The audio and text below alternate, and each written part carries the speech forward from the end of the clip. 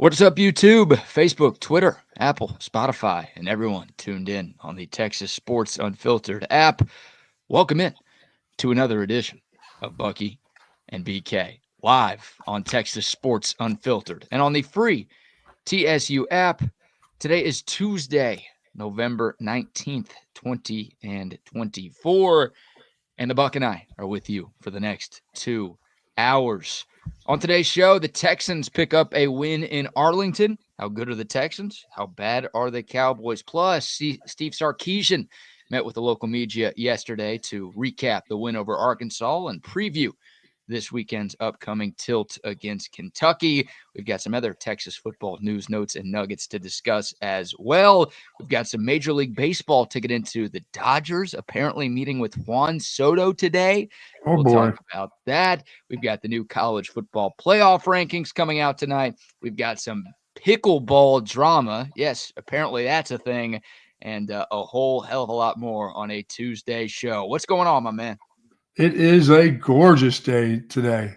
Really, really is. Still going to get into the 80s this afternoon, y'all. So be careful thinking that you need to go out there with a long sleeve shirt on, maybe this morning. But other than that, get ready for another summertime, 79 to 80 degrees. But tomorrow, 65 degrees tomorrow. Now you're talking. Wow. That's what you're talking about. 65 That's the high? degrees. I think the high may be 65 tomorrow. Yeah. Low 40 something. So it's should be a nice fall day. Fall will be in the air from morning till evening, I believe, tomorrow. Oh, but then get ready, right back to the 80s. This winter is not going to be, we're not going to have much of a winter. And that's all right with me. I'm kind of cool with that. I know people talking about let's get rid of the bugs, but I never notice if the bugs are here or not. That's why I come in when it gets dark. I don't hang out there where the mosquitoes get me at night, They get you during the day. I know. They don't bug me today. Mosquitoes don't like dark meat, I don't believe. Well, they don't like this dark meat. They tear my wife up, but they don't generally. I don't get a bunch of mosquito bites. It's just really weird, Now, when I used to vacation in New Hampshire, they didn't have a preference of meat or blood. They just went after everything moving. When the sun went down there, BK, all you could hear is the buzzing sound. So you got off the water. And down the coast sometimes too, as you get near that water, those mosquitoes can get crazy. They don't like me. My blood I almost have shit in my blood or something. Sorry about that, kids. That's not your tip this morning. But I do have a tip for kids this morning also. Well, you should get that checked out if you've got shit in your blood. I don't think that's something normal. bad. Yeah, you should go see a doctor. Yeah, I probably need to get that straightened out. Probably shit running through my veins is probably not good. I always hear about ice water running through people's veins, but never heard shit through the veins. I don't think that's not a good one, I don't believe. Good morning to soldiers at Fort Cavazos, Texas, the soldiers in the state of Texas, and all those that fight for us each and every day. Thank you so very much for what you do. We do appreciate it, and we appreciate it each and every day, and do be safe out there. Yeah, Patrick Mahomes has ice running through his veins. Cooper Rush has shit running through his veins. Oh, that's the difference? Is that what that is?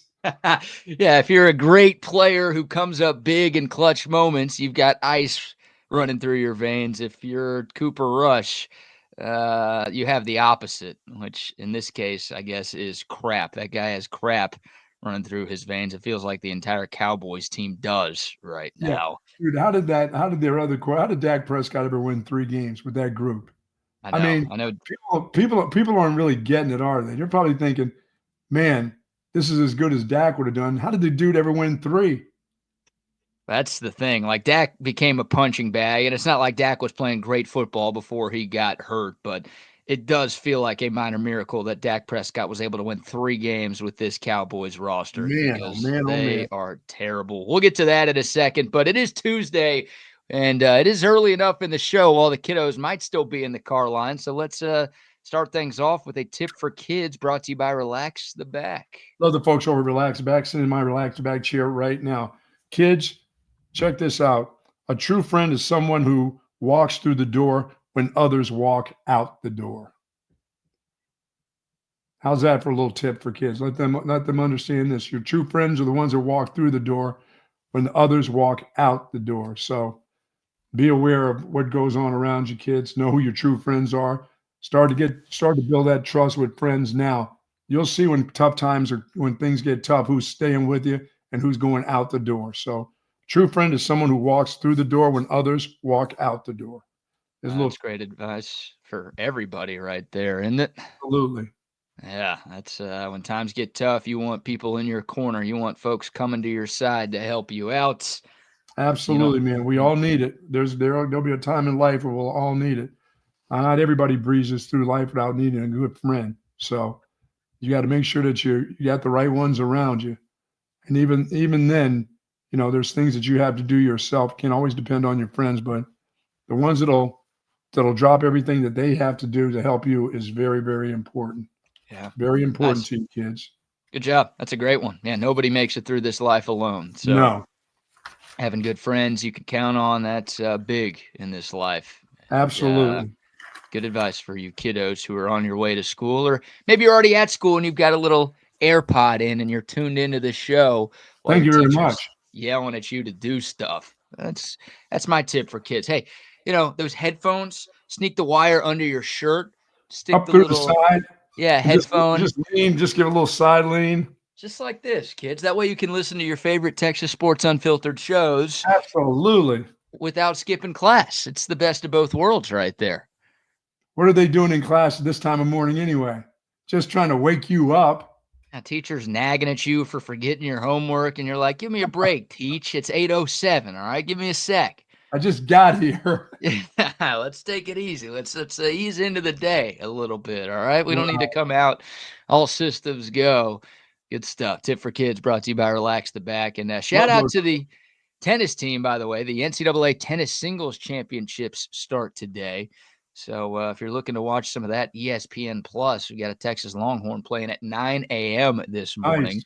A lot of good happenings going on the 40 acres. We didn't touch on some of them yesterday, but women's soccer won its first NCAA tournament game last Friday. They will play Michigan State in the round of 32 this week. Is that another home tilt? Are these all at home? I got to double check that. I know last week was at home. Central locations after the first game.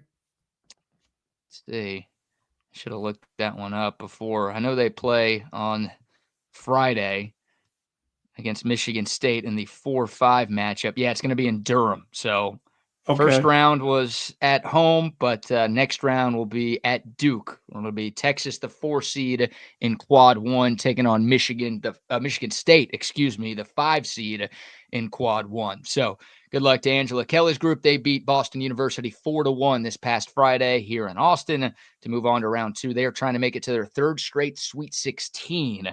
So hopefully the Longhorn women's soccer team can get it done. Volleyball got a nice win over Alabama on Sunday. They swept the Crimson Tide. We didn't talk much about Texas basketball, but both the men's and women's teams picked up wins over the weekend. We'll get to all that stuff a little bit later. But look, we spend most of our time talking Texas football with good reason, but plenty of the other Longhorn teams getting the job done right now. And we talk Dallas Cowboys football too. Yeah, well, let's get into that, right? Monday Night Football last night in Arlington, and you talk about a microcosm for the season. Before the game started, there was already a disaster at Jerry World because they tried to open the roof. There was a tweet that went out yesterday from the Dallas Cowboys that said the roof was going to be open for last night's Cowboys-Texans game, and it would have been the first time the roof was open for a game since 2022. So that roof is usually closed for games, for concerts, for fights, for anything. And they tried to open it up yesterday for kickoff. And when they did, a couple of pieces of metal came flying off. And one of them got trapped in the catwalk up near the roof. But the other piece, you see it right here, it fell all the way down to the field. Thankfully, nobody got hurt. But you talk about symbolism. This is the Dallas Cowboys season in a nutshell. Not even the roof is working for the Cowboys this year, Buck. Man, oh, man, oh, man. Now, you're talking about catastrophe if that had hit somebody and chopped their head off right there at the field. It would have been a blessing if it chopped Jerry Jones's head off. He was on the sideline. I saw him down there. What if that hits him in the head and takes his head off? I think every Cowboys fan would have had a great Monday. Standing O? Yeah, standing O. Yeah, I mean, look, this happened early enough in the day, so there were folks on the field, right? Players warming up and media taking pictures and support staff walking around. And that thing came flying down. And once again, I mean, it was close. It almost hit a couple of people, but avoided everyone. Nobody gets hurt. But, yeah, they had to reclose the roof. And that was just the start of a disastrous night for America's team. They were a disaster last night. That was just – I'm just watching that group, and I'm thinking that team is so bad right there. They can't get out of their own way. They double fumble. They try that fake punt. I mean, that fake punt was the beginning of the end for them. Why?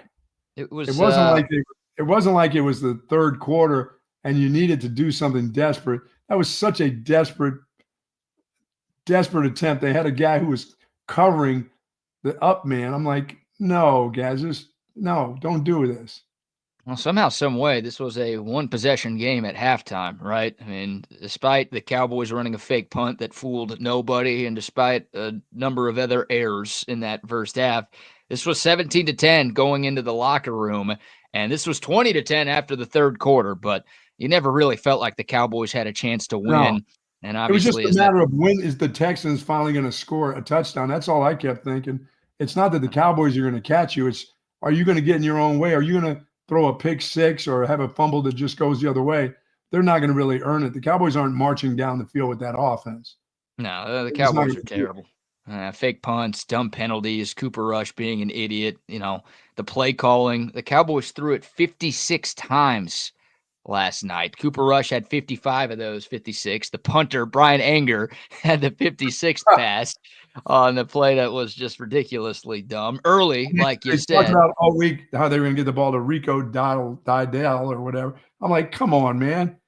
So what? So what if you get it to him? Why are you telling everybody how you got to get the ball in his hands? For what? Why? Didell? Well, I think Cowboys fans wanted to hear that like 2 months ago, that Rico Dowdle was the primary back, and they were going to stop wasting carries on Ezekiel Elliott. So it's something the Cowboys should have done a long time ago. They only ran it 18 times. They threw it 56 with a backup quarterback. They only ran it 18. Now, they didn't run it effectively. It's not like they ran it for 5 yards a carry and they just weren't handing it off. They couldn't do anything up front against the Texans' defensive front. Even Brandon Aubrey missed a field goal last night, Buck. He slipped. I saw that clank off the side. I'm like, wow, he couldn't believe it. Nobody could. Foot slipped, and then they're saying that maybe the changing of the surface because they had the Paul Tyson fight there 3 days prior. Oh, now something's wrong. Tear it up. Start all over again, just like you're doing the team. Told you they were tearing this team apart. They're going to tear this down. There are going to be a bunch of people who are going to be gone. But who wants them? Where are they going? I don't know. Well, some of these guys will get signed elsewhere, but a lot of these guys probably don't have anywhere else to go. So it's amazing. Look, for the Texans, nice win for them. They improved to 7-4 on the season. Big day for Joe Mixon. Called it yesterday that he was going to go off against the Cowboys defense. Not that that was a big call or a bold call, because the Cowboys defense is anemic, to say the least. But Joe Mixon, 3 rushing touchdowns, more than 150 yards, both rushing and receiving. Good to have Nico Collins back in Houston. Well, how about the first play of the game, Buck? Oh, my 77-yard touchdown to Nico Collins. It was called back because Laramie Tunsil has to get at least 1 penalty a game, that dumbass. Although he had 2.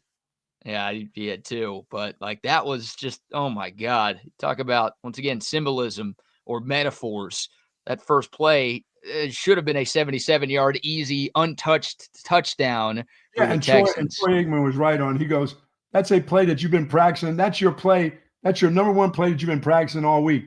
Hey, you can't go downfield. I mean, all you have to do is right where you are. You don't even have to move. That dude was out on air on nobody. I'm like, where are you going? Don't leave the line. Don't even leave the line of scrimmage. Don't take one step forward. Just stay right there and just get run over if you have to. It's like, that's almost like the illegal procedure ones that he had. It's like, why? Why are you even moving? I know. It's the play. It's the play that everybody knew we were going to call first all week long. We've been this is our number one play. We're calling this the first play of the game. Let's practice this. Let's practice this. And what does he do? He goes downfield. I'm like, come on, man. That's the Laramie Tunsil experience right there. Like, he's one of the highest paid left tackles in the game. He's very good, but he leads He's the looking league like in he averages penalties. about 2 or 3 penalties a game now. Yeah, he leads the league in penalties. And that's always been a problem, right? Like, even when Laramie Tunsil was playing like an elite left tackle, he's still playing Sure. very well. He's not quite as good as he was, but even when he was playing like the best left tackle in football, he was still good for almost a penalty a game. And it's like, just scratch it off on the bingo card. It's almost a free space on the bingo card with that guy. Yes.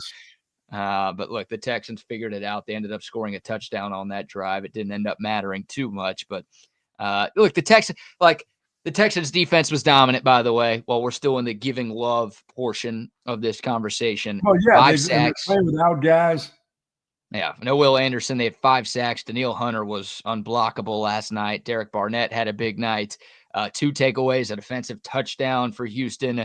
The offense finally scored a touchdown in the second half. That was their first second half offensive touchdown in 5 games. So a lot of good for the Texans, but a lot of things that still make me question if this team is a legit Super Bowl contender, Buck. Still get too much pressure on the quarterback. Yeah, see, the O-line still has issues. 9 penalties for Houston last night. I think BK, they clean up a lot of stuff once Anderson comes back, once he gets back on the defensive side. And Petrie's just a monster. That guy is. I mean, that fumble that he caused there after the big lineman got, he went directly after the ball and almost took it from that dude and said, "Are you really going to run with this ball? What are you going to do with this ball?" I mean, you got it. You got it. Just fall on it. You weigh 1,000 pounds. That dude went right after the ball and stripped it from him. Fuck, that's 2 weeks in a row where a fat Cowboys offensive lineman tried to pick up the ball and run with it instead of just falling on it or going down. Yes. Who do these guys think they are? I don't know. You're not Zonka. You're not a big runner where you can carry. You don't know what to do with that thing. Petrie said, this guy has no clue what he's doing with that ball in his arms. Let me just take this from him. You guys don't even know who Zonka is. I mean, they don't know who Refrigerator Perry is either, but they think they're that dude. Yeah, just terrible. So the Texans defense is great. I mean, Derek Stingley's awesome, right? I remember the Texans drafted Derek Stingley 1 pick before the Jets took Sauce Gardner, and Stingley got hurt his rookie season, and Sauce Gardner was an all-pro his rookie season, and everyone just bashed the Texans for that pick. Well, now Sauce Gardner really struggling in New York, and Derek Stingley has turned into maybe the best cornerback in football. So, like, patience, man. Derek Stingley looks great. That draft pick looks great. That Texans defense, it's legit, man. Like, even without Will Anderson, I know the Cowboys are terrible, so they shouldn't get too much credit for stopping Cooper Rush and the Cowboys. How about those guys? They have 2 solid corners in the NFL. 2 guys, both sides. They got a safety that's incredible, who's always around the ball. It's just that one deep guy that's not there anymore. The old dude. I mean, is he done Jimmy for the Ward? season? Yeah. Yeah, he's banged up. I don't think he's done for the season, but safety play has been for the Texans because Jalen Petrie's been playing a lot more nickel corner for them this year. Yes, he has. That defense is good, but that O-line still has questions. Good getting Nico Collins back. That should solve a lot of the offensive problems. Yeah, that's going to help the quarterback. Yeah, Stroud's been okay. Like, he's been better than okay, but like compared to what he did last year, it's not quite the year 2 leap I think Texans fans were hoping. The reason that offense is good as it's been, and it still has problems, is Joe Mixon's been amazing, Buck. Like, that guy was awesome last night. We all saw it in prime time, but if you watch the Texans this year, like, especially since Nico went down, but he has been the best part of that offense all season long. Well, I'll tell you this. If you want to watch a good running back, figure out where the defense is and where the weaknesses of defense, watch Joe Mixon and where the ball is supposed to go, and then he just makes a decision on where the weakness is in your defense. That run around the right side for the touchdown yesterday, he saw that they had a bunch of secondary guys lying close to the line of scrimmage, but they were off by about 1 yard. And he said, those guys weigh $180. See those big fat dudes there off tackle there? I'm not going in there. I'll take those guys who are off the line of scrimmage that have a wide receiver on them. I'll take my chances with a wide receiver blocking on one of those guys and them sticking an arm out instead of a big-bodied guy. He took a ball that was supposed to go left, and he took it from the right-hand side, took one step left and said, there's where the weakness is. It's all the way around the right-hand corner. He went around the right side and waltzed in. I mean, it was like, holy shit. I'm like, he sees the cuts before it's there. He looks over the defense to see where's the weak link, and he attacks that weak link, man. And even if there's a linebacker standing in a gap there, and it's an unblocked linebacker, he will lower the shoulder on that guy than to run into a pile. That guy doesn't run into a lot of piles. You know what I'm saying? He finds the weak guys, and he attacks those weak dudes. Those 180-pounders, he loves taking those dudes on. Number 50 from the Dallas Cowboys, that old dude, he was like, I'm going to attack this old man and tear him apart. Why is it use different phrasing here? Getting on top of these dudes, attacking these dudes, tearing these old men apart. This is gross, man. That was just that poor guy from Minnesota Vikings. What a waste of money that was. Yeah, thankfully they didn't give him a lot. They got an old guy for less money, I got to believe. Well, that was the Cowboys offseason. It was Eric Hendricks and Zeke Elliott. So that was all in. Don't forget, the Cowboys said they were all in this offseason. And Summer said that he would love to have that guy back on his defense if he's come back for another year. Because that guy's thinking about playing again. I'm thinking about, you want that dude back again? Yeah, Zimmer's not going to have any say on what happens next year for the Cowboys. With a for sale sign in his yard?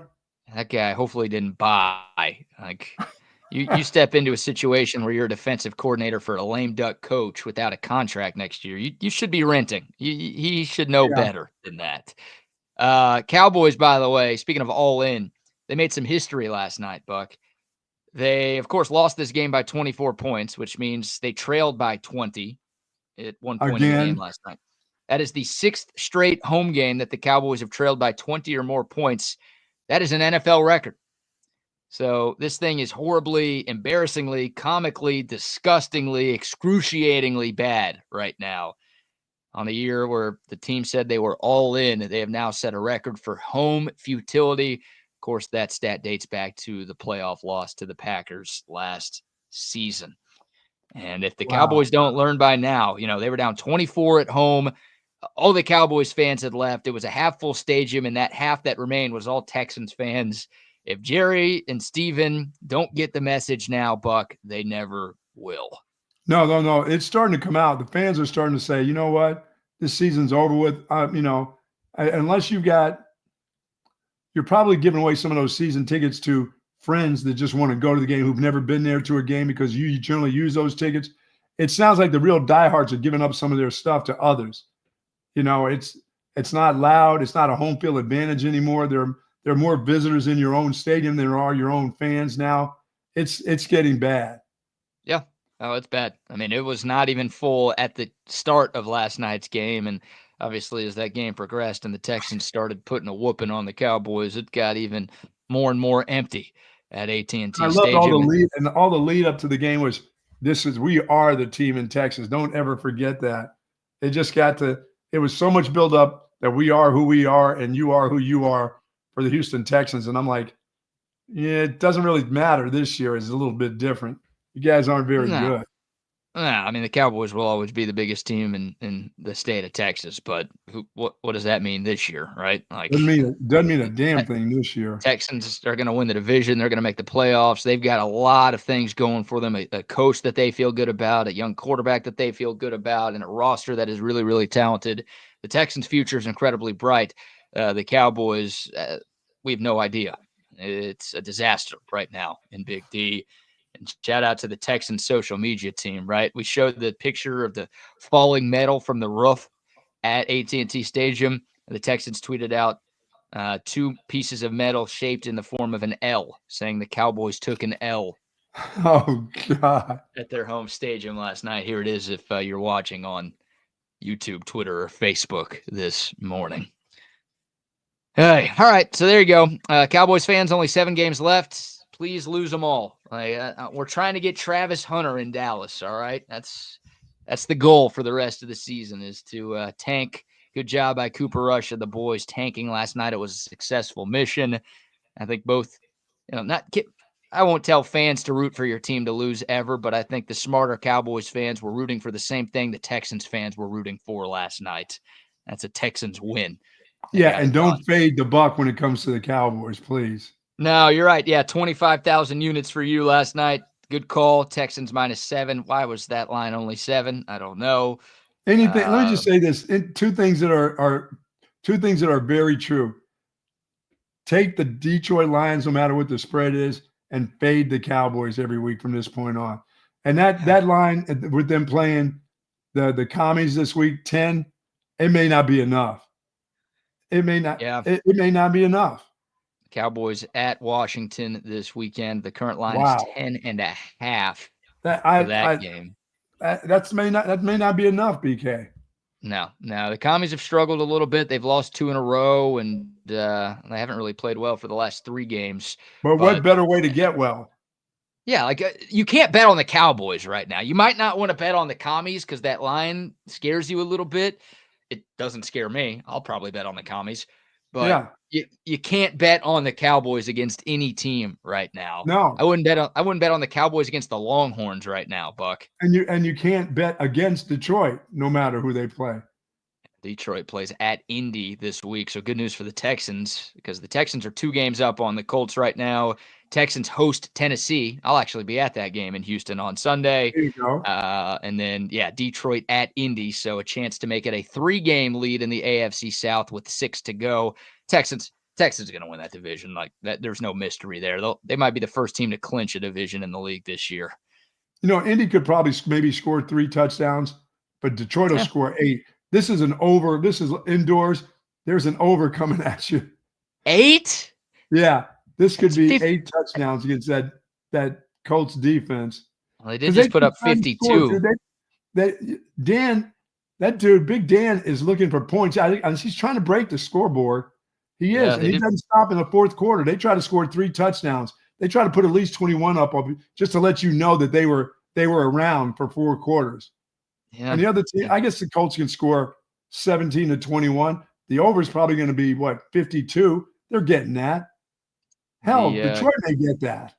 Detroit got 52 last week against Jacksonville. Now, Jacksonville might be the worst team in football. Indy is okay this year, but the Lions give Jacksonville a chance over the Cowboys. That would be quite the battle. If it's Mac Jones against Cooper Rush, who you got there? Oh my God! How about that? The Cowboys, the Jets, the Giants, and the Jaguars battling it out. What about the Panthers? Don't forget about them. At least they've won a game this year. I'm good with them. They can win another one. There's somewhere to win another one. Okay, so the Cowboys have 3, the Panthers have 3, the Patriots have 3. There are 3 teams with only 2 wins right now. You've got Cleveland, you've got Tommy DeVito and the New York Football Giants. They're horrible. And you've got the aforementioned Tennessee Titans. Oh, and Vegas. And Vegas has 2 wins, by the way. Sorry to leave them out. Oh, yeah. Well, if anyone, I would have to put the worst of all of those is that group from Vegas. Dude, they really should this year. Jacksonville has 2 wins, by the way, if we didn't. I know we already mentioned that. Yeah. They really, obviously they're going to do a playoffs this year, as they always do. Not breaking any news to anybody. They should do the bottom 8 teams this year. They should have to do some sort of tournament just to see who truly is the worst team in football this season. Not winner advances, loser advances. If you win, your season's over. You get to go home. If you lose, you have to keep playing because there are so many dog shit teams in the NFL this year. The Cowboys might go 3-14. They might not have a top 5 pick. There are that many bad teams in the league this season. It's bad, dude. The gap between the good and the bad this year may be as big as it has ever been, Buck. Oh, I agree with that. I mean, when Arizona is leading the conference, little Kyler Murray's group is playing as good as anybody. No, I mean they're 6-4. They lead their division, not the conference. Well, yeah, they lead their division. Would you be afraid to play them? Cowboys don't want any of that, do they? No, if you're the Cowboys, I'm talking about good teams in the playoffs here. No, look, Arizona's 6-4. The other 3 teams in that division are 5-5. like maybe Arizona scares me more than Seattle, but I'd rather play Arizona than the Niners or the Rams in the playoffs. Like both of those teams scare me more. So Yeah, the Rams are starting to play pretty good. yeah, Chargers starting to play pretty good too. Yeah, there's plenty of good teams in the NFL still, but there are a whole crap load of bad teams. There are some really, really bad football teams right now, and it's the Cowboys are one of them. Clearly, it's a mess. It's a mess in Big D. Well, I can keep winning your money. I can keep winning your money because I know the two teams to bet on and bet against.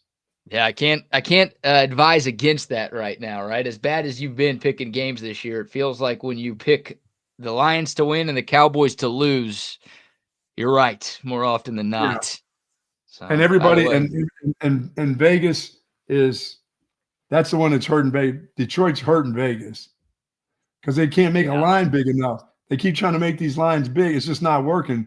You're giving up 14 in the NFL. That's not supposed to happen. And Detroit is crushing that. They're crushing that by halftime. Yeah, they're good. Vegas doesn't like that. Something will be done. Something has to be done. By the way, for those curious, if the season ended today, the Cowboys would be picking 9th in the NFL draft. Wow. So, to our point about just how much bad football is being played in this league this year, the 3-7 Cowboys, who have nothing but problems right now, wouldn't even have a top 8 pick this year because there are plenty of other teams with similar issues with their homes right now. Yeah, a lot of talk about Dion ending up with the Cowboys. I find that hard. I mean, there's only one showman in the Dallas-Fort Worth area, and that's Jerry Jones. I just can't see Dion getting all that limelight over Jerry Jones. I can't see Jerry Jones doing that. Well, it takes two to tango, and Dion has come out multiple times and said he does not want to coach in the NFL. So he'd have to change his stance on that. And part of me is with you, right? Like Jerry Jones always wants to be the center of attention, but yes, Dion sells. Oh, he does like to sell. Jerry does like to sell.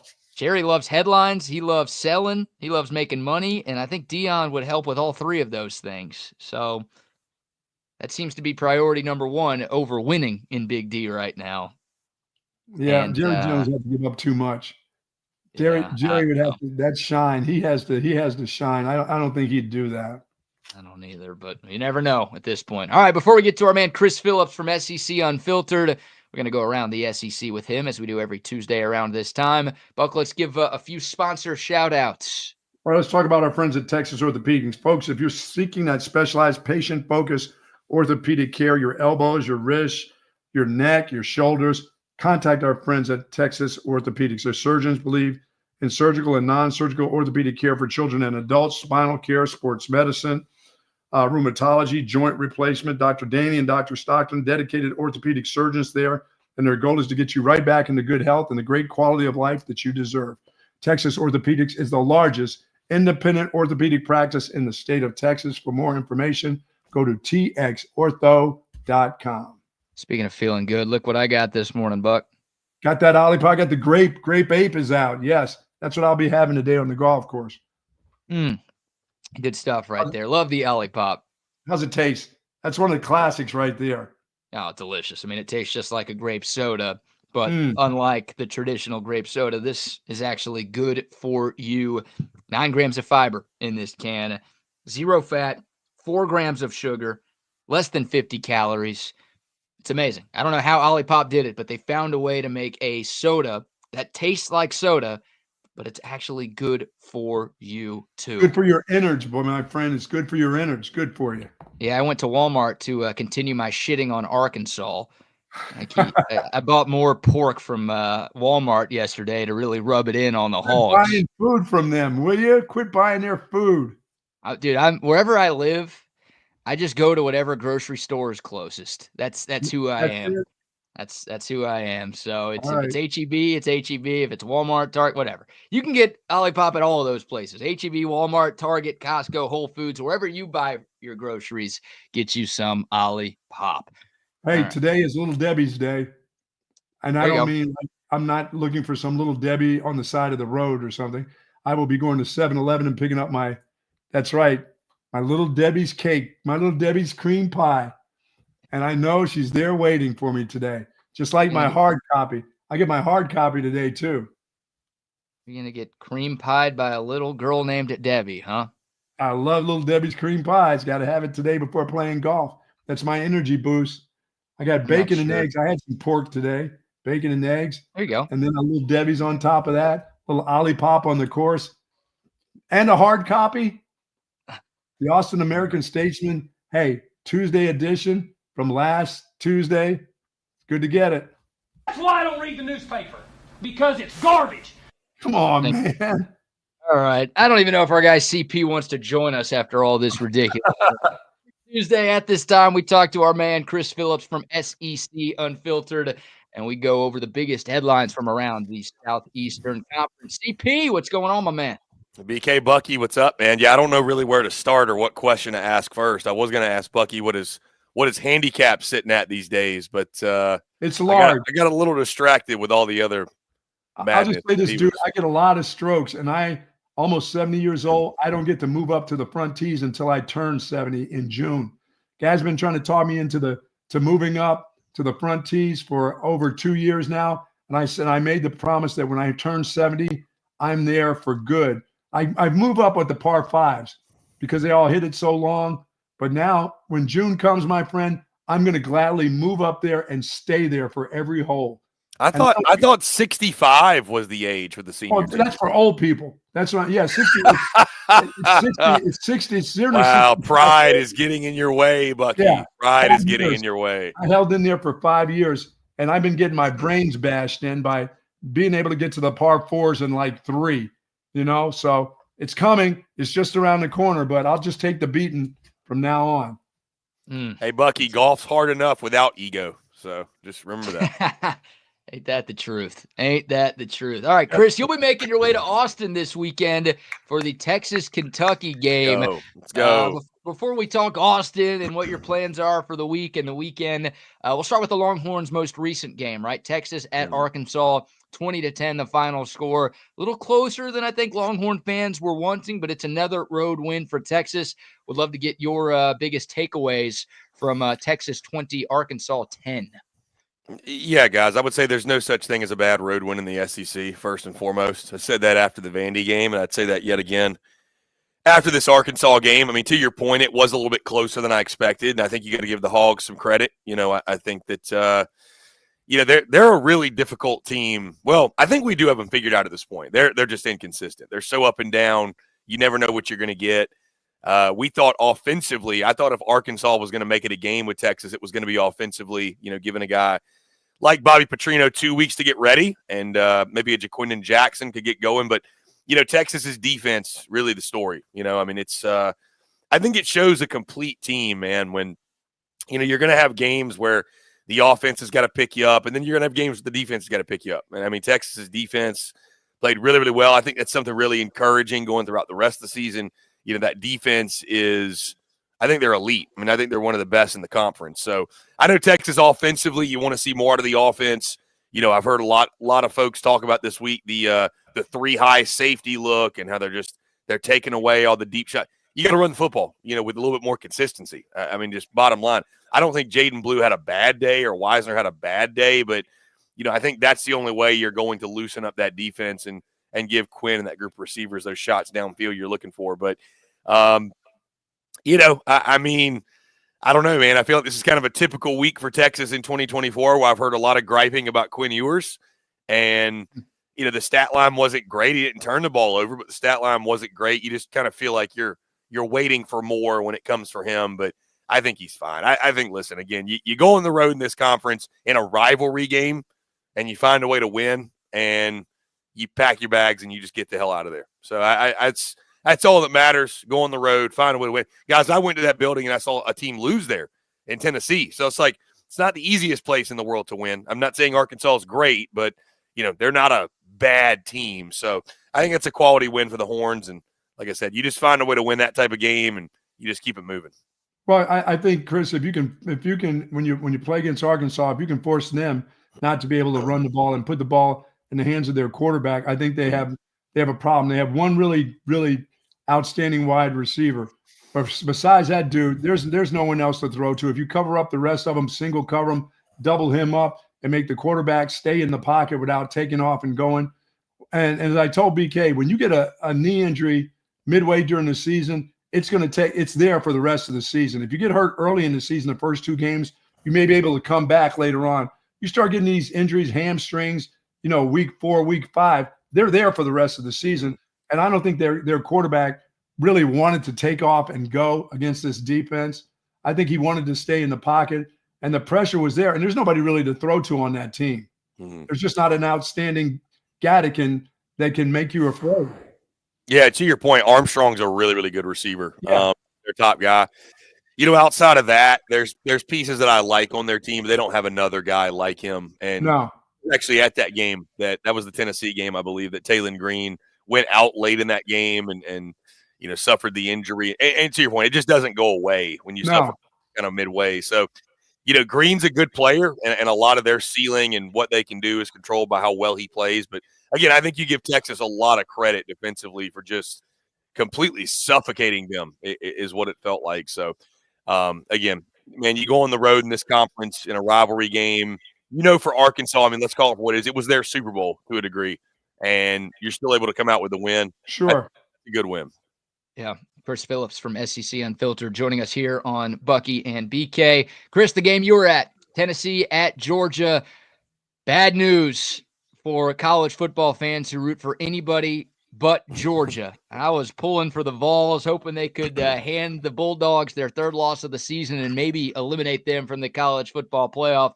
Georgia did what I think most of us expected them to do. They find a way to beat Tennessee, and they're done in the SEC. They've got 2 games left against UMass this week and Georgia Tech next week. So odds are they're winning both of those. They're making the playoff again. Is Georgia still the best team in the country? That might sound absurd because they've got 2 losses, but Chris, in your eyes, should Georgia still be viewed maybe as the favorite to win the whole thing this year? If they play like that, and when I say like that, I mean mistake-free, not shooting themselves in the football. Yeah, they're one of the favorites. There's no question. I mean, watching that, I'll tell you this, guys. And there were a few, our very own Cole Thompson, who wanted to go out on a limb and go with Tennessee. It would have gone against everything in Georgia's DNA as a program to lose that game. That's where Georgia rises to the occasion. And I felt like, because going in, guys, as the game got closer, and I picked Georgia by double digits, felt really good. And then I got to game day, and I felt like there's 3 or 4 football reasons I can list why I think Tennessee, the matchup, they could win. With Georgia, what made me nervous and confident at the same time was I had one reason why I felt good about Georgia winning: Kirby Smart. That was it. Yeah, that guy is different. And I spent some time on Saturday before the game talking to a buddy of mine that was a Georgia staffer, was on the staff for that 15-0 team, Stetson Bennett, a few years ago, the second of 2 straight national titles. And we were having a lot of conversations about Kirby Smart. A lot of stories were shared. I mean, he just told me, he's like, Chris, that dude is like, I've never been around a guy like that, never been around a human like that. The way he's able to get his team, whether they're here or here to here. I mean, it's just Kirby Smart's different, man. It's we sometimes make too much of coaching, but when you got an elite like that, it makes all the difference. So on the field, though, I mean, listen, the thing I didn't expect, Carson Beck by far played his best game of the year, and that was against a pretty solid Tennessee defense. I thought Kirby would challenge his team's manhood on both lines of scrimmage. I thought they answered the bell there. Not that they ran the football extremely effectively, but, did a pretty good job protecting Carson Beck. I thought there were obviously a couple big plays by him using his legs. They got to help him more offensively at the wide receiver spot. I mean, there's too many balls they're not catching that they need to catch. And then all night they lived in Nico's back pocket. I mean, by the end of the game, guys, I looked down and his jersey was just green. Like top to bottom, he's just green wearing the all whites because he's just hitting the turf every other play. I actually give him a lot of credit for making it to the end of the game, really, truly, with the beating that he took. But, I mean, it was a hell of a ball game. Being there in person, Sanford Stadium was an electric atmosphere. And, Georgia fans brought the energy. Night game there, first time in a while. And, just found a way to get it done, man. It's yeah, man. When that team wants it, they go get it. I mean, their coach brings them to they reach a crescendo in a hurry, and you knew all week long that's what it was, because they were hearing that Tennessee was going to be more physical than they were. They didn't want. There's certain things that Georgia just doesn't want to hear about, and people hone in on that. Are they physical enough for Tennessee? And of course, Kirby gets into those guys on that kind of stuff.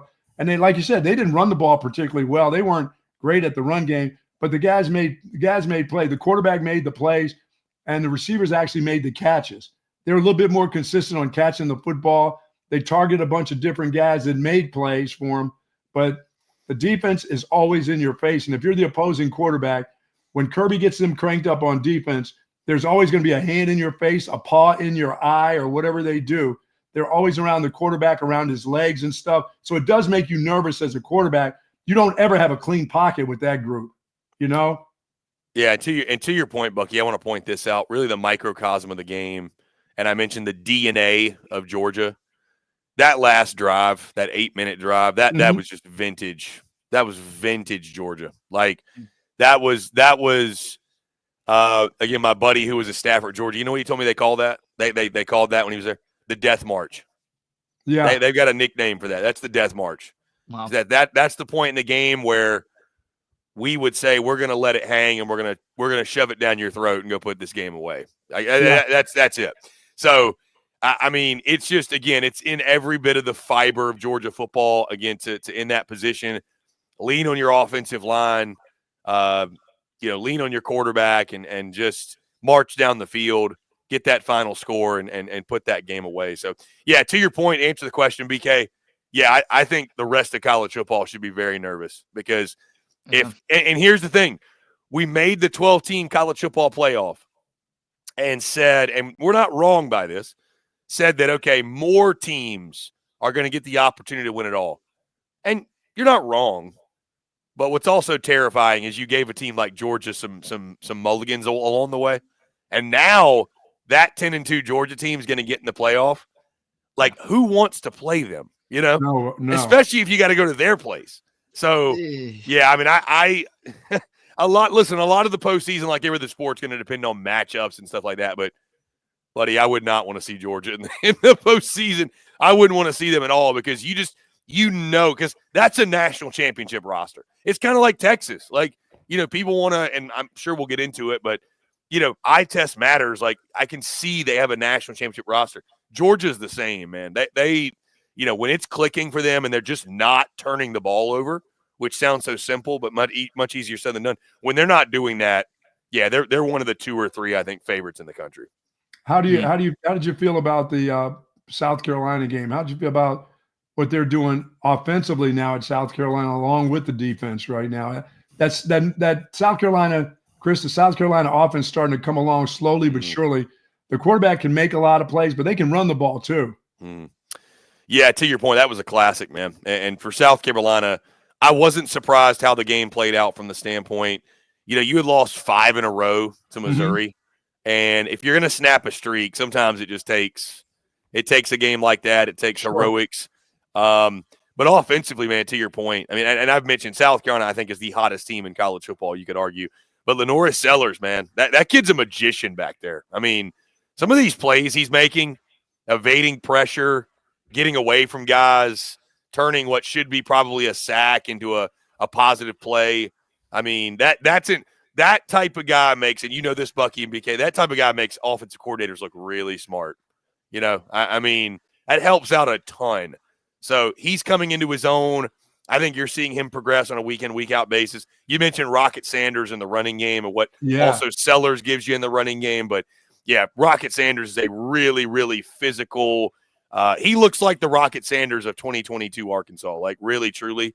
One of the best backs, if not the best back in the conference. And you know what's crazy, guys? They're doing all this offensively with, I don't think anybody would argue they're elite at the wide receiver spot because they're not. But when you got a guy like Lenora Sellers that can improvise and create, it makes everybody around him better. And I think it's just, guys are able. I think guys on the offense are gaining confidence, to your point. And I mean, we know about that South Carolina defense. You got the offense to go with it. That's really, really scary. Yeah, he reminds me a lot of a young when Cam Newton was at Auburn. I mean, him running around, and like you say, don't have great wide receivers, but that guy spends enough time evading the rush. The guys get open. When they catch the ball, there's nobody around him because he's running around. You lose your guy in the secondary, and he'll find a guy. And he's moving around to throw the ball. You know, I love those guys that, you know, everybody says they're great running quarterbacks, but I love the guys that evade and just look down the field and still are looking for wide receivers. It reminds me of Cam an awful lot because he's a big dude too. That's a hell of a comp, Bucky. That's high praise, Buck. That's a hell of a buck. Hell of a comp, Buck. Hell of a comp. Yeah, I'm hoping. I thought you were going to go Vince Young. No, I'm not going that far. Vince Young's the best college football player I've ever seen. Ever. Oh, see, now I know how you feel about Cam Newton and Vince Young then. Yeah. I mean, Vince is the best that I've ever seen on a football field as a college player. Hey, our guy's not stealing computers, all right? He's grilling steaks at the Vince Young Steakhouse. He ain't stealing computers. He's cooking. CP. He's the chef. Oh man. Hey, CP. All right, so last week Bucky said there's no way LSU loses to the Florida team that just came to Austin and got boat raced. That was like his game of the year in college football. LSU's going to go into the swamp and win and cover against Florida, and then Florida wins 27-16. We're not going to ask you about Florida. We know what Florida is. We saw them 2 weeks ago. We saw them. I know. Well, I wanted to say this. To be fair, LSU did not lose to that Florida team that Texas saw, because that Florida team was led by Aiden Warner. Yeah. This Florida team was led by DJ Lagway. And I've seen some people on social media try to be like, maybe say the Texas game would have gone to it wouldn't have. They may not have lost by like 40, but those two teams are vastly different. Vastly different. DJ Lagway's a baller. Like, what about LSU though? Brian Kelly, this was supposed to be. He said it before the year, like this was the year he felt like he had all of his guys in place and he was ready to take that next step. And all of a sudden, LSU is sitting at 6-4 on the season. What do they do with him? Yeah, it's panic mode in Baton Rouge. Yes. I mean, you can't do anything with Brian Kelly. I mean, there's like a $70 million buyout. So no, he's got another year. Even though I posted that if they lose to Vanderbilt at home at night, he should not make it to Monday, which is what they've got this weekend. But yeah, man. I mean, they're just. It feels like it's one thing after another with them. I mean, I know that the LSU folks I've talked to, they're going to point a lot of it back to quarterback play. There's a lot of dissatisfaction with Garrett Nussmeier. I mean, again, they gave up 7 sacks, but even with that, talking to my buddies that cover LSU, they'll go back and look at how many of those sacks were actually caused by him, and they were saying that they believe 5 of the 7 were on Nussmeier, holding the ball too long, panicking in the pocket and moving around when he didn't need to, and stepping into pressure instead of evading it. So, yeah, then you got the Kyron Lacey coming to the sideline, getting into Brian Kelly, which I don't really have a major problem with it, guys. It's a sideline. It gets intense. It gets crazy. Yeah. We know that. But, the overall just optics of it and the look isn't great. I mean, dude, again, DJ Lagway is a real big-time ball player, is going to be one for sure. Jaden Ball, their running back, love that kid. I think he's an NFL body. What I will say, the best thing Florida is, and we probably should have gave this more credit going in, is that, LSU's a team, after the Bama loss, they got nothing to play for, guys. Their season is virtually over, right, of what goals and aspirations.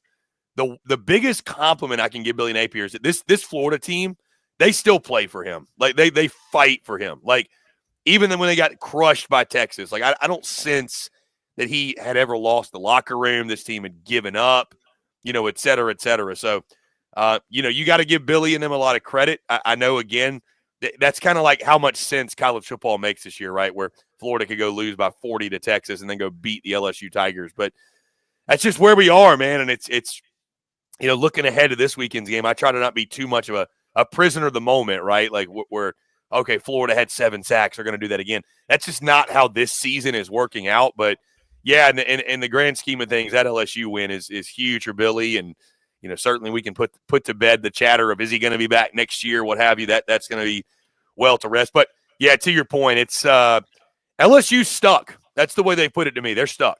I mean, yeah, and defensively, they are as bad a defense as we've seen in the SEC. That defensively, they're not good. As much as they struggle offensively, that defense doesn't have any standout. I'm looking for standout athletes on that defense. I'm like, where the hell are they? Their lack of defensive personnel has finally caught up. And I mean, to your point, Bucky, where are they? They don't exist. They're not on the roster. Like they just, and I know that's weird because LSU were so used to them having elite time talent, but they just don't have it on this team. Like that's the two biggest things they got to get figured out over the offseason. Number one, they got to go out in the portal and get some big time defensive personnel. Number two, they got to get this Underwood kid in signed at quarterback and let the battle begin. Because, I know a lot of LSU folks want to point to, well, look what Burrow did in year 2 and Jaden Daniels and Mettenberger. I don't know that Garrett Nussmeier's any of those guys. So just in case he's not, this Underwood kid, he's been compared to Cam Newton in the recruiting process. So, maybe he comes in and turns into that guy. But to your point, defensively, they just got to go get personnel. They just don't have the personnel right now. They got to do whatever Mississippi did, because I was wrong last week about LSU going to Florida. But Mississippi's group, they don't care going on the road or not, at Lagway or no Lagway. I think the Mississippi guys on defense will catch up to that dude. Yeah. I mean, it wasn't like he scrambled around. He still was limped up a little bit with his hamstring. He didn't do an awful lot. They just were very physical. But Mississippi will add a different dimension of physicality that they didn't see against LSU on defense, I got to believe. Yeah, that front seven for Ole Miss is, you could argue, the best in the country. So they will – and, I mean, Florida's offensive line is not stellar by any means. So, yeah, it will be and I think, too, with Pete Golding, and I think what they're going to try to throw at DJ Lagway and confuse a young quarterback. I do agree with you, Bucky. I think that's a much different challenge for the Gators this weekend. Yeah. Chris Phillips from SEC Unfiltered joining us here on Bucky and BK. A couple more for you, Chris. The new CFP rankings come out tonight. We know you guys at SEC Unfiltered are going to do an immediate reaction video as soon as those drop tonight. But want to get your preview here because I'm looking at the AP poll right now. Alabama 7, Georgia 8, Ole Miss 9, Tennessee 10. And, of course, you've got Texas sitting at number 3. I guess the question is, how many SEC teams do you think will be in the top 12 in tonight's brackets? Yeah, I'm going to go 4. I think Tennessee is going to be the odd man out. I do. I think they're going to get bumped. Georgia will jump back in. Ole Miss will slide up, if anything. They may just keep them in that 11 spot. We know where Texas will be, obviously. Alabama will still be kind of in that, where were they at? 6, 7, 7, 8, whatever it was, range. Maybe 5. But I think 4 will be in the top 12. Tennessee will be on the outside looking in. And I think for the SEC, if they're going to get that 5th team in, you got to pray Army beats Notre Dame this weekend. That's it. You know what I mean? Like I think Notre Dame is that bid stealer where if they were to lose, it makes way for that 5th SEC team. And guys, I've said this for weeks. It does feel like Tennessee is that team that is most likely to get screwed in all of this. It feels like they are. And listen, their fate is fully in the hands of the committee, and that's a scary place to be. So it's why I've been telling. I don't want to get too far ahead, obviously, because I know we'll talk about it next week. But it's why I've been telling Texas people. I've done some stuff this week, and all the hypotheticals are coming out. Well, if we were to lose this game end of year and then this happened, and then I'm like, Texas, you control your destiny. Yes. Be grateful for that, because Tennessee doesn't, right? They don't. So, yeah, it's I do think they're going to be on the outside looking in, and I think 4 will be in that top 12. All right, let me ask you this, because my final question to you is Auburn A&M this week. I mean, what is it? We got to meet the Auburn people at SEC Media Day. They felt like this was going to be a better season. Do they have enough to stop the Aggies defensively? Do they have enough offense? I mean, is their quarterback going to be good enough to score some points against that defense?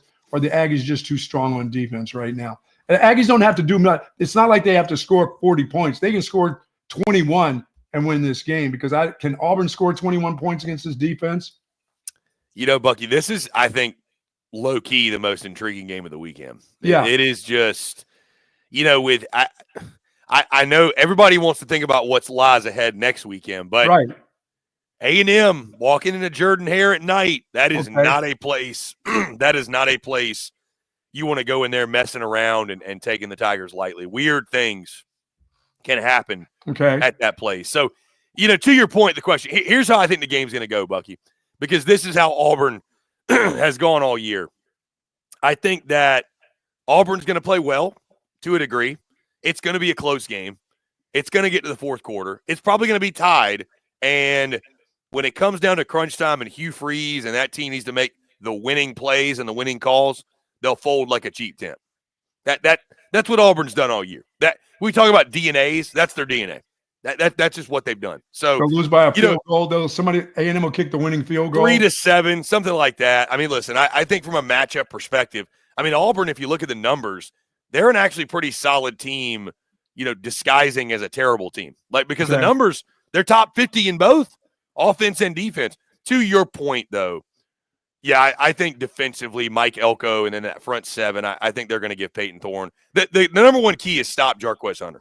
Stop the run. If you put this game on Peyton Thorne, it's going to be a very long afternoon for Auburn. Very, very long. And I think they can do that with the defensive personnel they have. Offensively, I like DJ Durkin for Auburn a lot, the defensive coordinator. So I think they can slow down A&M, make this a lower scoring game. But,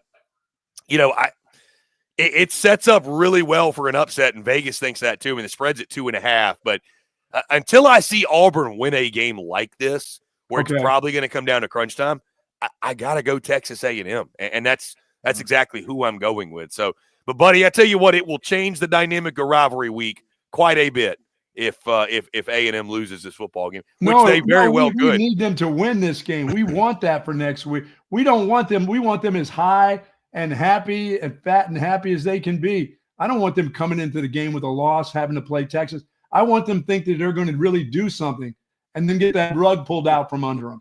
BK wants them to lose every game. It is interesting. I've heard both sides from, and I think every rivalry you hear both sides from fans. Some fans want them to come in. Is it better to beat them when they're 11-0 and crush their dreams, or beat them when they're 0-11 and just put the final nail in the coffin? So, how do you like it, BK? BK likes it 0-11, don't you? Hey, Commodus in the movie Gladiator had it right when he did that. Thumbs down for the Aggies every week. Good stuff. Chris, thanks as always for the time, man. Always enjoy chopping it up on these Tuesday mornings.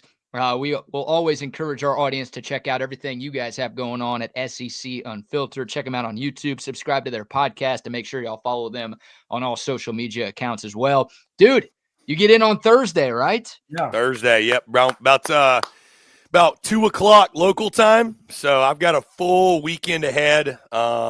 It's funny enough, guys. I was asked, what are your plans? I'm like, my only set plans Thursday and Friday are this show. So that's about it right now. Happy yeah, that's about it right now. But no, it's going to be a great weekend, man. I'm really excited. I was telling somebody else this, guys. We felt the hospitality everywhere we've been. It's been incredible. I mean, the tour has just been out of a dream. But I can say Texas is the first place where the hospitality has started days in advance of the trip. Oh, yeah. I woke up. So we posted the graphic Sunday about the trip we're making, obviously. And I got an email late Sunday night from a guy. It's like, hey, I've tuned in on TSU. Have found y'all's content, outside of that. Do a great job. Here's everything you need to know. Sent me like paragraphs on paragraphs, places to eat, places to go out, tailgate, everything I need to know. I then wake up this morning, 2 minutes before this segment started. Guy emailed me. Here's my recommendation for chili in Austin, Texas Chili Parlor, and then drop the coordinates for his tailgate Saturday. So that's been happening via DM. That's happened to people replying to the original post, promoting the trip. So, yeah, man, the hospitality I have not felt that level of hospitality anywhere else I've been. So, man, I've been looking forward to this trip for so long. And, to say that I'm super excited to get down there to Austin and get the weekend going is quite an understatement. So, man, I'm Awesome. super, super stoked. Yeah, y'all DM Chris. You see his Twitter at CPhilly19 or hit him up on SEC Unfiltered. If y'all have recommendations or if you want CP to crash your tailgates come Saturday, he might do that. We'll take the GoPro out in the wild. We'll do it. I love it, man. Well, excited to see you. I know we're going to get to hang a couple of times this weekend, so safe travels to Austin when you get here, man, and thanks for the time this morning. DK, Bucky, all the best, man. We'll see you soon. Yes, sir. There he goes. Chris Phillips, SEC Unfiltered, making his first ever trip to Austin. He will be here for the Kentucky game coming up this Saturday at 2:30. Yeah, I'm expecting a lot of fans from Kentucky to show up. Boy, these crowds from the SEC have shown up. They have been around. Big Blue Nation will be here. And then they will get out. They will leave. It's not basketball, though, Buck. No, they'll follow. Their football program has been, there were some times when they were winning 10 games. Now they're trying to wonder if the coach will retire. That's the thing. Like, they all want their coach fired. They're one of the worst teams in the SEC. Like, look, Florida brought a bunch of fans because they all bought tickets before the season started, and they thought the season would be different than it's been. So and they thought they'd have a new coach by now. Maybe that's the case for Kentucky, but, Kentucky football ain't Florida football. So they'll have some fans, but you think it's going to be a big showing from BBN? Yeah, Kentucky people got some cash. They'll be able to come here and spend a little cash and get in, get out of here. They thought today this was one of those games that was worrying me early in the season until I started seeing them play offense. Yeah, but their defense hasn't changed. They're pretty good on D. They are pretty good on D. We'll get to which are worried Texas fans right now. No, Kentucky doesn't worry me. I'm sorry, they just don't. There's really nothing they do that worries me that much, on senior day though. Be nice. This is great to play in the afternoon and not. I'm glad that this one's not an early morning. I'm glad this is an afternoon game. Yeah, should be good. All right, we'll get more into Texas, Kentucky. We've got some Steve Sarkeesian sound.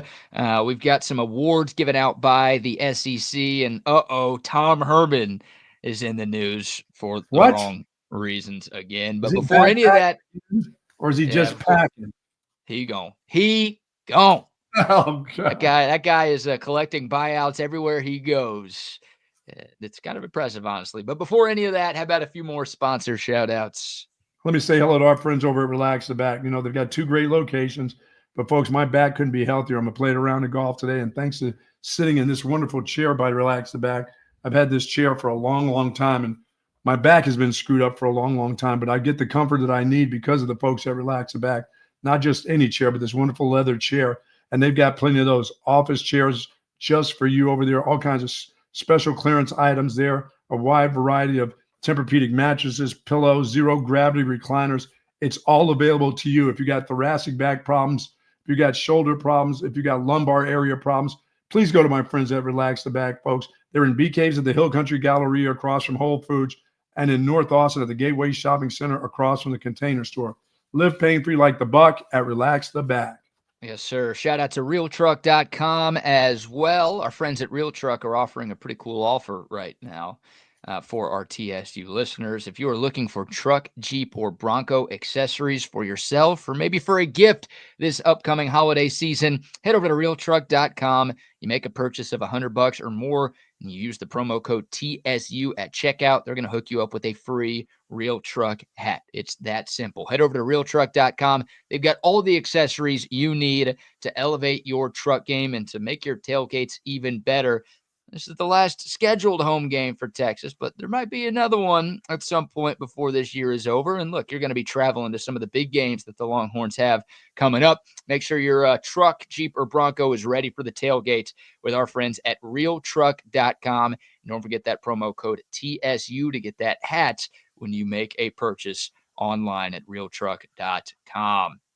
All right, some other sponsor shout-outs as well. Now a word from our man Tom McKay and the crew at AV Consultations. Hi, this is Tom McKay with Audiovisual Consultations. Scientific data proves it. Size does matter. The bigger and wider your television is, the better. Football season is here, and the time is now to get your entire audio-video experience tuned up and ready. New flat screens, projection video, Dolby True HD surround, all the goodies at great prices and followed up with great service. So call us at 255-8678. That's 255-8678 or on the web at avconsultations.com.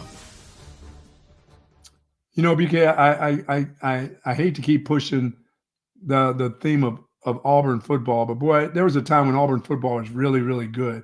When I used to watch them between Auburn and Alabama, the Iron Bowl, and during the course of the SEC weeks, the good football season, I used to follow Auburn, and I have always thought that they were just a cut above, and they would never be in that middle area to below area.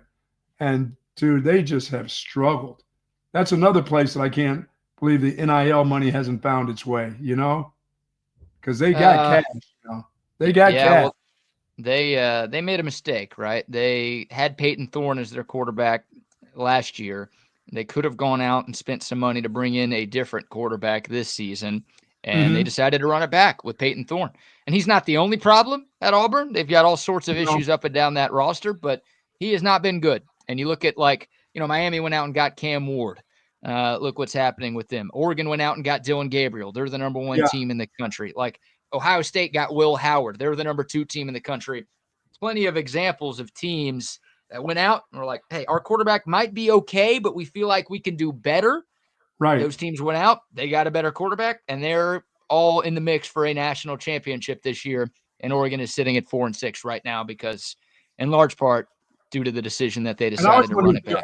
Ever really settled in on who they is their coach? That guy. I mean, are they waiting for something to happen that's spectacular, like you say, with the quarterback, or do they truly believe in the coach? The players and the fan base believe in who they have as the head coach. That's always been something over the last couple of years. You know, they've won with some mediocre coaches too already.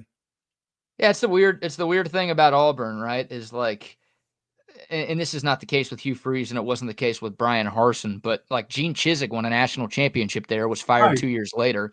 Gus Malzahn played for a national championship, and you know he lasted 5 or 6 more years, but never got close to that again. So it's, I think your thoughts on Auburn are a little overinflated because of some random flash in the pan great years. Like they've had some great years, but they're usually closer to average than really good. Yeah, to the middle, you know, number 5, number 6 in the conference. Yeah. No, well, I mean, they were 6-7 last year, 3-5 the year before, 6-7 the year before, 6-4, 8-5. Like, well, more like 7 or 8. Yeah, they're not this bad usually when they're one of the worst teams in the league. So this is a little different from what we're used to from Auburn, but it feels like they're usually middle to lower, and then they'll have that random year where it's like, holy shit, Auburn might win the national title. And then so they're hard to explain. They are hard to explain, but it ain't hard to explain this year. They've been really bad. And, you know, Oklahoma's only SEC win was at Auburn. That's how bad Auburn is. They lost to OU at home, and they had that game. They just choked it away. Like Chris was saying, that was a game they were there till the very end. They made that one back-breaking mistake, and they lose. Pick 6, so, I think that's going to happen this week. I think they'll be in it with A&M. It's going to be a crazy scene Saturday night at Auburn.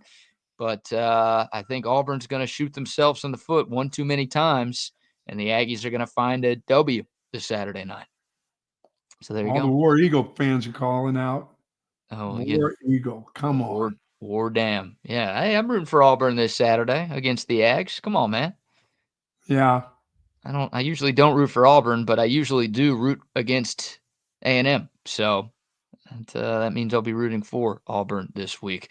All right, a couple more sponsor shout-outs. We're a bit behind. I'm going to give some love to McCall Custom Homes. Hey, if you're ready to upgrade your kitchen, maybe remodel your bathroom, or add some life to your outdoor space as the weather starts to cool down here in Central Texas, you're actually going to want to spend time outside.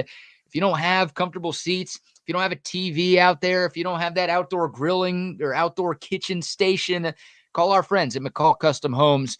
They will renovate your home and bring it to life because they've been doing it in Austin for more than 40 years. It's a local company. It's a father-son company. The two of them have more than 50 years of combined experience, but McCall Custom Homes has been around Austin for more than 4 decades.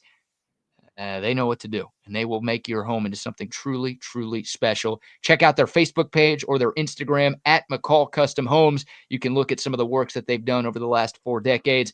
And then when you're ready to change your home and change your life, give our buddy Mike a call, 512-633-9580. That's 512-633-9580. Shoot him an email, mike@mccallcustomhomes.com. It's McCall Custom Homes. We build value into your home.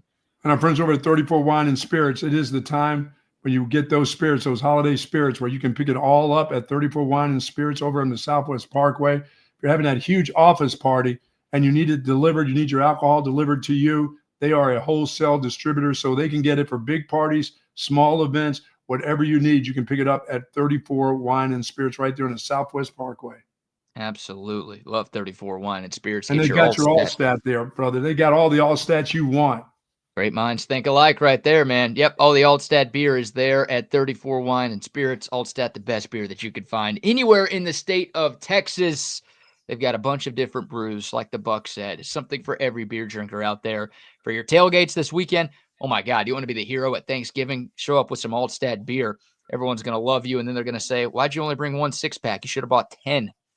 See all these jabronis we have. Oh, we got to watch the Cowboys play. We got to watch Cooper Rush and Danny DeVito play on Thanksgiving. Oh. You only brought 1 6-pack of Altstat. Go get That ain't more. gonna work. Go back to 34 and get some more.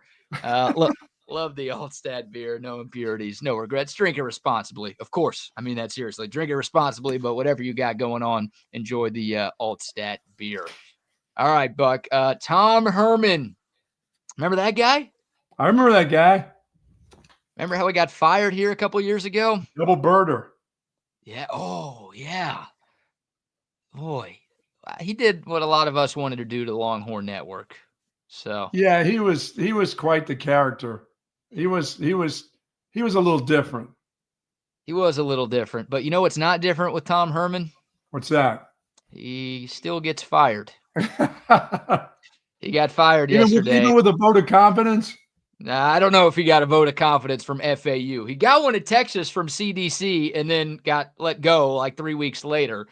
But he got let go at Florida Atlantic yesterday. This was only year 2 for him, Buck. They didn't even give him 2 full seasons in Boca. Yeah, they could see the handwriting on the wall. This isn't the guy.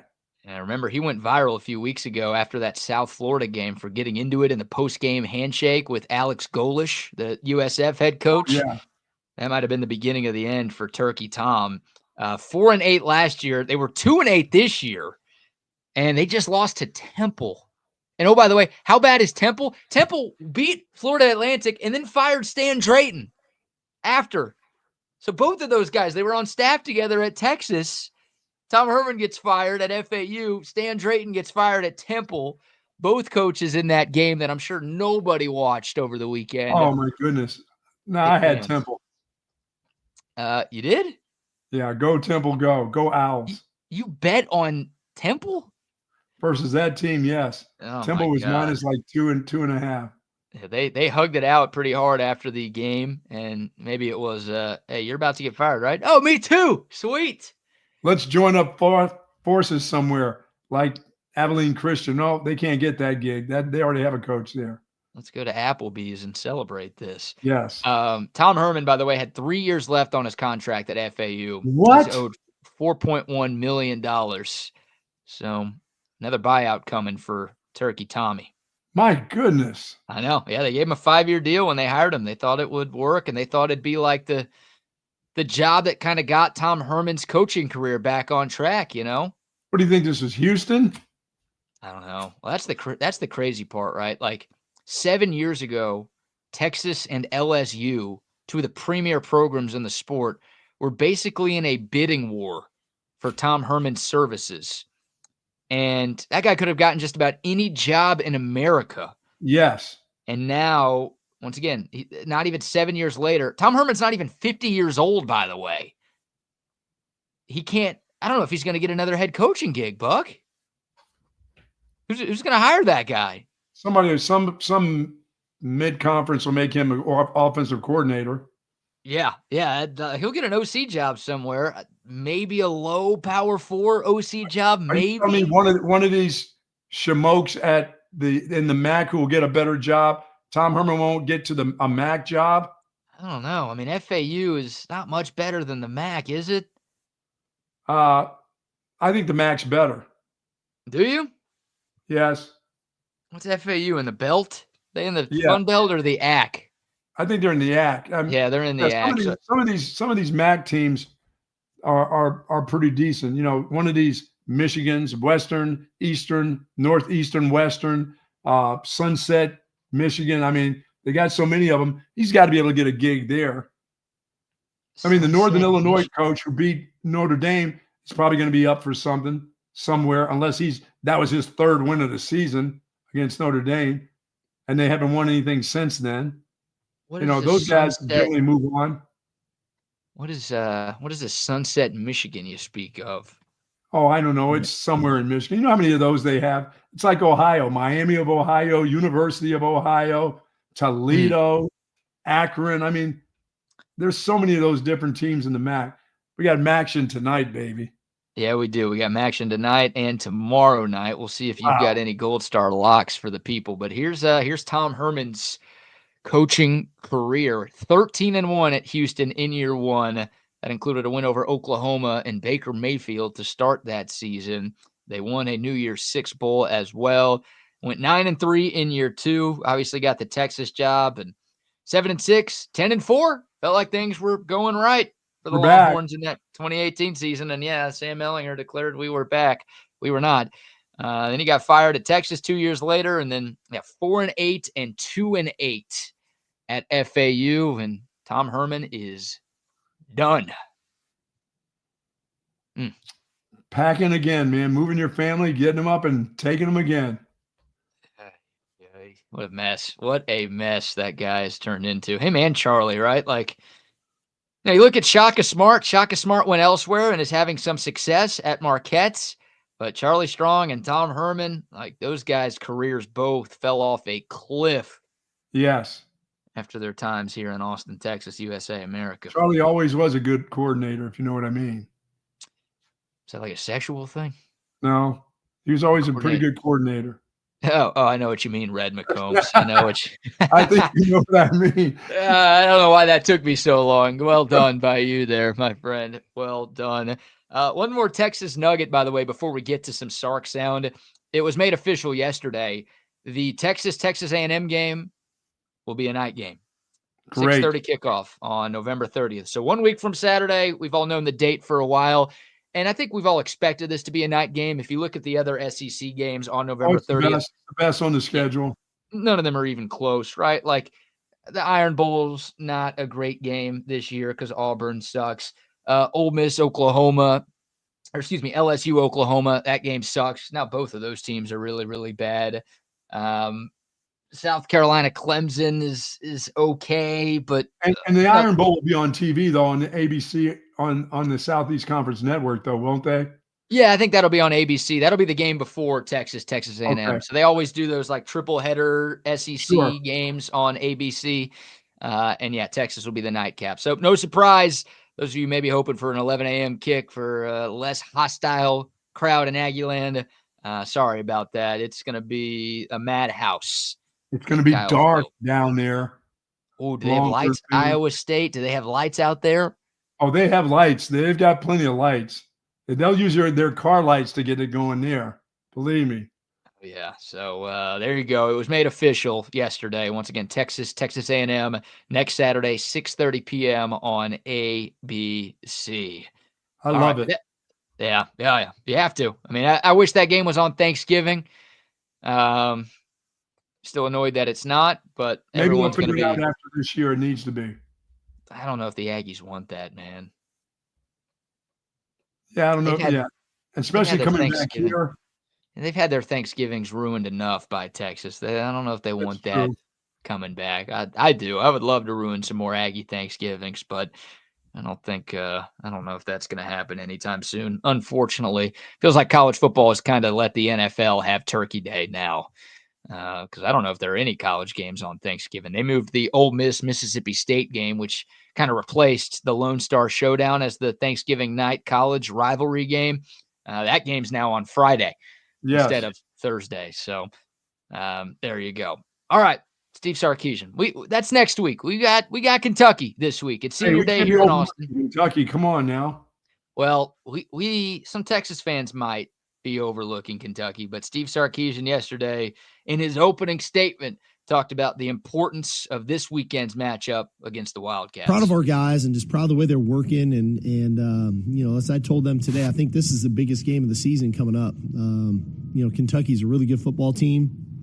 They have played their best football against the best teams they've competed against, whether it been Ole Miss, Georgia, Tennessee. I mean, they've played really well. I got a ton of respect for Coach Stoops and the job he's done. So looking forward to the challenge and looking forward to celebrating Senior Day.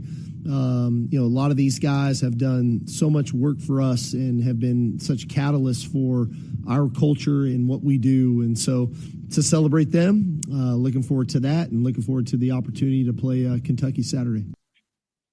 Yeah, I mean, they're going to be ready to go. I mean, it's an afternoon game, but this team they understand what's at stake here, and nobody's looking past this game. They know if they don't do the right things in this game, next week is just going to be, you're talking about a bummer. That will be a bummer of a game playing against Texas A&M. Even if it's your rival, it still will be a bummer if you let yourselves go this week. They're going to be pretty focused, I believe, for this game, especially for the guys who've been around. The seniors, the young guys who have been around these guys and learned some stuff from them are going to want them to go out and style their last home game, if it's their last home game. So it'll be important. And, I think they've taken care of their business most of the time. So I wouldn't expect anything less than a great performance at home and the last game at home, possibly. Some serious coach speak from Sark there, yeah? Oh, yeah. And the biggest game of the season? Come on, man. Well, you have to. I mean, it really is. Like I said, what if you lose this, what a bummer that would be next week. Yeah. No, you have to say that. Like, that's what Sark is saying to the media is what he's saying to the guys in that locker room. And he wants to make sure that Texas is fully focused on this game this Saturday. Because you're right. I mean, look, you lose control of your own destiny if you lose this game. Just like next week. You lose control of your destiny if you lose this game. So you got to make sure I don't believe this team, BK, does that any longer. I don't think they play down the competition. I think they play the way they're supposed to every Saturday now. It doesn't always work out for them. They may have some games where they have more penalties. The quarterback may get a little skittish and not throw them bombs the way he should. But I think they prepare hard, and I think they come out a little bit different than, playing down to a competition anymore. I think things happen during the course of a game that just happen to individuals. But I don't think that as a team they play down to anybody any longer. I'd argue in 2 of their last 3 games they've played down to their competition. You don't think they played down to their competition against Florida, do you?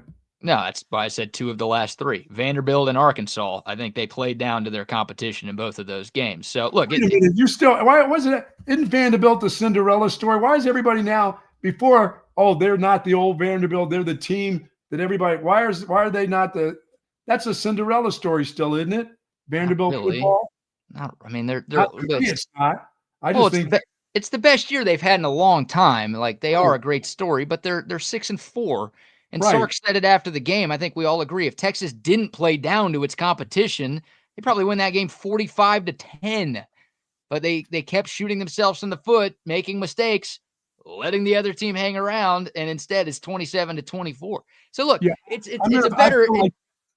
I'll say this: I feel like that Vanderbilt team is a good, solid Vanderbilt team. Texas was favored by 17, Buck, and they won by 3. They needed to recover an onside. Like, look, Texas in a lot of years they lose to Arkansas, they lose to Vanderbilt. So this program, it's much better. But like, I can't sit here and say that they don't play down to some of their teams when literally 2 of the last 3 times they've taken the field, they haven't covered against significantly worse teams. Now their wins, I don't mean to complain too much about them.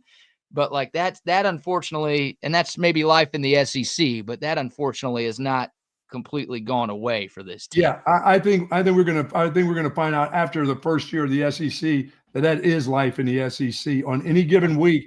Whether you think you're a powerhouse like Georgia has thought they are, if you don't come prepared, I don't know if it's playing down to them, but all the teams that can beat you, if you make a couple mistakes, a couple errors against these so-called, cellar dwellers or mid-level teams in the SEC, you're going to get beat. And you don't have to play down to them. You just can make a couple mistakes that can cost you a game in the SEC now. I think Texas will find that out. I think every game will start to be really, really important to them. But if you still don't play your best, and not that you play down to them, but if you make a couple mistakes and your quarterback throws a couple picks, whether they're tipped or whatever, you can lose that football game in the SEC now. And it's not because, of who they are, Vanderbilts, but even the Mississippi States of the world. And now we're going to find out about South Carolina as they get better.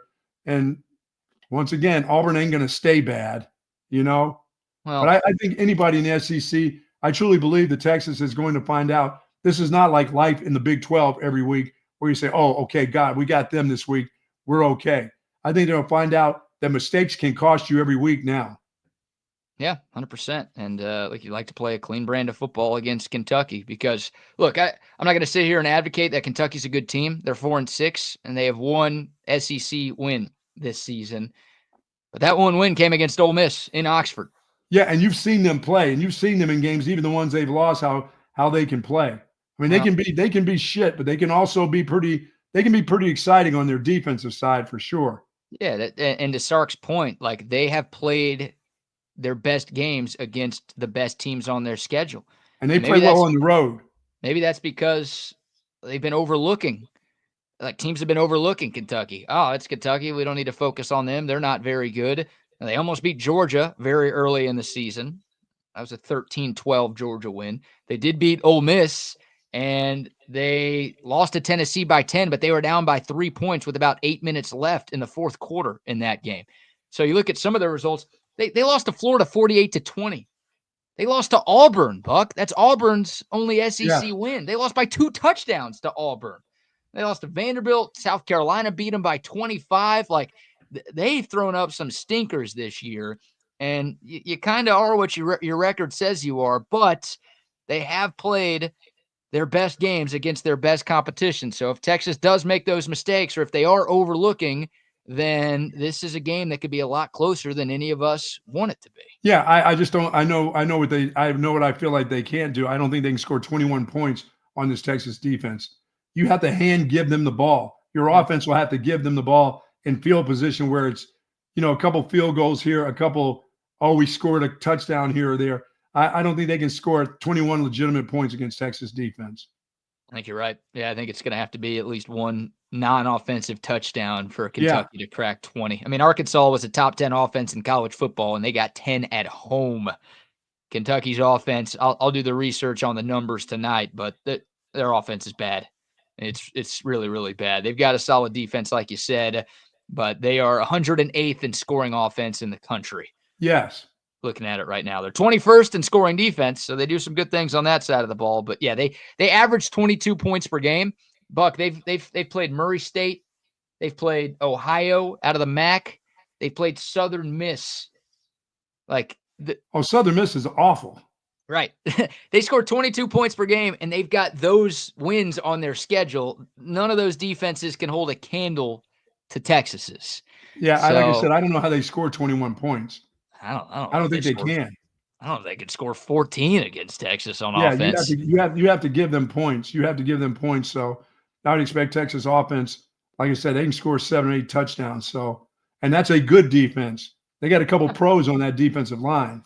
They do. They definitely do. And I think life in the Big 12, life in the SEC, I think everybody, it's all true, as Chris says. That's just a road win is a road win, but just games are games. You just win those games, find ways to win them. But if you're not prepared, I just don't see this team looking somewhere else, looking around and saying, oh, the playoffs are in a couple of weeks. Oh, we got A&M. I think Sark has enough focus with his football team. It doesn't mean the offense is totally in gear. It'd be nice to see them get themselves to really get themselves well in this game. Yeah, I agree. You don't need to win this game by a lot. You don't need to cover to keep your SEC title hopes alive. But it'd be really nice for Texas to make a statement, right? Just sure. Look, at this time of the year. Yeah, look, the CFP rankings are coming out again tonight. Texas more than likely will still be ranked number 3, and they'll be number 2 in the bracket because they're the highest ranked SEC team. And there will be people still dunking on Texas. Oh, they haven't beaten anybody. They haven't played anybody. They only beat Arkansas by 10. They couldn't even cover against them. Like a win over Kentucky is not going to change some of those narratives. No. But like if you go out there on an ABC game Saturday afternoon and beat them by 4 touchdowns, like you do what you did against Florida, Right. and yeah, that's going to help a little bit. Like, hey, that Kentucky team beat Ole Miss. That Kentucky team only lost to Georgia by 1 and Tennessee by 10, and Texas just beat them by 28. So you'd like to be able to have that, whether it's for, resume or trash talk or whatever. You'd like to be able to make a statement this Saturday. BK, when you look at Texas after they lost to Oklahoma, what were they like in week 10 or week 11 when you look back at what happened, how this team played when not just the game after or when the quarterback got hurt? How were they in week 10, week 11? How did they play? Do you remember what the scores were? Can you see them? Last year? Yeah. Yeah, so they had obviously Quinn got hurt and missed the BYU and K-State games. Texas won both of those. The last 4 games of the year, they had that TCU game, which was a lot closer than any of us wanted, right? Texas went out to that big lead, and TCU came back, and Quinn found A.D. Mitchell on that crazy 3rd down catch. Oh, that's right. That's right. Put that game on ice. But then the last 2 regular season games at Iowa State, that was a big win for Texas. Couldn't even see and beat those fools. That's true. And then you had the Black Friday massacre against your Mark U. Yeah, so this team at the end of the year, when it really counts, starts to really gather momentum. I wouldn't expect them to be going backwards. I would expect this week for them before the Texas A&M game to play some of their best football offensively against a pretty salty defense, which would make everybody feel good. Now the nation would still say, "Oh, you don't play anybody," but you and I know that this Kentucky defense, they've got some good players. There's a couple good players on this team that can create havoc if you let them, especially against this offensive line. Yeah, that's like you need the offense to figure it out. And this is the Quinn Ewers. We talked about his inconsistency a lot during yesterday's show. Yes. I fully expect Quinn Ewers to throw for 4 touchdowns and have a great game this week. I do too. Yeah, I do too. And it's just look, Kentucky's defense is great. It's not going to be easy, but it's just the box of chocolates that you get for Quinn. It feels like, when you start to count him out and say he sucks and we need to make a change, that's when he bounces back and puts together a great game. Yeah, because you going into playing A&M, if this is a squeaker and he's inconsistent and the offense, I'm horrified for the next week. I don't care if it's a rivalry game or not. I know what I've seen over the last couple of weeks. As you said, the inconsistency. This is for him. This is a get well game again, like you did against Florida. You play your best ball in this game. At home in front of your home crowd, 2:30, that place is going to be jam-packed. Yeah, and it could be Quinn Ewers' last home game. It's true. Texas Longhorns. Steve Sarkeesian was asked about that yesterday, and I didn't cut the audio because he literally said, I don't know. He was like, is this Quinn's last home game? And he said, I don't know. So here's more from Steve Sarkeesian, though. He was asked about controlling your own destiny in the SEC. Here's Sark elaborating on that. Yeah, it was very similar to last year, where 2 years ago we were at the mercy of other teams dictating our fate and our future. Last year we said, hey, we're going to control what we do. And we've kind of continued to sing that same song this year with what we're doing. And, I think our players, in a weird way, they see all that, they recognize that, but they're so focused on what's happening right now, what's right in front of them, that I don't know if they're that concerned about that. But they're so focused on, man, I just want to play good this week. And that's for a coach, that's a really good place to be in. Yeah, I think they feel that. I think this is, once again, it's just a continuation of last year, where the disappointment came once you're in the playoffs. I think that this is a continuation of just getting better, and you're still going to have those ups and downs because you're now in the best conference in college football, but you've got that same mindset that, hey, we control everything. We win, we're in, and then we go to practice and get ready, a week later, and we're ready to get back after it. So I just feel like this team is mature enough. And when you have a mature team and your defense plays the way they do, your offense is still, let's go, guys. Let's get it going. We know what our defense will do. We can make a mistake on offense, but still, we don't want to be the ones that screw this thing up. We want to be right in there. We want to play on the same level that our defense is playing. And this group is capable of getting to that. I don't know when. Maybe it's this week. We saw a little bit of glimpse of that against Florida, but if you give me that glimpse again this week, that same kind of, energy that you played offensively with, give me 2 penalties in the game and let's just roll and get ready to play the Aggies. So, but yeah, you take them one at a time. They understand what's at stake. They've been playing. It's like they've been on this same roller coaster ride for 2 straight years of football, knowing what they had to do after a certain loss. Yeah, you're right. They treated every game like a conference championship game Right. after the OU lost last season, and it feels like they've had that same mentality after the Georgia game this season. So, and you're at home, dude. You're at home. I know. They didn't come this far to come this far, right? They've done so much right this season, and to slip up against a bad Kentucky team that's 4-6 right now, and 3 of those wins are against dog crap teams. Yeah, so can your punter punt the ball for 44 yards this week, average, instead of 39? Come on, man. I don't want to see the punter. I'd like to see. Give me some open tryouts there, Arkansas. Yeah, I don't know. Michael Kern has been disappointing. It's his freshman season. Remember Michael Dixon. Maybe he'll just get stronger in the weight room there, punter. Well, remember Michael Dixon, the greatest punter in school history. That guy was not that good as a freshman. I don't think he was. Wasn't he good? He wasn't good from birth. You would think, right? He was average, and people were complaining, the punter's not very good, and then he ended up winning an MVP of a bowl game because he was so damn good, and now he's one of the best punters in the NFL. I'm not predicting that for Michael Kern, but there you go. I know the next couple of years don't affect this year's Texas team. I don't know. Maybe he'll figure it out. Is my point. Hey, he's the punter. I know. Yeah, you don't want to see the punter that much. Now you might need better punting against A&M and in the SEC title game and in a college football playoff if you're lucky enough to get there. But hopefully against Kentucky, that's not a talking point we have coming out of that game next Monday. Let me ask you this: away from this game, NFL, what happened to Tucker with the Raven? Why is he starting to yank balls? That guy used to talking about Mr. Automatic, with the greatest kicker in NFL history percentage-wise. What in the shit? I mean, he's not like an old man. His leg's not old, is it? He's having a bad year. He missed 2 field goals for the Ravens in that loss to Pittsburgh on Sunday. I don't think I've ever seen him yank a punt left like that. I mean, a field goal. He just missed the whole cross. I mean, it didn't even get close. I don't know.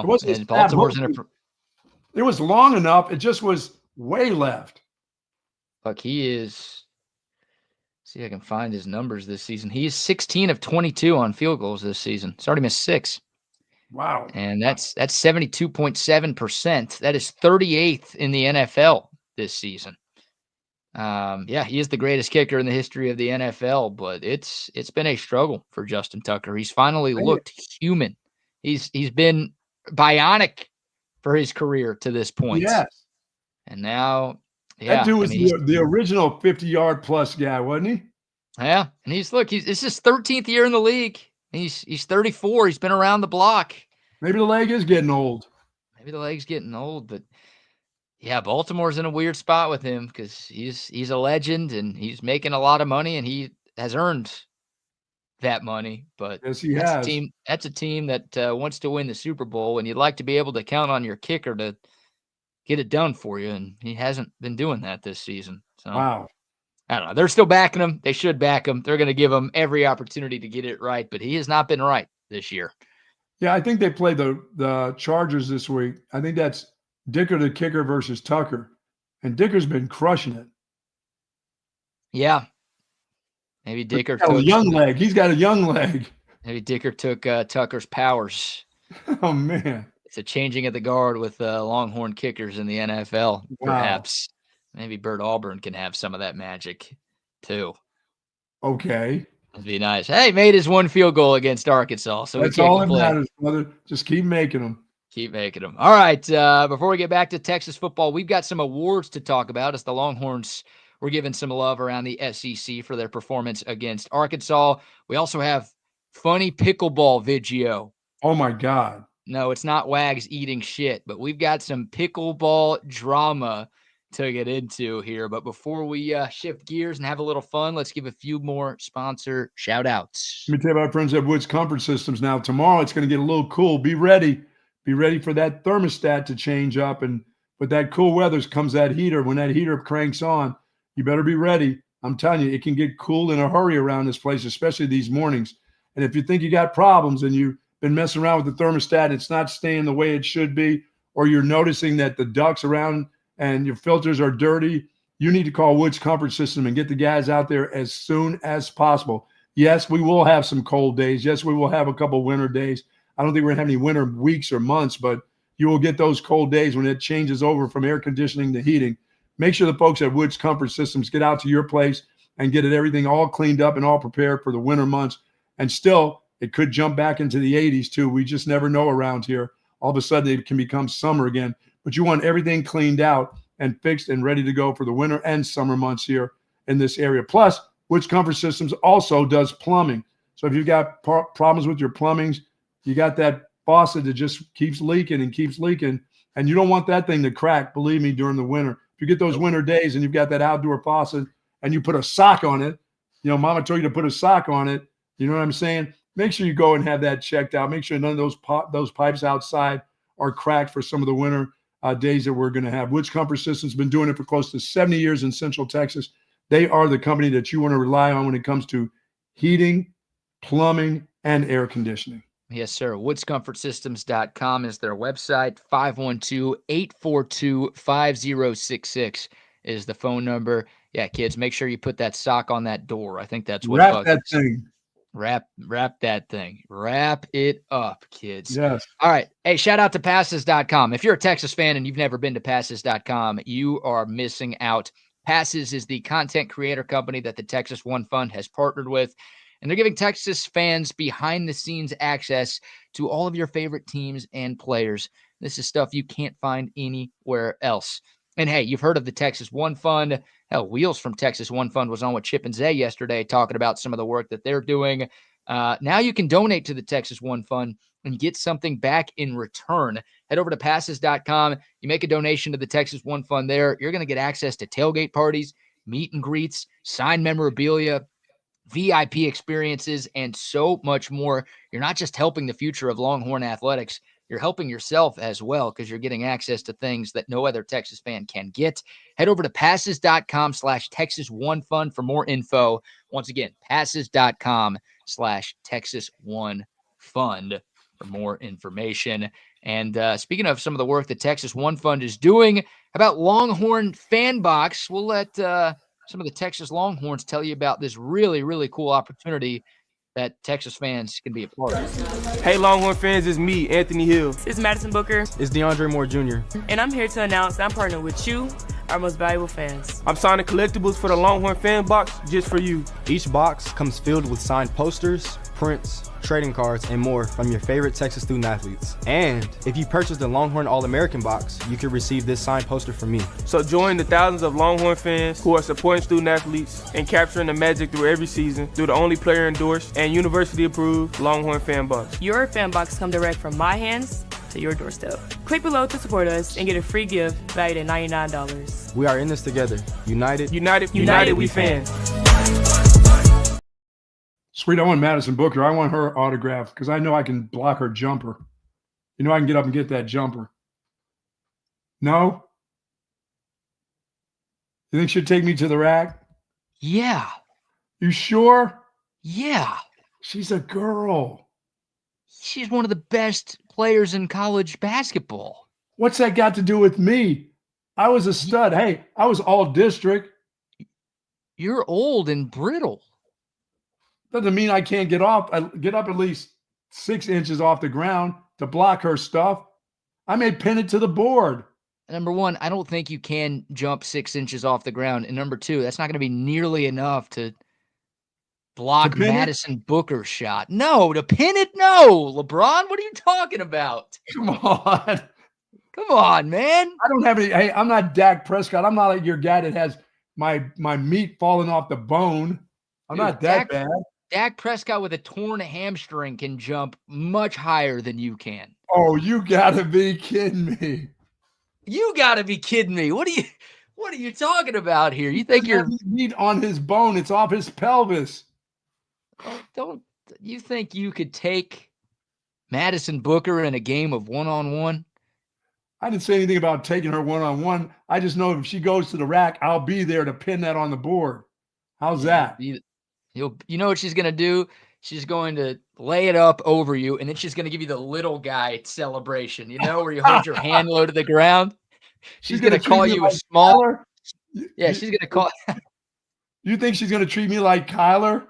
Yeah, she will treat you like Kyler Murray, dude. And she is going to, I would say dunk all over you. She can't dunk. She's going to lay it up all over you, Buck. You think she can finger roll over the top of me? Yes. Oh Oh my. my God. I would love to make that happen. I would love to find a way to get a one-on-one game set up between you and Madison Booker, one of the best players on the 4th-ranked Texas women's basketball team. Sign me up for that. Her stuff is going to hit the little kid in row 1 when I slap it back. Sorry. Oh, my God. Title IX Buck is with us on a Tuesday. It's Title IX Tuesday here.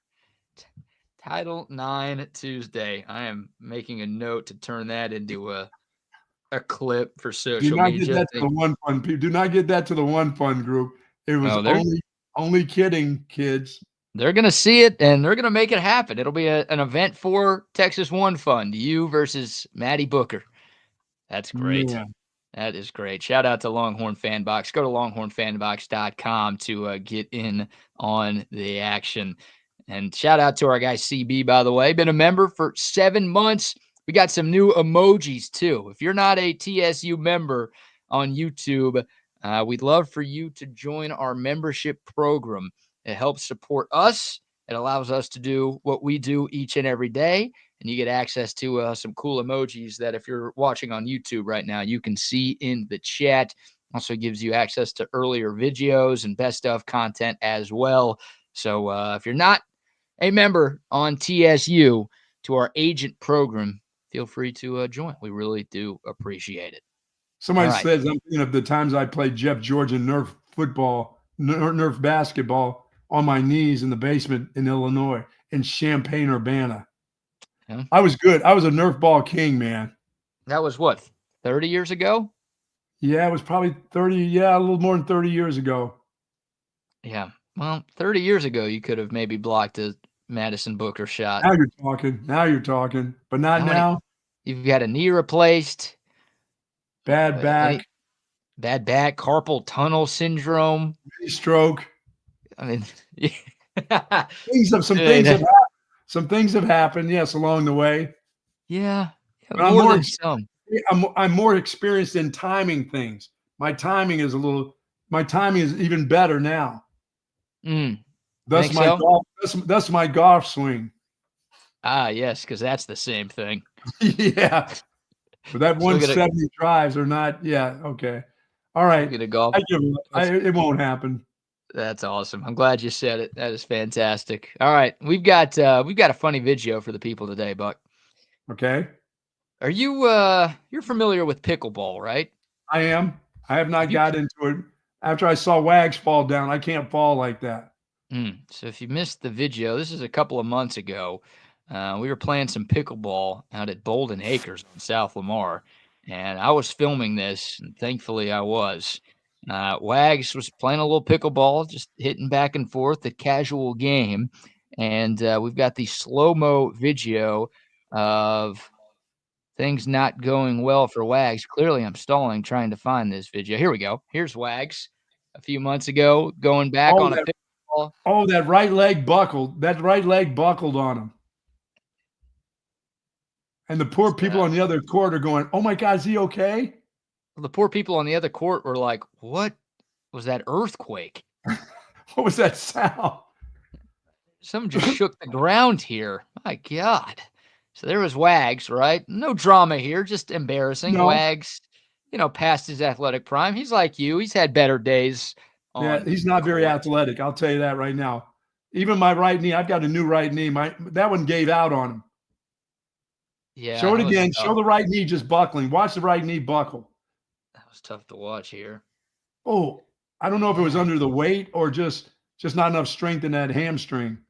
And look at the pose at the end. He just starfishes on the ground. Oh, yeah. Just tough to watch right there. I mean, this was a basic hit. Should have been a basic hit back for Wags. Just a return. Yeah, nothing to it, but it didn't work. Well, now we've got this. NSFW. The first video we're going to show is full speed with some sound. And then we'll show you the slow-mo replay with no sound. But there is an F-bomb dropped in this first video. So if you're at work, you got a child around, whatever, be safe, be smart, do your thing. But the video starts with the end of a final point in a pickleball match. And one team wins the point. They win the match because of it. And there's a little handshake at the net at the end of the match, which I guess is, tradition for pickleball. Oh, yeah. I think it is for tennis. And, we get to some fireworks at the net after this point. Check it out. Come on! Let's go! Fuck yeah!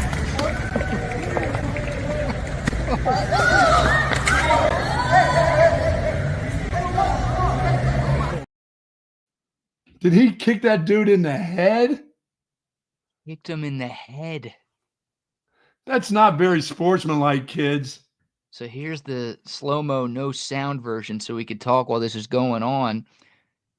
Here comes the pink shorts. Boom, the kick in the head knocks the guy's hat off.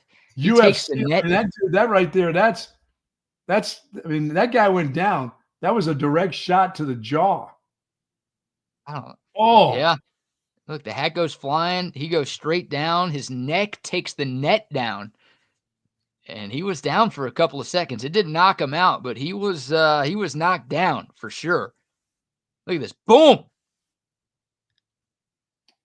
Yeah, my instant reflex, even as an old man, is I'm getting off the ground and I'm trying to find that little guy, and I'm finding him and fighting him to the death then. To the death? Oh, yeah, all the way. Yeah, I'll bring that net with me and wrap him in there and kick and beat him with one of those rackets. Well, his teammate. Okay, so here's the full speed video again. Now, keep in mind, remember what is said here, and then watch what happens right before the kick. I wonder if this changes your opinion on maybe I didn't hear the words. I was too busy looking at the action. I never heard anything. Okay, well, here's with the sound one more time. Watch what happens and listen to what happens before the face kick. Come on! Let's go! Fuck yeah!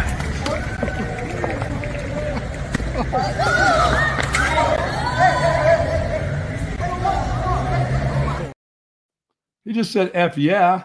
I mean, it was, well, he was being obnoxious, but he also knocks the guy's paddle out of his hand. You can see it in the slow-mo. Look, he hits the guy's paddle out of his hand when he's going in for the handshake.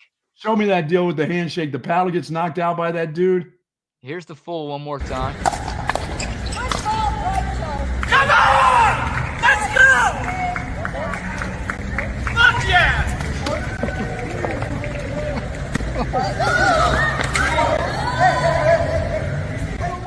I don't know if he deserved to get kicked in the head. Now he deserved to get. I don't know. I'm not a man of violence. I'm not a man. I just said. I would just probably said, "What an asshole you are." But I can't imagine going through all of that. Boom. And He buckled that dude. No, the guy was reaching down to pick up his paddle that he knocked out of his hand, and that's when he got kicked in the face. So I think like the guy who's being a jerk, saying F yeah, yelling, come on, being an obnoxious winner. Felt like he was being a jerk and he's going to pick up the paddle and get to the guy. Well, I think he was trying to like shake the other guy's hand, but just was doing it with a lot of emotion. Like he was going in for like one of these hard, like good game handshakes. And I think he accidentally knocked the guy's paddle out of his hand. And then he tried to pick it up. Like if you intentionally did this, you wouldn't reach over and pick it up. No, so you're right.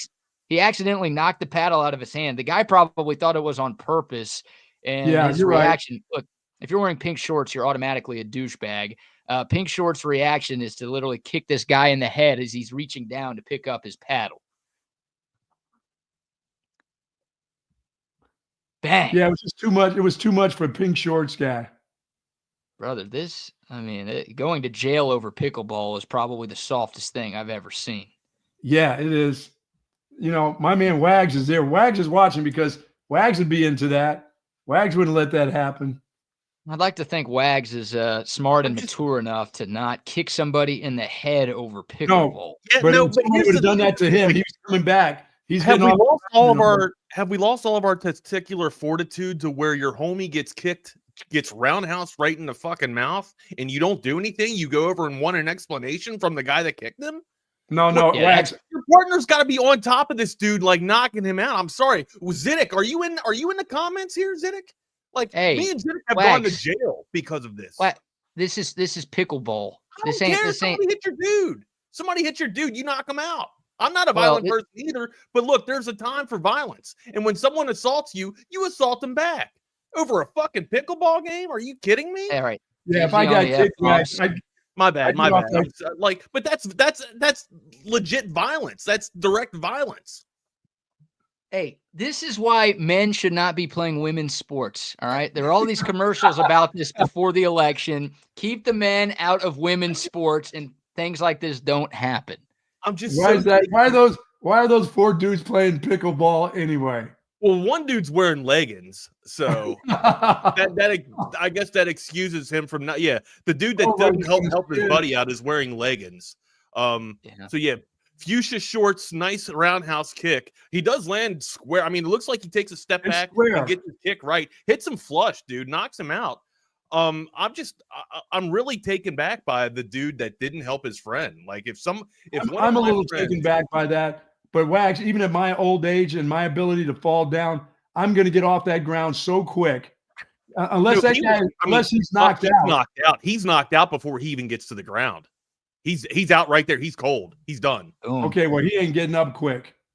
No. You're right, Wags, though. I'm expecting my boy to come across after that dude, after both those dudes. Right. Like, if I see my dude get knocked out, I'm like, what the? Like, oh, yeah, I'm up. I'm gone. Yeah. Yeah, like, no, you're right. That's growing up, like, your dudes were in on that fight. If you got hit, like, whoa, especially a cheap shot like that, no. And the dude, like, sure, he made an accident knocking the paddle out. He was maybe a little bit too hyped up to shake their hands, a little bit much of a doucher, right? And then he went to go correct himself, and homeboy just couldn't take it. He's like, oh, my 7th place trophy isn't coming today. I'm going to kick the guy in the face. I'm going to kick this dude in the head. Jeez, like, step back. Look at this. Step back. Boom. I mean, he's had training. That's a kick. Yeah. Or that's just a very lucky knockout. That is not Justin Tucker missing wide left right there. Oh, yeah. What you want to talk about, like, something's going on with Justin Tucker, too. Yeah. Wags, that deal right there, that would cause any friend of mine to go and possibly almost kill that dude. I know it's pickleball, and this right here, Wags, I would go. If somebody hit a shot like that, and you went down, I'd jump the net and say, why would you not hit it right back to my guy? I don't know where BK was at there. BK should have just been coming in with the 3 count out. Like, you're done. Give up on life, buddy. You're done. TKO. Yeah. Knee. And that knee, let me tell you about that knee. That knee was hurting the next day. Oh, I bet it was. As I said, it just gave out. But that knee. No, see, I tripped up. Hey, roll camera. The camera's supposed to roll, BK. You couldn't leave what you were doing. We would never have that shot. I got tripped up. Tina put a backspin on me, and I couldn't get to it. That's what she did. You're right, though, Wags. You got to stand up for your teammate a little more than like dude here, man. Yeah, it's bad. Like, he's not even he's bending down. And he gets square cold kicked right in his noggin, like right in his tooth. You got to stand up for the guy.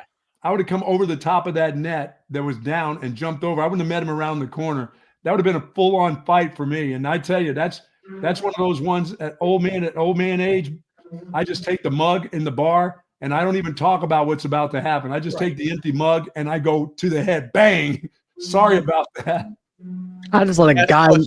I don't let a dude in fuchsia shorts be able to kick my ass. Sorry, that's 100% what I don't do. That's rule number 1. I'm definitely not letting him get away with it. I mean, no. And your buddy's not going to let him get away with that. I would say, I hope his buddy wouldn't let him get away with that. Dude, you're wearing a fuchsia. Why are you kicking? Throw a punch at least. Come on. And the other dude's in leggings. Yeah, and those guys, those overzealous, dropping the big F-bomb. Yeah, I mean, he's just an old athlete that happy that he won his first place trophy. And so he knocked the thing out, but I'm not going to go kicking a guy in the head over that. So really? I got this sparked a couple of questions, right? Like, I didn't even get to what this match was about because of the dude that got kicked square in the face. Is this just a rec match? Yeah, that's what I'm thinking. That's what I'm trying to figure out. Is this just a friendly fire of a best of 5? I don't see any trophies. I don't see any presentations or any pageantry in the background. Look, there's someone at the net. Like, there's a scorekeeper or a ref or something here. You're right. There is. You're right. Can we just talk about the guy in the league play? Can we talk about the guy in the blue just idly watching on? Wait for it. Here we go. I guess we're going to give away these balls today. Well, a lovely day. Oh, something's going on over there. Well, that's that guy down. Oh, now I see you, good sir. Hello. That's not okay. That's not okay. Dude in the blue, if you're a ref, you might as well just go ahead and go back to week 3 with the South Carolina LSU game if you're going to miss that bad of a call. That is unreal. Awesome. There's your hypothetical. The one dude, you can hear the audio of the guy taking camera. He's just laughing. He's like, oh. Dang. Oh my God, and he does have leggings. What the hell? He's wearing leggings. He's wearing leggings with pink socks. Oh my God. Well, of course, he was not going to get in a fight. He could have got his fuchsia socks mixed in with the fuchsia pants. They don't match each other very well. It's a fashion statement. You can't have those two blending. 2 different pinks. No, my friend is coming. If somebody saw me get kicked like that, they would go over that net. They wouldn't care if I was the overzealous guy who slapped the guy across the face. If they saw me get kicked in the face, they're going over the net, and there's a brawl. Everybody is fisticuffs there. Like, Bucky, I know you're still in the wrong by doing that, but still, like, at some point you have to stand up for yourself. Like, violence, I know it's not the answer to answer violence with violence, but at some point, man, people like that are going to continue to do what they're doing until someone stands up to them. Bucky, think about this for a minute. If you're playing at a rec league with a bunch of souped up steroid guys, you see a kick get thrown, everybody is coming on and on. They don't even have to know you. It's like, oh, this guy? All right, I'm at it. Let's go. It's like I would expect my wife to come out of the stands on that one. You bond together over beating the crap out of fuchsia pants. That's what we do. We all get a beer afterwards and we say, hey, yeah, this guy, we ain't going to invite him around anymore. But we made friends for life. And like you're on each other's deathbed, and it's like, oh man, how do you know my grandfather? We beat the crap out of a guy in fuchsia pants one time. BK, these are probably cousins playing against each other or next door neighbors, which that's what's so sad. Where is this? This has to be California, right? No idea. No location given on the no video here. But this thing went viral. I mean, this is all over the internet. So pickleball drama. What a time to be alive, guys. I'll still wait till the day that I go back from being 70 to 30 and start playing tennis again. I'm not playing pickleball.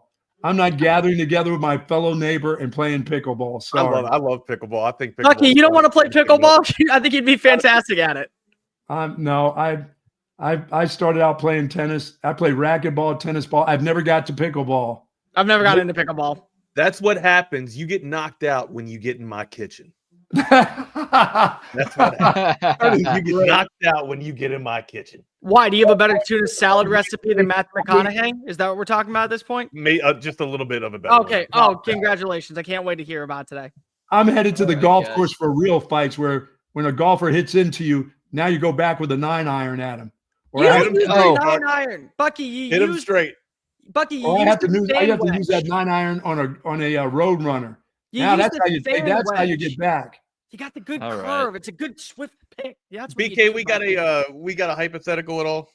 No, that was your hypothetical today. What would you do in that situation? And you guys, I would knock the dude out. I'm not known for my violence, but in that instance, I would knock him out. I'm totally known for my violence, depending on what's in my system at the time. Oh yeah, yeah. Oh, you know. Alcohol. Who said it? Who said it had to be alcohol? I just said something in my system. presumptuous me. Yeah, Presumptuous. we don't presume things on this show, Wags. We don't do those things. We make sure that we come in idly blind. That is the rule in the message. Cole after a Whataburger gets a little feisty, man. So it's actually Buffalo Wild Wings on my race to the bathroom. That's what it is. If you're in my way, I'm sorry. You're going to go down like a truck. I'm not just saying. Right. I am an 80,000-pound Mack truck coming right at you. There it is. All right, guys. I'll let y'all do a show. I'll be listening. Have a good one, boys. Be good, man. There he goes. There he goes. And here we are. It is Wags and Mr. Cole Thompson. You can find him on his socials at Mr. Cole Thompson. Make sure you smash that follow button. Smash the subscribe button on this YouTube channel if you hadn't done so already. Follow me on my socials as well. On InstaFace, I'm at the Wagner Wire. Yep, that's right. And then on it's not the fake Wags at Twitter/brand X. If you guys are on social media. All right, man. Where do you want to go first? I want to knock this out now. I want to knock this out now because I'm seeing so many people argue about it. Have you heard the comments made by Lane Kiffin yesterday about the college football playoff? No, I did not. Okay. Indulge me here.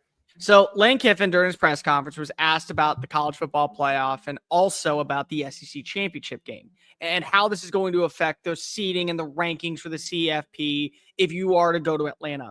And he mentions that, well, there are multiple coaches that I have spoken to that would be okay with passing up, going to the conference championship to guarantee their spot in the college football playoff.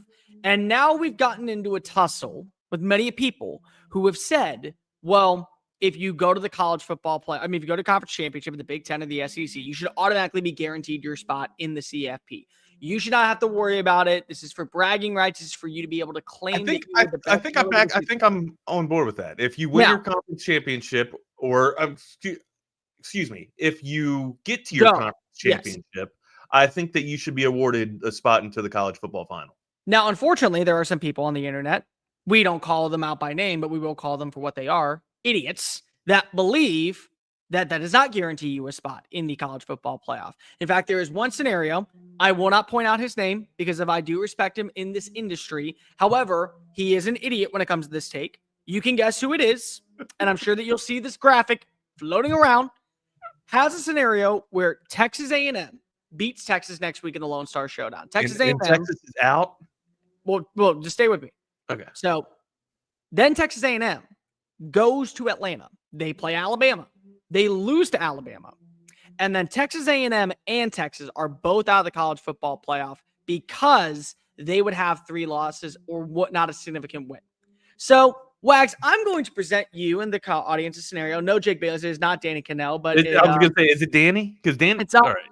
It's not Danny Cannell, but I'm sure that you can staple some things together and figure it out if you really want. Anyways, let me give you a scenario real fast. Wags, you're in a group project. It is Hypothetical Tuesday. Let's go. It is. You're in a group project, and there's like 6 of you working together. Six of you working, and you don't get a 100 on the project, but you get a 91. You get a 91, and you say, okay, well, 91, I'll live with that. I mean, I've got worse grades in my life. You got worse grades in your life. Everyone knows that. We all know that. I live and breathe on C's, baby. But let's just say your teacher then pulls you, and we'll add in one of your teammates. We'll say his name is Brad. Brad's a good dude. Get up for Brad. He's always showing up to the project. He's putting in the effort. He's making sure that he brings the snacks, and you're all enjoying yourself. And the teacher pulls you back and goes, everybody's got water, you know? You and Brad led this project. You and Brad were the stars of this project. I knew that you put in the time and the effort. We were there. We were there till, burning the midnight oil, man. We were there. Other people had to go to their kids. They had to deal with, schoolwork or other projects. They had to deal with, the girlfriend situation that's going on. We sacrificed our kids. We did. We were willing to stay behind. So here's what I'm going to do.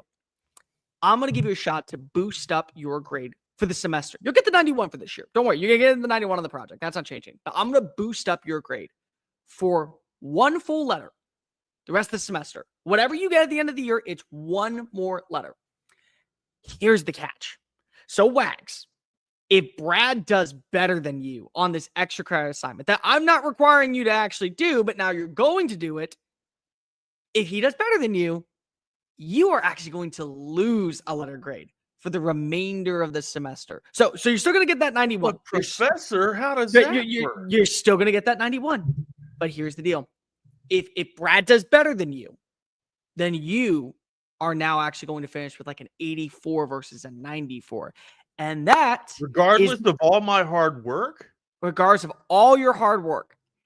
And that is the equivalent of leaving out the runner-up in the SEC or Big Ten championship. No, I absolutely agree with that. That's the equivalent. Especially for everyone out there, all the national pundits that are out here beating their chest and thumping their chest, saying that it just means more because it's the SEC. You're going to tell me that you're leaving out the runner-up of the it just means more conference championship? Listen, and this is what it comes down to. Like, if you tell me right now Texas A&M beats Texas, I'll listen to the argument that Texas, what is the most significant win? What can you actually say when it comes to resumes if somebody else doesn't drop the ball in the process? Why maybe we have to have a heart-to-heart on where Texas finds itself. If other teams are impressing, we have to consider leaving them out. But you're really going to try to sell me that Texas A&M that beats you head-to-head the way that Georgia did, and got told you're playing in one more game. Not being invited. Right. Not being invited. You were told you're playing in one more game. But Georgia and you have the same head-to-head win over Texas. You did it at home. Georgia did it on the road. You both have a top 25. Yeah, you can't penalize somebody for being forced to play in a championship game, right? And so because of that, well, one of these fine people, stable your mind together. You can figure out where it is. I'm not wassing you. I'm not wassing you out, buddy. You can kind of figure these things out. If you leave between the lines, I promise you, you're on the point. Just count to 1, 2, 3. You'll figure it out. Dave's saying, leave 2 out. Leave the 2 Texas teams out because of one beat one. One won't have the resume, and one lost in the SEC championship game. So why is Mike Elko going to go to the conference championship to begin with? Why would he? Why would anybody? Right. Why? It makes no sense. It almost gives more weight to, everybody sitting here saying that the conference championship has no meaning to it at all, right? It's almost going to be more detrimental than it would be rewarding. Like, if you're trying to sell me on people, like again, if you're trying to sell me that Lane Kiffin is saying, oh, the conference championship means nothing to me anymore, you're lying to yourself. You're lying to everyone here. You aren't actually being honest with what we're talking about. What we're talking about is it means so much to us that why would I want to penalize the rest of my opportunities if I'm showing up and I'm going to be disregarded for all the hard work I did before? Yeah. It's a little different when it comes to, let's just say, like LSU. LSU comes in at 9-3. So LSU, there was that pathway to where all right, they have everything to gain and nothing to lose, right? If they lose, they have 4 losses. You're not putting in a 4-loss team because we're already arguing, what do you do with the 3-loss team? And I made this argument before, Wags. I have no problem with 3 losses. The losses don't bother me. People seem to freak out when you're like, you said 3 and you said 3. It's like, no. You're missing the other part. I said 9. You need 10. It's a 9-3 team getting in. It's not a 10-3 team. Right. If Alabama were to show up at the SEC championship game and they lose to, say, Ole Miss, or they lose to Texas, I'm not going to penalize Alabama because of, number 1, game they weren't promised to be in. Number 2, the victories that they do have would outweigh one of those losses that wasn't promised. And at the same time, it's still Alabama and who they have played, the strength of record, the strength of conference, all of those things, that would play a factor into it. But 9-3 is not going to get you in. So 9-4 LSU, if they were to go, it makes no sense because it's a 4-loss team and it's 9 wins. But for a Texas A&M with a loss at South Carolina, a surging South Carolina team, a loss to Notre Dame, a team that's going to be in the playoff, and a loss to Alabama, a team that won the SEC. So now I'm penalized for playing in this game. But Georgia, that lost to Ole Miss, but Tennessee, that lost to Arkansas, they're rewarded because of they didn't have to play this game. It's stupid. Yeah, it's dumb. I'm with you, buddy. I'm drinking the same Kool-Aid that you're drinking here. It's beyond dumb. And we do have rankings coming out tonight, my guy. I know. And you know what's going to piss me off is that we're never going to get. I'm sorry. Can you hear that lawnmower, by the way? I unfortunately have ignored the chainsaws. If that might be in my background. Or is that your background? But I'm just that, like, you can't hear the people doing lawn work outside. Can you hear it? No, not at all. I can hear it, but as long as you can't hear it, I'm fine. Can anybody in the comment section tell me if you hear the chainsaws? Funny story. I have to go up this week and watch. So you got a chainsaw going off, and I got a lawnmower. That's hilarious. So my parents went away for a vacation to Mexico. My brother is currently away. My parents have 3 elder dogs that I take care of. So we're coming over to your house, buddy. Yeah, exactly. It's a fun house, but there's a bunch of golden retrievers. Like, it's awesome. Like, it's basically like living with Peter and Ben. Like, that's exactly what we have. It's the Herb Street house. But I come up this morning with Max and Paisley, my 2 dogs, and they start freaking out. I'm wondering, okay, well, what's going on? Why are you freaking out? Come to find out, our next door neighbor has been told by the city ordinance he has to cut out one of the trees in his front yard. And so as soon as I walk in, I'm like, okay, well, this is going to be really fun. So I'm starting to find a spot around the house. There is no spot around the house to where I'm like, nope, all right, I'm screwed. This is what we're dealing with today. Strap on in. Enjoy the chainsaws, which is why I have to ignore the chainsaws down at the bottom just in case. But I don't hear anything from you. I hear the dog. Sounds delightful. She's having a nightmare because of the damn lawnmower. So okay, I was saying he sounds delightful, or she sounds fantastic. Yeah, Rockstar's snoring, and then Bianca's having a nightmare. So That's and then we got the lawnmower people and the landscape people outside. And we got the people in the master bathroom finishing up the tile. It's fantastic. A lot going on here at Casa de Wagner, man. But yeah, we do have. Oh, you got your little. I see your pup. I was saying, Pace, what do you think? You okay with the noise? Lima Charlie, Joe K. I got you loud and clear. All right, so we do have college football rankings coming out. And what are your predictions for who gets left? And I'm sorry, this wasn't on the one sheet here, but it's just something that kind of escaped my mind that, oh my God, we'll have rankings coming out today. We should throw this on the sheet.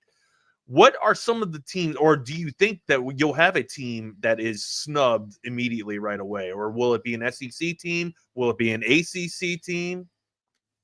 So, number one, what I can guarantee you is that we will all find a way to bitch and moan about something in the college football playoff rankings tonight. As we do, it is tradition. Here's what I think is going to happen, personally. I could see a scenario, and this is what's really going to piss a lot of people off, and they're going to say, just stop with this because it's not fun anymore. Where you'll watch BYU, that was the number 7 seed, drop all the way down to number 13. You'll watch as Boise State drops down to number 14. You'll have still 2 teams, SMU, Tennessee, maybe Texas A&M. They'll be in at 11 and 12. Mm-hmm. And then what's going to happen is you'll hear 13 BYU, but the number 4 seed. Boise State, number 14, the number 12 seed. And you're just like, then why not just put them at number 11 and number 12 so we already know this so we don't have to waste our time? What are we doing here? Because if I get what the reasoning behind it is, what you're doing is you're allowing opportunities for Tennessee and Texas A&M or SMU and Texas A&M or SMU and Tennessee. Colorado? To get on up there. And exactly, Colorado, same thing. But like at the same time, it's just like, if you already know that BYU currently going into this must-win showdown against Arizona State, which, by the way, I may or may not have thrown a little bit of money on the Sun Devils to win the Big 12, which, again, is why I don't understand we're giving these free passes to Big 12 teams because of we're having arguments about why South Carolina is getting snubbed. Meanwhile, we didn't talk about Arizona State being in the college football playoff hunt 2 weeks ago. Right. But here we are. Reality is about to strike on in. But I could see that happening. And then it's all just looking and going, well, what's it matter if right now Tennessee is number 11 or number 13? What's it matter if Texas A&M is number 12 or number 15? If they don't win those big games, they're not in the playoff, regardless if they win out or not. That's the case. And so that's what's going to be really frustrating. I don't expect any movement at the top when it comes to like where they are 1, 2, 3, 4. You'll still have you think Penn State stays in place? Yeah, they're going to stay at 4, and it's going to be BS. It's going to be BS. I mean, like, again, everyone wants to talk about SEC bias. Well, I mean, at this point, you can't argue like that the better schools are in the SEC. That's just and the only reason why the schools in the SEC are losing is because they're playing schools in the SEC. But yet you have people arguing SEC biased when 4 of the top 5 are from the Big 10. True. Math ain't math in here, Wags. Right. No, you're right. That's a very good point, man. Very good point. It's just like, it's ridiculous. What I'm going to be really interested to see tonight, more importantly, is where Boise State ranks and where the rest of the Big 12 not named BYU ranks. Because here's the scenario that nobody wants to play out their head, which they're going to gripe about, but this is what the reality is when it comes to a 12-team playoff, and they say the 4 highest conference champions get a first-round bye. They never said it had to be the Power 4. Right. What if BYU is number 12, What if Boise State is number 13? What if Arizona State is number 20? What if Colorado is number 19? And then Colorado and and BYU, or Arizona State and Colorado, play against each other. They went out. They finished 10-2 on the year, and they're at 15 and they're at 16 when they face off. And Boise State's at number 11. Boise State wins the Mountain West. Colorado and Arizona State, one of them wins the Big 12. So now we have to have the conversation. Well, Boise State's going to get a first-round bye. And how many people are going to lose their freaking minds because Boise State was ranked ahead of them? You're going to have a Mountain West. You're going to have a Mountain West team. That's exactly going to be the narrative, right? You're going to have a Mountain West team with a bye. Are you kidding me? But what about their conference prestige, Cole? Okay, well, you want to know what? They won every single game except for one where they lost on a game-winning field goal on the road to the number 1 seed. Do you remember when people were arguing nonstop about Cincinnati getting into the playoff when they were a G5 program a few years ago? Oh, yeah. You don't belong because you don't play tough competition. And it's like, guys, they went 26-1 over a span of 2 years. Yes, they do. They also played 7 ranked teams during that conversation. Did, yeah. So I don't want to hear it. If you do your job, that's what the playoff committee has told you. They don't have a clear path on what is right and what is wrong. If Boise State loses one game on the road in Autzen Stadium, the same place that Ohio State lost, and lost on a game-winning field goal, and they run the table, they're going to get the number 4 seed, and you have to accept it. Because of that is what they said. They didn't say the Power 4 schools in one group of 5. They said the 4 highest conference champions. And I know people are going to say, they just hate Colorado. Colorado's got to show more. Colorado's got to show why they... No, they don't have to show why they belong. Boise State was the higher ranked team. End of conversation. That's it. Nobody's saying that Boise State's better than Colorado. Nobody is saying that Boise State should be in over Colorado. What we're saying is what the rankings were told is that the 4 highest conference champions are in. Who's higher ranked? Colorado or Boise State? It's a moot point. That's what I'm interested to see. Because if I think that the pathway for these teams from the Big 12 that are on the outside looking in, a feathers in the cap, Iowa State, a shot in the dark, Arizona State, BYU, Colorado, where they rank tonight will give you a clear indication on if Boise State has a shot to get in that first round bye. And I don't think people are ready to hear it. I don't. Yeah. Or if they are ready to hear, regardless if they're ready to hear or not, they're going to be arguing and complaining and, chomping at the bit tomorrow. We also had some accolades from Major League Baseball last night. Were you aware of what went down? Shocker. Paul Skeens won Rookie of the Year for the National League. Hold up. You said Paul Skeens won Rookie of the Year for the National League? Shocker. I eat tuna fish sandwiches every Tuesday. I think that we all knew what was going to happen. I think most of us had a good indication about what was going to happen. And his wife's pretty good at gymnastics too. So yeah, she knows what she's doing there for sure. Yeah. And then of course his speech afterwards was just traditional. It's weird saying traditional Paul Skeens, but it feels like the dude's been around for years now, and he's only been around for one season. But yeah, it's just the epitome of the type of character that this dude is. Really, really good well delivered speech there by Skeens. I'm going to the American League here, and of course, you're going to hear Sal from Gotham is going to, be chomping at the bit to get at me on this here. Yeah, 2 Yankees in the running for it. Austin Wells, rookie catcher, and also Luis Heel. Just 26 months removed, or a few, not even 2 years removed from Tommy John surgery and being awarded the American League Rookie of the Year over Colton Cowser. Now, of course, you guys that are avid listeners of this show know that I'm a suffering Orioles fan, and actually, we haven't been suffering that much the past couple. I don't want to hear you suffering. It's been better. It's been better. No, you want to know what you've been. You know what you want to where you were suffering at the trade deadline this year when you had. We could have done more. We absolutely could have done more. We could have got a better arm. All this outfield talent, all this infield talent, the best farm system in baseball. You built it up for this moment. You have holes in every single spot, and we yet now didn't want to sacrifice the future. We didn't want to give up lottery and capital so that we could get a win now scenario. The window is good, and now we have new ownership. The Angelos and company are gone. So now we actually have people that want to keep winners around. So why sacrifice the future? Listen, you're not re-signing Santander. I know that. And I think that that's become a very big Come thing. on, Big Tony, man. Tony. But Tony's going to get a big pay grade after hitting 44 dingers. He's going to go to like Kansas City or Detroit. He's going to be we have a real DH conversation. The main reason why Tony is hitting 30 home runs and because of Camden Yards and 100 ribbies is because he's in Camden Yards and because of the lineup that he's in. He's got to go to another lineup. Like he can reproduce this type of season if he goes to the Yankees or goes to another big lumber type of roster, right? Or lineup.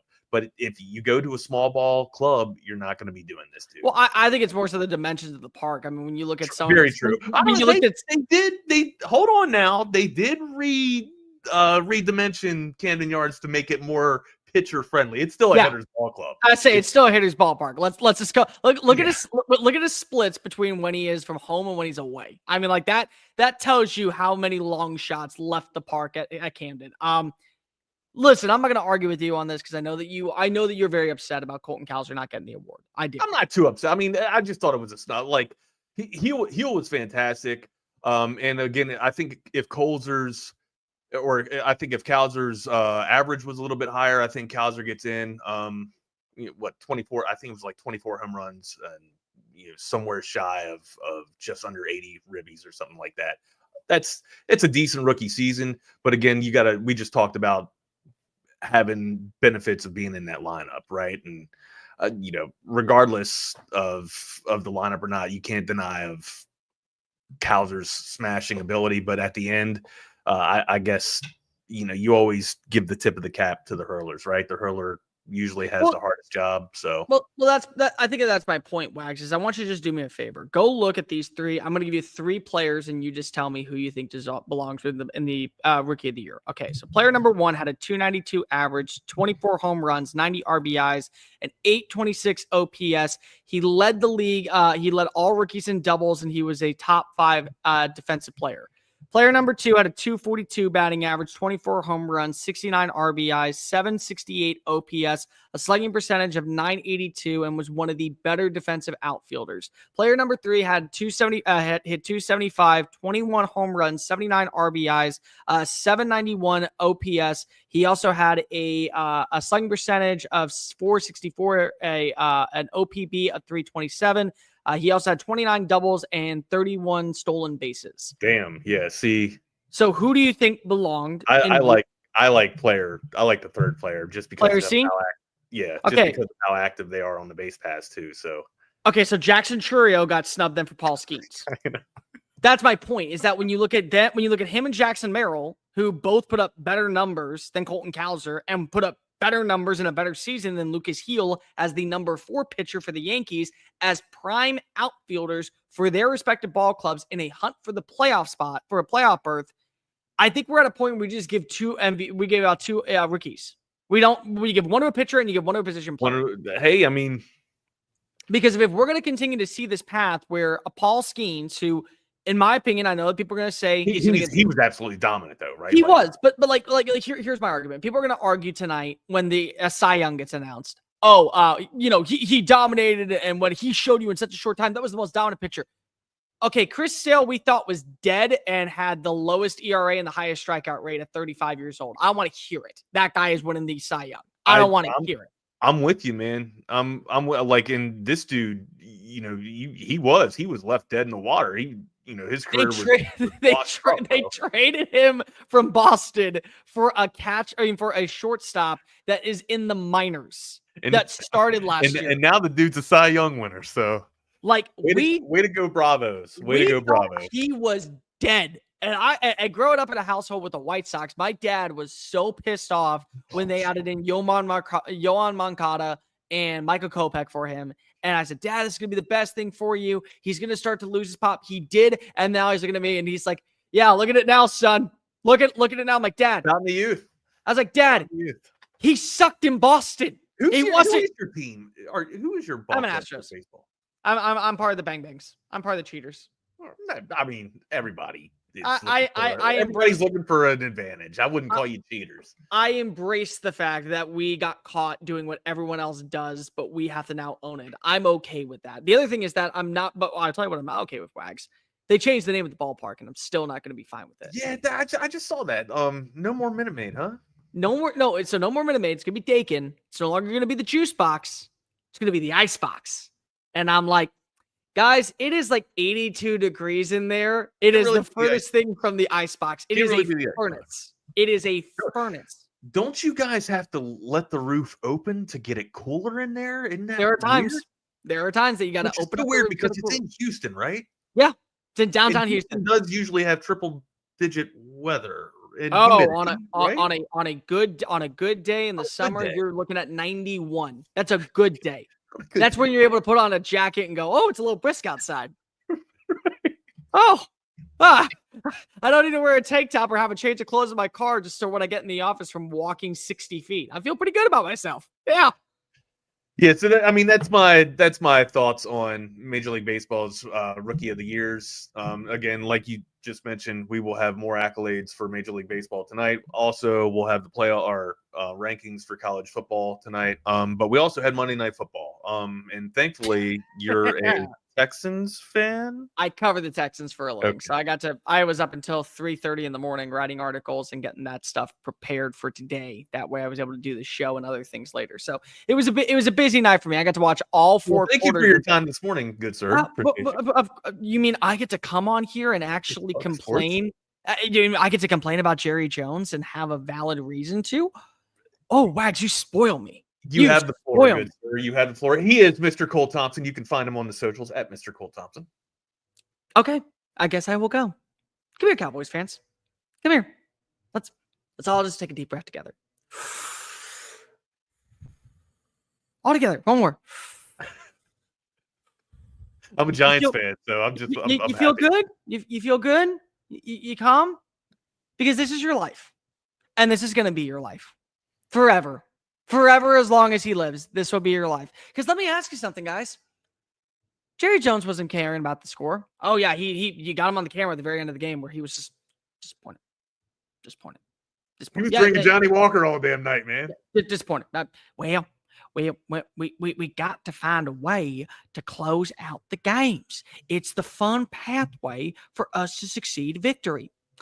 Well, you see, here's the thing, guys. Jerry Jones does not care about victory when he sees the number one market putting in the number one revenue, when he sees the number one stadium bringing in the highest number of attendance. He doesn't care when the revenue comes in and he's able to get number one in merchandising. He doesn't care when you look at the international sales. Dallas Cowboys are everywhere and anywhere in the world. He doesn't care. They are the Yankees. When you're able to own the entire state of Texas, except for actually on the football field. San Antonio can't get a football team because Jerry will not allow it. You look at how many fans have come on in when they are the top storyline on First Take, despite having teams like the Los Angeles Chargers in an emphatic turnaround this year, despite having the Buffalo Bills get a signature win over the Kansas City Chiefs. The thing that we're talking about is Jerry Jones and the Cowboys. He doesn't care at all about the team. Here, Wags, let me present an argument for you real fast, if I may. Hey, you're Jerry Jones, and I'm going to give you an opportunity to hire Ben Johnson as your offense coordinator, Robert Saleh as your defense coordinator. We're going to free up all this cap space. We'll keep Dak, but we're going to make sure that we re-sign Micah, and we're going to re-sign, and we'll make sure that we keep CeeDee Lamb. And you're going to go ahead and you're going to draft a running back in the first round after trading that pick back, trading back multiple times to gain as much draft capital as possible, and you're guaranteed to finish with the 10-win season. You're guaranteed to finish with the 10-win season and go to the NFC Championship game for the first year with Ben Johnson as your head coach. But here's the catch. Hypothetical Tuesday. Here's the catch. You are going to finish 17th in merchandising. You're not going to be the number one story on First Take for the next month. You're not going to finish as the number one in ticket sales. You're going to finish third in annual revenue this year. Oh, and also you're going to be the third most talked about team in the NFC from any radio station. But you get to go to the NFC Championship game every single year. Now, which one is Jerry going to take? Less money or more talent? Are you kidding me? If we're talking Jerry Jones is going to do what he can do, to lay the golden bed of the Dallas Cowboys. He doesn't care if he's winning championships. He doesn't care if he's winning ball games. As long as he's got people coming into the seats and watching Tyson versus Jake Paul and in AT&T Stadium. He made millions millions off of a fake fight. He doesn't give a damn about the players. He doesn't give a damn. As long as that Johnny Walker Green is stocked up, he's go. Or wait, what is it? Green or blue? What's he drinking? Johnny Walker Blue is, I think, the one that he drinks. Here's the thing, guys. Jerry doesn't care, because if Jerry actually cared, you would have seen some moves made by now. You would have. You wouldn't have heard. You wouldn't. Okay, because here's my biggest argument. I am a big Dak Prescott stan, and I know I'm starting to lose this battle every single year.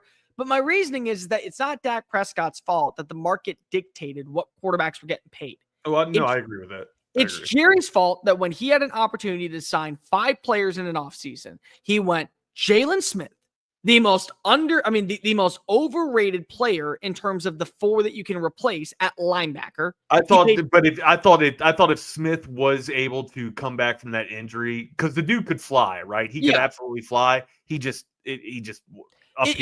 wasn't there. But Wags, it's not even that for me. What it is, and the injury is a big deal, but what it is that the least valuable position of the 4 I'm about to name is a middle linebacker. You can find guys that can tackle. Yeah. Then you signed DeMarcus Lawrence to a 5-year deal. Then you sign Lyle Collins to a new deal.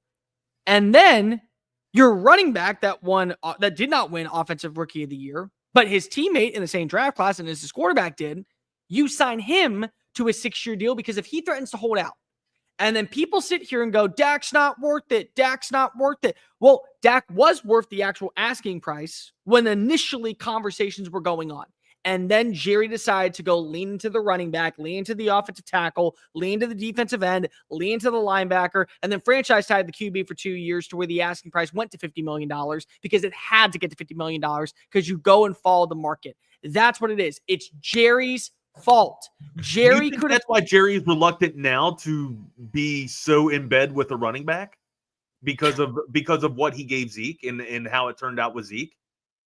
Probably. I mean, I think it has to be a factor. I think so. I think it at least. But at the same time, how do you justifiably go into this offseason? And procrastinate like you did. Not only that, but also. You go into this season and you think that 2 names, Dalvin Cook, who we all saw last year, lose all the juice. And I was so wrong on that. I thought for sure he still had enough left in the tank. I'm with you. I thought he did too. I thought he would be able to reinvigorate somewhere, right? Or just to rekindle some spark, but nothing, man. I mean. And then you throw him, you throw Ezekiel Elliott and Rico Dowell, who has never been a number one, and say, oh, we're going to make this work. Okay. This is the most coach Dowell has had his entire career, right? Yes, this is the most carries he has, and there's still 7 more weeks left in the season. So, yeah. Well, you know what, Rags? If that works for Jerry Jones, I'm going to go ahead and walk up to Jennifer Lawrence and go, "You, me, now." Grab her hair and pull it because it has to make the exact same amount of sense because they're both going to hit, right? I mean, do you understand how stupid that is? Oh, and then the malpractice continues, Wags. A fine young gentleman by the name of Amari Cooper. You may know him. In fact, I think everyone in Dallas knows him. Gets traded from the Cleveland Browns to the Buffalo Bills, a team that's looking to contend and upgrade their wide receiver core for their struggling quarterback. 44th round pick. You gave him up for a 5th round pick. So you got less in return. You also got more. You also watched as the team that reaped the benefits from him got more in return. And then you took that same draft pick, the same one used on Amari Cooper, to bring in Jonathan Mingo from the Carolina Panthers, who had a grand total in his career of, wait for it, 15 catches. I think he can play, though. I'm actually big on Mingo, but I have no problem with that. But if you're going to ask for which is the better deal, it's 100% Amari Cooper. 100%. And it has nothing to do with contract negotiations or anything like that. It has everything to do with the fact that you are saying we're going to compete. You're not competing with Jonathan Mingo as an upgrade. You're not. It's dumb to think that you are. What are we doing here? Are they and maybe they're secretly tanking? But what are you tanking I for? don't know. Travis Hunter? Because if you're still going to get flagged, Purgatory? I don't know. Because here's the thing. The whole Yeah, thing and that's it too. Like I've seen everybody sit here and say, "Let's bring in Jonty, bring in Jonty." If you bring him in, the same results are going to happen. You're going to get Wait, less you mean than Genty? 75 yards a game. That's what's going to Genty, happen, right? Yeah, Genty. Yes, Genty, Boise State. No, but like at the same time, like people were saying, "Oh, well, here's what we're going to do. We're going to hire Dion. We're going to bring on Dion down to the Dallas Cowboys, and then we're going to go ahead and we're going to bring in Shador." Yes. Who's taking Dak's contract? The other day, didn't he? Who's taking Dak's contract? I mean, don't get me wrong. Many people will take Dak Prescott as their quarterback and do it with the smile. Hey, honestly, you asked that question. Don't do it. Maybe the Giants. No, they wouldn't. They would not take that contract. They just gave Daniel Jones $85 million guaranteed, or I guess when it all comes down to it, it's like $120 guaranteed. They're not going to pick up that contract while still paying off Daniel Jones. That's the problem. You don't know the Giants. I do. My family are Giants people. Okay, you're right. I do know Giants. Let me walk that back. I watched this. You know misery. You know misery. Okay. Oh, I have I ever? My grandfather on his dying bed said, "At least I don't have to watch these Giants anymore." So I was like, "Oh, okay." So I mean, I'm so glad that you're dead. I say this as kindly as possible, Gramps. I am so glad that you're dead and cremated, so you can't even roll in your grave knowing how bad this organization is being run right now. Oh, and if he could see Saquon, oh my goodness. If so he died right after they drafted Saquon. Here, Cole, I'm very sorry to pain is misery. You have to live through these moments. But it's like, no, he died. It's like, I'm so glad the franchise decided to make the right move and bring in a great running back. And I'm like, oh, if only you knew. I'm smiling because you're laughing and telling the story. If only you brutal. knew what they did. If only you knew that John Morris said, "It's going to kill me to watch him play well in Philly." And Joe Shane sits there and goes, "No, he's not. He'll be average." We're not on HBO, Grandpa. If only you knew your favorite channel that had the Sopranos that you would watch every single Sunday. You got to see the Giants talking about, screw it, he's not going to be that good in Philly. It's only our division rival who just won the damn. No, actually, Dallas won it last year. My bad. Yeah, no, Philly had that debacle of a fallout last season. Yeah, but again, it's like the Giants know misery, but it's different because you want to know why the Giants know misery and fans just kind of expect it at this point. Dallas fans don't. Dallas fans think that things are going to change because of added because they got Dak Prescott or they added a really good player or they signed somebody, they ink them up to a 7 or 10 year deal or whatever. They think they're not realists. Dallas Cowboy fans are not realists. Well, you know what the dumbest thing is, Wags, is that every single one of them, and by the way, if you're in the chat, please know Cole Thompson here is only speaking because he cares about your mental health. That's why I'm bringing. Guys, I got Daniel Jones to deal with here. Misery loves company. Actually, hold on. Now we can heal because I don't know if you saw the news, but Danny DeVito's nephew, Tommy DeVito, is going to be throwing the rock now. Yeah, but now we get Sal on the sideline, so I think that we're all going to win with that one. We're all going to at least win with Sal there. No, exactly. But do you remember when Micah Parsons got drafted to Dallas and how many people lost their freaking minds? Yeah. Why are we bringing in a linebacker? Why are we bringing in this? We have Leighton Vander Esch. We have DeMarcus Lawrence. He's a hybrid. We need a wide receiver. And then you look back, and you're like, wow, that's one of the best players in the NFL. Do you not understand how dumb sometimes you sound? Cooper Beebe was one of my favorite draft picks in all of the league this past year. And when people were saying, why are we drafting him? If he's so good, why wasn't he drafted before this? You're going to find out pretty quickly that he's going to be a pretty good player. He can play, yeah. You're going to find out pretty quickly that this is actually a good thing for you. Yeah, but why didn't we draft him in the first round to be so good? Huh? It's value. It's called value. Just, my God. This is what we're dealing with all the time. And so they don't sometimes think when they talk, they think that things are going to change. It's not. And so here we are once again dealing with the exact same nonsense over and over and over and over and over again. And it starts up at the top. If Jerry Jones would simply stop thinking he is the smartest man in the world then you know what? Things would actually turn the corner. But here's a problem that if you've noticed, Wags, and I bring up, especially this is all on Jerry, and it's not on Dak, and it's not on McCarthy, and it's not. Jerry wants to be the guy that is like the solver. We all know that one friend who like came up, who will take credit for something that they really didn't do. Oh, but, sure. but they did. Like, oh yeah, remember I brought that idea up in your brain like 2 years ago, and now you actually acted upon it. You're welcome. I brought that idea up in your brain. Yeah, that was me. Hey, remember like 6 years ago when we were out smoking a doobie, and I told you about this one grand idea, and now that you're patenting it, I think I deserve a little bit of compensation. Like we all know that, dude. That's Jerry Jones. Dak Prescott doesn't need the Dallas Cowboys. I mean, we don't need Dak Prescott. Dak Prescott needs Dallas Cowboys. We don't. Mike McCarthy is not a coach that knows his way around the business. I saw something in Mike that stood out in the hiring process. I noticed something that was going to bring him over the top. I noticed it. We have a running back. We pay the running back first because the running back, he boots, scoots, and boogies like Brooks and Dunn on a Saturday night. He does a great job pile driving into the end zone, friends. I know this. I remember back when I was watching Felix Jones and I was watching Darren McFadden play at Arkansas. Go Hogs. WPS. I remember those guys. And I said, that's the type of offense that's going to capitalize. Run DMC. That's the kind of offense that's going to bring in the NFL. Go Cowboys. Like he always has to be the dude that literally saves the people. Say, I'm the savior. I'm the solution. You're the problem. And 9 times out of 10, like most narcissists, they don't realize they're the problem until it's too late and everyone wants to forget about them. And so, go ahead. It's 10:51 in the morning, so I can't do it. But we can all crack open a beer, an imaginary beer. Actually, for you guys, it's probably a little bit more tougher. Let's go bring out the bourbon.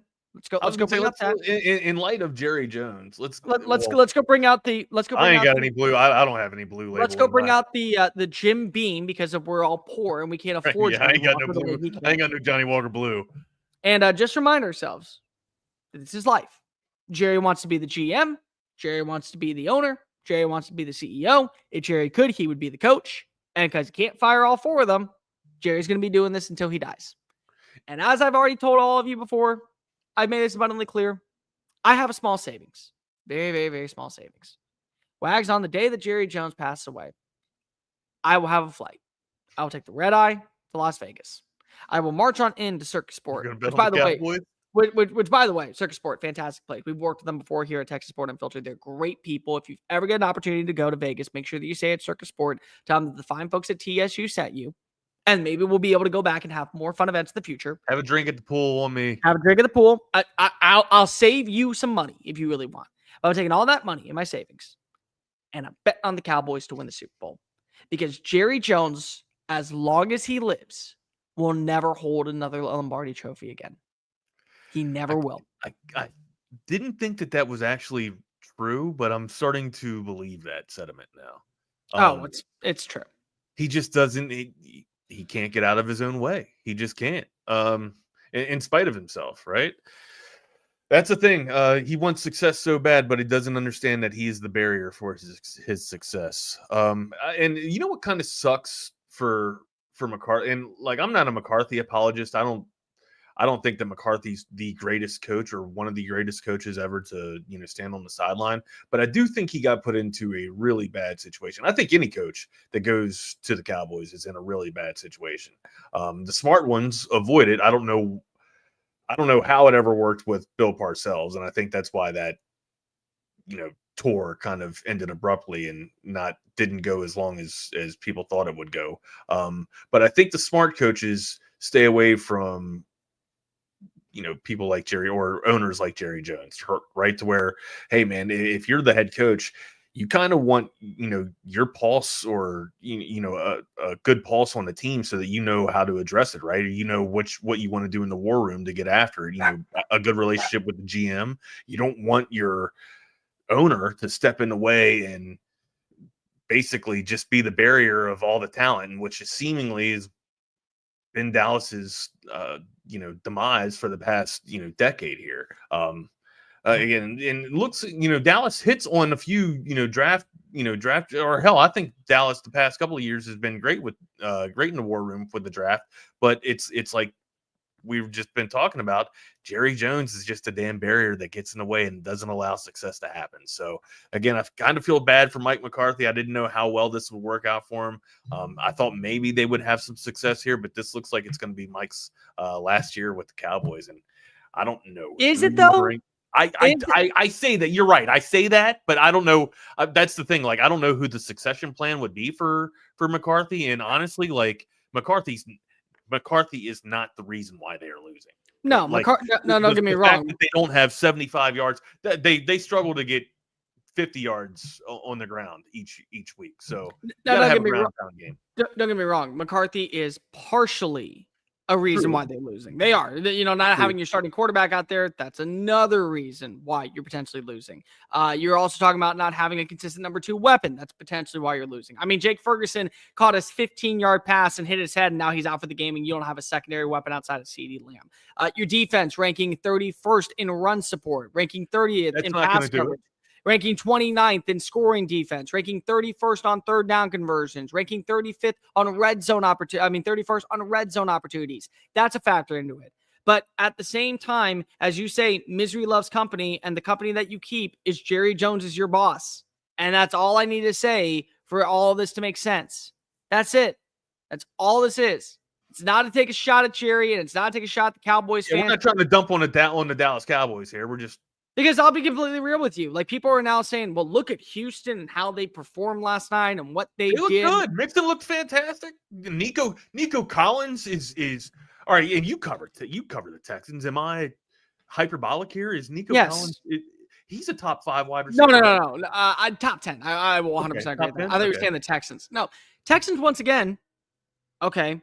So what did I see last night? And I want to look at this from a perspective of Super Bowl champion contender, because I live in this city and I cover this team, and I'm up close and in person. I'm watching the exact same thing you are, but I'm not watching through rose-tinted Lombardi glasses. I'm looking at this from just an objective perspective, because that's what you do in journalism. I would say more critical. You don't have a dog in the fight. You just literally call it as is. Who wouldn't beat that Dallas Cowboys team right now? Right. The way that they played last night. Oh, and by the way, just to go ahead and throw this out here, you still gave up 354 passing yards.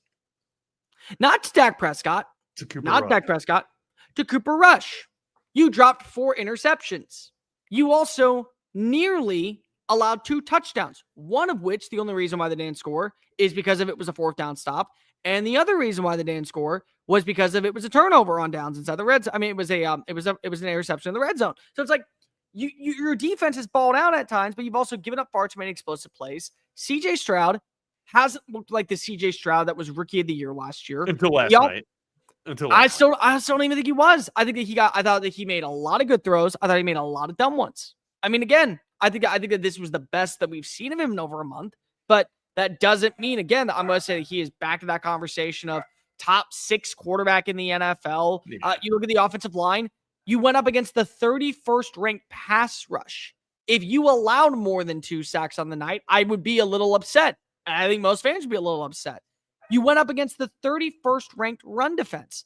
I'm not doubting Joe Mixon. Mixon had a hat trick. He's on pace to have the single season record for the most touchdowns in franchise history. And on top of that, he also is in the record to potentially be the first running back since Carlos Hyde in 2019 to rush for 1,000 yards in a single season. Carlos, I haven't heard that name in a long time, so, bro. Like, Carlos Hyde. So, I'm not sitting here and crapping on the Texans, but do me a favor. Look at how you played against the Detroit Lions in the second half. Look at how the Baltimore Ravens in a loss played. Look at how the Chargers played. Look at how the Bengals played. Look at how the Bills played in the second half against Kansas City. Look at how Denver has responded. Right. Yeah. Good point. Do you feel like right now that you are in the same category as all those teams? I would say you're in the same category as Denver. I would say you're in the same category as probably Baltimore because of the way that their offense was very docile against Pittsburgh. I'll say Pittsburgh is a little overrated. They had no offense. They settled for field goals. I think Houston's better than Denver. I think Houston. No. I would say they're better than Denver. I would say they're right on par with Pittsburgh. I think that their peak is better than Cincinnati because they have a better defense. But I would say Cincinnati's kind of in that same wheelhouse. They've had a heartbreaking loss. If Cincinnati's defense wasn't as much of a debacle that they are, Cincinnati would be contenders. Let's be real with it. I think that you can make a case for Pittsburgh. I think you can make a case for Baltimore. But you're telling me right now, Kansas City, you guys are in the same conversation. Shut up. Stop talking. You and Buffalo are in the same conversation because you went head-to-head. Stop talking. Stop talking. You and Los Angeles can go bout for bout. Stop talking. I would take the Chargers over you right now. I would. You're gonna. Yeah, I think I was reluctant at first, but I think you're right. I think I would take. I think now after seeing this week, I think I would take the Chargers. And then in an elimination game, one game, not best of 10, not regular season, an elimination game. Would you trust the Ravens or the Texans right now? That's tough, actually. Because that right now would be the playoff matchup in the first round. I would take the Ravens. I would take the Ravens. I would take the Ravens. Reluctantly take the Ravens. So that's not me saying that the Houston Texans are a bad team, but they're not a Super Bowl contender. They're not. And I just wish people would understand that the next 3 games they should win. They won last night, 34-10 against Dallas. They should beat a struggling 2-8 Tennessee Titans team. They should beat maybe a coachless Jacksonville Jaguars team on the road going into the bye. Oh, you're right. You're right. They should win those games. And then they will be sitting at 9-4 going into a bye week. And they'll be 5-1 in the division. Not all records are created equally. If they were, we would see multiple Big 12 teams in the college football playoff, and the SEC would just piss off. I mean, we didn't have to worry about these conversations. It's the same thing in the NFL. Not all records are made the exact same. Not all teams are built the exact same. You're right, man. I can't argue with that, dude. Kind of hit the nail right on the head there. Any predictions, any shock value that we'll see from the rankings tonight? Ooh, South Carolina, number 16. I think that they will move up close enough to where we have to have that conversation of when that 13th team appears, it could be South Carolina. Also, I think that BYU, Boise State will not be in the top 12 rankings, but still in the playoff. I believe that Iowa State, Arizona State, and Colorado will be back to back to back.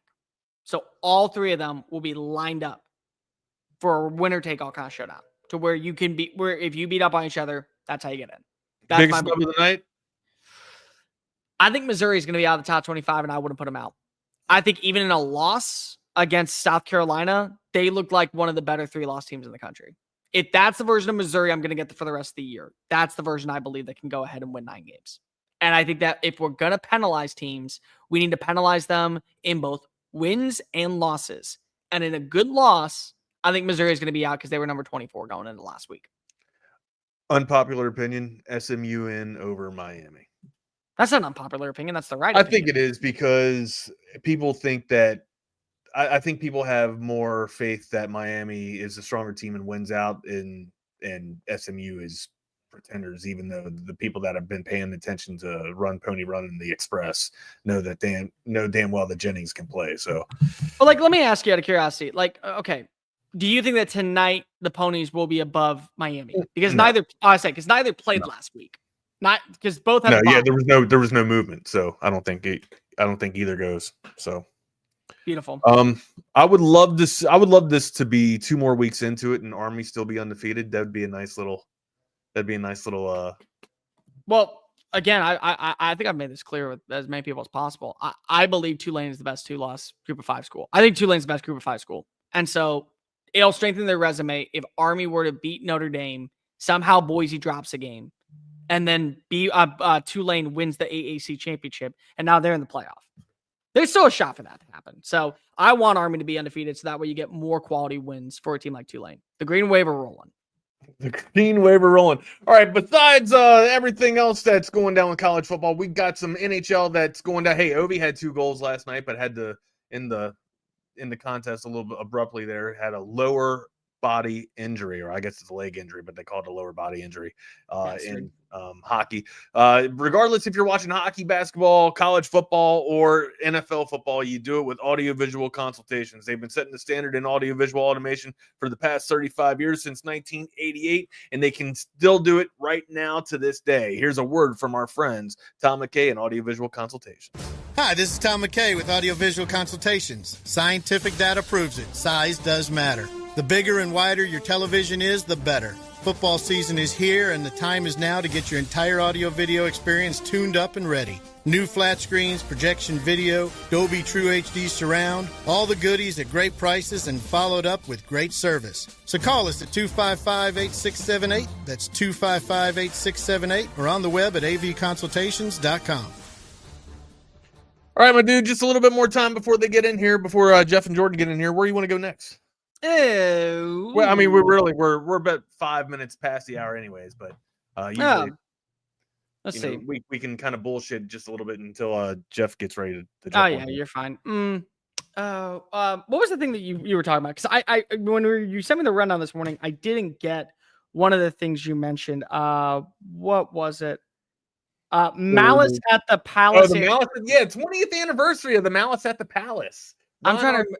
Ben Wallace and Ron Artest getting into some back, you know, they called it the Palace back in Detroit. The Pistons used to play there. I don't know if the Pistons still play. I think the Palace is no longer there, right? I don't think so.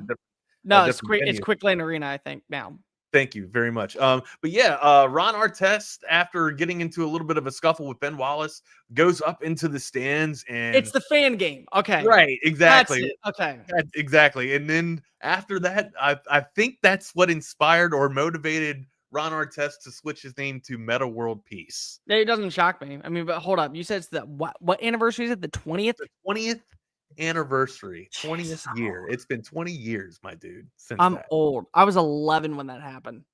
I was 11, and I honestly forgot that he changed his name to like Meta World Peace and World Peace, like 2007. Yeah. Like I forgot about that. He like did it right after that, right before he joined the Lakers and went on that run with Kobe and Paul Gasol. He did, man. Ben Wallace also. Do you let me ask you? Do you think he gets enough credit for what he did in the game? Yeah, he wasn't exactly an offensive powerhouse, right? But I mean, the dude was, he was a rim protector, and he was, a defensive stalwart. So to me, I think he gets the credit. I think that Detroit Pistons team. Detroit Pistons team was dirty. It was just assembled very nasty. You had Rasheed Wallace that could also bury a three from the perimeter, and of course bury a three from the perimeter, but he could also get lethal and nasty with it inside. And then Chauncey Billups, or we forget Tayshaun Prince. You're forgetting the most important one. Rip. Yeah, you're forgetting the Masked Wonder, Rip Hamilton. The Phantom of the Opera, Rip Hamilton. Phantom of the Opera went ham in there. That was honestly, after learning all of his basketball that he needed to from an old Michael Jordan from the Washington Wizards. Rip Hamilton goes over to the Detroit Pistons and gets that winning championship mentality and brings it home. Honestly, I don't even care about him as he regresses as a player after his time in Detroit. I just remember that face mask and being like, this is the coldest dude on the court. Not realizing he wears a face mask and got poked in the eye. And I'm just like, they had some white rookie too. I think his name was Darko. Darko Milicic, or is that it? Pool Cole. Why is that? Pool? I don't remember. Like, this is the thing. I can't remember what time I need to do my taxes or what time I have to go to the grocery store. Yeah, I can remember players from 2004 NBA drafts. Like, that's where it becomes a concern. Darko. Oh man, this feels like something that I think is going to be. I think it's gonna be something that like is gonna linger for me for the rest of my life. Like my daughter or my son, whenever they have like a practice or I gotta pick them up from something, I'm 6 hours late. Yeah, I can remember who scored the winning run in Game 5 of the 2017 World Series. Like that's where I'm at. Like I hate myself. Like I have to remember important things. But like that's what dudes do. Like Kirsten's one time asked me, she's like, "What did you do the entire night when you were out with your buddy Lopez?" I said, we talked about college football playoff scenarios where if you put them in a fight, who would win based off of mascots? Like that is the most guy conversation that you can have at a bar while drinking down the I would say, crappiest lukewarm beer as possible. And it's just, if you haven't been there, you don't understand it. Like, I try to explain that to her all the time. You're never going to understand what we're talking about because you've never been in that situation. It's not like you go and name off your favorite Taylor Swift songs on which one would win in a power ranking. Like, it's not like you do that. Men are simple creatures. That's all we need. It's it. Strangers become best friends in a week. All right, let's bring the boys in. I see him in the background here. It's Jeff and Jordan. What's up, gents? How are we doing today? Man, I'm good. I found out the other day. I was listening to a clip from Steven Jackson's podcast. He blames Jamal Tinsley for instigating the whole thing. Jamal Tinsley, the Pacers, because if you remember, Steven Jackson is shooting free throws for a technical, and apparently it was something Ben Wallace did, and Jamal Tinsley is telling Ron Artest the whole time, hey, just get it back on the other end, get your foul back, and Steven Jackson said him and Jermaine O'Neal are like, no, don't tell him that. And then Ron Artest tried to get his foul back, and everything went to hell real quick. Shit. I don't know if Jordan were you born? Jordan was like 2 when that happened. Jordan. If it was 20 years ago, I would have on November, I would have been about 2 years old because my birthday's next month. So down. Malice in the Palace. All right, gents. Well, we're 10 minutes past the hour. We're gonna bid you guys adieu and let you guys get to your show. Sorry for taking up a lot of your time. Cole, thanks for the conversation, man. I'll see you tomorrow, buddy. Take care, guys. Thank you, Cole. Thank you, Wags. That is the chaos theory portion of the show. What's up, Jordan? Aaron Rodgers just fired the Jets GM. Breaking news. Schefter says Jets have fired Joe Douglas, but discount double check was who canned his ass, I think. There you go. Sorry, go ahead. No, he is Jordan Scruggs. I am Jeff Howe. It's only an hour. I'll start because I was just addressing this on the flagship message board over at Horns 24/7. Our Travis Johnson, Jeffrey, y'all still recording the Blitz. Right now, Longhorn Blitz is on hold. It's not dead. We're not done. It's just on hold right now. So everybody's been asking for an update. I will have an update, and we will have an update as soon as there is something to update. So there you have it. Jordan, I'm sure we've got a lot of Michael Fasusi and other things to talk about today. I do want to start with this, though. College football playoff rankings coming out tonight. We know BYU is going to drop. Man, I'm not going to say I'm concerned about Colorado potentially getting into the playoff because I'm not concerned about it. And here's my problem with Colorado, Jordan. Like it's like this. So our friend Bud Elliott, our coworker at 24/7 Sports, Bud Elliott with the Cover 3 podcast, Bud put out his projected playoff bracket. I think this was yesterday or maybe Sunday. I forget. Anyway, it's been the last couple of days.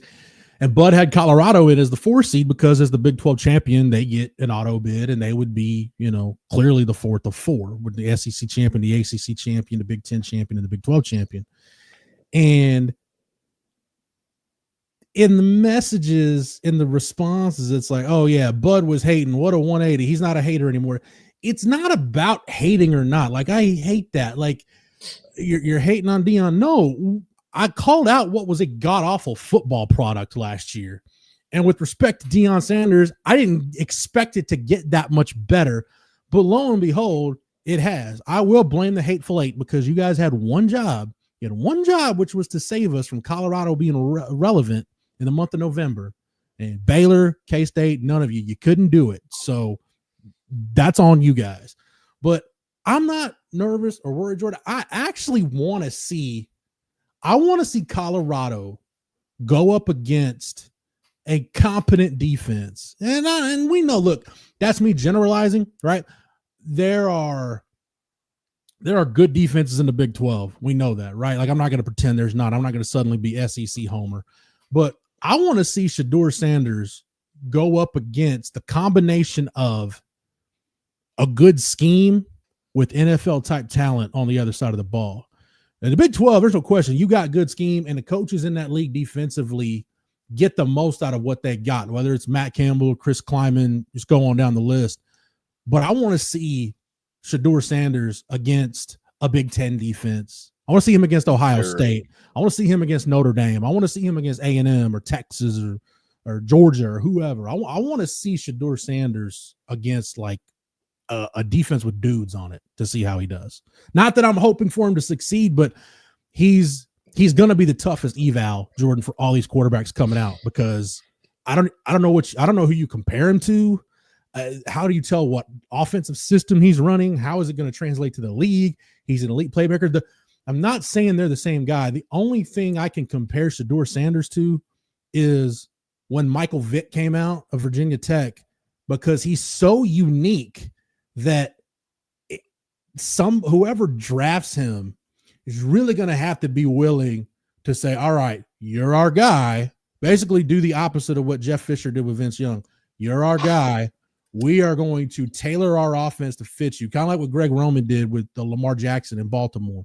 You're our guy. We're going to fit everything around you rather than you having to fit to us. So that's what I want to see. I imagine Colorado's going to move up with BYU moving down. I don't know if Colorado's going to lap BYU, but Jordan, that's my long way of saying I want to see where Colorado is. And really, it doesn't really matter where they are, because if they don't make it to the Big 12 championship and win the Big 12, they're not getting into the playoff.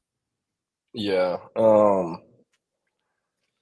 NFL Draft Buzz.com has Michael Penix as the first player comp for Shador. And these are just based off, it says player comparison, parentheses, similarity level. And I really don't know what this website gets down with, but Michael Penix is 89%, Bo Nix is 80%, CJ Stroud is 79%. And for me and Shador, I don't think it's that hard to scout him. I think the fact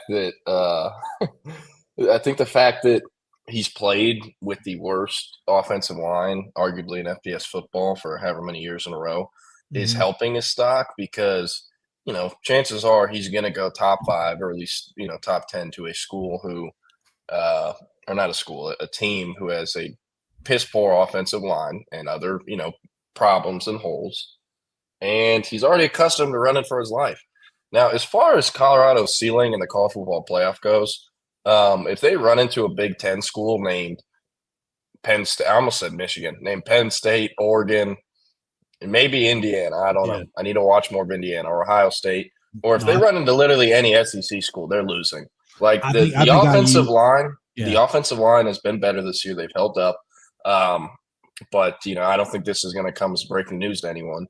The defensive lines that Texas Tech has isn't anything compared to what even Mississippi State has or Florida has, the bottom dweller. There's different body types that play in the SEC. Yeah. And I've talked about it a long time throughout this show. Certain body types only come from certain parts of the country. And no teams in the Big 12 really have those certain body types because they want to play in the best conferences, the SEC or the Big 10. So while it might be fun and games and competitive for, maybe a half, I don't see any way Colorado could beat a team with a competent front seven or a high-quality front seven that actually has NFL bodies on it. Because, let's look up and down. I'm about to look at their schedule. I don't think North Dakota State has an NFL defensive lineman. Nebraska has a few. That's why they lost 28-10.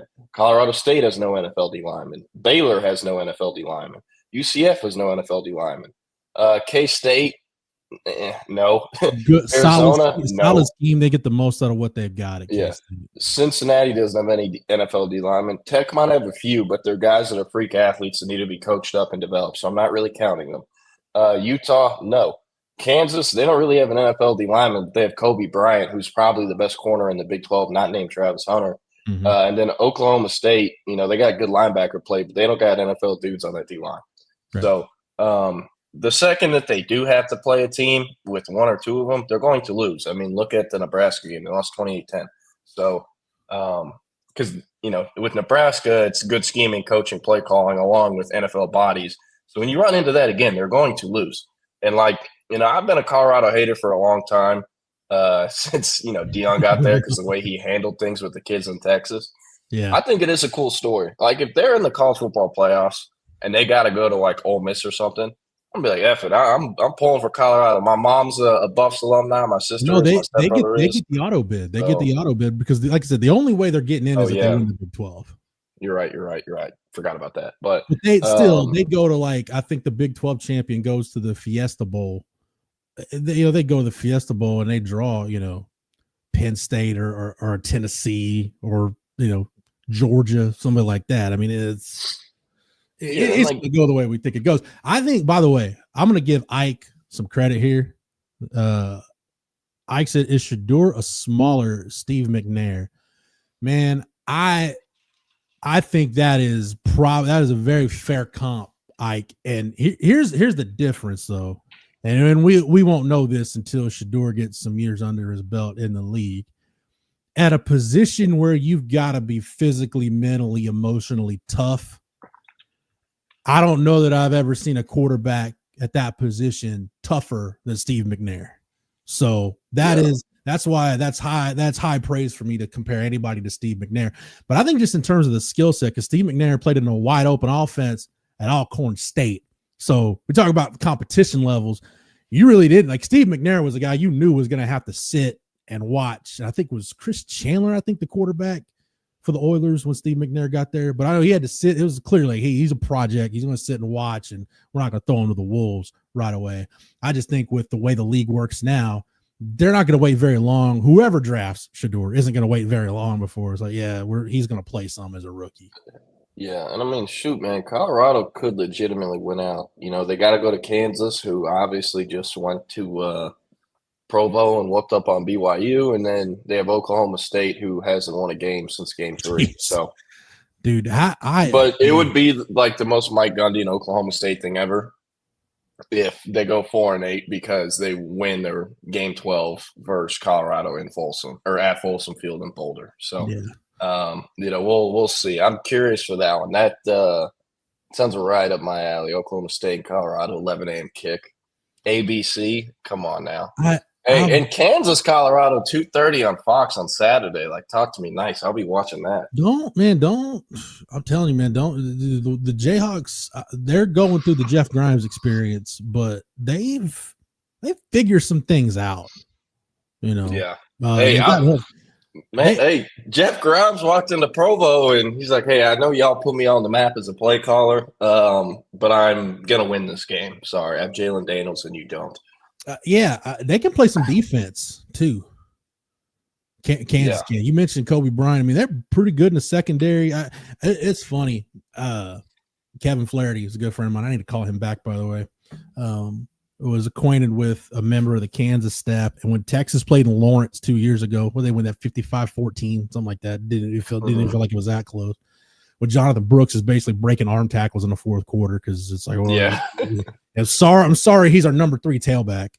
The one thing from the KU staff that became evident was talking about Texas, and I think this goes to your point about the difference in the SEC and the Big Ten and other leagues. And we knew what Sark was building at that time. He's like, they're so freaking big and they're so freaking physical up front. And then they just kill you with speed on the outside. I'm like, well, that's a compliment because that's exactly how Sark wanted to build this thing. You want to be massive and physical at the point of attack, and you wanted elite speed on the outside. So other Big 12 schools. And it's funny, I heard from another Big 12 source that there was a staff going into last season, into the 23 season, almost did the Larry Bird 3-point shootout thing, watched the Texas spring game, and it's like, well, I can tell you who's winning the Big 12 next year. Like, hey, they just thought Texas looked that good.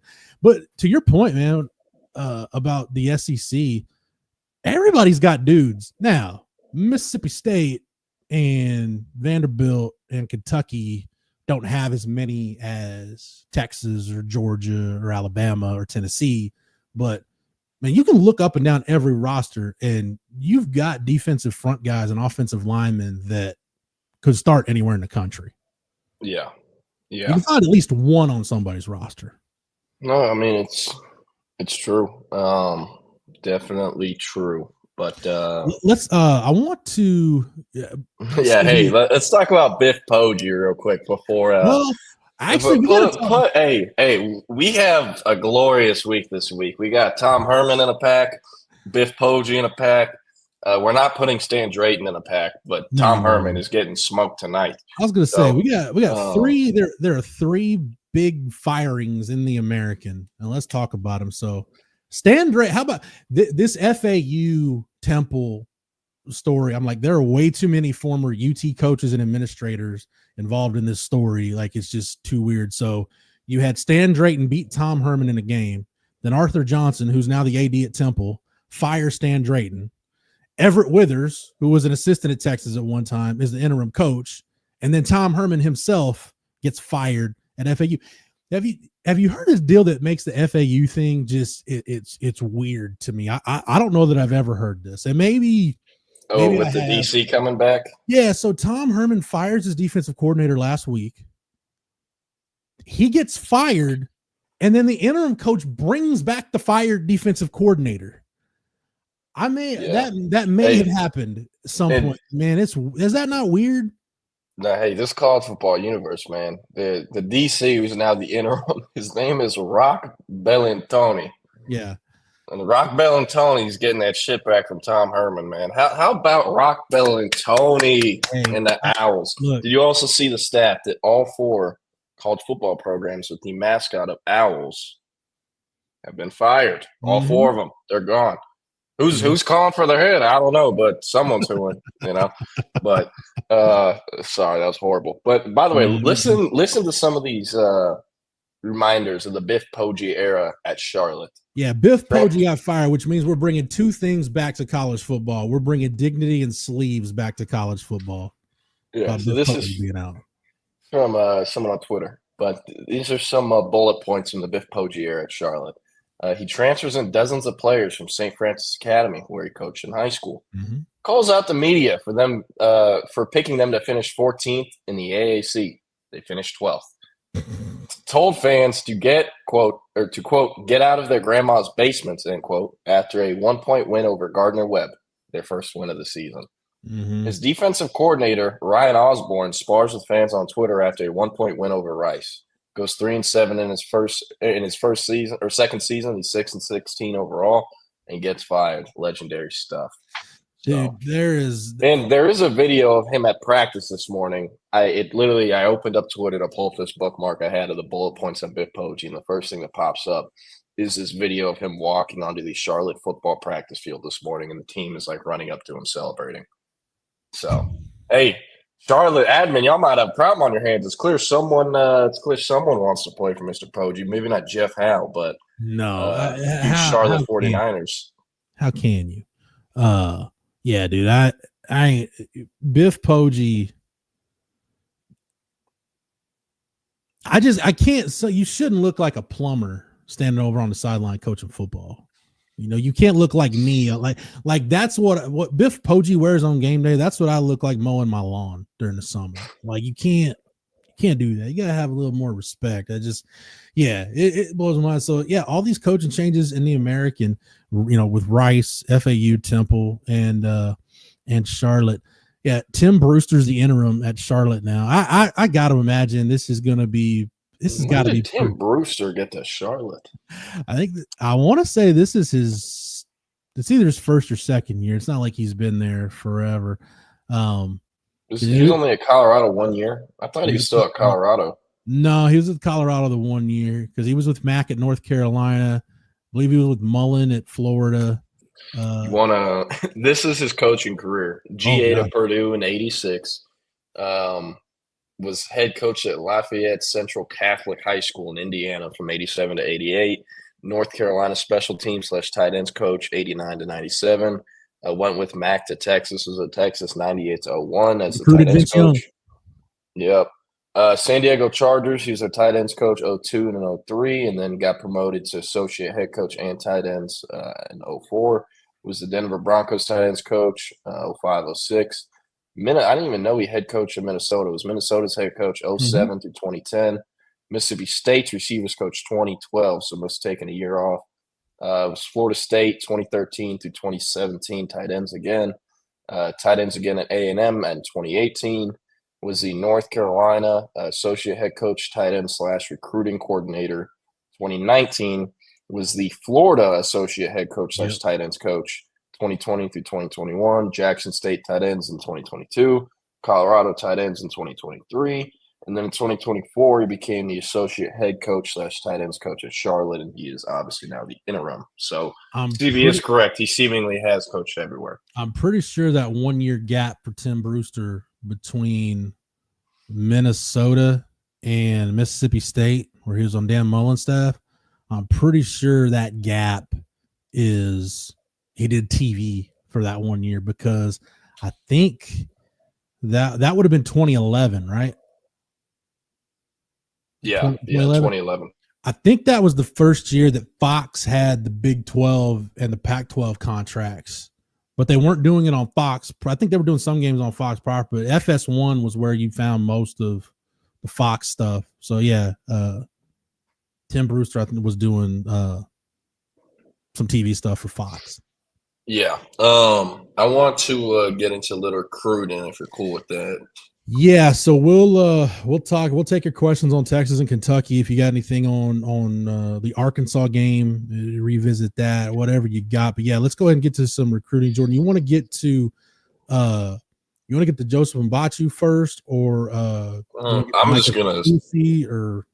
gonna start at the top with questions. So if y'all got any, fire away, and we'll get to them. And yes, by the way, Jake Bayless, I know who Jermaine O'Neal is. You got to understand, before football, my first love was basketball, and you got to remember all those basketball cards I had and the old backdrops. So, in fact, I probably know more obscure NBA players over the last 20 years than I do NFL players. But, Michael Fasusi, news broke yesterday evening that he had scheduled an unofficial visit to Texas for the Kentucky game on Saturday. And the following Saturday, he also scheduled a visit to be in College Station for the Texas versus Texas A&M game. Believe November 30th is the date. Two pretty big visits. He's obviously still committed to Oklahoma. This is the number 1 ranked offensive tackle prospect in the state of Texas. And I think he's more talented. I like him as a prospect more than I ever like Brandon Baker. The rankings agree with me. So this would be the highest ranked offensive lineman Texas has landed in the Sarkeesian era if they flip him, not named DJ Campbell or Kelvin Banks. I don't think he's quite ready to be a plug-and-play day one guy like Kelvin Banks would, but, the way Texas has recruited and set up the depth on the offensive line, he doesn't have to play year one. But if he did, I think he could hold up fairly well, but he's not – I think he's – very similar caliber prospect as Kelvin Banks, but not quite day one ready as Kelvin Banks was. But still a lot to like. Super young kid. He's a senior in high school. He didn't turn 17 till July. And believe it or not, he is 3 months younger or 2 months younger than Diabella is, who is in the 2026 class. So something to think about. But as far as the recruitment goes, chose Oklahoma over Texas and Texas A&M in August. Texas finished in 3rd place. They were behind A&M. They were behind Oklahoma. The big part of that, yes, everyone had pretty high NIL numbers. Of those 3, Oklahoma had the lowest at the time when he committed. But he was cool enough for that number because, the biggest thing for him, early playing time and relationships. Oklahoma held the advantage in both those departments over both Texas and Texas A&M to the point where, Fasusi was never going to base his recruitment off of NIL. It's a part of the pie, like it is for every top prospect in America. But for Fasusi, it is not the primary point of focus like it can be for other 5-star prospects. So, I say that to say, if the number that I heard Texas offered in the summer was incredibly high, I firmly believe Michael Fasusi is going to make 7 figures as a true freshman next year, wherever he ends up. But even if Texas throws an outrageous number at him this weekend, it still might not happen because, again, NIL is lower on the priorities list than a lot of people tend to think, especially for a 5-star offensive tackle prospect that's the number 1 tackle in Texas.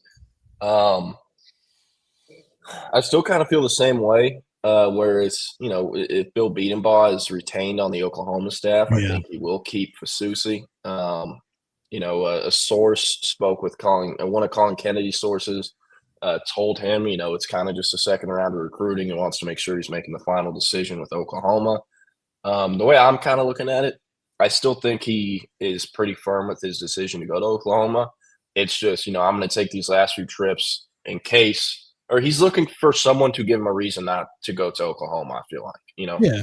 And right now he's pretty happy with that decision, but he's going to go take these trips, have these conversations. Important thing to remember that is not brought up a ton by other people. His best friend is Sean Hutton. Who is Sean Hutton? Sean Hutton is a 2025 interior offensive line prospect from Louisville. He's Michael Fasusi's best friend. He's a really good high school player, but, just due to measurables and length, all that, he's not a scholarship Power 4 player. He just isn't. So he's committed to Oklahoma as a walk-on.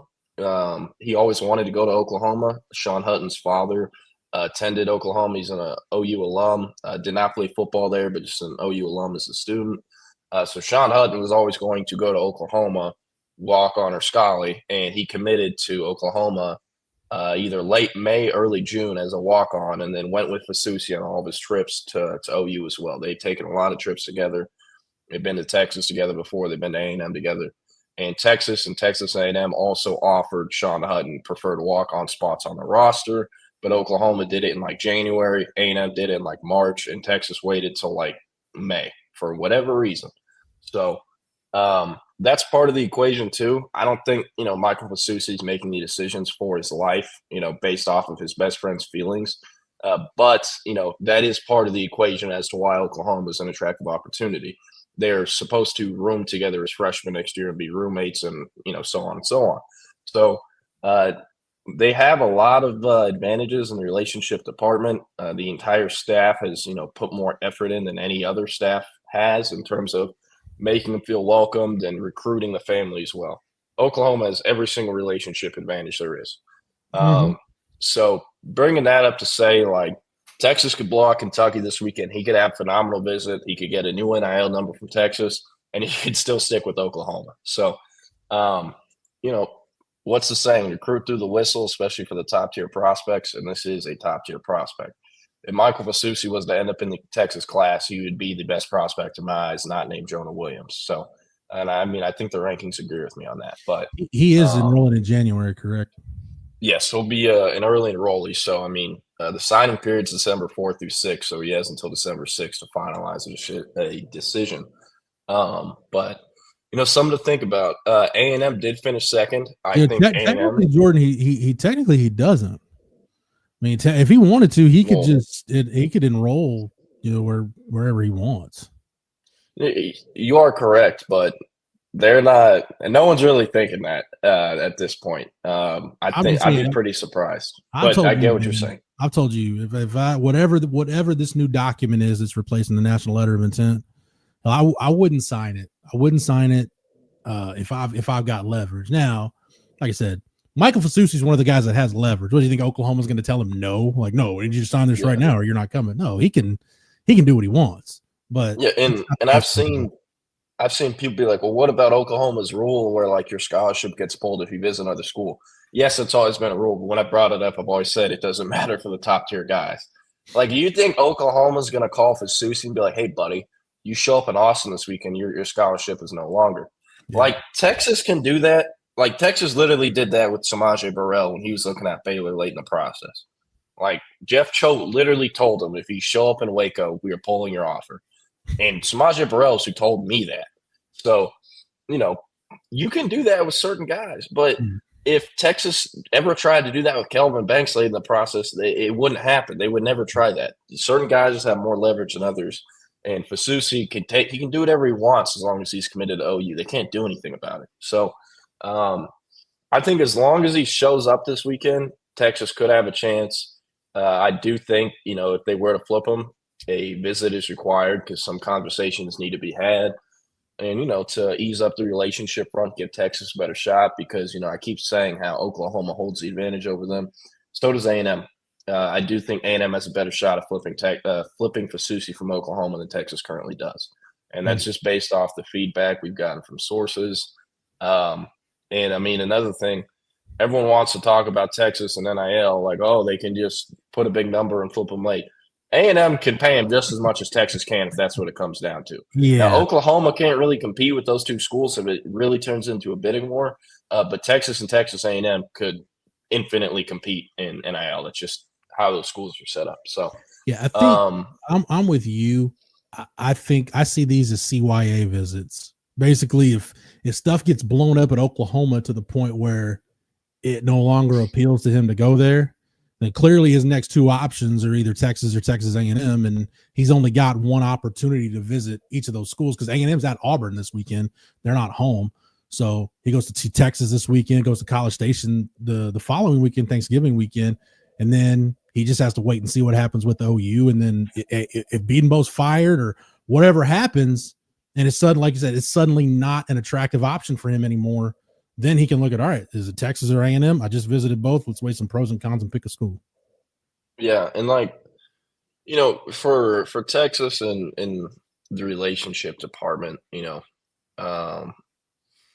Chris Gilbert has helped that a little bit. He's kind of come on late in this recruitment. You know, he is kind of Texas's closer and secret weapon for different types of recruitments. And, you know, Louisville is a Northwest Dallas area program. And, you know, Chris Gilbert has pull all over the state, but he was more pull in South Dallas and the I-20 corridor than anywhere else. So, you know, I don't know if it's quite a slam dunk that Chris Gilbert's on it, but he's definitely helping. And, you know, it's better that he's helping than he's not. So, yeah. But the thing is, Michael Fasusi knows that if he goes to Texas, Chris Gilbert isn't his offensive line coach. It's Kyle Flood. So the relationship there, I think, needs to improve for Texas to actually have a legitimate shot. And I mean, yeah, like I said, I feel like Texas is behind A&M in terms of who's most likely to flip them. But I mean, if he ends up at a school that isn't UT, A&M, or Oklahoma, I think me and everyone else would be extremely surprised. You know, you don't ever want to discount a school like Oregon trying to get in late, but he's going to end up at one of those three schools, almost positive. So, hey, what is Lamont Rogers waiting on, or is there still? So that's 100% sure that he's going A&M, because I figured that deal would have been done by now.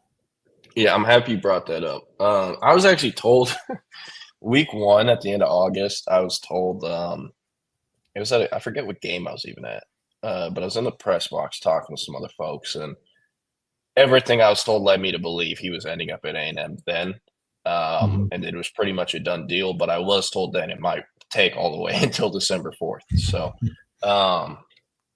you know, that's something to think about. Like, I think Lamont Rogers is either going to stick with Mizzou or end up at A&M. I lean towards A&M. I still think they're eventually going to get him. I don't, know the exact holdup, but I think he's going to end up at Texas A&M. A&M has to balance that because both Fasusi and Lamont know A&M wants the other one too. This is what Texas had to dance with, back in the spring.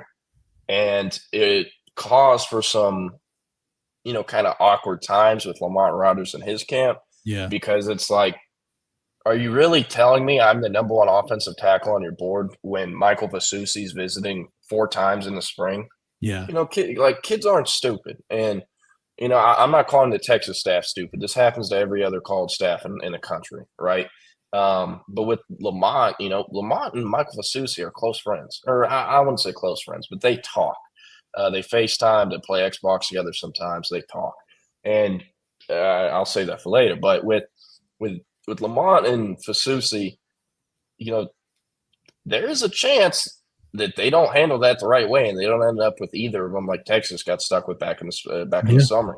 Those are tough situations for schools to manage because you have to keep both guys happy and keep both guys convinced of stuff. So that's kind of it. That's all I got for Fasusi. Can I give you an example of that just to relate it to Texas, just to give everybody an example of what you're talking about. Mm-hmm. Go back to the 2020 cycle, that summer of 2019, when Texas is recruiting running backs, and they really like Zach Evans and they really like Bijan Robinson, but it got to a point where, like you said, I think they felt like, all right, if we keep recruiting both of them, there's a better chance we don't get either of them. So basically, Stan Drayton and Tim Beck was involved in that recruitment. they basically had to to choose. It's like, all right, which one are we going after? And you can say for better or worse, whatever. Stan Drayton decided, all right, Bijan's my guy. I've got the better relationship with him. I think he's a good kid. Not to say that Zach Evans wasn't, or that they talk trash about Zach Evans, but they just felt like, all right, if we want Bijan, we got to stop recruiting Zach Evans. And that's pretty, other than a little snafu that happened where Zach Evans was supposedly going to make a visit that Stan Drayton had no idea he was coming to campus for. Ended up working out for the Beavos on that deal. Yeah. And it's really interesting whenever schools end up in situations like that. Like I think I've talked about this, but Austin Novosad and Baylor was in a similar deal. So Baylor had this kid named Zach Pyron, who's now at Georgia Tech. He's from Pinson, Alabama, and he was in the 2022 class. And the kid committed to Baylor in early spring of his junior year. Had a pretty good offseason camp circuit that spring heading into his senior year. Ended up backing out because he was backing out to kind of open his recruitment up to get more offers. And then he never really got more offers. So come middle of his senior year, he's trying to commit back to Baylor, and they're telling him, like, hey, no, like you got to wait. We might take you, but we don't know.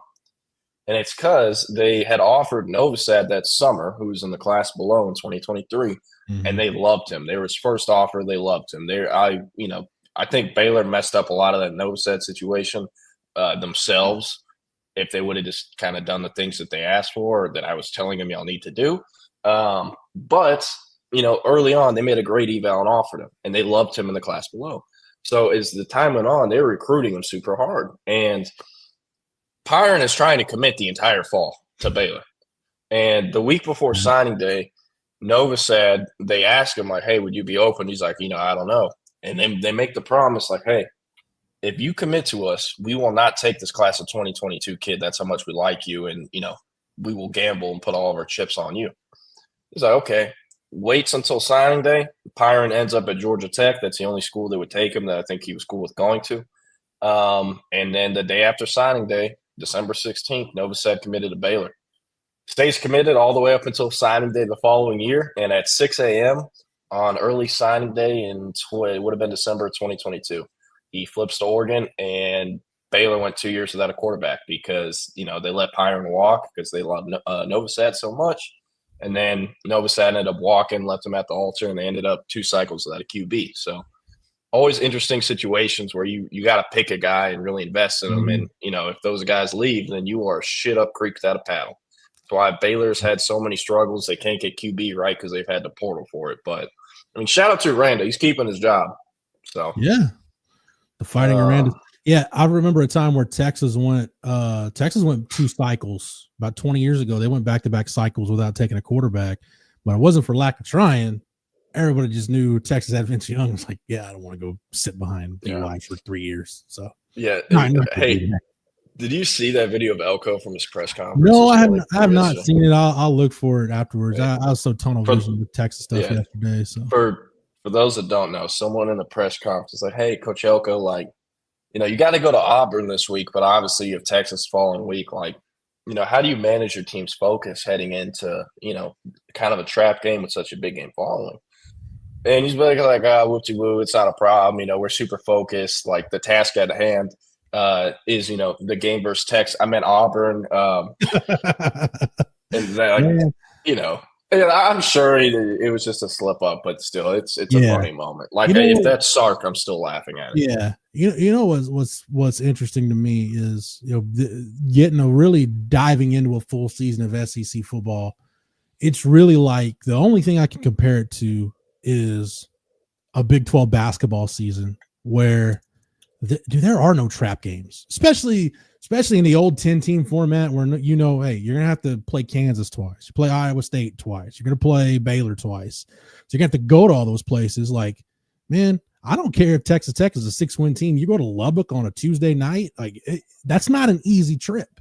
Anytime you go to Hilton Coliseum to play Iowa State, it's not an easy trip. There are no trap games in the SEC. Everywhere you go, between the road environment, the whatever talent's on the other team, the fact that crowd probably hates you, there are no trap games. Like, you're telling me a trap game, dude, if you're not ready to go to Jordan-Hare and play Auburn, that's on you. That's a you problem. Like, that's a really tough ass place to win football games. Watch Peyton Thorne just throw for like 500 and like 4 touchdowns, 1 interception. He has to throw a pick. There's no way he does. Oh yeah. And then the Auburn wakes up and turns off the Xbox and goes back to reality.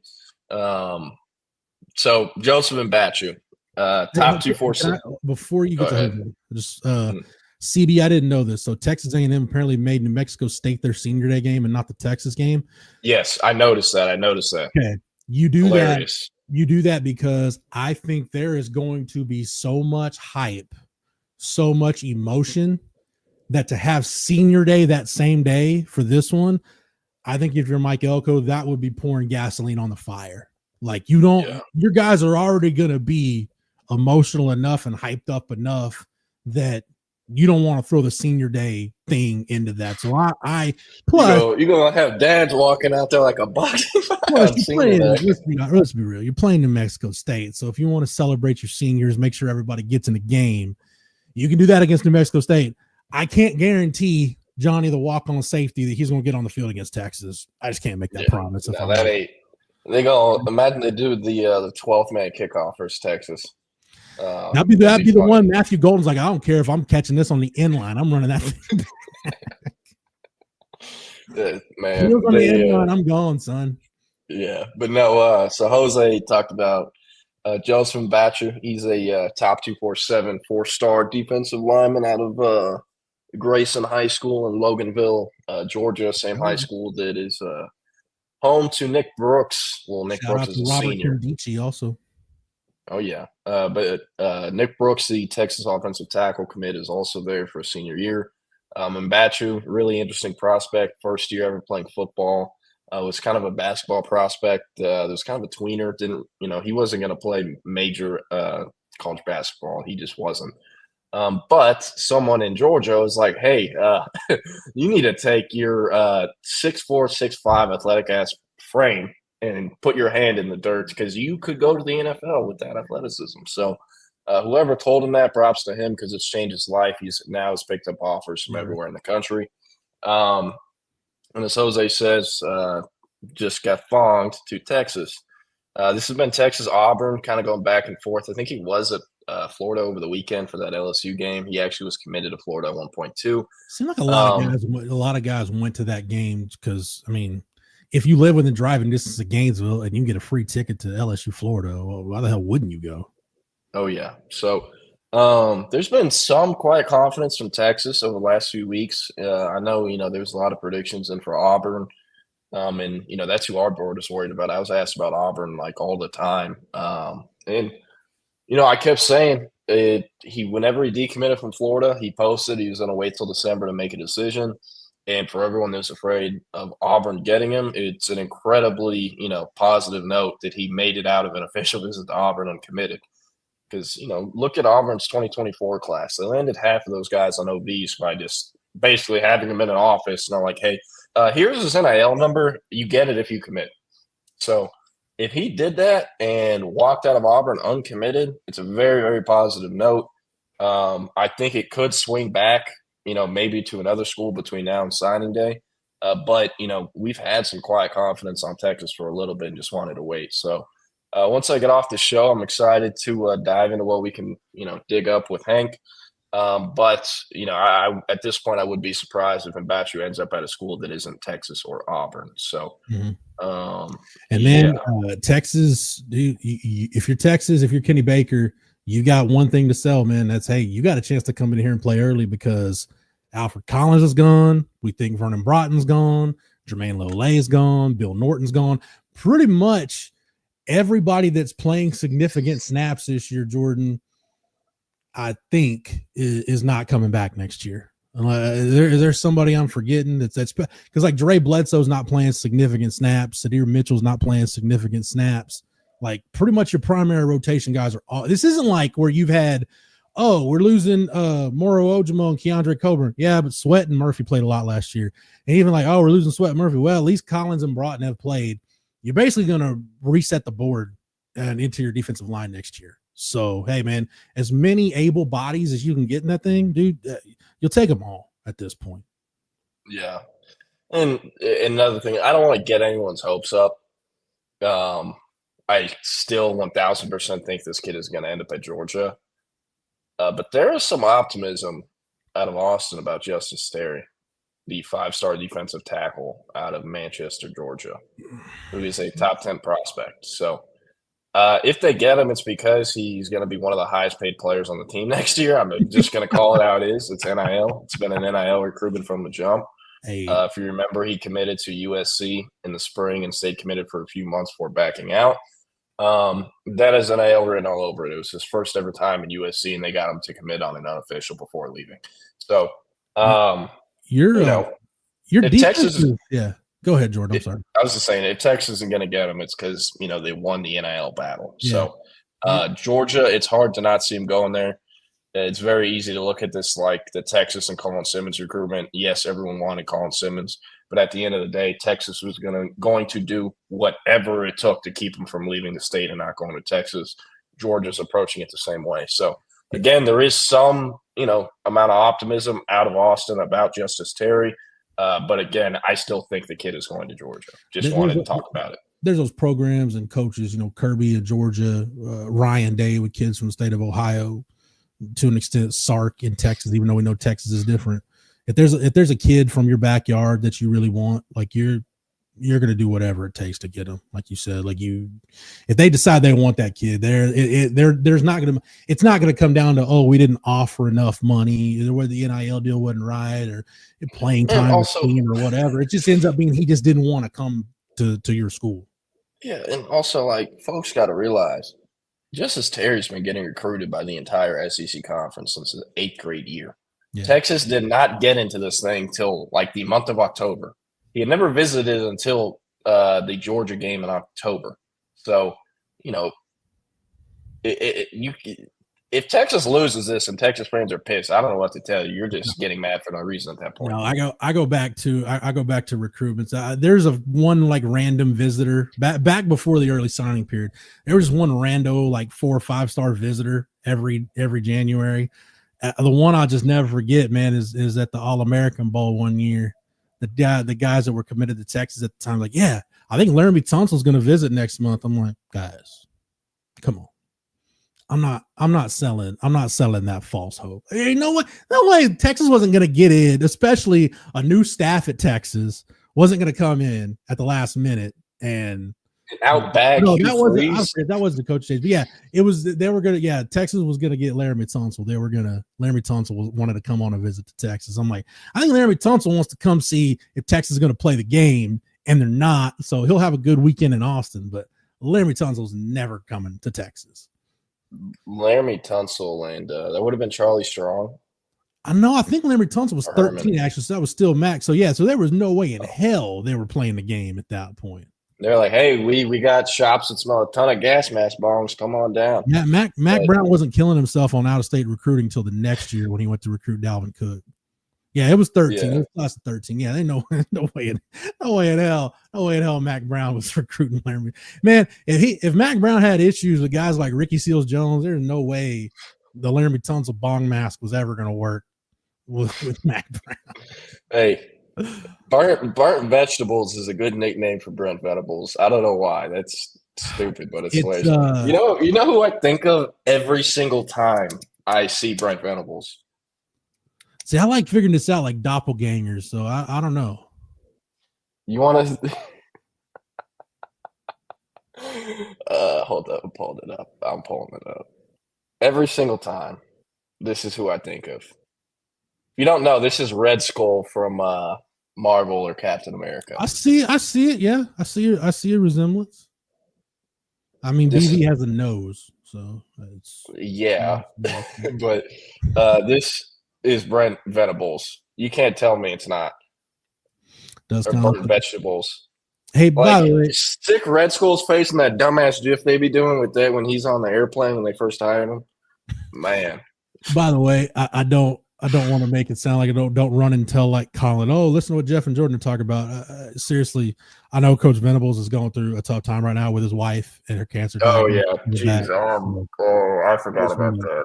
I'm sorry. Get that out there. That's I apologize. I apologize. It's it's a whole different deal though. When look, man, no coach wants to have the kind of football season Brent Venables is having. I mean, you gotta fire a guy that you've known for a long time and Seth Luttrell. You probably got to fire some more guy. Probably not going to a bowl game, and then on top of that, something totally different. With his wife. So yeah, it's hope all's going well. In all seriousness, we laugh and we have jokes, but in all seriousness, hope everything's going well. Jordan, I got a couple of questions that I can answer here. Jake Bayless asked, Jeff, do you think this Texas defense is better than 2009? I want to say yes for two reasons. Reason number, and look, that's a Will Muschamp defense, so trust me, this is not easy for me to say this, okay?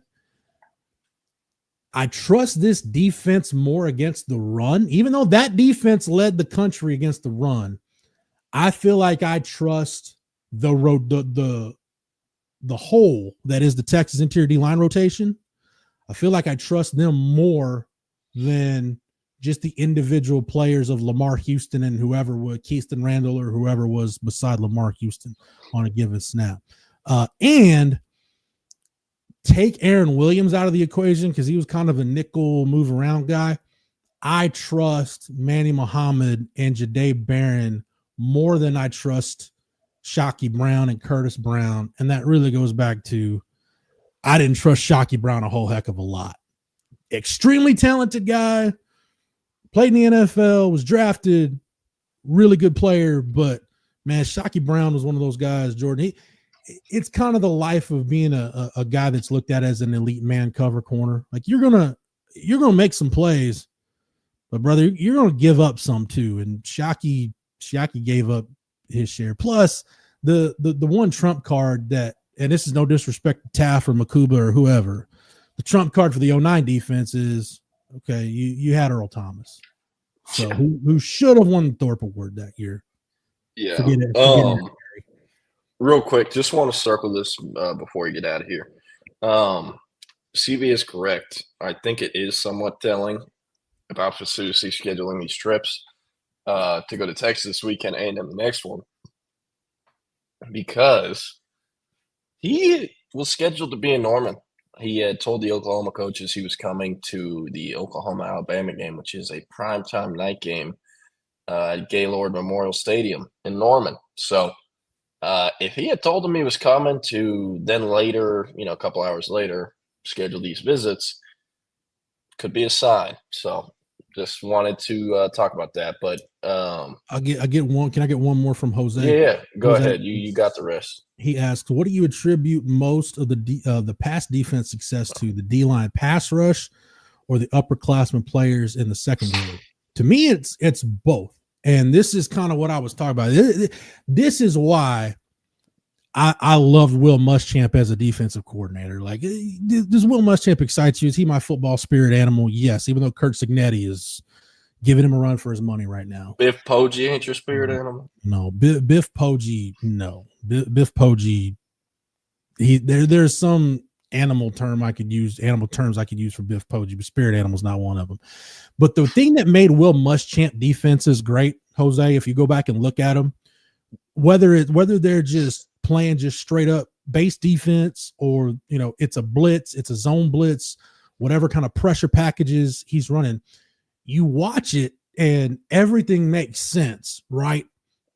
In other words, the front end is tied with the back end. Whatever coverage they've got called, it makes sense replacing the defenders that are absent with the blitz. And sometimes you don't see that. Like, that's one of the kind of the gift and the curse of guys like Manny Diaz and Alex Grinch, who are kind of cut from the same cloth, where they will just unleash hell on blitzes. And when it works really good. And it looks like you're sending 50 guys at the quarterback. When it doesn't work, you're probably giving up a really big play because guys are out of position. But that's what I liked about a Will Muschamp defense. The front end and the back end work so well together. And that was Will Muschamp and Dwayne Akina. Sark mentioned this yesterday, Jordan, and I don't think we give Terry Joseph and Blake Gideon enough credit, because I was one of the guys saying all summer, hey, this is going to be this is a referendum year for Terry Joseph and Blake Gideon. If we're still talking about the defense having the same issues where you can't handle certain sets, you can't handle certain route combinations, you look lost, you're busting coverages, you're giving up big plays, that hasn't happened this year. So I think TJ and Blake, they deserve a ton of credit for the job that they've done, helping Jahdae Barron make that transition to corner, elevating bringing Michael Taff along, getting a guy like Jelani McDonald in the right position where now he can contribute for you.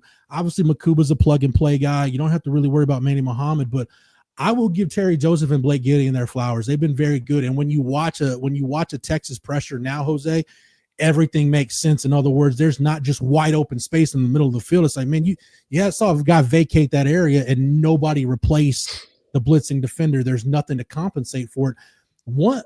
Sark didn't mention this specifically, but when we think about giving up explosive plays, it's kind of how we look at, and I know Eric asked Sark about explosive plays on offense yesterday, but it's the same thing with defense. A lot of times we think about chunk yardage plays, we look at stuff over the top, like your big shot plays.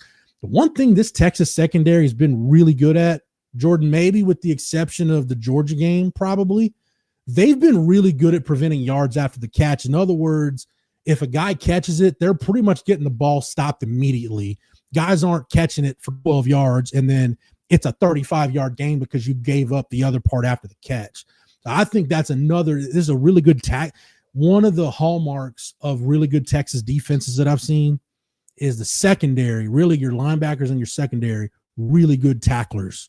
And from Jahdae, Manny, Makuba, obviously Ant Hill, Benda, your linebackers and secondary, Gilbo too. The linebackers and secondary on his defense are really, really good open field tacklers. So I think about that 27. Think about that 17 defense, Jordan, like with PJ Locke and Elliott and Holton Hill, Chris Boyd. They were really good open field tacklers. That's what I see from this defense. Yeah, I was gonna say another guy who's sneaky good at open field tackles, Trey Moore. I mean, how many tackles has he had this year in the flat? He might not be quite the sack artist that a lot of people want him to be out of the portal, but he is finding ways to affect games and help the team. And, one of the better underlying stories, I think, of the Texas defense this season, it might have been delayed a little bit the first few games, but he's kind of coming to his own, more as the season's progressed on. So yeah, I do know he came to Texas with the goal of being one and done and off to the NFL. I don't know if that'll happen. I think he could be a day 3 pick if he were to leave this year, but he doesn't want to be a day 3 pick. So right. If he comes back for another year, that would mean the only Texas edge that is set to leave would be Barron Sorrell. I think someone would go in the portal. That's just how things work. They're going to bring in 2, if not 3, from the high school, depending on if they get Javion Hilson. But Trey Moore, sneaky good underlying story as he's progressed throughout the season. Real quick, want to add another thing about Fasusi. Sorry. Go for it. You're good. A&M losing their 5-star quarterback who saw on Longstreet. It won't be a humongous part of the equation, but it'll be part of it. Fasusi isn't stupid. He wants to block for quarterbacks that, are talented, have relevant names. I think A&M is I think they're going to lose Connor Wigman to the portal after this year.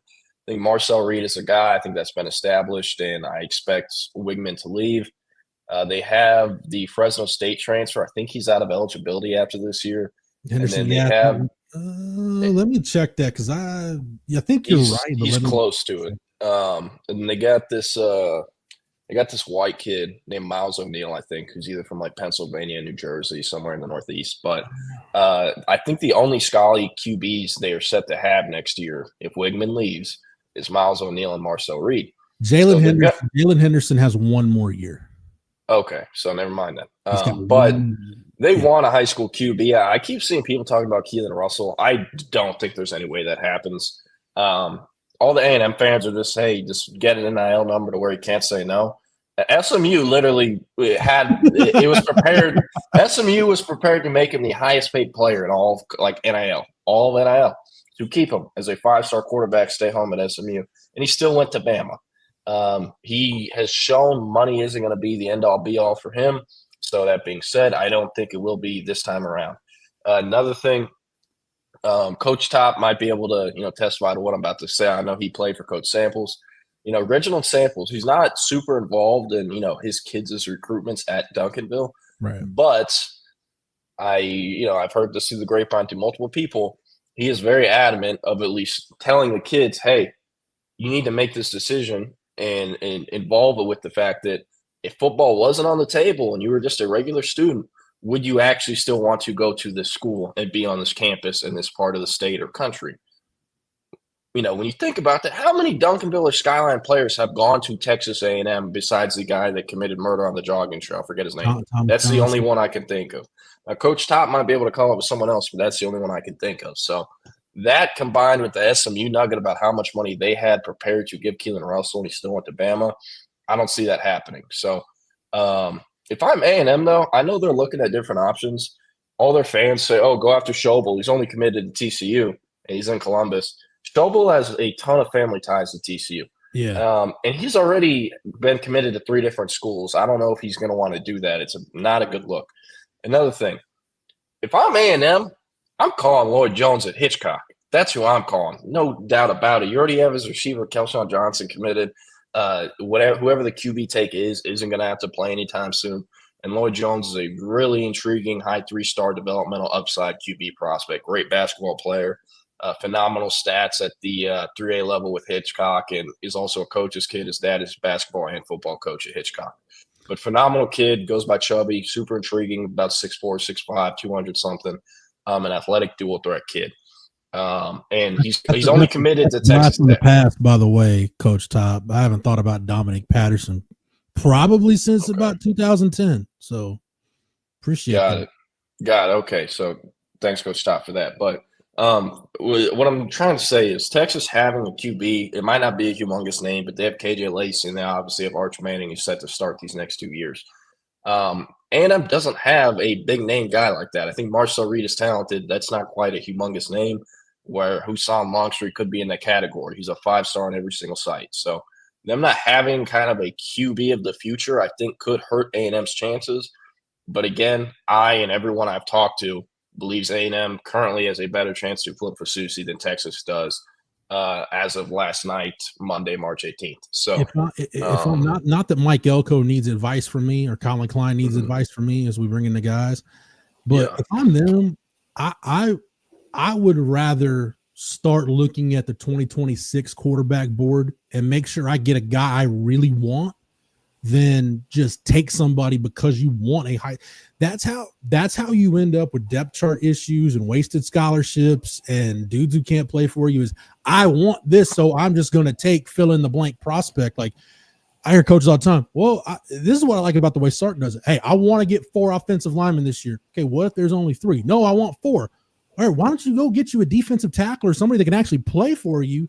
Then get an offensive lineman that's never going to play a significant snap just because you had to have 4. You know what I mean? Yeah. So I know they want a high school quarterback, but man, they just might have to go roll next year with Marcel Reed and Jalen Henderson and figure out, all right, with Jalen Henderson moving on, let's go ahead and know our backup is going to be a true freshman in 2026. Yeah. Also, real quick, before we get out of here, I just want to bring this up before we stop talking about the Arkansas game altogether. This is hung up inside the Arkansas Stadium. Eric, CJ, and I walked past this, and I pointed it out like, holy shit. Yeah. And I saw it on Twitter later on. This is it's the section of their stadium where it has all their bowl wins, and they have hung a Texas Bowl banner for a game that was canceled in 2020 due to COVID.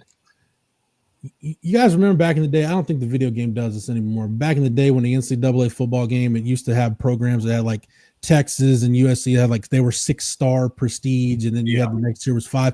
Yeah. Arkansas just lost a star on the prestige because you can't hang up crap like that and call yourself a serious program. Jeff, I'm curious, what is worse, this or Central Florida's national championship? That at least due to COVID-19 issues within the TCU program. I'm pretty sure this is Jalen Catalon too. At least UCF played a football season, and there was a computer that spit out a ranking based on that data that said you are the national champions. Correct. You can't. How can you reward something that never existed? That game never happened. So why are you even going to remember it? Texas played. They were bowl eligible, Jeff. They were bowl eligible. I don't even think the guy. Yeah, that's like one of those deals, Keenan. Like I started looking at Mike Leach. I was looking at Mike Leach's year-by-year record. This is when the College Football Hall of Fame had that deal. They wouldn't let him in because he didn't have a certain win percentage. 60%. I looked at his first year. I'm like, there's going to be forever people wonder how the hell was Mississippi State 3-7 and went to a bowl game, because it was the COVID year. They were just trying to fill bowl slots. Hey, you guys got a healthy team? Come play in our bowl game. And Mississippi State did. Yep. Jeff, real quick, I got two things I want to run by you. I might only be able to sneak one in the time we have left. I'm going to go right to CB's comment. I'm not spending 5 minutes on this guy, but I will say this. Did any of y'all see the video that was taken today of Biff Poggi? Jordan was telling me about it. Returning to practice. Jordan, did you hear the song that was playing in the background? No, I couldn't listen to it with volume because I saw once I got on the show. Jeff, but when I clicked on the volume, it sounded like they were cheering. Jeff fired, and he showed up at practice anyway. Jeff, Jordan, Keenan, the song that was playing, and yes, he showed up to practice today. Was it Many Men? It worse. Jeff's head is going to explode when I tell you this. My Way, Frank Sinatra. What a jackass. I mean, your way was 6-16, and you have the balls to show up. And of course, you know that was planned, right? Like, you think Frank Sinatra is just playing in the background Charlotte's practice? No. Biff makes his grand entrance with My Way, Frank Sinatra. Imagine like Tom Herman on his worst day, right? That's Biff Poggi every day. You think Biff Poggi acknowledges like his players when he's in an elevator, though, or walking past them in the hallway? Probably, yeah. I would imagine so. I mean, it balances out. The sleeves aren't protecting the underarm BL that I would imagine if you're gonna look like me mowing the grass while you're coaching, FBS football, I would imagine there's got to be some degree of humility there in your personality, but maybe not. I don't know. If you're pulling the Frank Sinatra crap, then probably not. I mean, it's beyond insane to me. The other one, really quick, I'll sneak it in here. I was talking with a friend of mine who actually is probably be out of a job because I think I can say it here. The statute of limitations is up. He's on Tom Herman's staff. I won't say his name, but he was a holdover from the Willie Taggart staff. He works in the recruiting department. So it's not Casey Horney. It is not Casey. It is not Casey Horney. Tom held him over, and now he's probably like, "Damn, I'm probably out of a job." But Jeff, what's your thought on, especially like kind of a substantive conversation? This won't matter at Texas, but with programs trying to save every penny going forward with the scholarship expansion and whatnot, is the most useless expense in the world the football team staying at a hotel when they're at home? Because I think it's ridiculous. And if the argument is we need to keep track of our guys, like just share your location with your position coach. Well, I mean, you can put them up at can you put them up at like the Fairfield Inn? Ain't nothing wrong with Fairfield Inn. I'm a Marriott member. Yeah. A nice little Hampton Inn, something like that. You ain't got to put them up. Get them boys at Super 8. They won 3 games. You ain't got to drive over to South Beach and put them up at the Fountain Blue. There's a way to do this, The phone tracking thing is a good one until they figure out they can just leave their phone and then hit the club, or just use. That is true. How many players got 2 phones nowadays just to say they got 2 phones? That is true. It reminds me of Eddie Lacy just dropped a soundbite of him getting bitched at by Mike McCarthy during his time with the Packers because he didn't know that the coaches could track his iPad usage. So James Starks, the former Packer running back, put him on game, was like, Eddie, just play a long movie when you're at home and it'll just run. Just make sure the iPad doesn't turn off. Because Eddie Lacy was like adamant, when I'm at home, I'm not watching film. I just want to be at home and watch cartoons. So Keenan will understand this, but as I get out of here, so the money that got that, especially like I'm not around enough football players, but like I've been around like the UT basketball team pretty much when I followed them around the postseason a couple years ago. I remember we were in Kansas City. No, actually, this was in Des Moines for the first and second round, and they had a day off between games, and it just shows you like the kind of NIL money and what these guys value. I remember Dylan Mitchell talking about he paid several $100, $300-400 for a pair of slides. And I'm just looking at him like, damn, I don't really feel bad. I'm like, I'm eating a lunch at Chick-fil-A, making sure I can stretch this per diem. And like, you're over here buying $400 slides. Like, I don't even know what the hell those slides could do for $400. But yeah, they have an iPad in them so you can trick your coaches. Those basketball players, man, between like slides and tattoos, they just throw money around like it's growing on trees sometimes. Oh man, Eddie Pastry, definitely. Anyway, all right, we're gonna get out of here. Keenan and Eric, you guys take it over. Everybody enjoy false start. Jordan and I will be back to do it tomorrow. Eric, today's Tuesday, right? Today is Tuesday. You're correct. Okay, I keep thinking it was Wednesday. I was like, I gotta go get on an SEC call, but that's not till tomorrow. So everybody, enjoy the rest of your Tuesday. Jordan and I will be back to do it tomorrow. Yeah. That was It's Only an Hour. Jeff Howe, Jordan Scruggs, taking it up to around midday. I guess today was only an hour and 20 minutes. We are false start. I am Eric Henry. He is the hater of the month, Mr. Keenan Womack. What is going on, my man? Happy Tuesday, November 19th, 2024 to you. Shouts out my buddy who just had a child today. So shout out my buddy Jacob Banks who just had his son today. Did Jacob have the child, or did Jacob's significant other have the child? Jacob's wife had the child. Okay, all right. To be full disclosure. But yeah, shouts out my buddy Jacob. We're really happy baby was healthy. So shouts out to my buddy. And I bought a PS5 today, so I'm feeling pretty good. Keenan, a lot I want to dive into Texas football related, actually just kind of a lot of sports related topics, but I'm going to start with Texas football. A couple things we're into. It is the 20th anniversary of the Malice at the Palace, and that is something that I definitely want to talk shop with Keenan about, because it's probably one of the most pivotal moments in American sports, quite frankly. So that's certainly one for sure. Get a look at some of Texas's draft grades on guys. PFF kind of released their rankings of certain players. A lot of Texas guys listed. Some maybe in spots you might be surprised about. So there's that. Lane Kiffin had some pretty strong noted comments about playing in the SEC title game. And that obviously is a scenario that Texas is looking at. So if we want to dive into those. But like I said, I want to start with Texas football, start with Quinn Ewers. Keenan, Quinn Ewers, and I will pull up the numbers here again. I still got it saved here on one of my 9,000 tabs here. Quinn Ewers is, quick math here, he is about 40, he's 72 yards short. See if my quick math is correct, of passing James Brown for 4th all-time in Texas career passing yards. He's three touchdowns shy of passing Major Applewhite for 3rd all-time in that mark. There is an outside shot, Keenan, that Quinn could reach number 3. If Texas plays, really, I mean, they have a minimum of 3 games, right? They have Saturday. They have, of course, the Texas A&M game, and then a postseason game.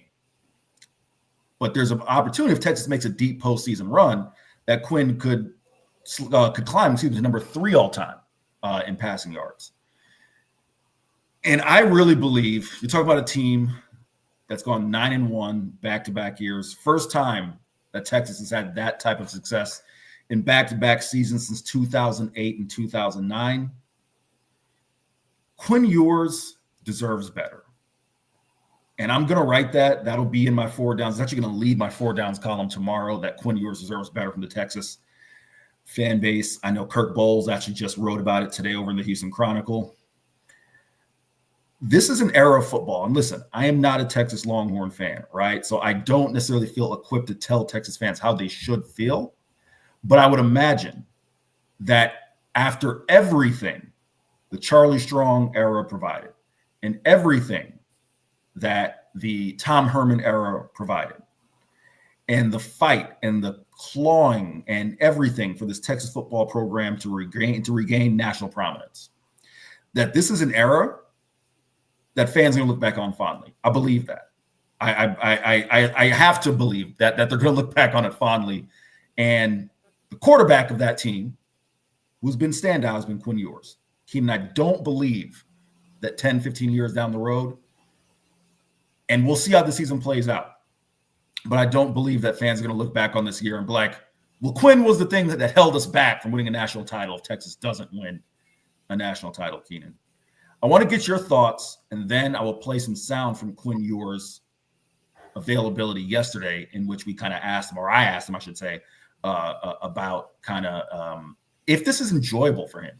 You know, if being the quarterback of the Texas Longhorns is enjoyable for him. But Keenan, your thoughts first. Yeah, this fan base got spoiled real quick. Just overnight, it feels like. This team, 4 years ago had, God bless Casey Thompson, but like that dude's not Quinn Ewers. They have a line. Ewers hasn't been amazing, but how quickly people forget how bad this thing was a few years ago. This team is since the beginning of last season, I think they're 20-3 or something like that. 19-3. Yeah, it's 12 wins last year and 9 this year, so 21-3. 21-3 over the last 2 years. I think if you'd have told somebody 4 years ago that they'd be 21-3 over the last 2 seasons of the Sarkeesian era, they would take it in 1 second. It is kind of funny that, 8 years ago today, Texas hit rock bottom, worst loss in Texas history, which I'm guessing was Kansas, to a terrible, terrible Kansas team. I think that Kansas team hadn't won a Big 12 game in like 2 years or something like that, and Texas lost to them. So, Ewers has been up and down, I guess, but like the amount of crap he's catching is insane to me. And I love what John Barron said. He was like, he has a lot of haters, but it's all love from me and it's all love from this team. I thought that was really important that he said that.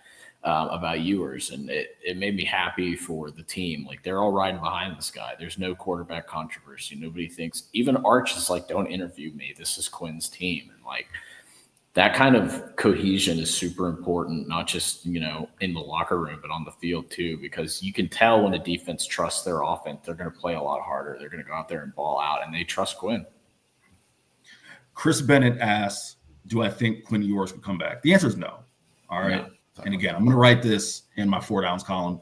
Saturday is going to be the final time, unless Texas, of course, hosts a college football playoff game.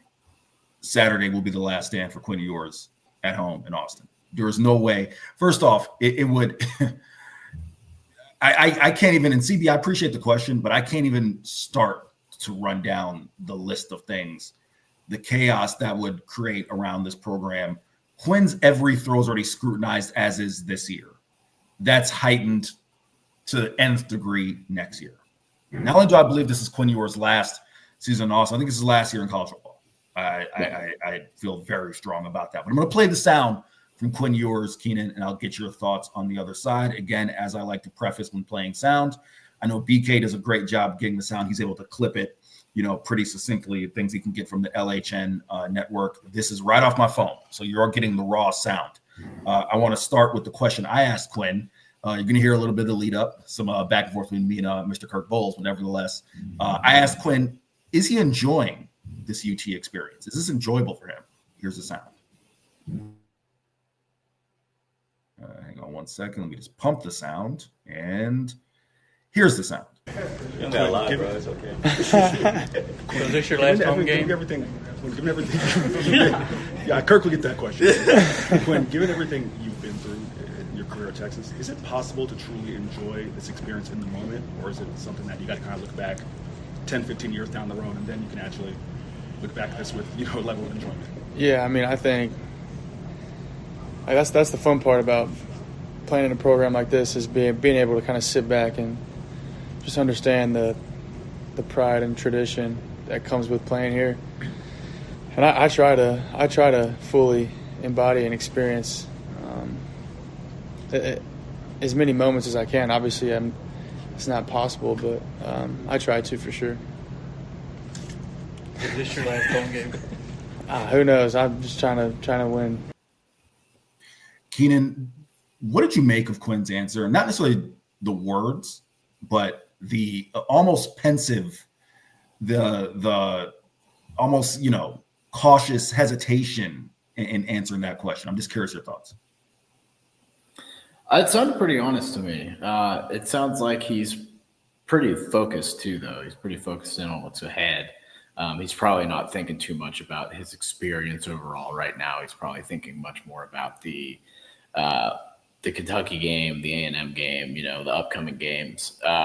Yeah, I would think he would have enjoyed it. I mean, going to a playoff last year, winning a Big 12 championship. Injuries kind of derailed some of his career. I think that's fair to say. I think even this year, I mean, he missed 2 games, but he said he's still dealing with a little bit of the oblique injury, so I think that's definitely possible. So I think that was a pretty honest answer, and I'm glad to have heard. I'm glad to hear that he's saying that because he's brought a lot to this university. I'm going to play one more piece of sound, and then I'll give you my thoughts on the back end. The next question Quinn has asked is if he feels appreciated from the UT fan base. Here's Quinn Ewers. Keep working on it. After the game, do you feel appreciated by your Longhorn fans? Do I feel appreciated? Yeah. I think so. Do you? Yeah. They're passionate for sure, but yeah. I think so. They're passionate for sure. Keenan, I'll let you opine on that, and then I'll give you my thoughts. I mean, hopefully he stays off social media for the most part. I think most athletes should. And, for all the crap Nick Wright gets, the sportscaster, I kind of like him sometimes. He had a really good point because Angel Reese, the women's basketball player, was like talking about how much harassment she gets. And his whole thing was log off, stay off of social media. And I think that's what Jade's kind of point was like, doesn't matter what these moron fans, these armchair quarterbacks think. Like, this team is behind him. This team trusts him. And this team, loves this guy, wants him to be our quarterback. So, I think I just hope for his sake he's not on, the Longhorn Twitter where everybody's like, we need to bench this guy. It's like, you guys, you think Sark doesn't know what he's doing? Like, he's got this thing in prime position to compete for a national championship in year 4 and did in year 3. I think it's funny how people think they know better than Sark does. And Sark is like the quarterback guy right now. You know what I mean? So, I think he probably feels a mix of emotions, but hopefully he's not on Twitter like I am because there's a lot of hate getting thrown his way that is pretty undeserved, if you ask me. Here's the thing, man.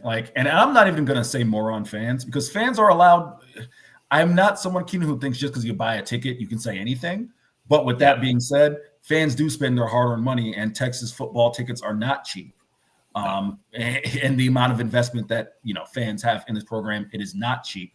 And that does allow them to have an opinion, whether it be on social media or they want to boo or they want to be, do whatever. Right. Again, as long as you don't cross any lines, excuse me, as long as you don't cross any lines, fans have the right to feel however. My position is just purely, and again, if our audience, some of our, longtime Texas fans, I would have asked Jeff this question, but, in the crosstalk, it certainly ran a little long. I just feel like if Quinn Ewers were the quarterback of my program and led my program to the success that Texas had over the past few years, especially when this is in Alabama, right? Like, the thing about Alabama, Keenan, is, I made this joke with Jeff a couple weeks ago because they'd lost to Vanderbilt, and I can't remember who they played. It was South Carolina. They played after Vanderbilt, right? And South Carolina pushed them to the brink.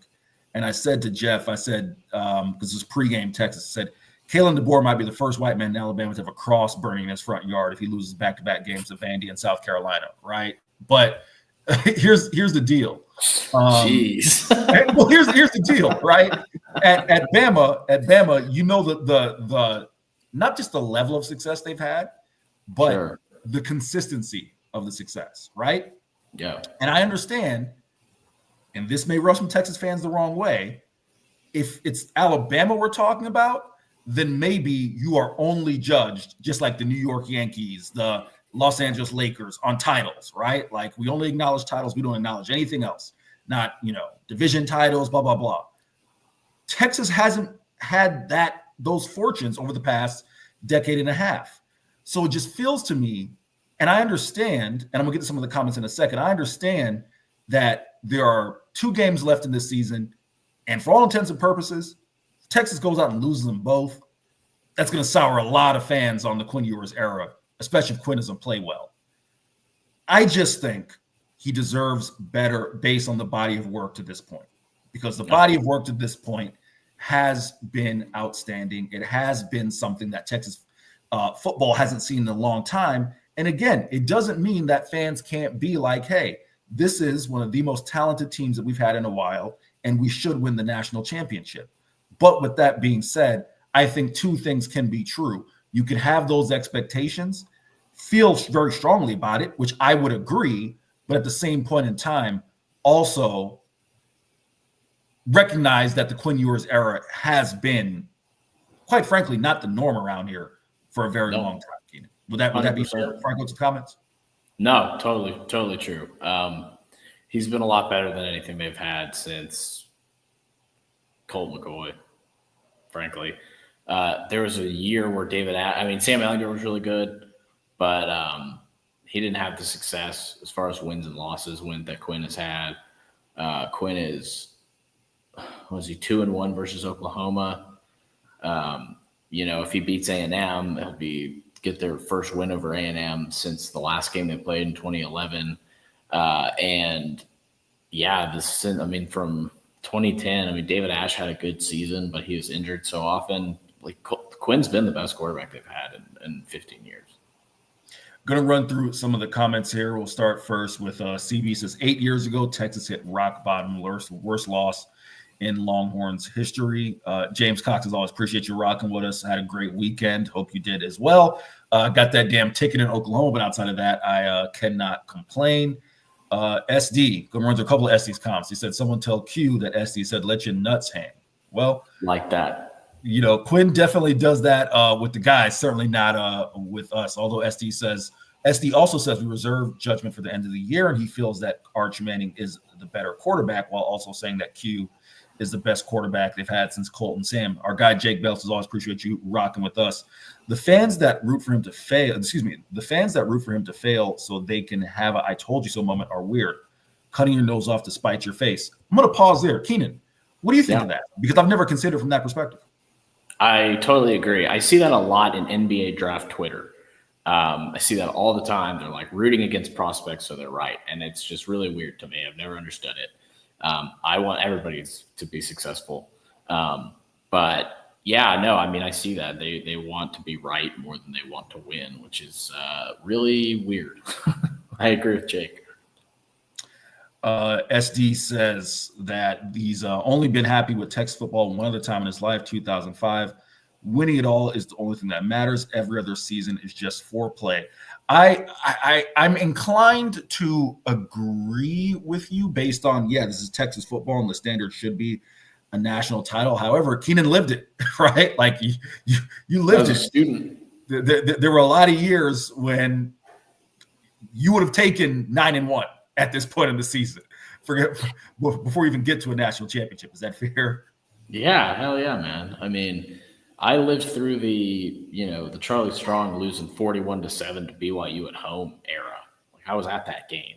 I left at the half because I had a couple of drinks, but it was not an enjoyable era of football. And we still went to the games, but we'd leave at the half every time. We were like SMU fans. Keenan, a couple more before we switch topics here. Sam Vincent says, believe me, Colt McCoy and his brother had fans on them at times as well. Last one I will throw up here. James Cox says, fan is short for fanatics. Quinn has been a true bright spot. Keenan, someone who has been undoubtedly a bright spot, someone I think is leaving an incredible legacy in his hometown, is Jahdae Barron. And also, we're I shouldn't say taping. We're doing the show on Tuesday, so we didn't have a chance to respond or give our thoughts to the Arkansas game. Won't dive too much into that, but I do want to ask you one question before I lead into the hypothetical. What was your thoughts on Jahdae Barron's performance that came in front of representation for the Jim Thorpe Award? Representatives for the Jim Thorpe Award were in the house in Fayetteville. Your thoughts on that performance? It's one of the best defensive back performances I've ever seen in college. And I mean that. It's one of the best defensive performances of any player from this team this year. I think it might be the best. Anthony Hill against Oklahoma was completely dominant as well. But as far as it goes down as an all-time performance in Texas in the last 10 years of Texas defensive players, like the best performance I can recall was Joseph Osai against Oklahoma State. That was the best defensive performance, most dominant one-man show I've ever seen. I think he had 12 tackles, 6 tackles for loss, 3 sacks, a forced fumble. But as far as this goes, he forced a turnover. He had tackles for loss. I mean, he was a completely dominant force in the defensive backfield. So glad he's back. So glad he came back because he upped his draft stock immensely. He looks like a first-round pick to me. And the versatility, too, is, I think, a big factor of why he's going to be a high draft pick is because he can play multiple defensive back positions, and he has played multiple defensive back positions. I mean, he's settled into his role this year, but he's shown he can play all over the defensive backfield, and I think that that's huge. It was so fun to watch him just ball out. It was like truly a joy to watch him play. And I've said this before, and I'll say it again. That dude has so much swag. He might be the swaggiest dude on the team, just as far as just like he looks sick on the field in his uniform. Like he has just like the aura, as the kids call it these days. He's just so fun to watch, man. He's just such a dog. Chris Bennett is a perfect segue. His comments perfect segue into discussion I'm looking to have. It says, give Travis Hunter the Heisman, give Barron the Thorpe. Keenan, if you were an NFL team, emphasizing NFL here, who would you rather have, Travis Hunter or Jahdae Barron? Man, this is tough because I feel like when you get Travis Hunter to the NFL, he's going to play one way. I don't see him playing a whole lot of receiver at the next level. Not that he couldn't, but just as far as impact, like I think Jahdae's been a better defensive back this year than Travis Hunter has. Travis Hunter's been a better overall player. And Travis Hunter's a great defensive back too. You know, I don't want to get that twisted. Like the kid, you know, he had that forced fumble against Baylor to win the game for them. Like he's made huge plays all season long. Hyper talented kid. I think I would maybe barely lean Travis Hunter because I feel like you could use him as a returner too. But it's really tough, man, because Jahdae has just been such a force in that backfield. And he might be built. He's built bigger, isn't he? He's bigger guy than Travis Hunter. Travis Hunter's sort of slight of frame. Was he like 190? Yeah, Jahdae's built bigger, but you know, it's not much. It's not much. But he's a bigger person than Travis Hunter. Yes, he's also going to have less miles. Travis probably taller. Okay, he's going to have less miles on him than Travis Hunter too. You got to think about that too. Keenan, that's the perfect segue to where I want to read something off to you. All right. And I want to read this off for our audience. And I'll grab some of our audience's comments as well. Keenan, why don't you just guess? Why don't we just have a little fun here? All right. How many snaps do you think Travis Hunter is playing just on average in a game? Probably 60. No. Keenan, week 1, he played 136 snaps. Week 2, he played 129 snaps. Week 3, 122 snaps. Week 4, 147. Week 5, 128. Week 6, by week 7 and 8, he only played 43 and 53. I say only in quotes. Week 9, he played 137 snaps. Week 11, he played 170 snaps. Last Saturday, he played 132 snaps. That's insane. That's outrageous. That's like malpractice almost. He's playing 2 football games in one. Let's not make any bones about that. He's playing 2 football games in one. I don't want to get into hot takes about what Deion Sanders should or shouldn't do with his program. But when you say that's damn near malpractice, it is Deion Sanders' job to field a winning team. And if Travis Hunter going both ways is what it is, then that's what it is. Sure. 170 snaps is insane. Yeah. It's insane. And I hope it doesn't affect him at the next level. To come back to the question I asked you, Travis Hunter is not going to play both ways full-time to the next level. He just isn't. You can't play full-time both ways. Even Deion Sanders, who is one of the greatest, probably top 5-10 athletes in American sports history, team sports history, couldn't go both ways full time for the bulk of his career. You know, there's a reason why he wasn't the full-time kick returner after like his second or third year. He was just a punt return guy. I know with the Cowboys, he had a couple years where he went both ways, but that wasn't consistent, right? Like I know one year that he got his most snaps is because Michael Irvin was suspended to start the year. So Dion Sanders was the best option at receiver, right? Yeah. You cannot do it both ways. So with the question that I asked, who would I rather have? I'd rather have Jahdae Barron. And you can call me biased, right? I think Jahdae is the best all-around cornerback, complete cornerback in this draft. And I haven't studied every cornerback yet, right? I probably need to go through when we get close to the draft. I'll take a look at some other guys. Jahdae is obviously the guy I cover day in, day out. I think he's the most complete. Jake Bayless says some of the best play recognition skills I've seen from a DB. I completely agree. His ability to read and anticipate plays and be a factor in the run fit, play multiple positions. That's what I think gives him a lot of value at the next level, Keenan, is in the NFL, don't get it twisted. Jahdae Barron isn't just going to play outside. Yeah. He's going to be a chess piece. He's going to be a guy you play on the outside. You play in nickel slot. You play at safety. You allow him to do multiple things. Travis Hunter, I don't believe that Travis Hunter's value as a corner is that high that it supersedes everything that Jahdae Barron brings, Keenan. So that was my thought. I think that's totally fair.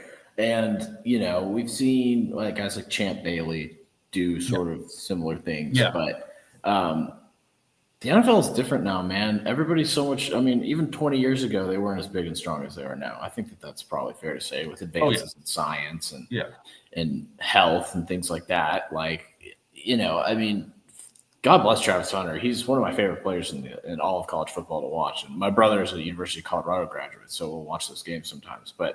And he stands out on both sides of the ball. But yeah, as far as just pure talent, less injury risk, I think Barron. I mean, Travis is going to go way higher in the draft. He just is, just because of the name and the sexiness of the pick. But Barron could end up being a better professional defensive back, I think. All right, Keenan, going to speed through this really quick because I want to give you some time to talk a little Ken Pom, a little college basketball. Evan Veith, shout out to Evan. He's a student at UT, works for another outlet that I probably can't credit here. But nevertheless, I'm going to give Evan credit for the research here. Texas players on the current Pro Football Focus big board. Kelvin Banks at number 11. Guess who the second highest Texas player on the big board is, Keenan? Is it Alfred Collins? It is Cam Williams. That was my next guess, was Cam. It is wild. And again, Cam is having a good year, but the people who are like, Cam could go top 10, it's like, wow, I thought Kelvin Banks was the only guy who was going to be allowed to go top 10. Nevertheless, he is 22nd on the big board. Isaiah Bond, 23rd. Jahdae Barron, 38th. Gunnar Helm, 55. Quinn Ewers, 119 on their current big board. Jake Majors, 162. Michael Taft, 167. Drew Makuba, 188. David Benda, 247. It's 250 players on their big boards. So those are the players who make it. By position, Banks and Williams are listed as the second and sixth best offensive tackles. Bond is the fifth best receiver. Jahdae Barron is the fifth best cornerback. So I'm actually curious to see who they have as the four guys above him. Gunnar Helm is the fourth best tight end. Ewers, the seventh best quarterback. Majors, the fourth best center.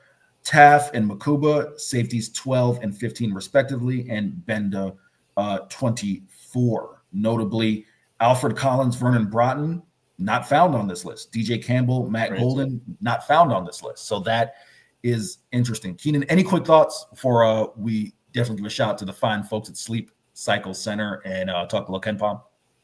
Yeah, I'm very surprised Alfred Collins isn't on that list. He's had a great season. He's really come along strong in the last few games. Cam Williams is one of those guys that's like a potential pick, I feel like. Like, he just has all the tools. He has the size. And teams think they can get him to get it together. I mean, not that he's been bad. It's just the penalties have been a problem. Although no pre-snap penalties, I believe, in this Arkansas game, or just one. They did a good job. Just one. So that's an improvement in a road environment. I'll take it.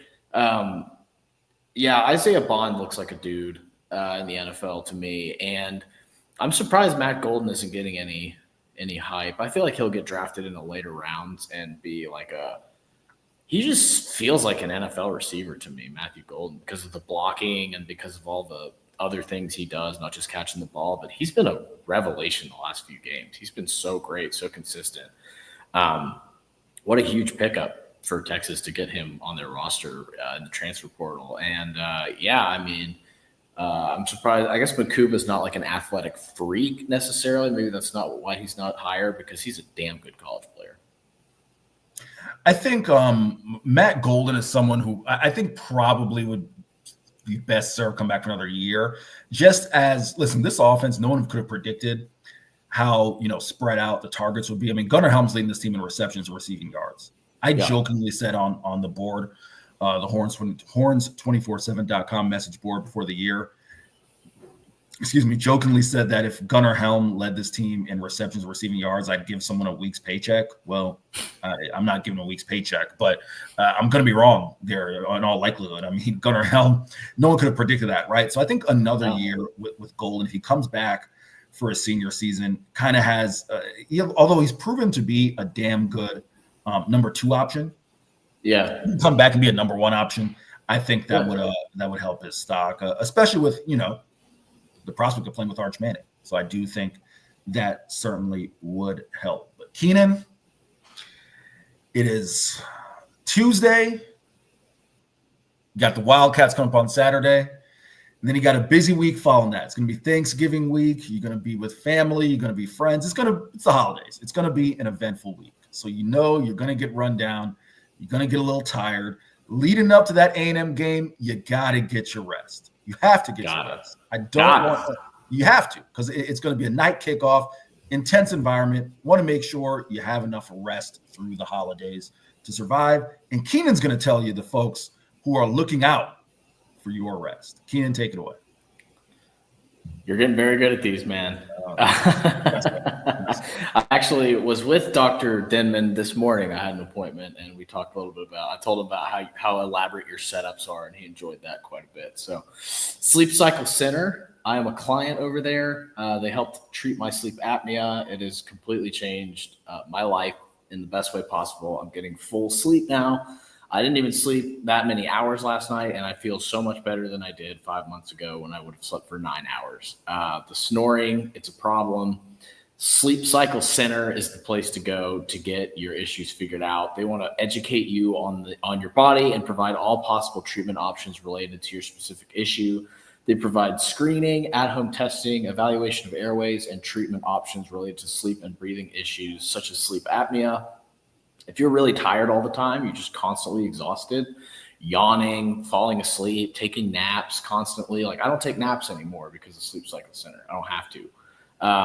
They can eliminate snoring and sleep apnea. You no longer have to sleep in a separate bedroom from your significant other, which is nice during the holidays when you're at your family's house. You probably want to sleep on the couch when the kids come and wake you up at 5 in the morning. 2 convenient locations. One in the Arboretum, the other in Lakeway. They see patients of all ages. They are family owned and operated. CPAP alternatives can be provided in most cases, but they do offer treatments that include CPAPs, oral devices, epigenetic devices, weight loss, lasers, and radio frequency. They are in network with most medical insurances. Go ahead and give my man, Dr. Denman, a call. Become a client. Change your life for the better. Give him a call at 254-284-6812 or visit sleepcyclecenters.com. You heard it from the man himself, sleepcyclecenter.com. Keenan, what do you have on KenPom? I know you had a lot leading into this. I was having a really interesting conversation in a Twitter chat with some guys who are, they're all basketball writers, and I got thrown in there. And I'm glad I did because they have a lot of interesting stuff to say. So KenPom is interesting. We're having a conversation, kind of a broader conversation about preseason polls in basketball. And there's a reason the net rankings don't come out until December and how much preseason data is baked into things like KenPom. You look at a team like Villanova right now, who is 2-3, and they're ahead of undefeated Virginia, who they lost to. They lost to Virginia earlier this year by 10 points. It makes me, it was just kind of a conversation about how valuable are these preseason polls in this new era where there's so much roster turnover on any given team, right? Look at Texas. How many new guys does Texas have? Like 6 or 7? You look at a team like, I cover Oregon and Washington State for SI. Oregon State brought in 9 new dudes. You look at Arkansas, basically a completely different team. I think they brought back 1 or 2 guys. Washington State brought back 2 guys. Like, these teams, they're so different from the year before that it feels like a lot of this information is not that valuable, especially early in the season. Now, later in the season, when you have like more matchups, it's hard to judge teams based on 4 or 5 games in college basketball. But it's just really interesting to me. It's just part of a broader conversation on pre-season rankings in basketball, how much they factor into things. And there are just teams that should not be as high as they are, that are very high. Villanova's a bad team, man. They have 3 wins over 2 wins, both of whom are bottom 100 Ken Pom teams, and 3 losses. And they're ranked ahead of USC. They're ranked ahead of Florida, or ranked ahead of Providence, who's undefeated. They're ranked ahead of Loyola Chicago, West Virginia. Like, there are teams they should not be ranked ahead of. They're ahead of Vanderbilt. And Vanderbilt beat the crap out of Cal, who beat USC the other night. USC's ahead of Vanderbilt. So I'm just very interested to see how these things play out, whether Ken Pomeroy changes some of the things about his system and how he calculates these things based on the changes to college basketball as a whole. And yeah, it's just really an interesting thing to think about as far as like, how do these preseason rankings come to be and how important are they later in the season? So Keenan, just out of curiosity, how would you do it differently? I don't know, because we were looking also at like other metrics that didn't include preseason rankings. It's just really hard to rank them this early. And, you look at the net, and the net doesn't come into play until I think mid or late December. They don't even drop the rankings because there's so many variables going on at the time. And net is a thing that we can talk about at some other point too, because that's pretty flawed as well. And there's ways to manipulate the net, make your team look better than it is. And that's why it's not as heavily factored in as some other things when it comes to like tournament rankings and stuff like that. It's impossible not to bake it into an extent, but like the teams are so different now. I mean, they're completely different teams. The only thing that's really constant is the coaching staff. So you can, look at pace of play and factor those kinds of things in. Like, how fast does the team play? What kind of defensive rating did they have last year? But even that changes based on personnel. So if I were to do it differently, I don't know exactly how. Yeah, think of it as which team would be favored on a neutral court. Yeah, that's a good way to do it. I think that's what Ken Pomeroy is trying to do. But, we've already seen Virginia beat Villanova on Villanova's court. Villanova has 2 wins and 3 losses, and they're still ahead of Virginia. And that has to be data baked in from last season. Like, there's no other way that would make any sense. And Villanova's really bad. And poor Josiah Mosley, hopefully he finds his way back to Austin. The Stony Point kid who went to Villanova, who Texas jumped in on his recruitment a little too late, so he went to Villanova, but super good forward. It's just college basketball is really hard to figure out this early in the season. I know that, but it is an interesting conversation as far as how we rank these teams and how we look at the data. I agree with you. It's something I've always thought with college basketball, and I understand you kind of have to have some sort of rankings just to give the casual fan or observer, whatever, a idea of what is what, right? Yeah. But I've always felt, football is different. You have fewer games, right? It's week to week. You got to kind of have those rankings in place. Yeah. You couldn't just go into the season and be like, all right, everyone's unranked. And then like week 8, all of a sudden you start ranking.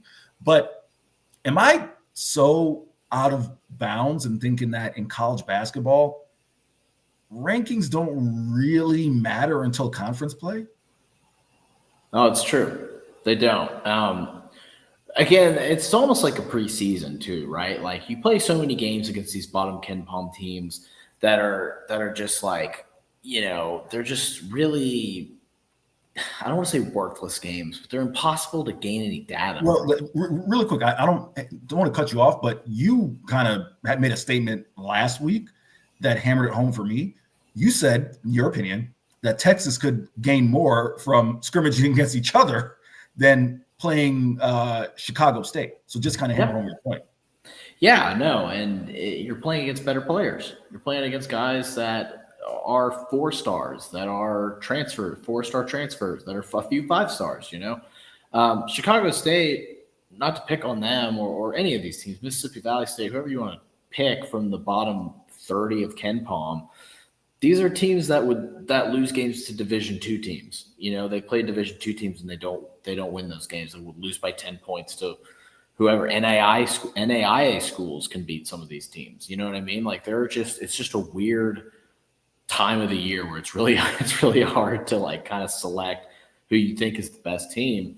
And if you look at the top teams right now, like Duke is number 4. They're ahead of Kentucky, who beat them. Right. Kentucky's 22. Duke is 4. Right. Like that has to have some kind of factoring in some other things that and now I know that Duke had some injuries in that game. I know Malice was hurt, and I know that they had dealt with some other issues with I think Isaiah Evans had an injury, not like serious, but was out for part of that game or something. But it's just really hard to wrap your head around some of these rankings and where some of these teams are. Texas has a really good opportunity to up their status. They should beat Syracuse. Syracuse is bad. But Tech is number 9 in the country at Ken Palm right now. So that's a big opportunity for Texas to win a game against a rival in basketball specifically. They've dominated Tech in football forever. But Tech has pretty much owned Texas before in the last few years of the Big 12. They owned Texas in basketball. They beat them most of the time they would win those games, no matter where it was. So it'd be a really good opportunity for Texas to kind of get their bearings straight and get an important win early in the season. No doubt about it. As Keenan alluded to, the team is playing in the Legends Classic. I can't remember what sponsor it is right now, but they're playing in the Legends Classic this week. They'll take on Syracuse Thursday evening. If they win, it's 3-0 Syracuse. Keenan basically is saying that it's a win, they win. But if they win, they will take on either St. Joe's or Texas Tech Friday night. So that is the deal with the Longhorns. Going to go ahead and bring in Zay Collier here. Just, to bring in our guy. It is 1 p.m. We're going to pass it off to Chip and Zay here in a minute. Zay Collier, how are you feeling, my man? Happy Tuesday. Happy Tuesday, gentlemen. Keenan, Eric, how you guys doing? We're great, man. Keenan, man, I didn't get a chance to compliment that KD Brooklyn Nets jersey that you had on the other day. That lovely photo you and E. Henry took, man. That jersey, that's a tough jersey, man. Yeah, very underrated jersey. Yeah, I'm gonna try to go and see him play the Spurs when they play at the Moody Center. I think that's in February or March. Definitely gonna try to make that happen. This gonna be a lot of fun. Same thing. We should all go together, man. Damn, 3 of us. We should just all hit it together. Listen, well, here's the thing. And I don't want to sound bougie, all right? I don't want to sound bougie, Zay. However, man, once you start watching games courtside, and I've had the privilege to cover a handful of games courtside, I'm trying to, if I'm going to buy a ticket to an NBA game, I really want to be as close as possible, Keenan. So I'm just warning you right now. I'm probably going to drop a couple hundred. That's okay. I've been blessed with good tickets as well to most games, and basketball games especially. So I was pretty close to courtside on that Chicago State game too. I was like 5 or 6 rows behind you. So I get wanting to be up close for that kind of thing. You was 5 or 6 rows behind your boy, and you ain't come holler at me, dog? Like they didn't let you down? I did holler at you. We hung out at the half. You could come down the press row, man. You Keenan Womack, dog. I didn't. I don't know if I have the clout anymore to do that. Man. Hey, Zay, real quick on the topic of jerseys, man. What is you and I, we're all roughly the same age. What is, Zay, back in the throwback era, the best jersey you ever owned? I don't mind. Man, that's a tough one because I have. How about this? I'll give you a minute to think. Keenan's got one, and I got one, so I'll give you a minute to think. Zay, give me a minute. I bought this jersey a few months ago, and I still wear it sometimes. I have a Sharif Abdur-Rahim throwback Vancouver Grizzlies jersey. Oh, yes. That is so clean, dude. I love it. And then I have a Dennis Rodman Mavericks too. White or green, that Vancouver? Green. Yeah, it's hard. Yeah, it's tough. And then I have a white Mavericks Dennis Rodman jersey because he played for the Mavs for like 12 games. It's a number 70. It's really rare, dude. I found it on eBay. I love it. That is one of my favorite like Keenan Womack things is that jersey, because that is a classic. Zay, I'm gonna give you mine. I'm gonna try to pull up a picture real quick on the fly. But mine, I think my favorite that I ever owned, of course, I'm from Tampa, Florida, as we bring in Chip Brown. The Doug Williams, you remember when everyone had the throwback Doug Williams Bucks jersey, the creamsicle, Oh yeah, that's classic. That was my favorite. Classic. Zay, if you've thought of one, go ahead, and then I'm going to share my screen and do a throwback picture of my second favorite. But go ahead, Zay, and we'll bring Chip in on the conversation as well. Yeah, I know Chip would appreciate this since my parents named me after Isaiah Zeke Thomas. My pops bought me a throwback blue Pistons jersey, like 88, Mitchell and Ness, Isaiah Thomas, number 11. I wore that thing to the ground.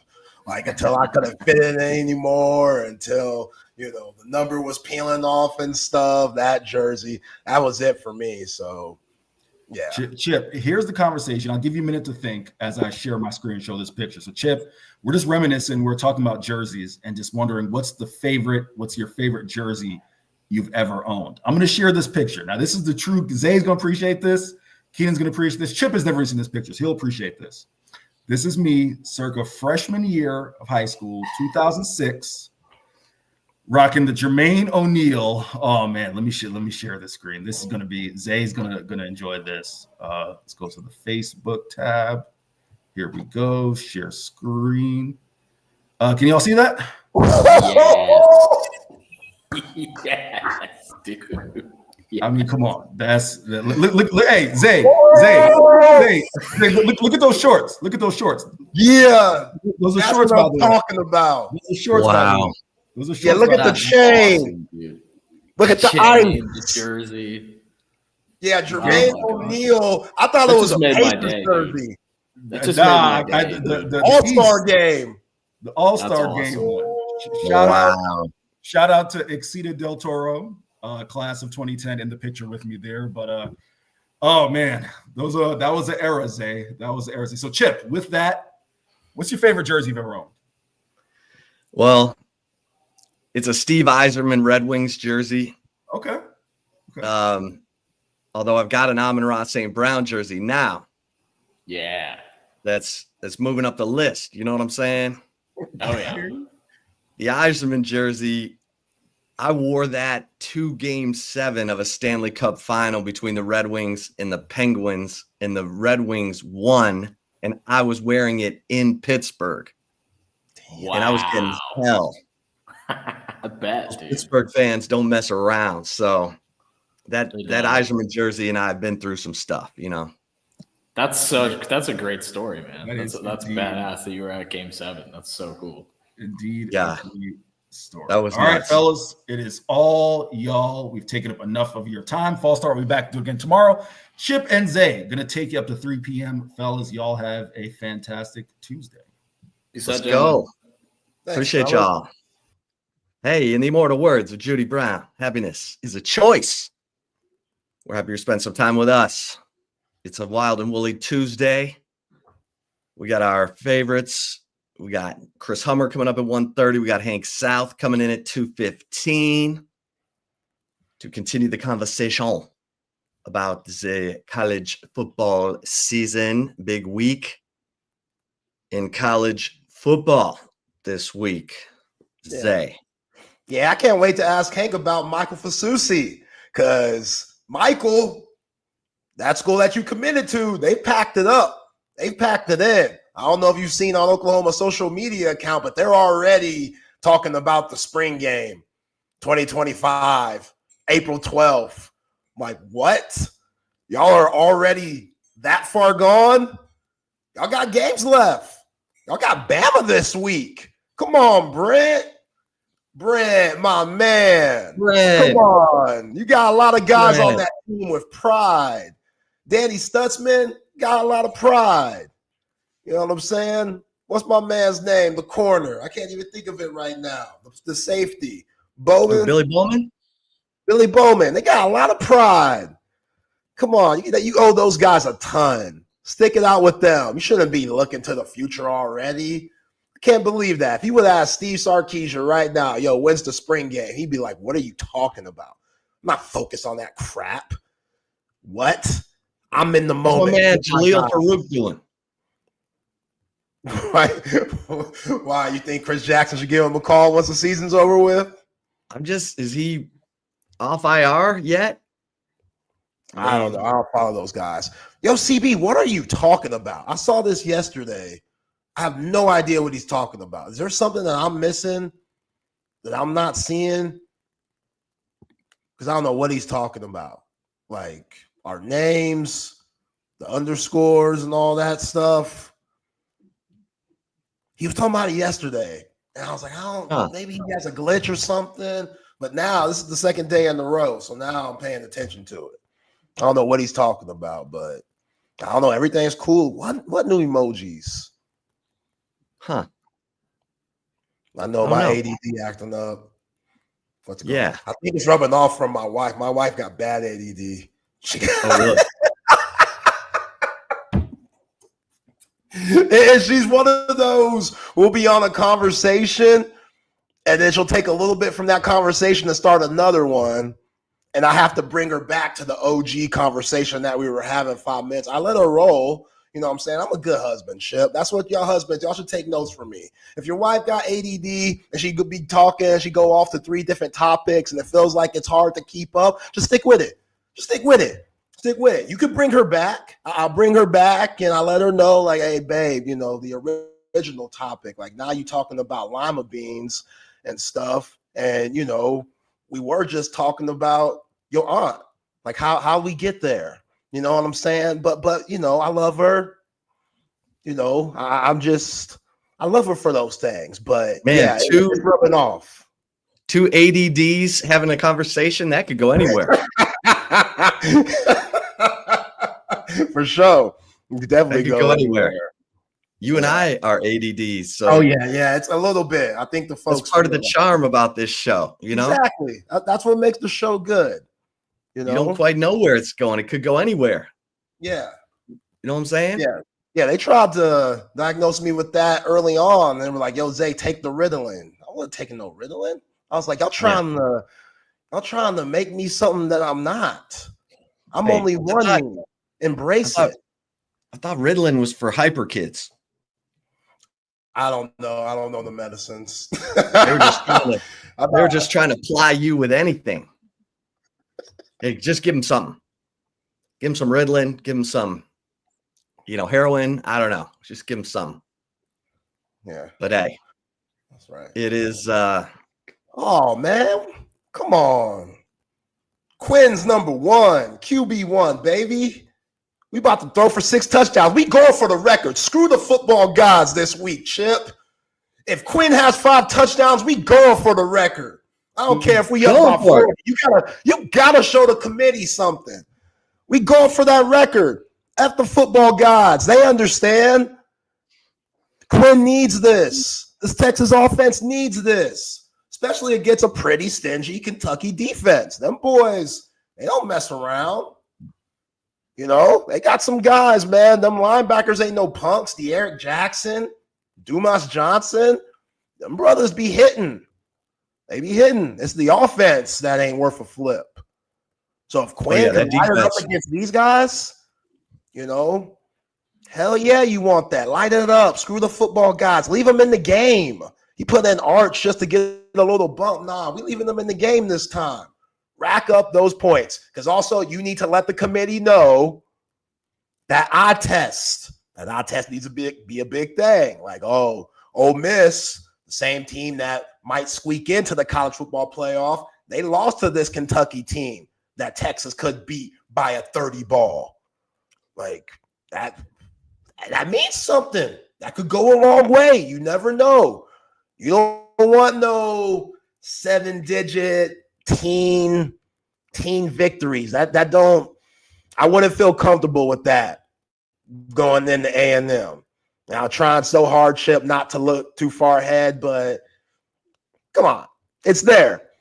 It's right around the corner. Did you see Mike Elko fumbling over that? Oh, Michael. So, come on, Michael. My man, Brent Zwerneman, asked him, hey, man, how do you keep it? How do you keep the focus now that you know it's a night game against Texas, and he gives this simple answer, and then he goes, "That's why our focus is squarely on Texas. I mean Auburn." He said Texas. It was like, and then he tried to have a straight face about it. It's gone totally viral. Listen, that's why I said going into this season that I thought this was a game Texas could lose. I said Texas will go 10-2. They'll lose to either OU or Georgia, and they'll lose to Kentucky. And I said they'll beat Texas A&M for a berth in college football playoff. I don't think Texas can afford to lose a game now. There's too many two-loss teams in the SEC with strong records, especially Ole Miss and Bama sort of rising up all of a sudden, getting hot. Georgia beating Tennessee. They sort of saved a spot for Georgia. Tennessee was 7th. They'll probably flip tonight when the rankings come out. And Bama, they're running Jalen Milroe. They're doing whatever now. And Milroe's legit. I mean, he's getting comparisons to Lamar Jackson. And this is going to be a good test for the Texas offense again. And Stoops can give it to you any way you want it. So if they decide to go 3 high safety, they can do that. Quinn's notoriously struggled against 3 high safety. You think back to the Iowa State game 2 years ago when Xavier Worthy had to run that whip route to beat Iowa State. That was a 4th and goal whip route to beat Iowa State. Here, that was when Hunter Deckers was slinging it all over the place. Yeah. And then betting on it too. Anthony Cook lowered the boom, forced that fumble late. God, was that 3 years ago? 22. Yeah, 2 years ago. So it's a good test, man. It's a good test. And I think you look at, this Texas defense, good Lord. How about the fact that Florida is the team that has scored the most points on Kentucky? Florida beat Kentucky 48-20. They've scored the most points on the Wildcats. South Carolina put 31 on them in Lexington early. That was early in the year. So that South Carolina team wasn't even finding its stride yet at that time. But Tennessee put 28 on them in a 28-18 win in Knoxville. But this Kentucky team, they've been stingy, and they got some dogs. They got some dudes. Delonte Walker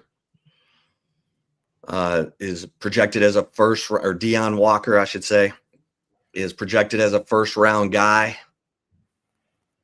And he is all of 6'6", 345. He looks just like Alfred Collins.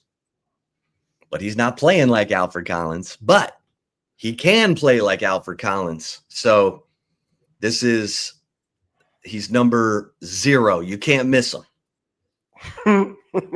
Big ass 0, man. Big ass 0. That's a big ass number 0. That's a big ass number 0. But if you look at any 2025 NFL mock draft, you'll see Dion Walker in it. Yeah. I mean, this whole bashing Quinn Ewers thing. Wait, who's bashing Quinn Ewers? Oh, Texas fans all around. All around. You know how many Arch Manning wants that we saw this past weekend? Put him in the game. Can't wait for Quinn to leave. Hope he don't come back next year. Which, again, I think Quinn needs ridiculous to go too. That him coming back next year would be a lot. But I believe in the guy.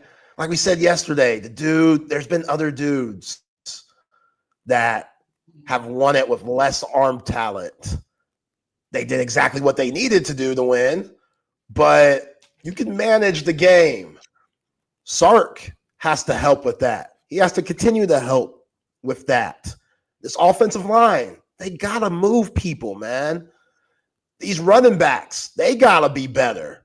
Like the whole fumbling thing, I feel like that's in the back of Sark and Tashard Choice's minds. Like, man, we want to give these guys buku carries, but when we do, they might cough the ball up. All of them's done it at different times. From Jared Gibson, Florida game, thank goodness. Quatravion Wisner had Silas Bolden backing him up in OU, and we know what happened with Jaden Blue and Mississippi State. So if that run game could elevate a little bit, that helps out everybody, especially Quinn Ewers. You know, you're putting a lot on his plate. And I get just all the hype coming in with him, all the, rah-rah with Arch Manning.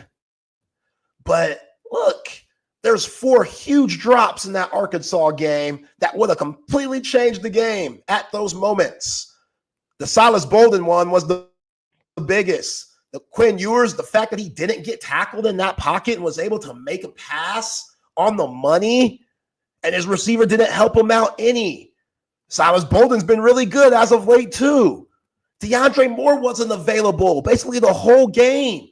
So now when you run all that swing pass, blocking, screen stuff, your best blocker, what you need good ones, are gone. They're not there. People think that all those guys could block like that. Yeah, we want to think that. That'd be nice, but that ain't realistic. DeAndre Moore not being available played a part in that, just 20 points being put on the board.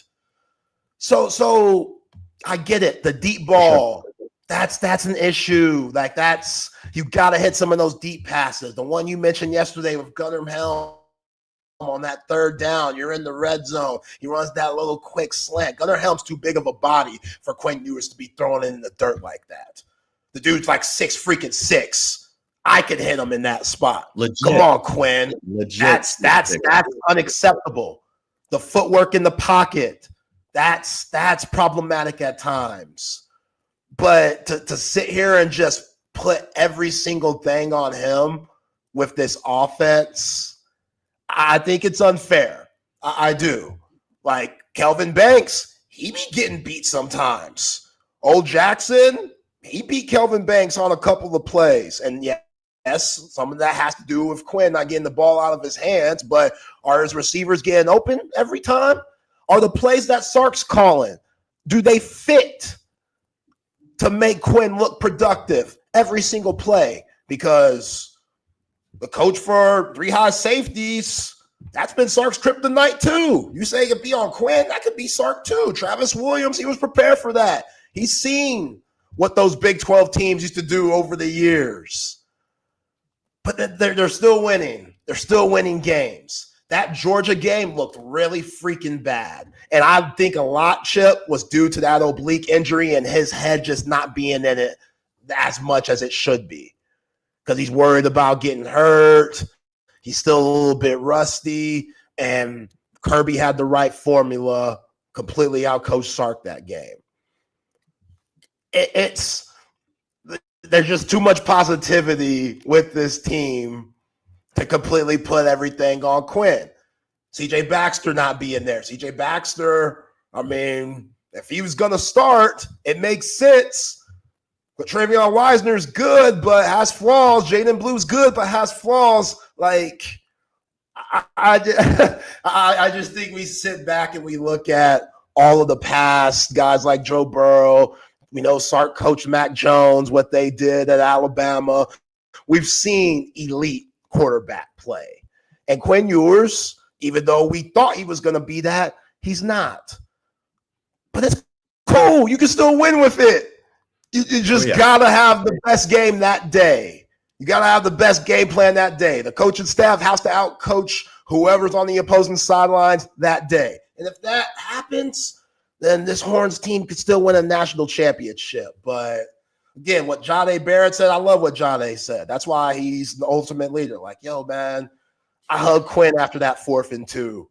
after he got that, threw his hands up for the first down. That's my guy. I love that dude. We're behind him. Mookie Tapp said the same thing. We're behind him. We go as high as he goes. We know he's elite at times. We want him to be that. We believe in him. All these haters out there, we got him. We got his back. He needs that and then some. So still believe in Quinn Ewers. That's why I think it's important for Sark to light it up. Let him roll. Fourth quarter, you up by 30. Keep running it. Keep running it up. Keep running it up. Like, you got to prove to the nation that, oh, Texas, they for real. Okay. This ain't no fluke. This ain't the schedule. They for real. They bout it. As the great Master P used to say. They can handle their business. All these big-time players that they got, they can play with anybody in the country. This game, I think, is really important. As Sark said, I think it's really important. Yeah, this game is huge. The rest of the season. This game is huge because Stoops has nothing to lose, everything to gain, and he's Gary Patterson. He's the Gary Patterson of the SEC. And I mean, Kirby. Okay, Kirby is, but Kirby's got monsters, you know. Kirby's Gary Patterson, and he's got monsters. Stoops is the guy who does a great job of evaluating high school talent, gets guys who fit his scheme, coaches them up. And this, if Texas could put a comfortable win together on Saturday, that will get recognized. Like, I'm very interested to see how the committee, you know, does the committee leave Texas at 3? I have to think that Texas is going to be the highest ranked SEC team because it's got one loss. And even though they haven't beaten any ranked opponents and Georgia's resume is way better and Georgia beat them, is the committee ready to embrace Georgia after leaving them out of the playoff picture last week? I think Georgia moves to 7 tonight. And then Texas still controls its own destiny, win out. They're in the SEC title game, win the SEC title game, and they're the number 2 seed in the playoff. So it's all right there. And everyone's asking if Texas wins out, who are they going to play in the SEC championship? It's too hard to tell right now because the tiebreakers are still being played out. So it's fascinating. This is the first year the SEC's not had divisions. It used to be real easy to tell you who's playing who, but now we got to wait to see who the 2 lost teams are and who, you know, who's beating who, because this stuff is still playing out. So it's going to be fascinating. And look, I probably didn't give enough credit to Quinn for the last 2 drives of the Arkansas game because I was like, man, this shouldn't be this close right now. But he came through. You want to see him in a tight situation when he has to deliver, because he hasn't been in a lot of those games. He was at Alabama a year ago. He was in the third quarter of the Georgia game. And, you know, that was a lot to overcome because of the just wipeout defense Georgia played in the first half of that game. But against Arkansas, there they were. It's a 3-point game. Could have gone either way. And Quinn led that 75-yard drive. Gods were on Texas's side on the Jaden Blue fumble. And he hits Matt Golden on the touchdown pass to go up 20-10. So when it all had to happen, it happened. But, you know, we got to see it. I'd love to see a complete game from Quinn, like we saw against Florida. That was beautiful. And then Florida goes and beats LSU. So it wasn't like that was a Florida team that had mailed it in. That was Quinn playing at an elite level. And everyone just wants to see it week after week now, especially here at the end of the season. The oblique injury, he said, is not a factor. So that's what everyone's looking for, because now you're hearing Jackson Dart being talked about as a first-round pick and not Quinn Ewers, because Dart's playing great football. At the end of the year, he leads the nation in pass efficiency. Those are the things that the NFL scouts look for. And that's what you want for Quinn. Quinn wants that for Quinn. So, and he's mobile, Jackson Dart. Like, Jackson Dart's a really athletic dude. And look around the NFL right now. These athletic quarterbacks that can move and throw on the run, they're thriving. I saw Bo Nix go crazy this weekend. Crazy. Bo Nix was moving, going to his left shift. Looks like he was going like 1,000 miles an hour. And he puts that arm back and slings that thing on the rope. It was gorgeous. And I'm over here like, damn, man. Maybe they found something, them Denver Broncos. We have to get Dan Neal on to see what he thinks about it. But, yeah, that's what it is. Jaden Daniels. I know Caleb Williams is struggling, but him being mobile, being able to move, what separates him. You saw Josh Allen diving in the end zone. We know Patrick Brock Purdy beat my Lions with his legs last year in the NFC Championship. All right, let's bring in our man, Chris Hammer, National College Football analyst, guru, 24/7 sports. Hummer, how you doing? What up? What up? What up? I'm doing better. All right, give us your take. Give us your take on Quinn Ewers. That's interesting. I'm writing about Quinn. I think I'm writing about Quinn tomorrow, actually. What's up? I said, see, you're locked in. What about him? Well, what did you think of the Arkansas game? What do you think he has to do down the stretch here? I thought he played fine in the Arkansas game. The thing is, like, I think coming into the year, I thought, and I think probably a lot of Texas fans thought, that the offense was going to have to carry the defense for stretches. That hasn't really been the case. Obviously, Texas has statistically the best defense in college football, and any concerns that were really there have been answered. Like, we wondered, like, how would they replace 2 top 40 picks at DT? And guys like Alfred Collins are playing like high round NFL draft picks themselves. We wondered, would the pass rush be there with new pieces coming in to kind of supplement what was already there? And Colin Simmons and Trey Moore have played at a really high level. We wondered how a reworked secondary would look, and Jahdae Barron's playing like the Jim Thorpe winner potentially. So, like, all those questions have been answered, and I don't think Texas needs to do a ton on offense to win most games. But so from that angle, I think Quinn Ewers played pretty well. He didn't make any mistakes. He didn't put Texas in trouble. But, I mean, still missing more deep throws than you would like him to. Still doesn't seem to be moving as well as he was early in the year. And I don't know. Like, I don't think he played bad, but I don't think he played like a top 3 quarterback in the sport. Like I kind of anticipated him to be, like I anticipated him to be coming into the year. And he looked really good against Florida. Yeah. And Florida went and beat LSU last week. Yeah. So it wasn't like a Gators team that had packed it in.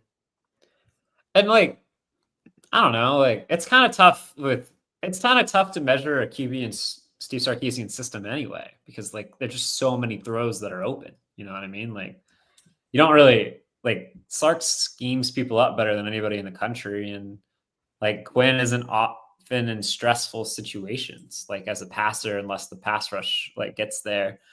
Like PFF like tracks like what they call big time throws, and like Quinn has only had 3 of those the last 4 weeks. You're just not seeing him push the ball as much as he used to, or at least connect on those as much as possible. But he's also not putting the ball in as much danger as he did at moments early in the season. So it's a give and take. But I think given the way Texas's defense is playing, that like Texas fans should be pretty happy with Quinn Ewers. Like I don't think there's I mean, it's never going to stop. But I am not one of those people that think Arch Manning should be playing over Quinn Ewers. I think Quinn Ewers has shown that he has a command of this offense. And if you want to win a national championship, it's much easier to do it with a fourth-year quarterback than it is with a second-year passer, in my opinion. Yeah. Hummer, when you look at this Texas running game, even though the O-line's been solid at times, in a way, they're still underachieving, with the penalties throughout the season. You look at Jaden Blue, Contravian Wisner, and Jared Gibson. I mean, you have 41 attempts on the ground, but only 139 yards. And that's why it's kind of hard for me to blame Quinn in a lot of these, situations, because the run game, it should be better. What do you think? What do you think the problem is? Is it the backs? Is it the O-line? Is it the scheme? What do you think?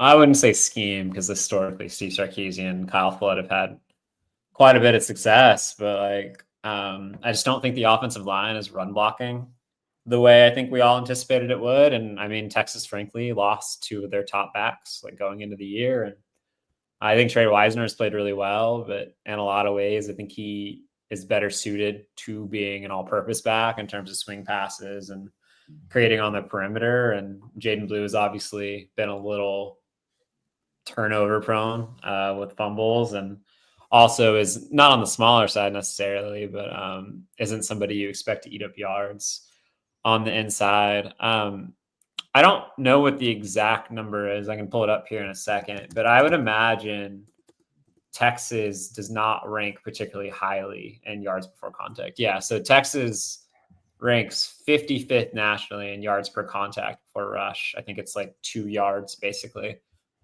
which is almost a full yard behind a school like Ohio State, where their offensive line is clearing the way for their backs a lot of the time. And some of that scheme, but frankly, with an offensive line like Texas with 100+ starts, you would like to see them be a more dominant run blocking unit. And that just hasn't always been the case this year. Although some of the stuff with DJ Campbell getting to the second level, just in clips, has been pretty fun.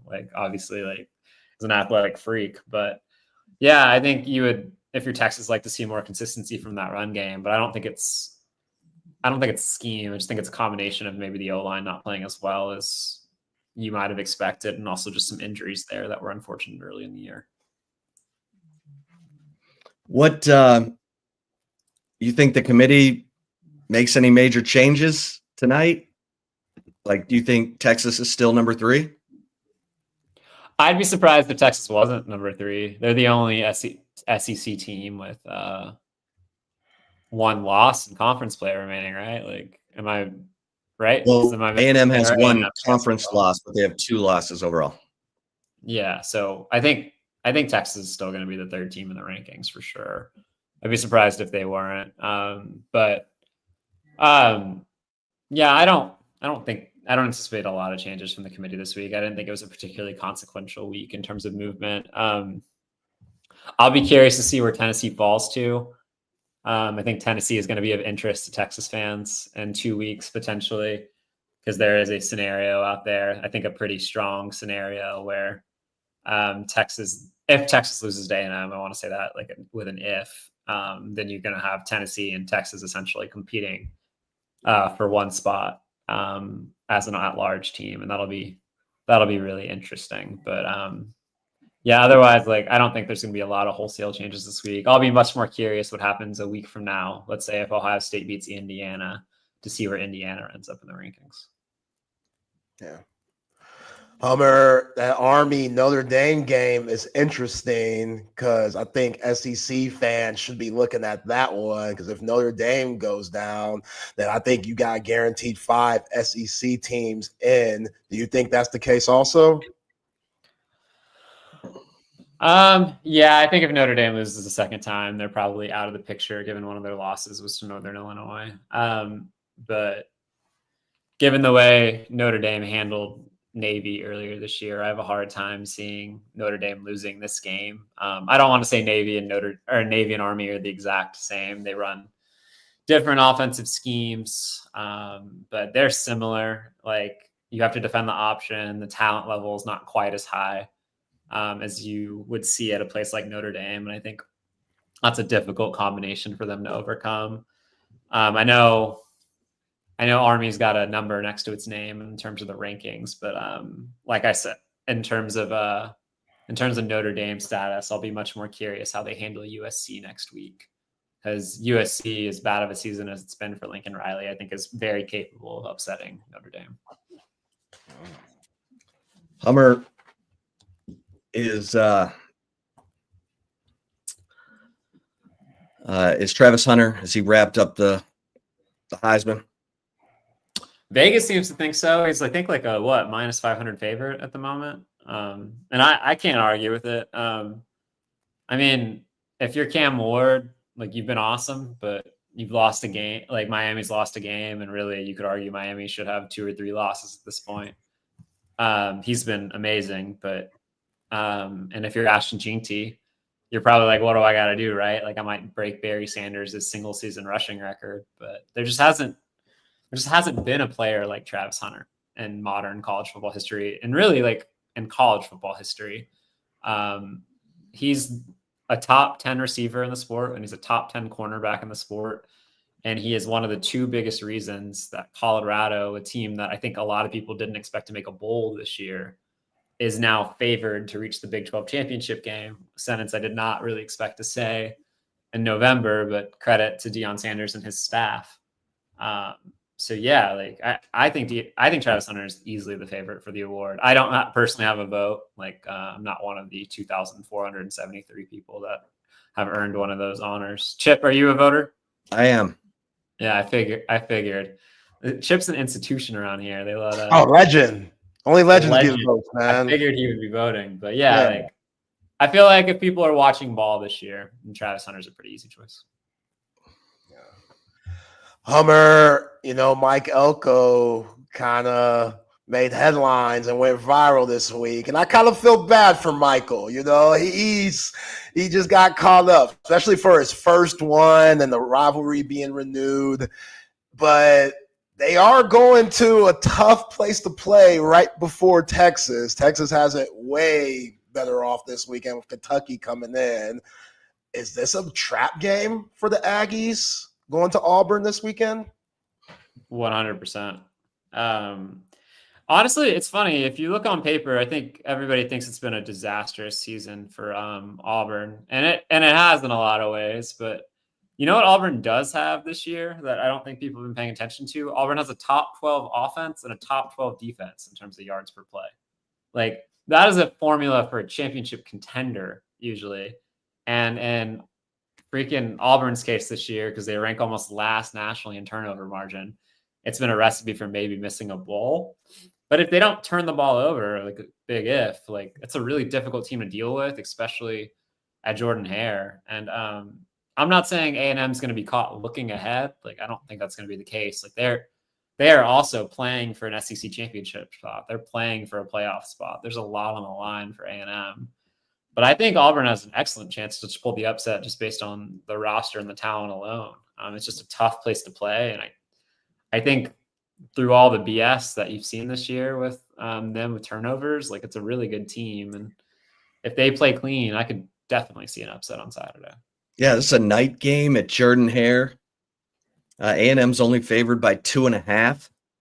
Did you put your pick in, Hummer? I actually picked Auburn.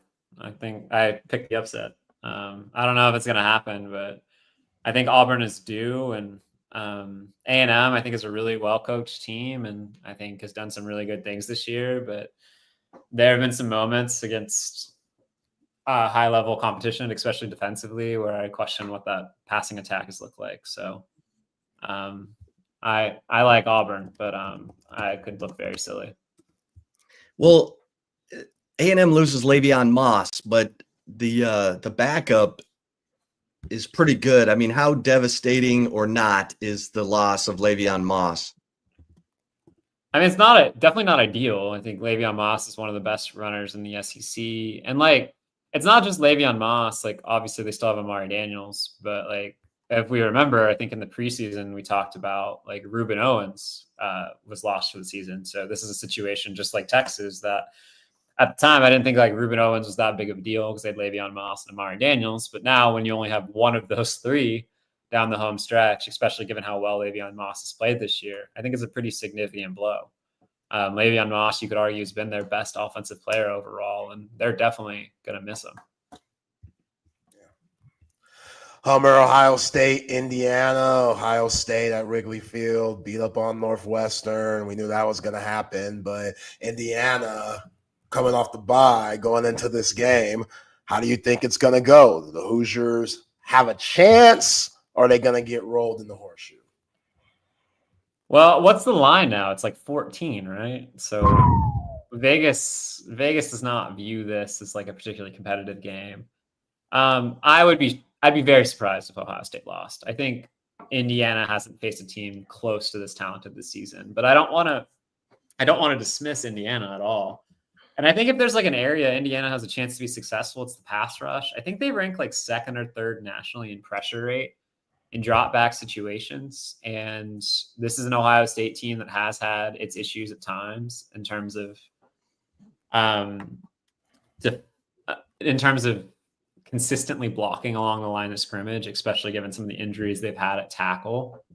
So I think Indiana has a shot. They're going to have to play pretty flawless football to be in this the whole time. But I personally picked Indiana to cover, just slightly so. But I don't think it's going to – I think I should just put it this way. I think Kirk Cincinnati does such a good job coaching that the margin for error for Indiana is smaller than other teams. And unless they just get totally out-talented, which is possible, like what we talked about with Notre Dame and Army earlier, I think Indiana is able to keep this somewhat close. I still think it'll be a double-digit win by Ohio State, but I think it'll be a lot closer to 10 than it is to 20. Yeah, Kurt O'Rourke. Or Kurt, what is it? I always get O'Rourke. Is it O'Rourke or is it Rourke? Curtis I always thought it was Rourke? Rourke, but I'm not I'm definitely not Curtis like a Rourke. pronunciation giant expert. That dude's been really good this season. So let's see what he can do. Hummer, you look at the rest of college football, and real quick, the South Carolina game against Missouri last week, is South Carolina playing the best football in the SEC right now? You could argue it. I don't think they've been the most consistent over the last 4 weeks. It's 4 straight wins for them: Oklahoma, Texas A&M, Vanderbilt, Missouri. And I think if you're just talking about like one unit you're the most scared of in the SEC, if you're an opposing team, I would probably go with South Carolina's defensive line. That is a just disgustingly talented front four. And they have, like, Texas has Colin Simmons, obviously, but South Carolina has their own true freshman edge in Dylan Stewart, who I think is still on pace to break the SEC true freshman sack record that Jadeveon Clowney and Myles Garrett set back in the day. So he's been awesome. And when they have the run game going with Lenore Sellers, like a 6'5", like 240 quarterback, and with Rocket Sanders, it's a pretty dangerous group. And if Lenore is hitting passes like he did last week against Missouri, like, watch out, because like he has all the physical tools in the world. So yeah, like, I think South Carolina's playing great. Don't think they have a chance to make the playoff, even if they beat Clemson. It's going to be hard for a 3-win team to get in, but they are definitely playing some really high-level football right now. You know, Hummer, I was telling Shep before you jumped on something that I chuckled at. OU, they already put out their spring game date. And it's like, man, y'all really packed it in this early. Like, they got Bama this week. And just to see OU this down bad in this season, like, they still got guys on that team with a lot of pride, like Stutzman and Bowman. But Brent Venables, he's definitely on the hot seat in 2025. Do you agree?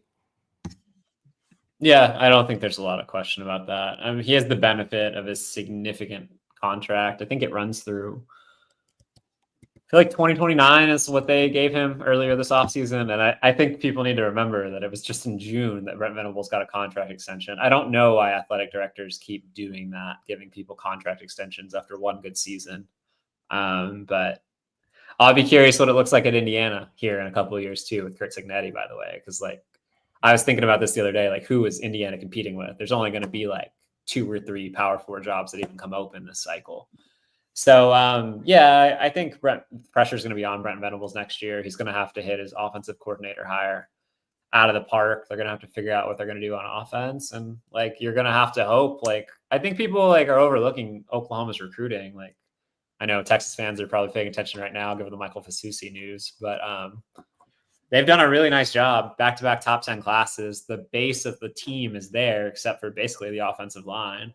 They just need some better health and some reinforcements up front. But I wouldn't say Brent Venables is like his team is not necessarily scorching, but he's definitely going to have to win going into next year. Otherwise, conversations will kick up.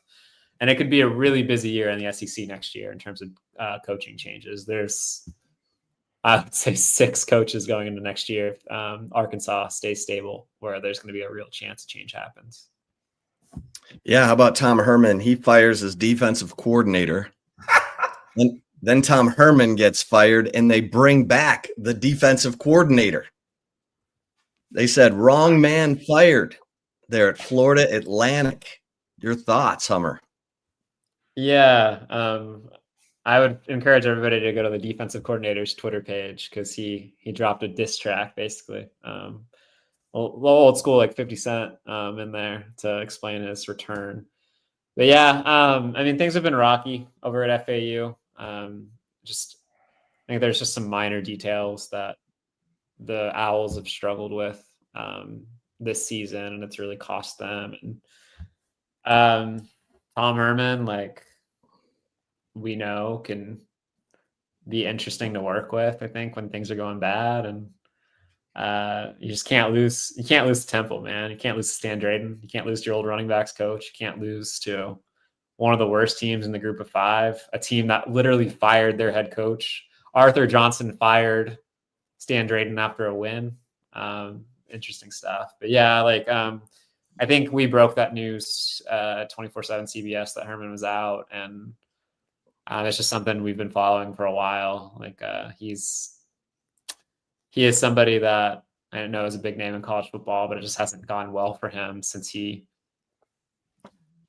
basically left Houston. It feels like, even though there were moments at Texas where it really felt like things were going right. And I would love to know like an alternative history, like if the 2020 season had broken a slightly different way. No Isa Texas controversy. You finish the game against Oklahoma.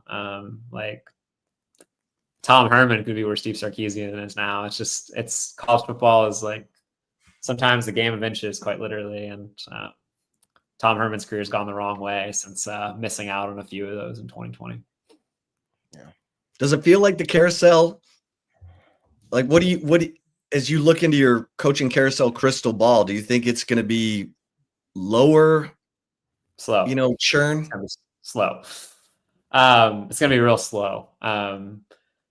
The only like Power 4 jobs that really are kind of in danger, at least I want to be clear in terms of a firing. I think the retirement conversation is a different one. You have Purdue, you have West Virginia, and then maybe one other, depending on how things break in Tucson, Arizona. But yeah, it's going to be a slow cycle. I think West Virginia is more likely than not to keep Neil Brown anyway. So it literally could just be Purdue. So it's going to be a very slow cycle. I think what you're seeing is a lot of schools having to pay out $20 million to the rev share. It makes it harder to buy people out. There's a lot of unknowns about what budgets are going to look like. So schools and athletic directors are a little trigger happy in terms of making a big firing, especially midseason when your players can immediately bolt to the portal. So I think there's a lot of factors that contribute to this being a really slow cycle. But at the same time, I think it'll be a busy coordinator cycle to kind of make up for it. Well, speaking of Colorado, who you got? Colorado at Kansas. Colorado is a 3.5-point favorite. I picked Colorado. I don't love the pick, but Kansas, despite having one of the better corners in the Big 12 and Kobe Bryant, has been a below average passing defense this year. And I think if you're going to do one thing against Colorado, you got to be able to defend the pass. And Kansas doesn't do that particularly well. And I think Colorado has a better secondary than people would think and a better pass rush than people would think. And the bugaboo for Kansas this year has been turnovers. And I don't necessarily trust Jalen Daniels to play clean, even though he's played better the last 2 weeks. He's looked a little bit more like the guy I've seen before, but who am I to pick against momentum? And I'll go with the Buffaloes. Speaking of momentum, Hummer, another trap game in the SEC that I don't think's getting enough, talks and whatnot. Ole Miss going to Gainesville, play Florida, who just beat Brian Kelly and those LSU Tigers. We know Ole Miss is on a heater right now. We talked about Jackson Dart playing some of the best football of his career for Lane Kiffin, but DJ Lagway under center gives Billy Napier's team different juice. And we saw it last weekend. This could be an interesting game.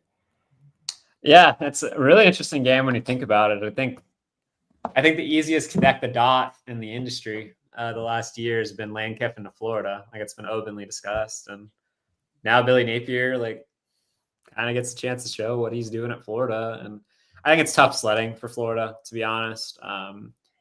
They're missing, I think, their 3 best starting corners, all out with injury. They're missing their best receiver.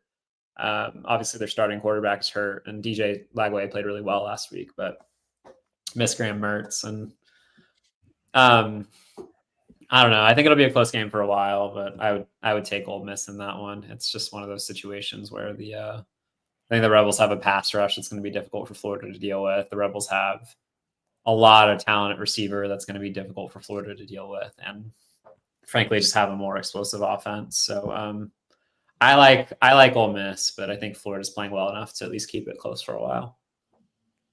Did you have to turn in a pick on the Colorado State Fresno State game? No.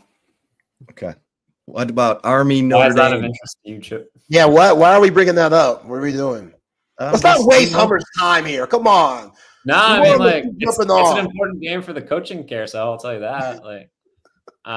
Tim Skipper at Fresno State's their interim coach, and it was kind of assumed he'd get the job, but he's lost 2 in a row that he shouldn't have lost, and he needs some momentum. Well, Army Notre Dame. You think Notre Dame? Any upset alert there? I don't think so. I mean, we kind of saw that earlier this year with Navy. I just don't think.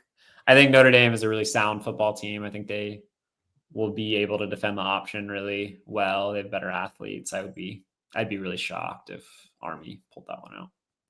Any other upsets this week, Hummer? You got Auburn. I do have Auburn. I don't know. I'm going to look at my picks. You got Indiana covering. Got Indiana covering. You got Kentucky covering? No. Okay. No. I thought I would. Then diving into it, it's a really tough matchup for Kentucky. Kentucky has 2 of the worst offensive tackles in the Power 4 and really the SEC. And that's a really tall task for that group against Texas. And I really thought I would pick Kentucky to cover, but I went the other way. Looking at the picks for the week, I don't know. I had Oklahoma covering against Alabama. It's not particularly exciting. BYU over Arizona State, not an upset, but I think that'll be a close game in the Big 12. But it should be an interesting week of football. Who do the Ponies got this week, Chip? Virginia on the road. Virginia 11 a.m. on ESPN 2. In 3 weeks. What's that? Virginia benched their quarterback for the second time in 3 weeks this weekend. Anthony Colandera threw 3 picks in like a half. They benched him again. It'll be interesting to see what that looks like. Yeah. Hey, speaking of struggling quarterbacks, Dylan Raiola has really struggled as of late. He was off to such a heater up there at Nebraska. Now it seems like he's hit a freshman wall. Is that what you think it is, Hummer? Just now that there's more tape on the guy, that easier the scouts, these defensive coordinators come in with a better game plan? Yeah, I think it's some of that. I think the offensive line hasn't been great. I think the receivers definitely have not been very good, which is interesting given some of the bodies they have in that room. So it's a combination of everything. And I think Dylan Raiola is pressing a little bit as well on top of everything else. they might not make a bowl, which is fascinating. They're trying to break that streak. It looked like a lock. I think what were they, 5-1 at one point? Now they're 5-5. They're fortunate. They get backup quarterbacks the next 2 weeks against Wisconsin and Iowa. So if there was ever a time to make a bowl, it'd be now. But yeah, Nebraska's lost 4 straight, including games against UCLA and USC the last 2 weeks. They probably should have won. Yeah, what'd you think of Matt Rule bringing in Holgorsen as an analyst and a week later making him the offensive coordinator? Yeah, never seen that before. Not surprised to see Dana as OC. He got offered that job last year, turned it down. As soon as he went there as a consultant, I knew he would be the offensive coordinator by the end of the year. I just didn't think he'd be the offensive coordinator by the end of the week. So I guess Dana was bored. You can only drink so much Red Bull on a boat, you know what I mean? Yeah, that's interesting. Seen 2 things the last 2 weeks that I haven't seen in a long time or ever. Saw a consultant come off the street and become the offensive coordinator in a week, and saw a game in which the winning and losing coach were both fired, Temple and FAU, which has only happened twice since 1975. And the other time was actually last year when Texas A&M fired Jimbo Fisher in a game that Mississippi State also ended up firing Zach Arnett. So it doesn't happen often. Yeah. Hummer. Go ahead, Zay. Oh, last one for me, Hummer. What'd you think about Georgia taking down Tennessee? It seemed like, they started using those tight ends more, a lot like they did with Brock Bowers and them, and that's where Carson Beck got back in that comfort zone where he was productive. What'd you think of that Bulldog win? I think when Carson Beck doesn't turn the ball over, Georgia's one of the 2 best teams in the country alongside Ohio State. I just really firmly believe that. Georgia's probably not going to make the SEC championship game, but they don't really need to. They're going to get in the playoff at 10-2, and I don't think I would pick anybody to beat them head to head except for Ohio State if they did make the playoff. So a right Carson Beck is bad news for the rest of college football. Georgia Tech doesn't scare you? I mean, Georgia Tech scares me, but I think in order to beat Georgia, you need 2 things to happen. You need Carson Beck to make mistakes, which is possible, but you also need a quarterback capable of pushing what is a young Georgia secondary. And as much as I enjoy watching Haynes King play football, he is not that as a passer. They do have a receiver in Eric Singleton, who is a really high level player, but I don't know if they have the horses to push Georgia like they did Miami. I think it's just a different kind of test. They were rotating quarterbacks when they beat Miami, Hummer. They were bringing that freshman in, and he was slinging it around a little bit. He was slinging it, but that's fine against Miami. I don't know if you can telegraph your play choices that much against Georgia. Hummer, you're the man. We love the conversation every Tuesday, my man. Absolutely, yeah. Talk soon. Thanks, Appreciate Hummer. you. Chris Hummer, part of the team breaking the news about Tom Herman getting canned. So Hummer on his game. Yeah, Tom, you got to go back from getting it from the mud, Tom. Analyst Tom. If somebody will bring you on, he's a little bit toxic.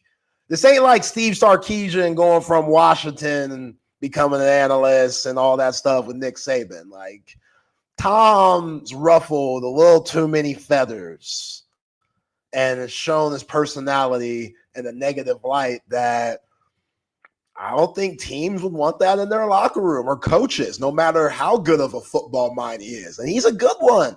Like, Tom Herman knows his stuff. That was never the problem. It was just how he talked to people and being personable and just being a good guy. That's what his problem was. Like, him going back to the USF coach and trying to give him an earful because you got that ass whooped and you weren't agreeing to the calls. Like, that's the type of stuff that nobody wants in their program, no matter what their job description is. So I mean, FAU, they took a chance, and now they stuck in the mud. It's tough. Yeah, Tom Herman is he's just the guy you don't want to be around. He's just He's smuggalicious. He's arrogant. He's abrasive. He looks down at people. If you're looking, for Willie Nelson, it was, am I going to allow this guy on my bus, my tour bus? There's no way in hell Tom Herman's getting on Willie Nelson's tour bus. Whoa. But he should, though. He should lay back, maybe smoke a J or something. There's something going on with Tom. He needs to relax. He needs to relax. He needs to relax. But yeah, somebody said, man, Isaiah Collier's just a guy you don't want to be around. I don't know how I feel about that. That is harsh, man. But it's harsh. It's true. It's true. Like, nobody should be saying that about you, especially when you're a head coach of a university somewhere. Ain't no one should be saying that about you. That is wild stuff right there. I hope the quote I got from a source who was involved said, Tom Herman is not a leader of young men, is why he got canned at Texas. So that tells you a lot. Yeah.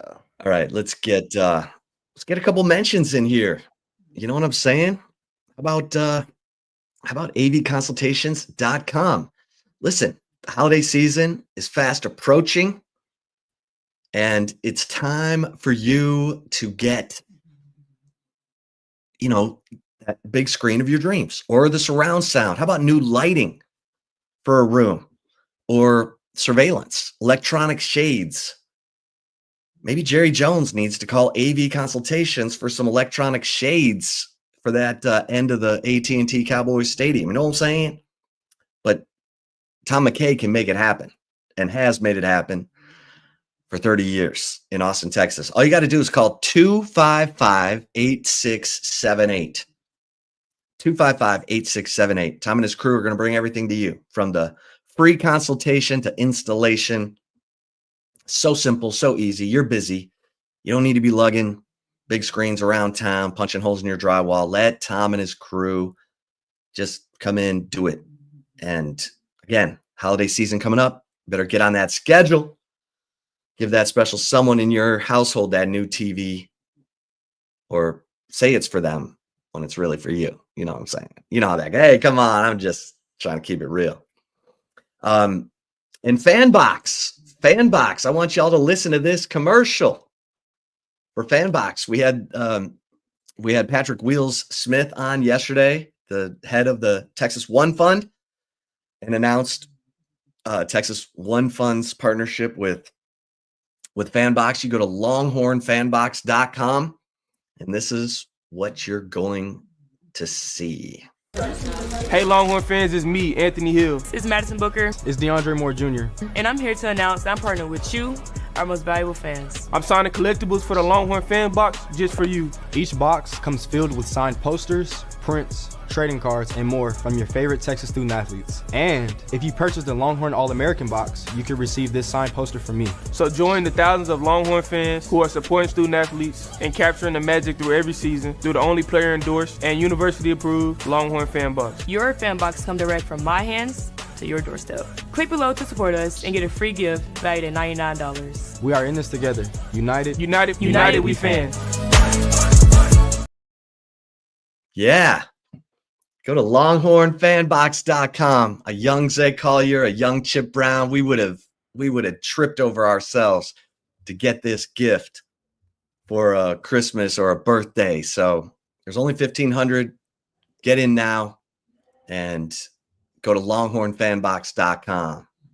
You know what I'm saying, Zay? I definitely know what you're saying, man. Yeah, you would have given me a TJ Ford Longhorn box, man. Oh, my birthday's in February. I'm like, Mom and Dad, don't even worry about my birthday. This is good enough. This Christmas is good enough. Don't even worry about it. What day in February? The 3rd. All right. February 3rd. Yeah. So, but yeah, shout out to Madison Booker, Ant Hill, DeAndre Moore. How's DeAndre Moore's foot, by the way? That scares me a little bit. Yeah, that's we're going to have to kind of see how the week goes. That one, you could tell Steve Sarkeesian was like, we need him. We need him. And they do. They do. You said it. You said it earlier in the show. That dude creates bigger plays in the running game with his downfield blocking. He creates bigger plays on those screen passes because a lot of times he's the blocker for the receiver or the running back catching the ball on those screen passes because he's the best perimeter blocker they have. Yeah. Ironically, think about the play. I don't know which play he got hurt, but the only play he got the ball, Isaiah Bond smokes the block on that end around. That's his man. Just to prove our point right here. Like if it was ran for Isaiah Bond probably gets some yardage because DeAndre Moore is blocking. But the roles were switched. The dude completely goes by Isaiah Bond and ends up making a tackle for loss on DeAndre Moore on a pretty big third down at that time. Yeah. Like that's tough. That's tough right there. Yeah. All right. So, as we look at this matchup with Kentucky, Sarkeesian said this is the biggest game of the year. Is this a trap game? He said, I just said this is the biggest game of the year. So Sarkeesian is trying to convince his players, hey, this Kentucky team has played its best football against Georgia. They went to Ole Miss and won. They've played their best football against the best teams on their schedule. So what's your level of concern right now, Zay? I'm going to ask you this every day. Yeah. With Kentucky, it's about a 2. 10 being the highest, level of concern possible. Yeah, just at a 2. I think Kentucky can muck up this game a little bit. Obviously, we saw what they did to the Rebels, but senior day can be emotional. Like I told you yesterday, I might drop a tear or two. Like Jahdae Barron, what he's done this year, elite. Mookie Taft, where he's came, which I don't know if Mookie Taft comes back next year, but where he came from, being a walk-on, which I for some reason I think he's coming back this next year. Well, but that's him. He had an interesting answer to the question because he graduates, but he redshirted as a freshman, so he's technically a junior. But he's going to graduate, and he said, I came here to win a national championship. So if Texas wins the national championship, I think he goes out on the throne. They go. Yeah, I get that. I get that. And if they win a national championship, go ahead, Mookie Taft. I'd love for him to come back, but I respect that. But yeah, this could be it for him. And Alfred Collins, this is it. And Vernon Broughton, which congrats to Vernon Broughton, him and his wife are expecting. So that's big news for him. He's about to become a dad. I'm sure they're excited. But yeah, there's just a lot of guys on this team that you're going to miss. And hopefully that emotion, that could play into the first and second quarter. You know what I'm saying?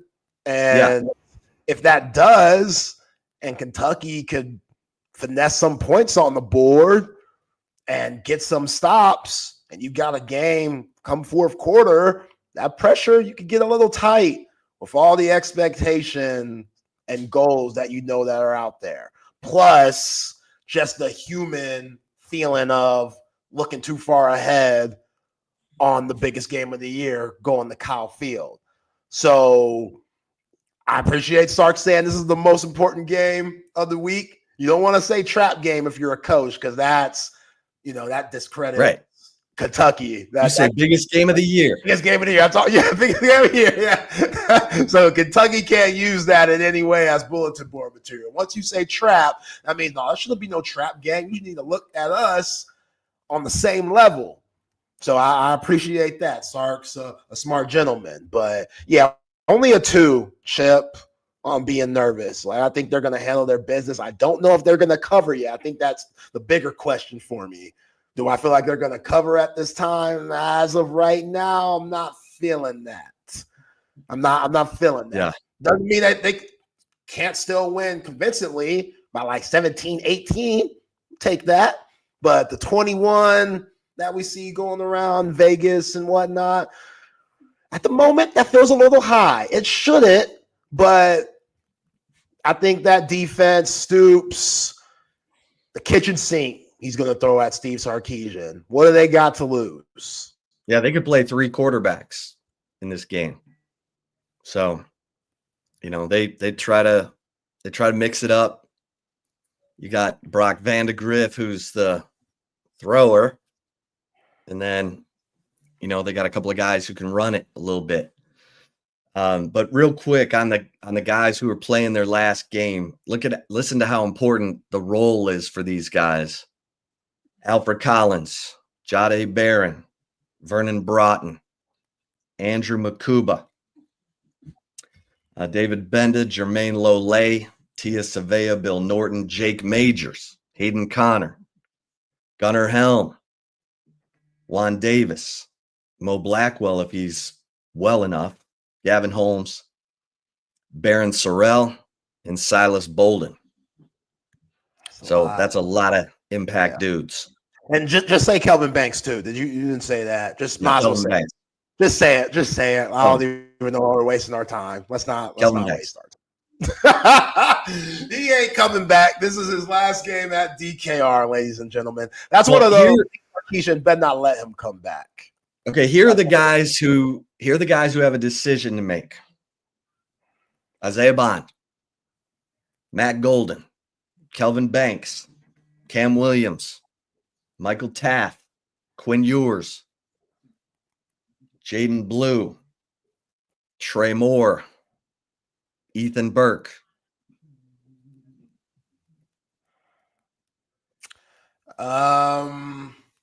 Ethan Burke stays. Trey Moore better stay. Mookie Tab, we just talked about it. Everybody else, I could see leaving. Isaiah Bond. Yeah. Matt Golden. Yeah. Cam Williams. Yeah. Quinn Ewers. Yeah. Yeah.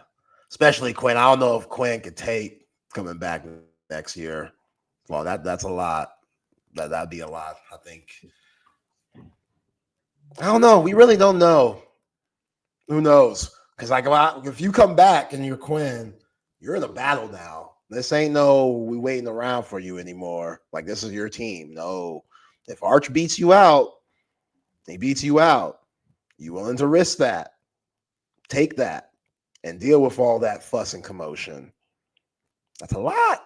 I know Quinn Ewers has his faith. I know he's a very positive guy. I know he has them blinders on at all times. But still, as much as he's taking right now, if he comes back in 2025, I don't even think Sark wants that. But that's a lot of problems. That's a lot of problems, man.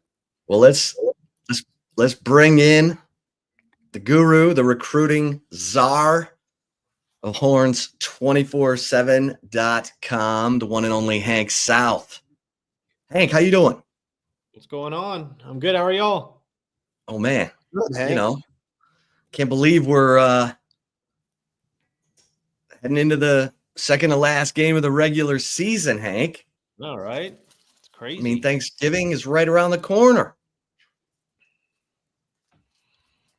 You got your Thanksgiving plans? I didn't realize you went to Bowie. I'm looking at the comments.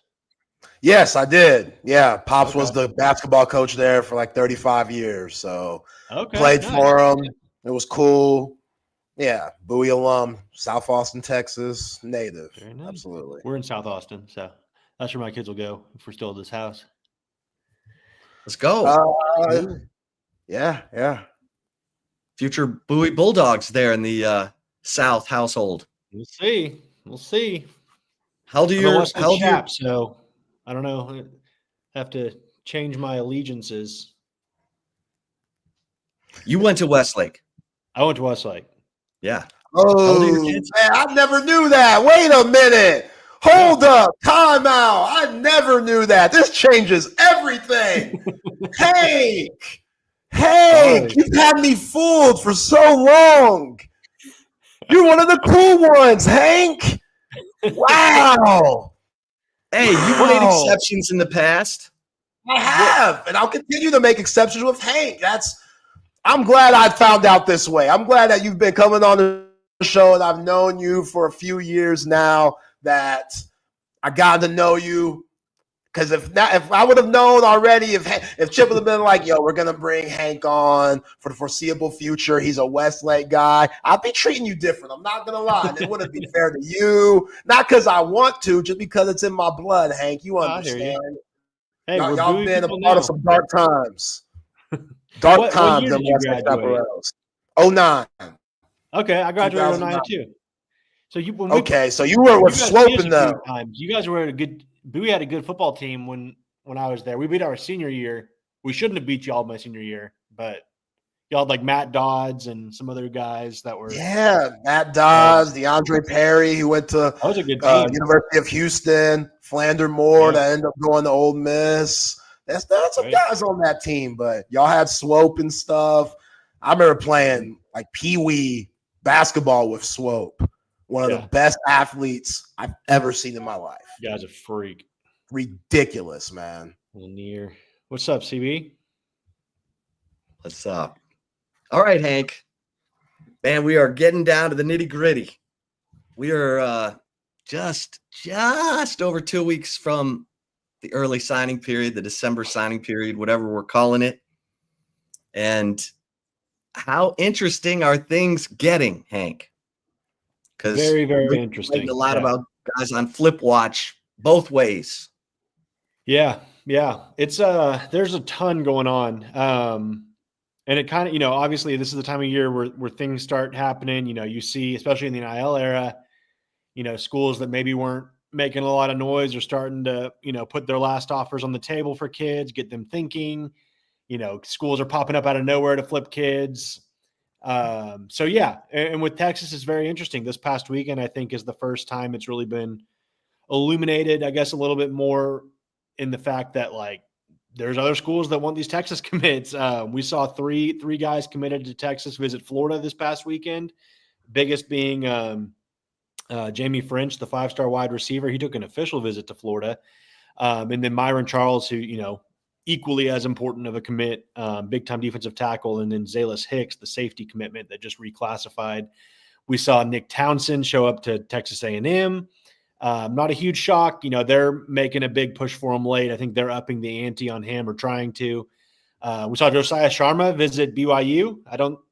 I want to say they're not a huge threat, but, Mormon's BYU money, I don't know. Maybe they make a late push for him. And then who else? Who else did we have last weekend? Lance Jackson visited Arkansas. I mean, he's going to see his brother play. I'm not worried about Lance Jackson. And I think that was it. If I'm counting everybody, yeah, that's 6. There were 6 visits elsewhere.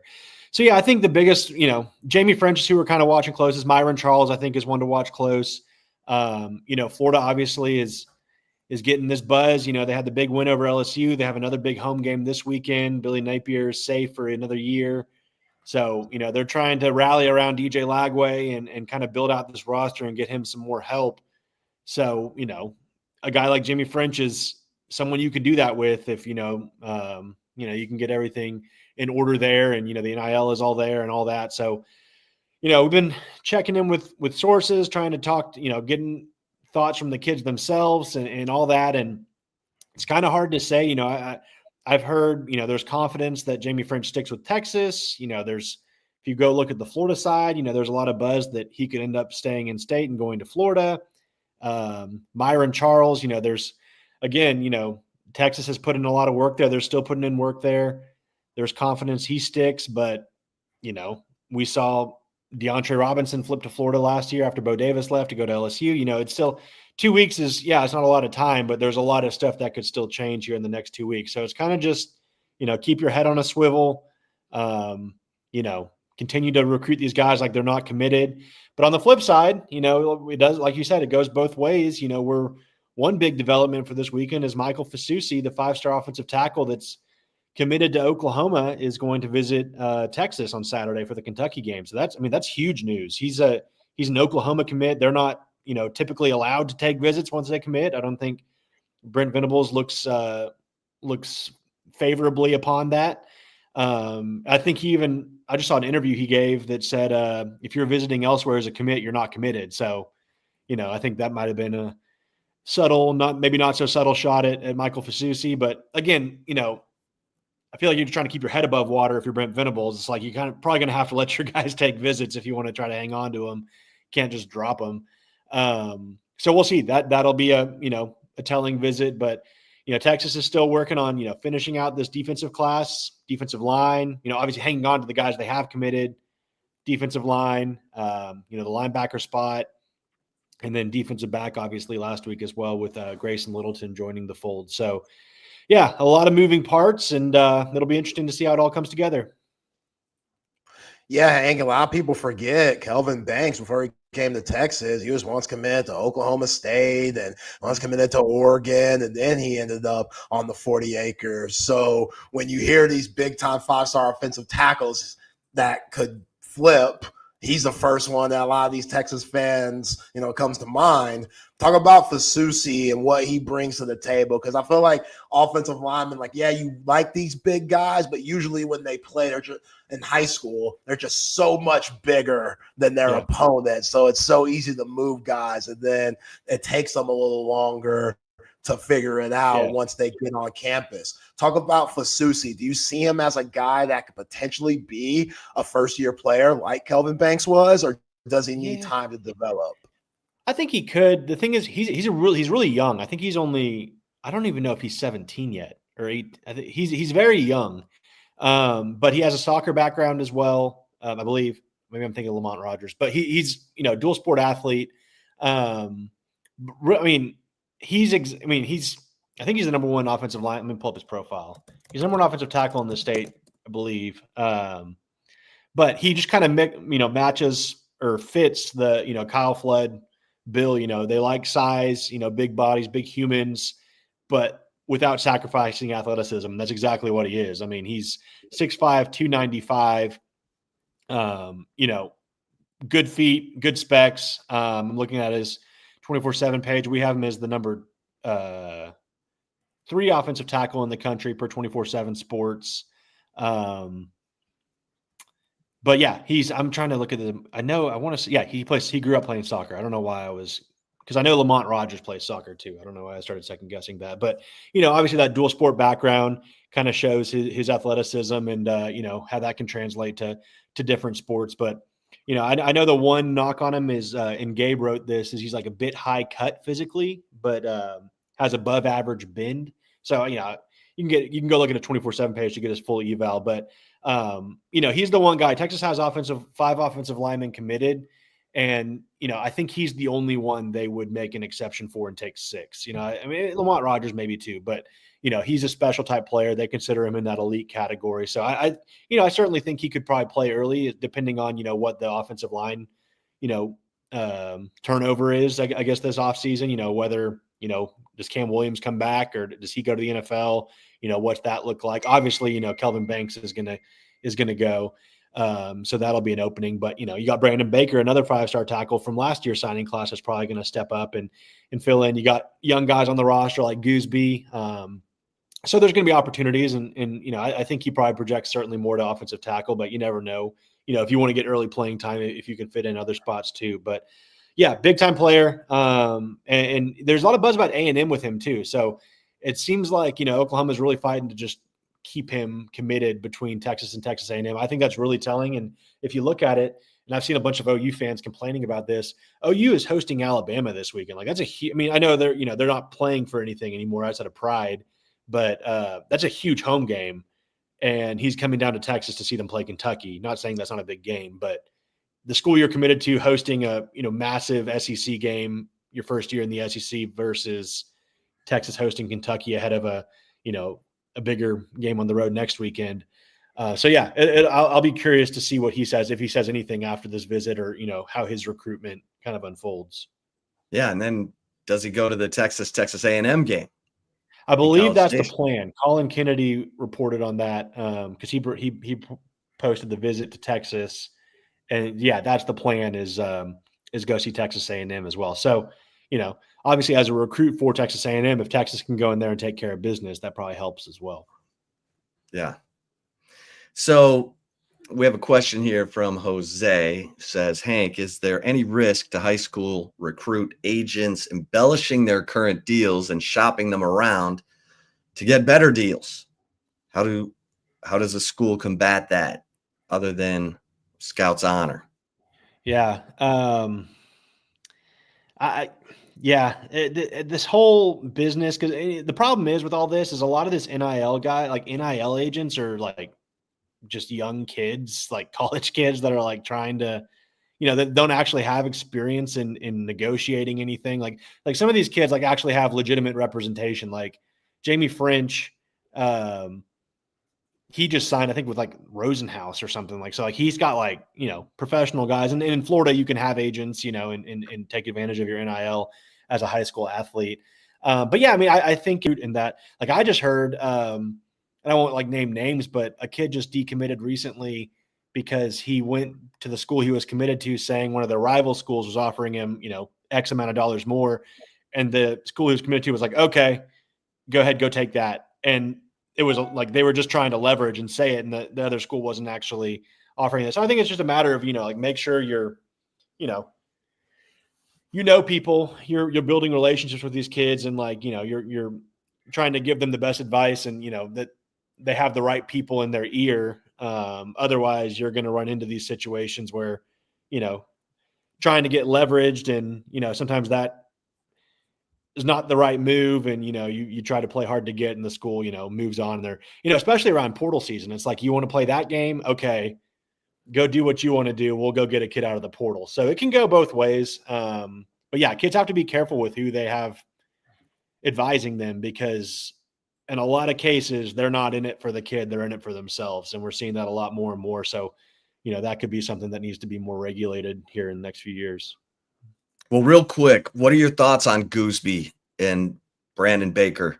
Because they very well could be Texas's starting offensive tackles next year. Yeah. I mean, we've seen Gooseby in various situations. Like he came in when Williams went down a couple weeks ago. Again, these athletic kids, like, they're just like functional athletes that, I think there's a lot to like about him. I know you've been, you've written things about, the excitement around, Baker, even Daniel Cruz, potentially replacing Jake Majors next year. So, it seems like they've built a lot of depth, and I'm sure, it'll be interesting to see how, NFL draft decisions, portal decisions, not, speculating on anyone leaving, but, guys will leave. It happens every year. How that line's going to come together next year, and, who's going to fit where. But yeah, I think, really exciting future for him. You got a guy like Baker. If you can get a guy like Fasusi, I mean, you just keep the pipeline rolling, and you're in good shape. Hank, your thoughts on the trip to Arkansas? Obviously, the Horns didn't look as good as they could have, but a win's a win, especially against a rival opponent in the SEC. Your thoughts on the game and where this Horns team is at? Yeah, again, like you said, a win's a win. I think you look back in the past, 10, 15 years of following Texas football, those are absolutely the kind of games that Texas would drop, in the Charlie Strong, Tom Herman era, where, you just kind of, you're not playing how you should. You kind of let the team hang around. You end up getting beat in the fourth quarter. So I think that just kind of goes to show where the program's at health-wise, and that, they were messing around. I mean, I can't fault the defense at all. They were doing their job, but, there missed opportunities and just different things, letting Arkansas stay in the game. So, you look at the stats going into the game, like Quinn should have thrown, 350, 400 yards on this team. Like Arkansas secondary was not good, but then you talk about the three high safety look, was that throwing them off? They couldn't really take any deep shots, but, when he did have guys open, or on a couple of occasions, he just missed them, go over through, I guess, Golden on that one.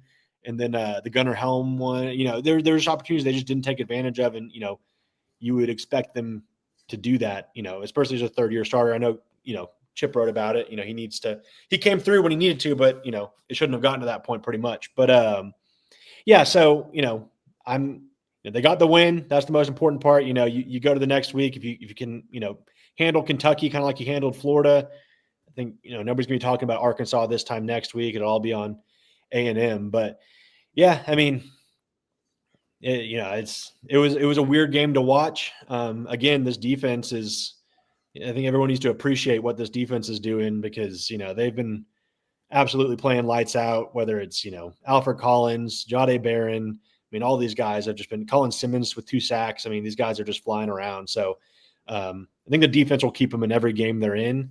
It's just about, taking advantage of the opportunities you have on offense and, having that perfect game on offense that we haven't really fully seen yet outside of maybe like the first half at Michigan, where – and there's other occasions, Florida, obviously they played really well as too, but that I feel like it's that first drive, we saw it against Florida and they came back and we're fine against Florida. Then saw it against Arkansas, gets sacked. And it just like messes up the whole offensive mojo. And then, they're trying to claw back the whole game. So it'll be interesting. Kentucky's a good defense, that'll be a good test, to get ready for Texas A&M and, it'll probably, Texas is what, a 20-point favorite. I wouldn't pick Texas to beat somebody. It's hard to say they're going to outscore somebody by 20 points right now, just because, I think the defense can hold them down, but, can the offense, outscore somebody by 20 plus points? We'll see. Yeah. Yeah. Hank, anything to watch, this week? Any notable things at the top of your notebook before we let you go? I keeping a close eye on, we're going to have the visitors list this weekend for Kentucky. I think there's going to be, some big names coming in, obviously Fasusi. There's a linebacker target named Nathaniel Owosu-Boateng. He's coming in from IMG Academy for an official visit. We'll see. I'll be curious to see if any other official visits get set. I don't think there will be. But I'd watch all that. The linebacker position is interesting. I think the guy to really watch there is Kellen Wiley, that recent offer they put out in Florida. He took an official visit for the Florida game. He's supposed to be at Miami this weekend for an official, and they're kind of thought to be the team to beat. But I think Texas has kind of turned the corner there and are in good shape for him.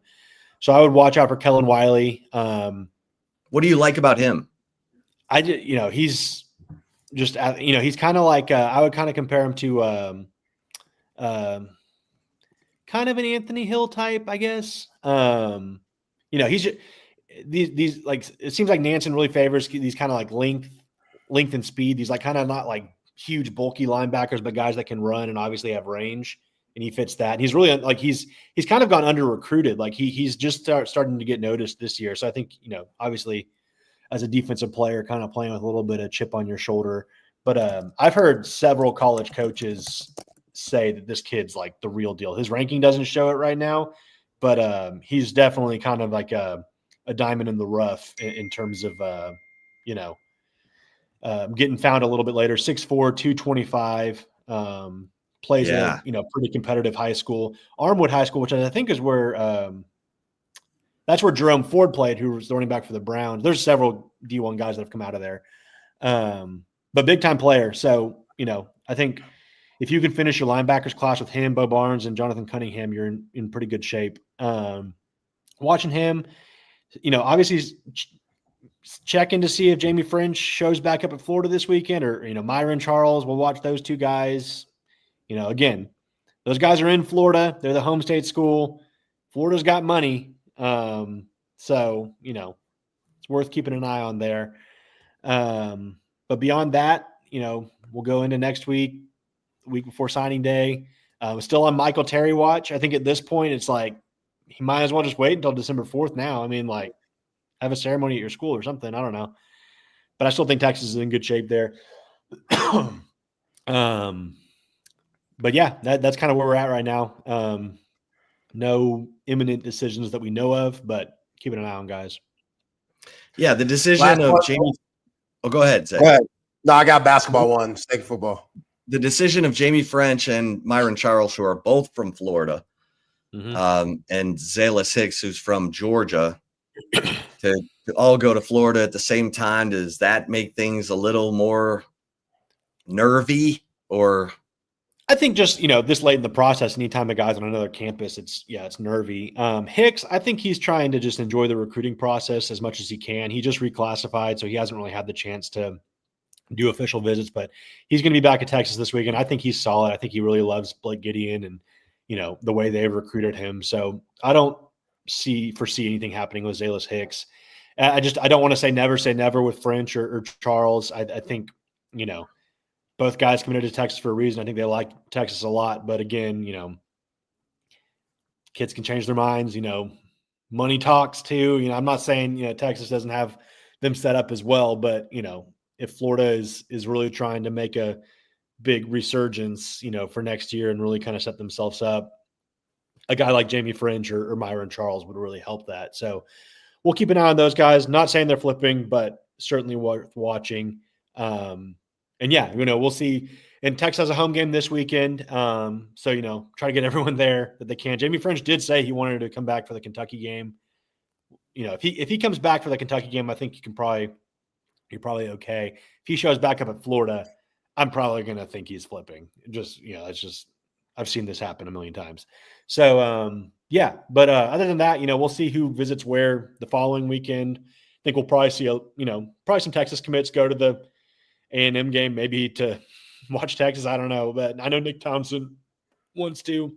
But beyond that, I think for the most part, the class is in pretty good shape. And this is also the time of the year where you start seeing just like outrageous, like rumors pop up. Like yesterday, someone on Instagram, it was called like Inside the Ole Miss something. It wasn't a website, it's just an Instagram account. But they're saying KJ Lacey is getting set to decommit from Texas, and I guess Ole Miss is the favorite, or I forgot who they said was the favorite. But those are other situations you kind of have to look into. There's still quarterback dominoes out there still to fall.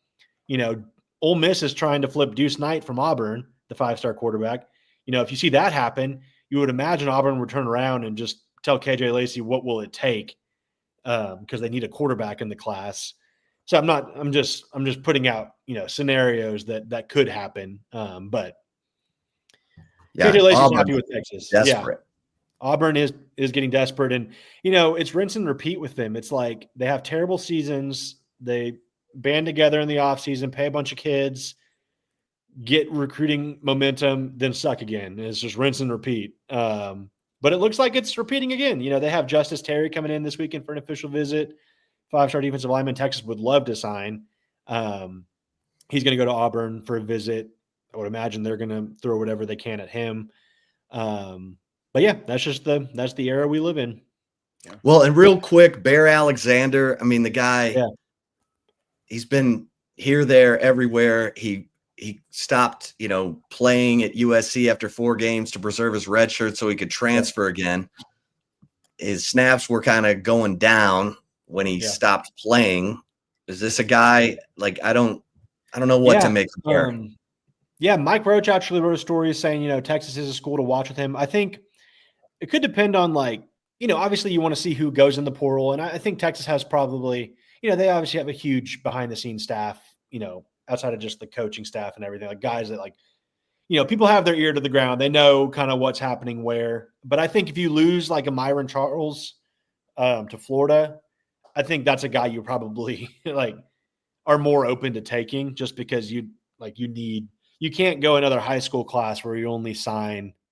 Well, I mean, obviously he's portal, but you got to be able to sign multiple guys on that interior defensive line, and maybe they bring him in for a visit and kind of see where he's at, and see if it's a fit, see how he connects with Baker. But yeah, he's a guy that Texas has been circled. I think he was back watching the Georgia game this past weekend. I don't know. That's just a wild back and forth situation there. But yeah, I'll be curious to see. I think defensive line is somewhere Texas. I wouldn't be shocked to see them go 2-3 guys again like they did last year, depending on how the high school class finishes out. But there's some positive buzz with Joseph Mbachu, the Grayson High School defensive lineman.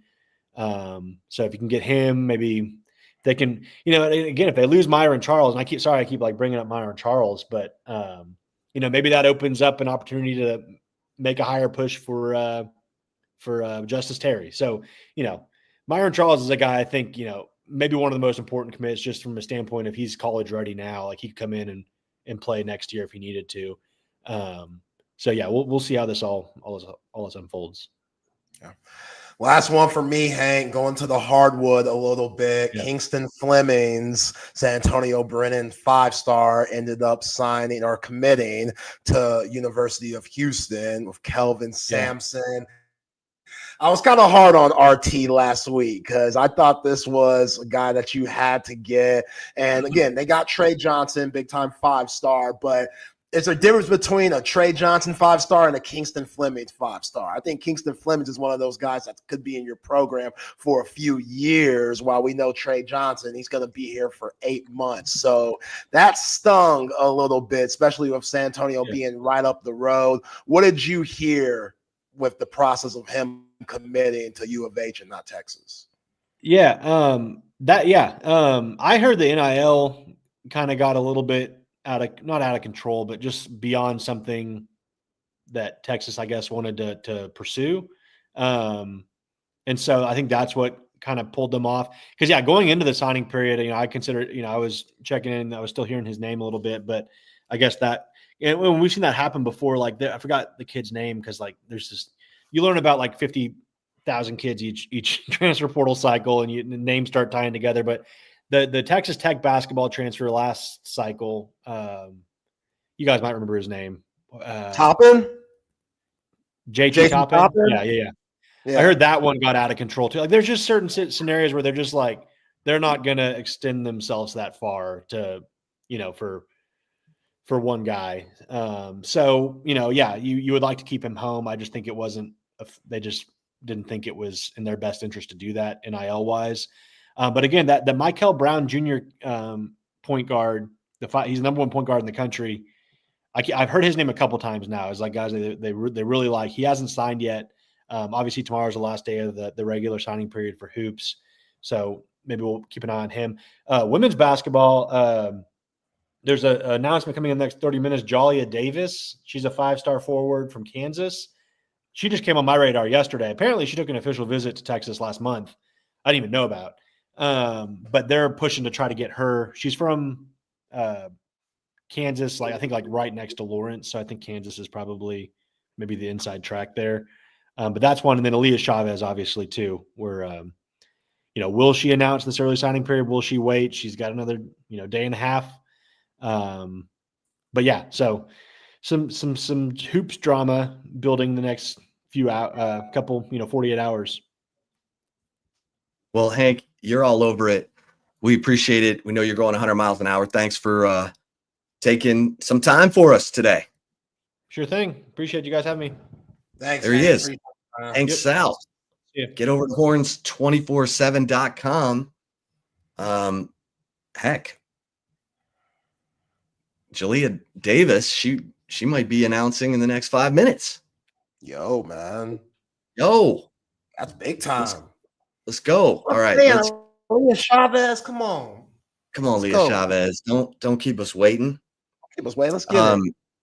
Hey, and don't keep us waiting, when it comes to Salt Traders Coastal Cooking. Go get that seafood, the best seafood in Austin. Do it tonight. Do it if you're driving north on Mopac. Get off at Rollingwood and enjoy happy hour at Salt Traders Coastal Cooking. Best selection of raw oysters you're going to find in Austin, Texas. Crazy raw oyster specials during happy hour, 3:30 to 6:30 every day, 3:30 to close on Mondays. You're getting $5 off the beginnings menu, which has the chowder fries, the grilled oysters, the New Orleans barbecue shrimp. Get into Salt Traders Coastal Cooking. This is the seafood restaurant of Jack Gilmore, who also gives you Jack Allen's Kitchen and is a restaurant legend in Austin. So don't delay. And passes.com. Go to passes.com/Texas One Fund. to catch up with all the incredible opportunities that you can get in connection with 40 UT student athletes, VIP access to tailgates, signed memorabilia. All you have to do is go to passes.com/Texas One Fund and check out all the cool things that they have going, because Rory Harmon has personalized gear that I know is up on the passes.com/Texas One Fund account, and go check it out. Rory Harmon, she's got gear that you need to check out. Check it out today. And Cover 3. It's your headquarters for college and NFL. Now you got college basketball. You got NBA. You want to watch your favorite team and take in a great meal? Get to Cover 3. The Sean Adams prime rib sandwich, the Chop House burger, which Texas Monthly calls one of the best burgers in the state of Texas. This is the go-to place for high-end food, great vibe, and a chance to watch your favorite team. And brunch on the weekends. You got the do-it-yourself Bloody Mary bar. Yeah, Cover 3 Anderson, Cover 3 Round Rock, right there at Old Settlers, and Cover 2 at 183 in Lake Creek. All right, do a quick chip shot today.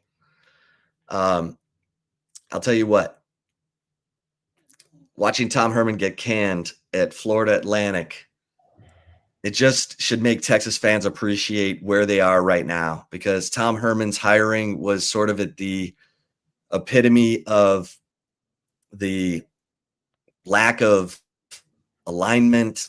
Steve Patterson had been fired.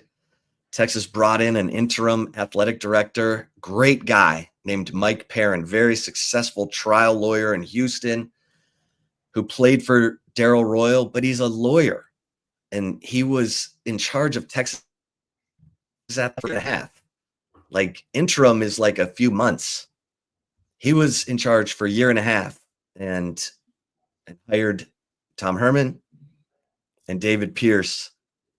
And then Greg Fenves hired Chris Del Conte. And I remember vividly, Tom Herman, like Chris Hummer was saying earlier in that 2020 season, if Texas hangs on and beats OU in that crazy, 4 overtime game, if they hang on to a 10-point lead that they have over Iowa State and Brock Purdy, they would have been in the Big 12 championship game. And who knows if Texas officials would have pulled the plug on Herman. I think they would have, even if Texas had been in the Big 12 championship game, because they were so turned off by the way he was handling his team with the eyes of Texas and just the lack of unity that was on that team. And he wasn't doing anything to bring it all together. Chris Del Conte said, listen, your athletes don't have to, sing the eyes of Texas. They don't have to raise their horns, but have them together so that it looks like you're a unified program and not coming apart, because that's the wrong image to project to their family, to, and Herman, he just didn't pay attention to that stuff. He was almost insubordinate. And I'm not surprised that he didn't succeed at Florida Atlantic, because I think he alienated even his assistant coaches in the way that he was doing business. So it just brought me back to a time and a place where Texas athletics was lost. And now just appreciate this time, appreciate the alignment, appreciate Kevin Eltife, the Regents chair, who cares about athletics and is not he's not tone deaf to it. Jay Hartzell, who is also very, very in tune to athletics and cares about it. And to Chris Del Conte, obviously, who's, I think, the best in the business. And I said, Texas fans, if you're lucky enough to get Chris Del Conte, you're going to experience what it's like to be at the top. And that's what we're seeing right now. And I'm not trying to just throw extra dirt on Tom Herman, but that was a lost time for Texas athletics. And now savor it, enjoy it, because it doesn't last forever. I mean, Alabama had a crazy 17-year run. That doesn't happen in this modern day and age. Savor it. I mean, obviously, Steve Sarkeesian wants to do what Saban did at Alabama, and he wants to do it at Texas. And maybe he can, but the odds are against it.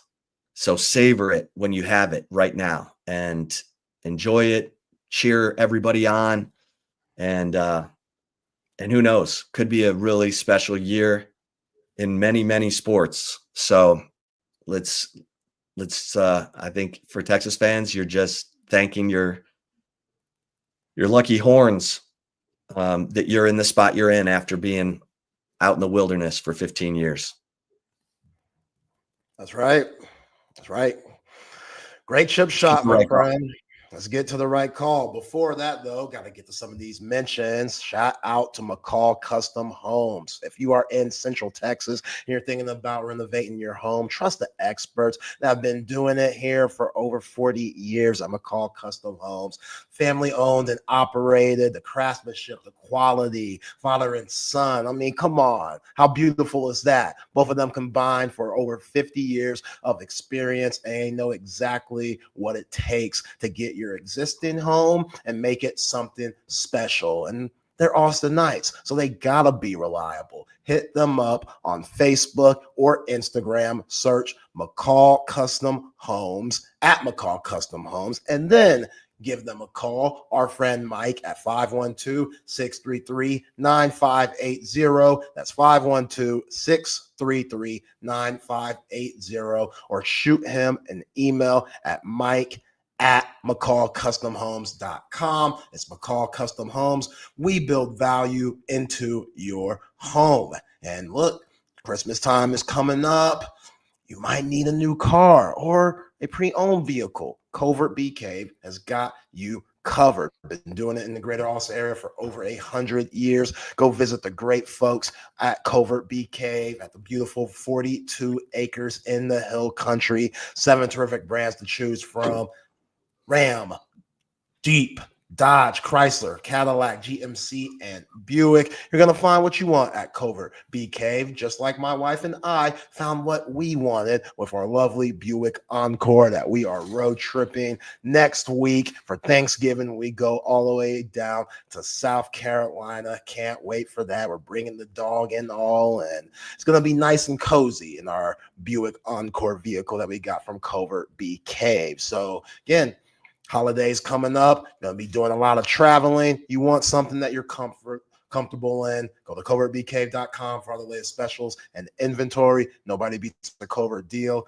Not now, not ever. And Leaf Landscape Supply. Some of y'all need more decoration, whether it's outside, indoors. They are your wholesale plant nursery and landscape supplier here in the ATX. Leaf Landscape Supply, 2 terrific locations, one off Monterey Oats and 290, the other in my neck of the woods off of Pond Springs. If you want to fulfill a landscaping job, trendy house plants, rare plants, or specialty plants, they are your one-stop shop for everything you need. And when you make a purchase at Leaf Landscape Supply, let them know. Say Collier told you about it at Texas Sports Unfiltered. You get 10% off. Go to their website at leaflandscapesupply.com to see everything that you would like to buy when you go in, so you are prepared. Leaf Landscape Supply will take care of you. All right, Shep. So I finally found out what the great Chris Bennett was talking about with these Texas Sports Unfiltered emojis. Bam. Check it out. I don't know why we can't see them on our text line, on our YouTube hotline or anything, but as you can see, we have some personalities on the team of Texas Sports Unfiltered. I don't know what face you're making. I don't know what. That's terrible. Yo, I'm not gonna lie. They did you wrong. BK, whoever made this did you wrong. That face, I got off smooth. I've made way worse faces than that one that you see there. As you see next to me, if you're watching us on YouTube, or if you're not watching us and listening to us on the app, I am showing Chip and the people. I guess our new Texas Sports Unfiltered emojis. BK's on here, the great Jordan Scruggs, Adam Wagner looking way too sassy for my liking, and Bucky Godbolt going on one of his famous rants along with Chip and I. This is great. This is great. Now, out of all of the guys that you see on here, who has the best one? You. Come on. That's. What you mean? I do make that face a lot. I'm not going to lie. That's money. A very common face. I look like I'm constipated. I'm like, can I get something that doesn't make me look constipated? I mean, come on. I'm already not attractive. You don't need to like just dump on me. Yo, man, Scruggs looks like he's on something. A little something. You know? Not like there's anything wrong with that. BK looks stern with the scowl. Wags, man, just a little too sassy for me. But that's Adam Wagner, though. That's his personality. Jack of all trades, man. Jack of all trades.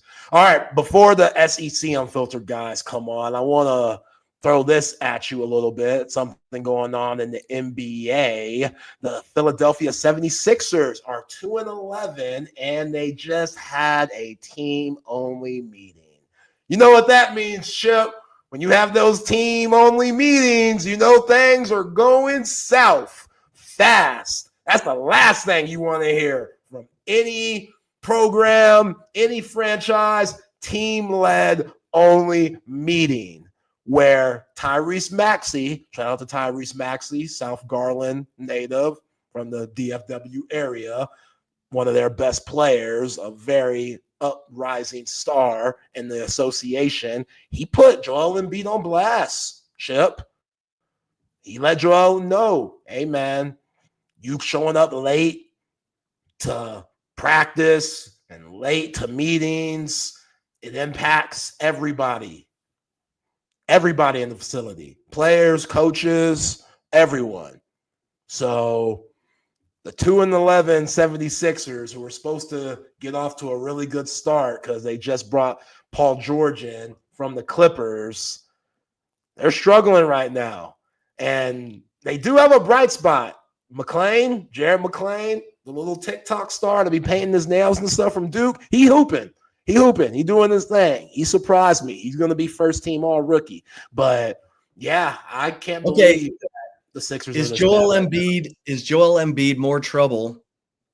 What is his grief to reward ratio? Because it seems like as talented as he is, he's been an MVP. He's been an MVP candidate. The dude can ball. But is he a time bomb in that locker room?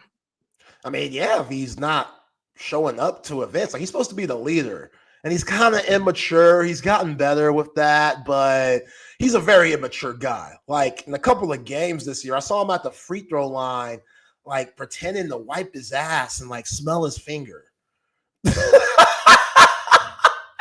And I laugh because I'm childish myself, but I don't want my franchise player doing that, especially since we're 2-11. Like, I get it. Have fun. Shaq was a goof.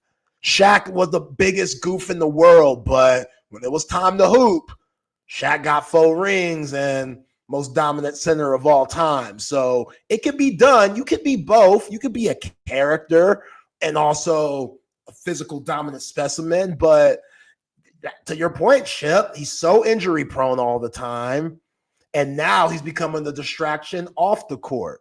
So you want to believe in him because when he's on, he's really good, but he shouldn't have went to Paris for the Olympics. He should have stayed home and got rest like Kawhi, like Luka. I know Luka didn't want to. His team got eliminated, so they weren't in Paris at all. But when you're having injury problems like that and you're trying to play in the summer, and I get it, you want to represent your country, but bro, you ain't even from the U.S. You from Africa. So as you know, you playing for Team USA was really weird in itself. Like that wasn't necessary. Like, cool, it's cool to get a gold medal and stuff, but now the Sixers, they're suffering the consequences, and they're in a tough spot. I want to ask you about the Cavaliers because they're 15-0. Yo, man, they're fun. They're fun. I don't know how it's going to last once the playoffs come because obviously the game changes and slows down, but Darius Garland, when he's on, he's one of the funnest guards to watch. We know Donovan Mitchell's an absolute dog. Jared Allen has been terrific. Jared Allen, Austin native. I was going to say. St. Stephen's High School, went to the University of Texas, and that horrible year by Shaka Smart. So I don't think Texas fans truly got a chance to embrace Jared Allen. He's one of the best centers in the league, especially two-way centers. You know, it's hard to stay in front of Garland and Donovan Mitchell. So when the bigs step up, Jared Allen's a tremendous lob threat, and he's going to get you a few blocks a game. Like, Jared Allen is reliable. Evan Mobley's been really good this year, and he's taken the step up like a lot of people thought he would at this time with him being a former number 2 pick. They got a lot of good pieces. So, you know, regular season, once April and May comes around, how are they going to look? What do they look like? I know they play tonight against the defending champs. What are they going to look like in a 7-game series against somebody like that? Or, you know, against a Miami where they got to play a Jimmy Butler, because the East is weak. The East is really weak. The East is awful. It's looking like the old East. Like they have a chance to really make some noise and be that team that gives the Celtics a run for their money. And CB, you're right. Miles Turner doing this thing. Miles Turner, I'm very shocked at how his career turned out. I did not think he would be this good, especially as a three-point shooter and, you know, shot blocker. He's been solid his whole career, which I think is 10-plus years. You want to feel old Texas fans. I think Miles Turner is on year 10 now. So that's crazy. Yeah, I mean, Miles Turner, man, he was such a good dude, such a great guy. I'll never forget him finishing his Texas career on the damn bench after playing 9 minutes against Butler. Rick Barnes. That's good coaching. A tough one. Good coaching right there, Rick. That's tough. Coach him up. Coach him up. But yeah, Jared Allen, 66% shooting. Dude's averaging 17 and 11. Damn. And he went 4 and what was it? 8 and 22. It was terrible that season. Yeah, maybe 9 wins. 9 sounds right. Ugh, that was awful. Yo, 9-win season. I don't know how anyone survives that. That's all right, right there. Let's bring in Chris Phillips. CP, what's going on? You're coming to Austin. Yeah. So I had to jump off yesterday when you jumped on. I had like a 3:15 or whatever yesterday, 2:15, whatever. But yeah, man. I fly out in 2 days, so I'll get there. I'll get there Thursday around like 2:00 local time. I'll touch down at 2:00 local time. So sweet. I got a full weekend upcoming. I finally found out today. So I knew I was staying with our buddy CJ Vogel on Texas football. Staying with CJ, I didn't know exactly where he lived though. So I found out today that I will be in the East Austin area, pretty close to the baseball stadium. So I'm hearing that I've got a pretty prime location where I'm at. So yeah, that's primo. Pretty fired up, man. Pretty pumped. Pretty pumped. You're close. You're close to don't be alarmed if you see like MLK Boulevard. It might be the only MLK in the world that's in a good place. That's in a good spot. Okay. Don't be alarmed. You're like MLK. Wait a University of Texas on MLK. It's don't be alarmed. I got you. You're safe. Yeah, You're fine.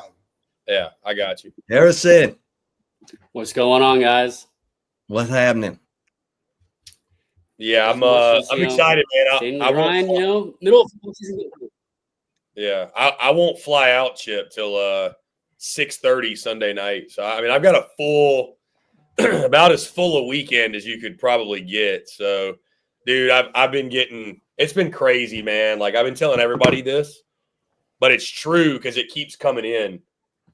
Like I've felt a lot of hospitality everywhere I've been. Is to be expected. It's been, incredible. The reception has been, the embrace. It's been awesome. Texas is the first place where the hospitality has began days in advance. Dude, I literally created like a little note in my phone to keep up with all these tailgates that people have been inviting me to. Like I've been getting emails, dude. Like, people reaching out. It's been so cool. I had a guy reach out this morning. Emailed me his recommendation for chili in Austin, where to get some good Texas chili. Because I've been saying I've never had chili without beans in it. So I'm trying to figure out what the hype is. So he said to go to Texas Chili Parlor. Yes. Yep, that's it. That's the one. That's it. So one and only.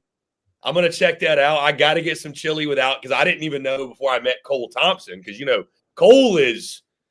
I was thinking about getting Cole a gag gift, guys. I don't know how I would send this. I don't know if you can gift someone chili, but I'd love to get Cole a gag gift and like send him a chili with beans in it. I think that'd be like the most disrespectful thing I could do to Cole. That's hilarious. He might quit. He might quit. He may not. Yeah, he might quit. So Cole. I need 3 things I need food-wise. I need the chili. I need to eat Mexican food at least once, and I need the barbecue at least once. Those are the 3 things that barbecue at least 3 times. Whatever. Terry Black's style switch. Those are CJ told me, was it Stubbs? Is that what it's called? Stubbs is down on. Yeah, Stubbs. I'll ask y'all the question I asked him, because I asked him. If you could only recommend one place, and if I don't go there, the weekend was not complete, what would that one place be? He said Stubbs. So what would y'all say the one place in Austin, somebody who's never been, if you don't go, the weekend will not be complete? What's like the place you have to go? Zay, I'll let you go since you're the native. I'll let you go first. See, I can't even tell you because I like a got too many. spot. Okay. All right. I got too many. I like Terry Black's for barbecue. It's kind of tough to get in and out of. The parking's not great. That's why. That's the well-known one for sure. That's what I've heard most about. Style Switch is great to me. Right there on Lamar. So, for barbecue, Stubbs has live music. So CJ may be trying to, line you up with some music and some barbecue, which is ideal as well.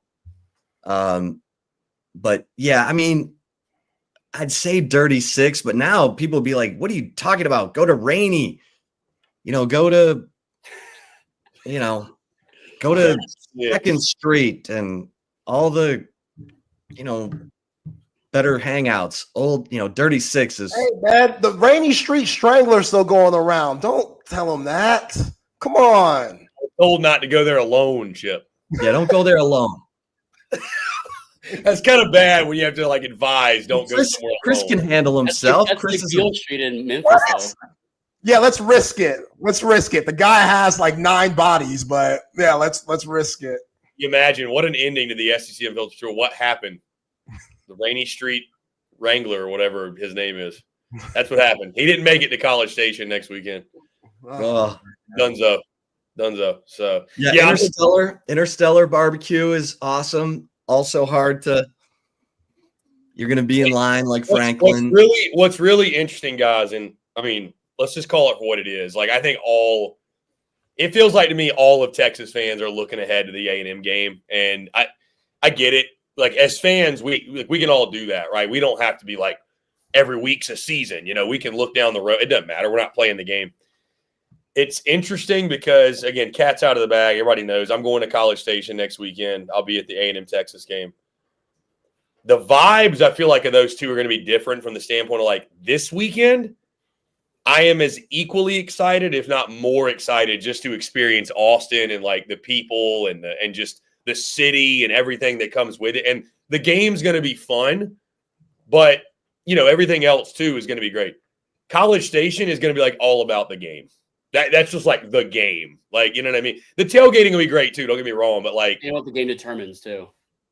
I mean, yeah, for sure. I'm just saying though, like the gravity of the game. I mean, I think Texas should handle Kentucky. I don't think it should. I don't think it's even I don't even know. I mean, listen, I'm not trying to be like a jinx, but I don't think it's a losable game for Texas. I think it's just a do you win the way you want to type of game. So well, I mean, the way SEC tour goes, I mean, the home team continues to win, so yeah, we're just gonna try to leave the dramatics out of it. Just try to bring the cover the spread energy. Come on, man! I ain't trying to. Chris, do you like country music? Cover the spread energy. -21. Cover the spread energy. Chris, do you like country music? Yeah, for sure. Because the Josh Abbott band is playing before the game at 12:30, right outside the north end of the stadium, and that's a good setup, that Longhorn city limits and Josh Abbott. I have heard that like the outside's really cool. I didn't even I don't think I told you guys this. When I was in Athens, my buddy Graham Coffey, who owns Dog Central, he was at that Georgia Tech game. He told me, he's like, dude, it's awesome. He's like, dude, it's awesome. So people in the SEC taking notice. Well, Texas game day. I'm excited for you, man. Yeah. I can't wait to hear your thoughts. Yeah. Hopefully we can work. I'll have to figure out where you guys are. We'll have to make sure we link up. Or Zay, will you be in town or not? Yeah, I'll be in town. Okay. We got to make it happen. Got to make this happen. Yeah. Yeah. Let me know where y'all are before the game. I got you. Yeah, I'll be documenting the whole trip. I promise. I'll be letting people know what's going on. So hitting all the spots. If I get caught by the Wrangler, we'll come up with some buzzword. I can tweet it while I'm getting dragged away. Yeah. Hey, Wrangler, hold on. Let me tweet this real quick. Here, let me get a good shot of your face. Chris, you might as well just like see if you can get a Yelp sponsorship with all these restaurants you're gonna be trying in Austin. I love it. Shit's all right, fellas. We will turn it over to y'all. Thanks. Yeah, good. Appreciate you. What's up, man? How you doing, Harris? What's going on? I'm absolutely starving after hearing all this conversation about Texas food, especially barbecue, because I'd say I don't know if it's a cheat code, but I think not a cheat code, but I think barbecue is my favorite food. I think because of like the taste it is, but you get so many different options and varieties of way you can do it. And for me, that's just like a, all in one. Why not? And you're a big foodie. Big foodie. Yeah. Big foodie. Consumer and cooker. So man, like I wish I had that. I do. I wish I like it's not that I don't like to cook. It's that, bro, I feel like I stay so busy. Like I don't have time to devote 2 hours to cook dinner. I don't. Like I just you can just do like meal prep, like one day. I do. Well, I do meal prep. I do. I mean, I do. I eat clean throughout the week, so I can eat like whatever on the weekends. You can enjoy the weekends, yeah. Yeah, that's fair. That's fair. I know people that do like certain meal prep services or whatnot, like some really healthy ones actually, but it's another option. Yeah, I mean, dude, my meal prep is so simple. It's chicken, rice, and broccoli. Yeah, I try to be as efficient as possible. It's crock pot, chicken. Hey, crock pot season is upon us, Chris, with and without beans. Bro, speaking of crock pot and an alcoholic beverage from the crock pot, bro, you get some, you can warm some apple cider up in the crock pot. Oh, yeah. Dude, and make a little alcoholic beverage with that. Oh, my God. That's awesome. Cinnamon sticks in there. Oh. That'll make the house smell real good, too. Yeah, it will. Yeah. Yeah. It's a win-win right there, but yeah. I mean, dude, crock pots is like the best because it's so easy and you can make so many like delicious meals out of it and throw it in there, especially if you're working from home, it's easy, but if you're traveling, go to work, if you say even 9 to 5, throw it in there, 8-10 hours, come back, about ready to go. There's your dinner. There's probably 5-6 meals too. Yeah, no, it's going to be a good time in Austin, man. Like I said, plenty of food. Again, have you ranked the things you want to do yet? Like food wise, try. Not really, man. Or just whatever you can fit, as much as you can fit in.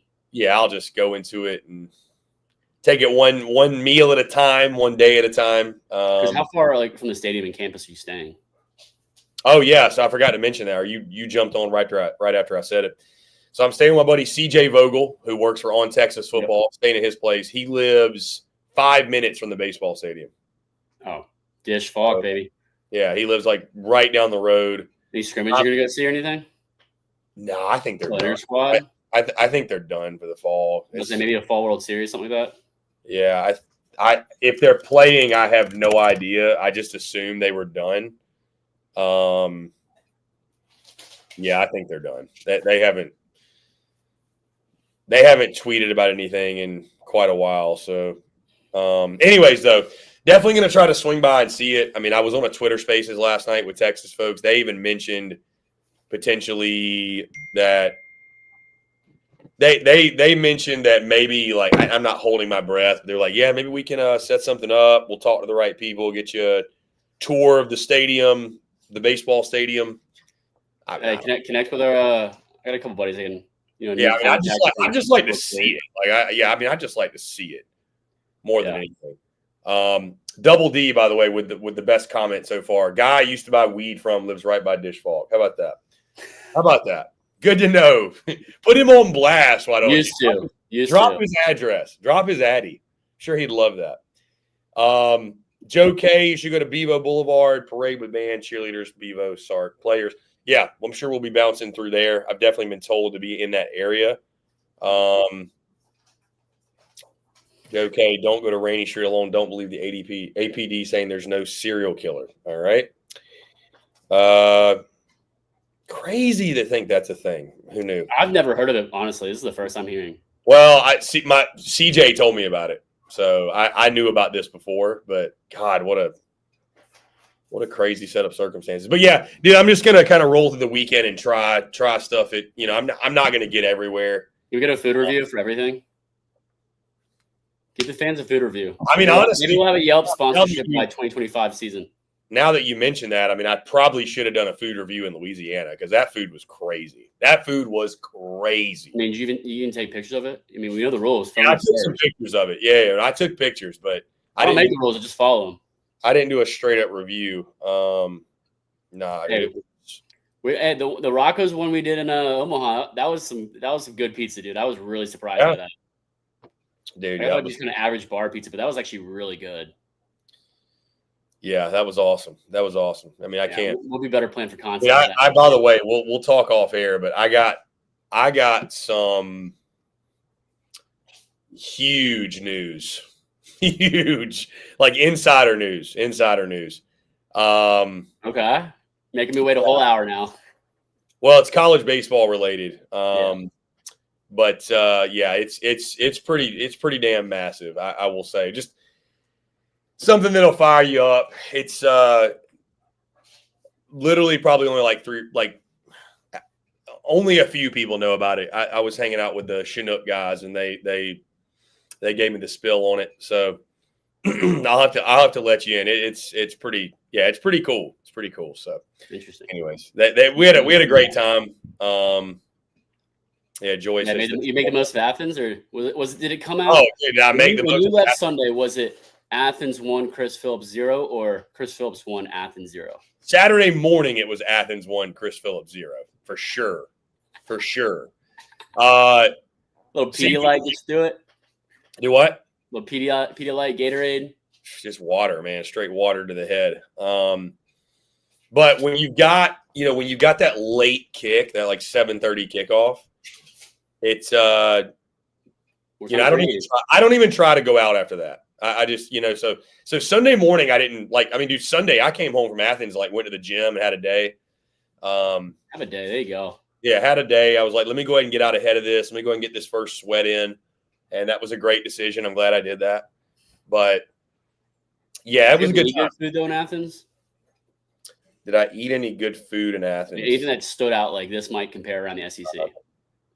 I mean, the tailgate food was really good, but I mean, no, I didn't have like any cuisine or anything. I mean, Friday night, I literally ate a burger from a food truck. I mean, hey, sometimes those are the best. I mean, it was really good. Don't get me wrong. Cost and taste. It was really good. Creature Comforts was an awesome spot. No, yeah, I've been there and I've heard really good things about it too, and went and tried it myself. Had a great time there. Terrapin's really good there too as well. Yeah, they're like a beer garden outside area. Athens is awesome. I mean, I've said it. I've gone on record and said it multiple times. It's the best college town in the country. Well, I don't even think Texas fans are going to try to give it a run for their money this weekend. I don't know, man. I think it's. I mean, and that's cool. Sure. I mean, I can't wait for all. That's not a shot at anybody. It's just Athens is just awesome, dude. Like the way it's set up and how it just kind of seamlessly feeds from the city to like into the college. How they have 80 bars. How the APD doesn't really do much. That too. Yeah. That too. Except highway tickets, they do that. Yeah. So Athens was cool, man. It was, stadium was electric. Game atmosphere was awesome. Listen, it was loud. It wasn't the loudest stadium I've ever been in. It wasn't the loudest stadium of the tour. But where do you rank it?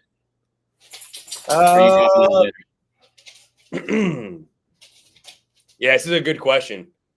It's definitely, but LSU still the 3. LSU and Tennessee are 1 and 2, and I would say this, and I hope Joy's still in here.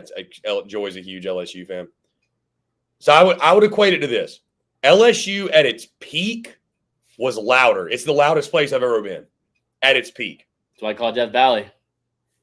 Tennessee, I feel like, was louder for longer, from the standpoint of like higher average. Death Valley got quiet, but like, bro, Neyland was just. It felt like it never got quiet in there.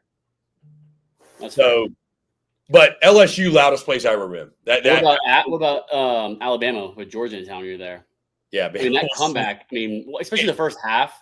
Bama was nuts, dude. It was. I mean, that place had to be. Yeah, it was. You probably get the best of both worlds there, like absolute just pandemonium of noise and then just death silence in the second half. Yeah, it's hard. I'd probably tie Sanford and Bryant-Denny. That's fair. Yeah, that's a 3 or 4. Yeah. I mean, dude, if I had to pick one though, I'd give the edge to Bryant-Denny just because, dude, like that moment that Ryan Williams caught that touchdown and went in was louder than any moment I had in Athens, which again makes sense though, because there wasn't that big of a play in the Georgia game in Athens. Like, I mean, most of the time I think Georgia was just kind of suffocating the life out of Tennessee. They didn't have like a down to the wire touchdown with a minute left type of play, but Sanford was loud, bro. Sanford got really loud. Yeah. It also probably depends a little bit on where you sit in the stadium construction as well. Like Tennessee, this noise is just going to bounce off the walls because it's built like a coliseum. Yeah. Yeah, I mean, dude, here's the thing. And nobody wants to hear this. When you have the conversation of what the loudest stadium is, there are a lot of factors that go into it. Like, let's just call it for what it is. Let's just call it for what it is. The opponent, like the game in which you go to, where you sit in the stadium, the time of day the game is at. Like there are factors that matter. People don't want to acknowledge that. But I think if you don't acknowledge it, you're just kind of ignorant to the facts. Yeah, I mean, yeah. Because you could say like an Ole Miss Georgia game this year was at a 3:30, right? Is going to be significantly louder than an Alabama Tennessee at noon. Hypothetical situation, right? Like I just think noon games inherently aren't that loud because there's just something about playing at night underneath the moon, the lights, and just longer time to tailgate. Fans getting rowdy, fans getting amped up, excited for the game, and just. I don't know. There's something different. It's kind of almost an intangible factor. That's why playing at night in the SEC is one of the hardest thing to do, I believe. Yeah, I mean, I will tell you this to give South Carolina a lot of credit. That South Carolina LSU game, I've never heard a stadium get so loud for a noon kickoff. I've never heard it so loud for a noon kickoff.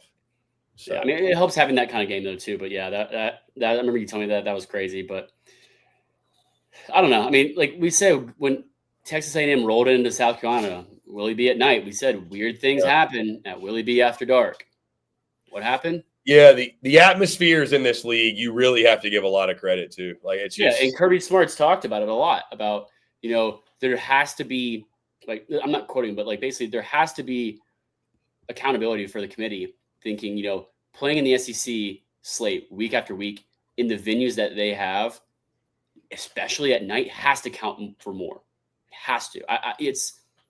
I stand on that firmly. It has to count for more. Yeah. Yeah. So, I mean, we'll see. I mean, like tonight's gonna be interesting to see. The only really two, I don't want to say only two, but there's only two storylines for tonight. It's obviously where do they rank Alabama, Tennessee, Georgia? How do they rank them? And then how far does BYU fall? It's only two storylines of the night that people are looking forward to. So, we'll see. Those are the big ones. Those are the big ones, I think. Yeah, we'll. By the way, we'll go live, react to that tonight, right at 8:00. So myself, Dave Shoemate, Cole Thompson, we'll probably be on there about an hour or so, and we'll break it all down and give you guys the skinny on our thoughts and everything else with the college football playoff rankings. So, and Chris, what do you think has bigger implications on the SEC getting into the playoff committee, like the number of teams and where they're seated? The Big Ten championship or the Big 12 championship? And I got part two for that. Which one's got more implications on the SEC? Which one affects the SEC more? Probably the Big 12, because I think both teams that get in the Big 10 title get in anyways. So probably the Big 12. Big 12? Because I think the Big 12 is probably going to end up being a one-bid league. I'm thinking, yeah. Depending on I've seen that too, but then also because it's the four highest conference champions. Right. If you have a 2-loss Big 12 conference champion. So. Yeah, I mean, I just think with like BYU going down, the Big 12 has played themselves into being a one-bid league. Yeah, I mean, and then the fact that we thought that Indiana – sorry, I'm letting the dog out. He's about to start barking at me. Got to take care of the pups. Well, yeah, he decided to come in the basement for some reason instead of going outside upstairs. But no, I mean, it's interesting that we're at this point in the season where you have Indiana as a top 5 team playing Ohio State, a top 2 team, and the implication that this game is going to have. No one predicted this to be this magnitude of a game at any point in the season. Mm-hmm. But so the part two of my question is, do you think Indiana, Ohio State is a bigger game that will affect, the SEC teams, or Arizona State, BYU? Yeah, I mean, I think to your point, if Indiana gets blasted by Ohio State, then I think you could make an argument that they don't deserve to be in. So yeah, I mean, it's a top 5 matchup, and they're a 12-point dog. Yeah, but I mean, dude, I saw a top 5 matchup in a 12-point spread. Yeah. Well, you don't see it. You don't see it normally, but I think it just kind of speaks to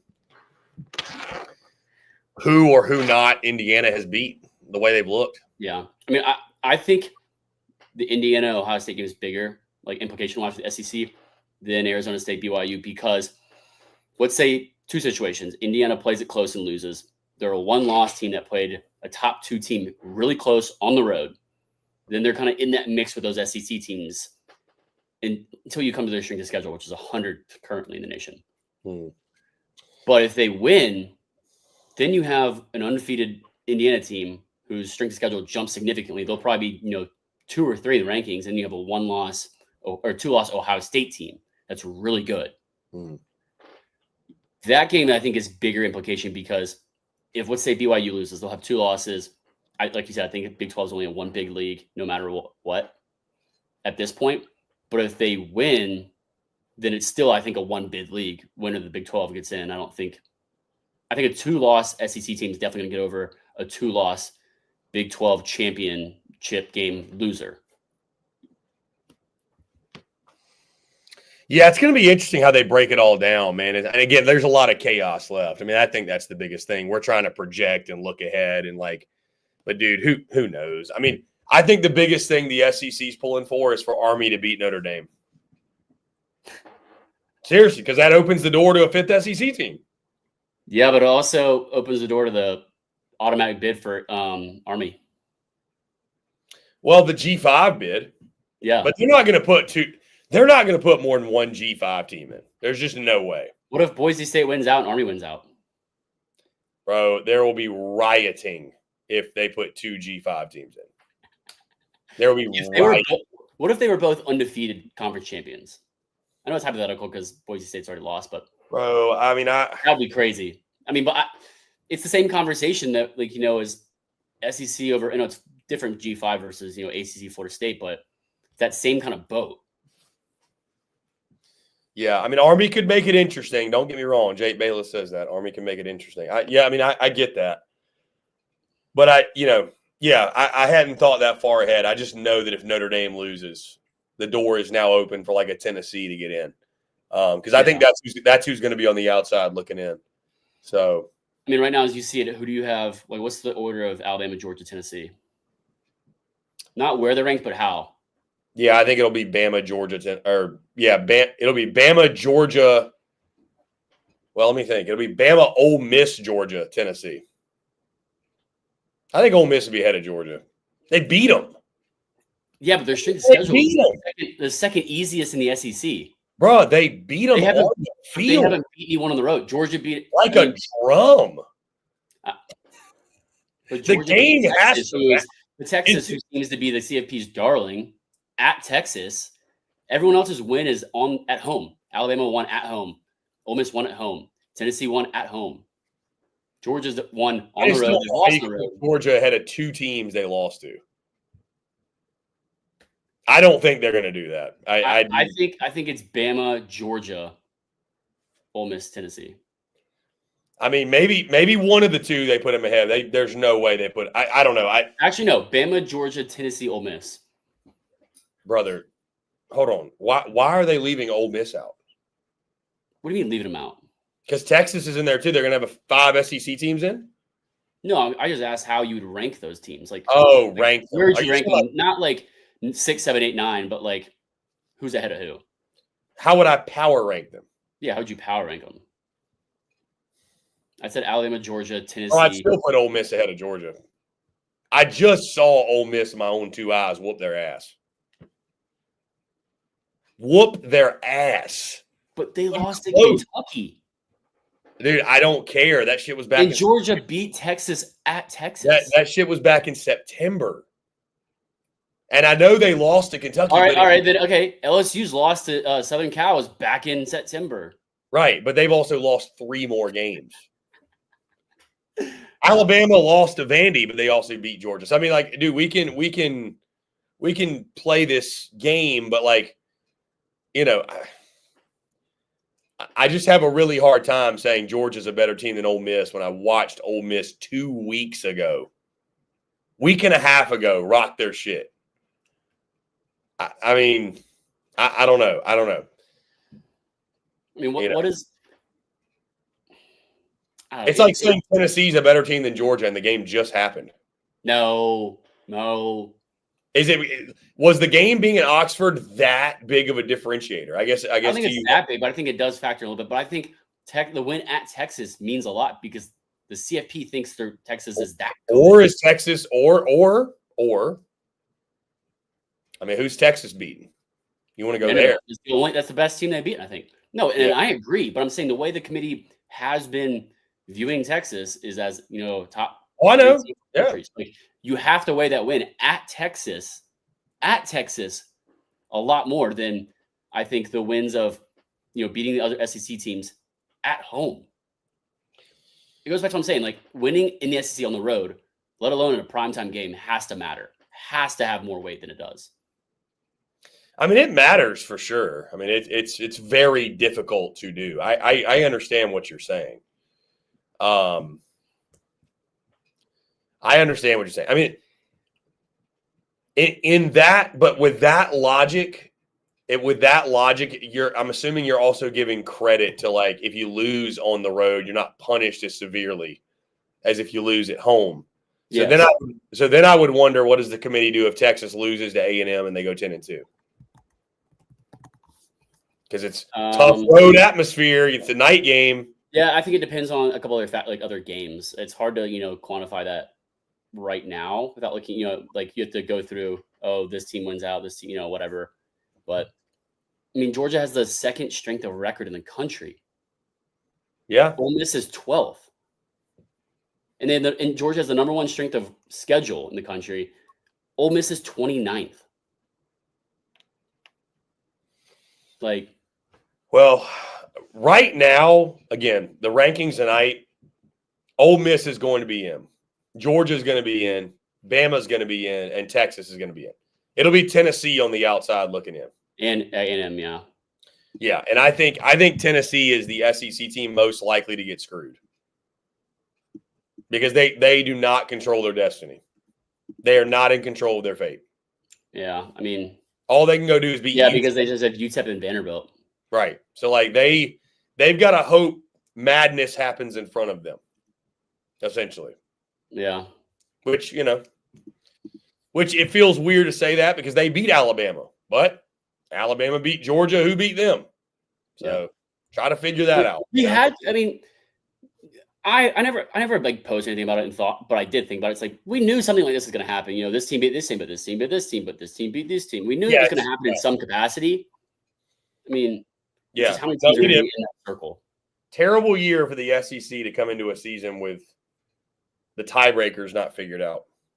Yeah, that's a whole nother discussion. But I mean, because what's so funny is that I'm just comparing it to baseball. Like, it's so funny. In baseball, I feel like in baseball, like winning the regular season or the conference title is like, I mean, it's cool, but it's not the ultimate goal. It's I think it has to matter. I mean, it does matter, but like, I'm just thinking about a scenario where it's like, the tiebreakers for football were so messed up. Like you could never fathom what happened like last baseball season where it was like Kentucky and Tennessee like split the regular season championship or something, which was so weird. And Tennessee beat them the last year. And you're just like, what? They beat them at Kentucky too. And you're just like, that would never fly in football. Like people would lose their collective shit. Yeah. So yeah, the tiebreakers have got to, of course. It's all hitting the fan. So, yeah, I mean, I think the SEC is going to come down to Texas this season because I don't think you can write off Kentucky, because this is easily a sleeper look ahead game. And then they have to play at Texas and their rival top 15 team because Alabama's schedule, they play Auburn at the end of the year. And then this week they have at Oklahoma. I mean, that's not like, the cream of the crop. But then you have Georgia who plays Massachusetts and then Georgia Tech both at home. Yeah. See, Tennessee, like we said, if they play in the season or Vanderbilt, but they got to play this week UTEP. So it's like we're chalking both of those as wins, right? Yeah. I mean, Texas, you play at Auburn and then Texas A&M, you play at Auburn and then versus Texas. At least they're winning this week. I don't see them losing this week, but obviously anything can happen. Ole Miss at Florida, which not as easy as it's kind of looked at the beginning of the season, but in Mississippi State. So would say most likely more than not, they win both of those. The only big game left is Texas A&M, which is going to decide what happens in the SEC championship. It happens for the SEC championship and going forward. Right. I mean, you saw what Lane Kiffin said, right? About the SEC title game, right? Yeah. And how it basically is a high risk, high reward, or high risk, low reward too, because if you make it and you lose, then you're out potentially, or you're in it, you win, you get a bye. Or, you think if you're not getting a bye because you're not going to be in the SEC championship and win that, but you're going to be in the playoffs, you get a bye week to prepare and heal for the playoffs.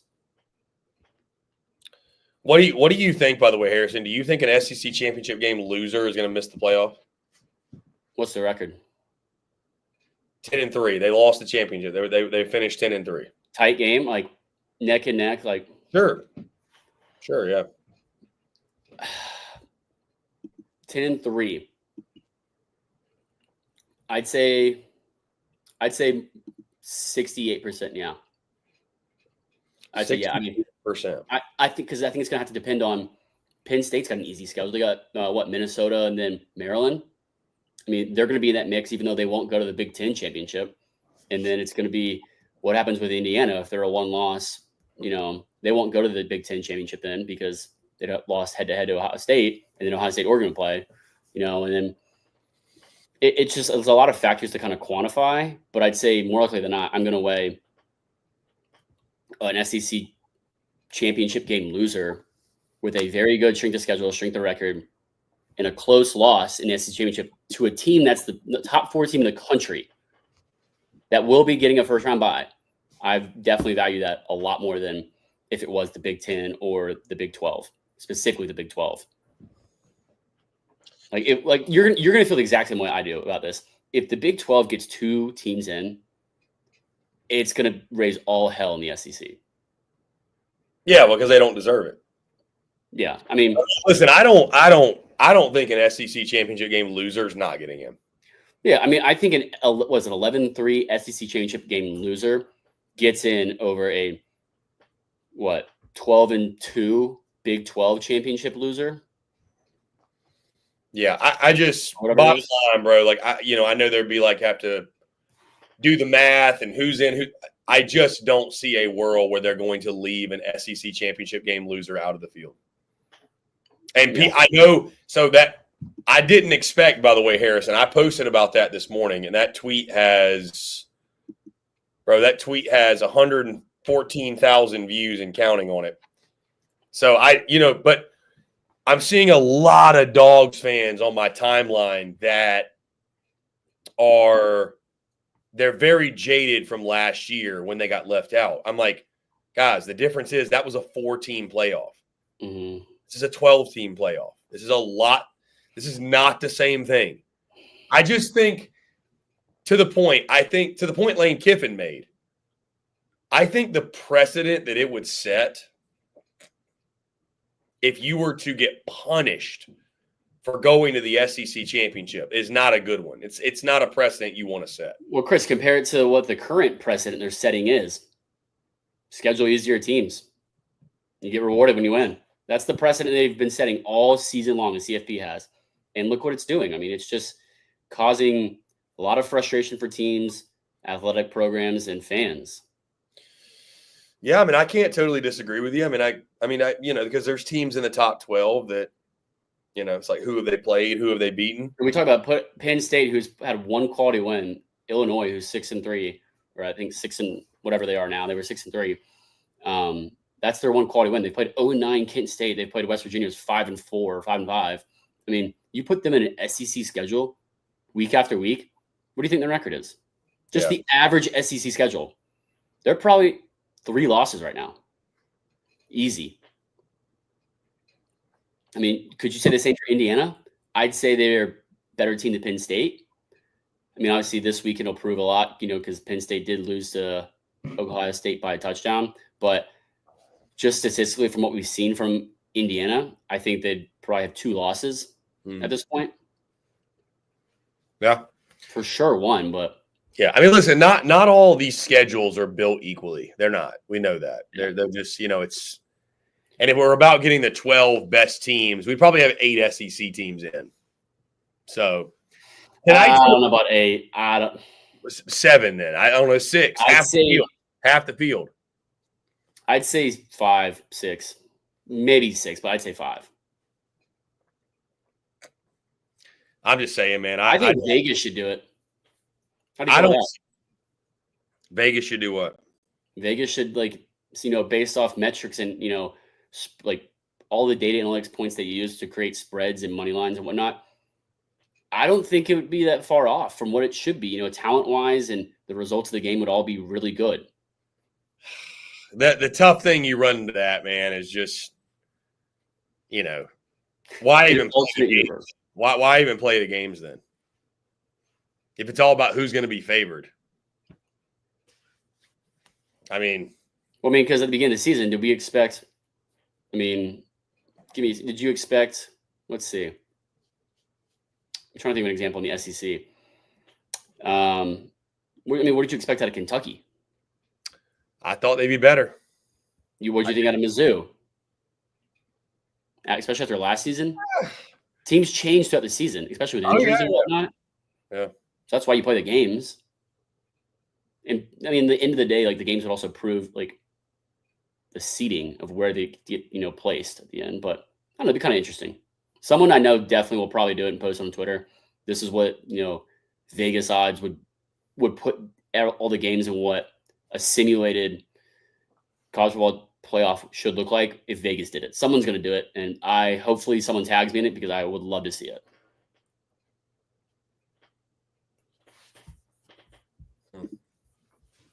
I mean, even with baseball, it's kind of the same, Chris, about it's really interesting to see that the College Football Playoff Committee has people that are associated with universities. Yeah, it's pretty crazy. That's pretty nuts. Like, I mean, we saw it in baseball this past season. Yeah. It's ridiculous. Yep. Jake, I purposely said 68%. But I like what you're thinking. 68%. 68%. Says set up in a way now the two teams in the championship game will probably never be worse than 10-2, so you'll probably never be out. Yeah, again, Georgia fans have given me so much pushback on it because they were undefeated and they got left out. But again, it's like there were only 4 spots. Yeah. I mean, how much do you factor in, or how much do you think should factor in when you lose? How much should it factor in when you lose? Yeah. I mean, they remember November, right? So. Yeah, I mean, recency bias is a real thing. Yeah, it's going to hurt you more late for sure. Yeah. Yeah. It's unfortunate that it does, but I'm obviously never been in that room. I know people that have been and that are in that room, but you got to think they do blind resumes. Not just see Georgia, university, what that means, what, the ticket values, stuff like that, the marketing. You got to hope and think that they do blind resumes. And then they make their picks, and then they say, "Oh, well, this is the team you picked based off the resume. Here's the blind. Now we reveal it." I mean, I think that would kind of help eliminate some biasness, but I'm not sure if they do that exactly. I might try to find out. It's funny. It feels like we're talking about the field of 64 for baseball. Low key. It kind of feels that way. All the resume comparing. Well, the thing is, I think it's a little bit different because obviously not the fact there's less teams, but the teams that are on the edge of getting in have legit chances to win the College Football National Championship. The teams on the edge of getting in the field of 64 for baseball, I would definitely not say have legit chances of getting in. They're making the championship in Omaha, let alone Omaha itself. Yeah. I mean, you can say, "Oh, Evansville, like no one predicted 4 seed, but come on. That's just like it's a Cinderella story. They were hot. They played well at the right moments, but that's not how it works, statistically over larger data sets. It's an outlier. I'll tell you this, Harrison. I'll tell you this. And I know this to be true because we've seen it firsthand. There is a better chance of a team like Evansville winning the College World Series than there is of a team like Boise State winning the national championship. I will die on that hill. 110%. There's a better chance Evansville could make a run to the College World Series and win the whole thing than a G5 team win the playoff in this current format. I'm going to disagree with the Evansville part, but I'm going to agree with the statement as general. Like if you said a group of 5 team. I'm using Evansville as an example. Yeah. I mean, Coastal Carolina. I agree. Coastal Carolina did it 2016. Cal State Fullerton, which you can say is at the time the least group of five school ever. Maybe Rice too back in the day. But just the way that the tournament in baseball is structured, it's not a one game, it's a best of series, this strategy. Well, in baseball, bro, baseball's so different because it is a skill game and the randomness of the game. There's insane, and just the recruiting is completely different. I mean, it's why we're able to see, who was it Wake Forest lost to last year? Like UNC Greensboro or something like that, or whoever.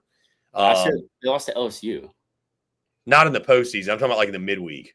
Oh, we'll see like crazy midweek results. All right, Florida schedule. They lose because the randomness of the game. My point being, you don't get that in football. The better team wins. Yeah, the bigger, I think that's what pushed people away from college baseball, or like doesn't interest them in college baseball aspect, because the cream of the crop isn't consistently these just as a whole they are, but like the cream of the crop in the baseball is way different, kind of the aspect and mindset and viewpoint and results of it than the cream of the crop in college football. For college football, it's the past 20 years, it's gonna be the same dozen, maybe 15 teams. College baseball, it changes so much more. Mm-hmm. I'm just making the point that maybe I'm really more so making the point that that we need the G5 playoff, honestly. But what? Yeah, I mean, I could see it. But then do you make a G5 playoff for college baseball and other sports like basketball? What about basketball? No, because again, football is different than those sports. So basketball, a team has a better chance of winning a national championship as a group of 5 in basketball than football as well. Yes, I would say so. Yes, but not as because football is a brute strength game. The idea that Appalachian State is playing for the same trophy as Alabama in football is crazy. That's crazy. It is. Yeah. Bro, I'm someone, I saw App State win 3 straight national championships in, what was it, 05, 06, 07, 06, 07, 08, something like that. Harrison, when they made the move up, great for money, it's awesome. They'll never win a title again. Did the same thing for KSU. And they just fired their coach, who led them to FCS playoffs. That was nuts. That was nuts. Fun fact, every team that has the name of the Owls has fired their coach this year. I did see that. That's pretty crazy. That is pretty crazy. But no, I mean, to fire the guy who took your program to probably the highest of highs it's ever been and helped make the jump to FBS. And kind of crappy. Clearly he's going to struggle, just like everyone expects the team to when they jump from FCS to FBS. And then you fire him. Like, the lack of respect, like the audacity to do that is so bottom of the barrel. Yeah. It's embarrassing. Yeah. I mean, it's not the first time it's happened. It's not going to be the last. But that's fair. I'd say for college football, the way you put it with App State can be the same national championship trophy as Georgia, Alabama. I mean, group of 5. So you're putting what? Mountain West, Sun Belt, Conference USA, Maction. What's the other one? Who did you leave out? Sun Belt, Mountain West, Conference USA, Maction, Mid-American Athletic. American Conference. Right? Yeah. The American. American, yeah. The A10 or whatever it's called now. Or no, the A10 is different. That's the Atlantic 10. Yeah, I mean, I guess it's like I guess it would make it like an FCS, middle tier, and then FBS. Make it like 3 levels almost. I mean, if you put it that way, it's. But then, how do you value, when a team steps up from that to compete in the FBS, SEC title that SEC teams can compete for? Like, when do you make that jump? Because you make that jump from FCS to FBS, but if you had that group of 5, college football playoff, at what point, or is there a threshold that's like, all right, we're a powerhouse in this group of 5 college football playoff? Like, do we want to, or like, when should they make the jump to, the real deal college football playoff? That's a good question. You're in the semifinals every year. It's a good question. I don't know. I understand the realities teams as well.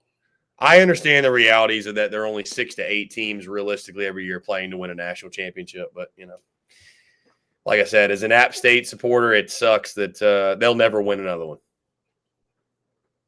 I'd say brother. I'd say Come on. No, I'd say 10 to 12 realistically every year. Okay. 10 to 12. I mean, you got three, I'd say on average, 3 teams from each conference. You know, like Oregon, Ohio State, Michigan.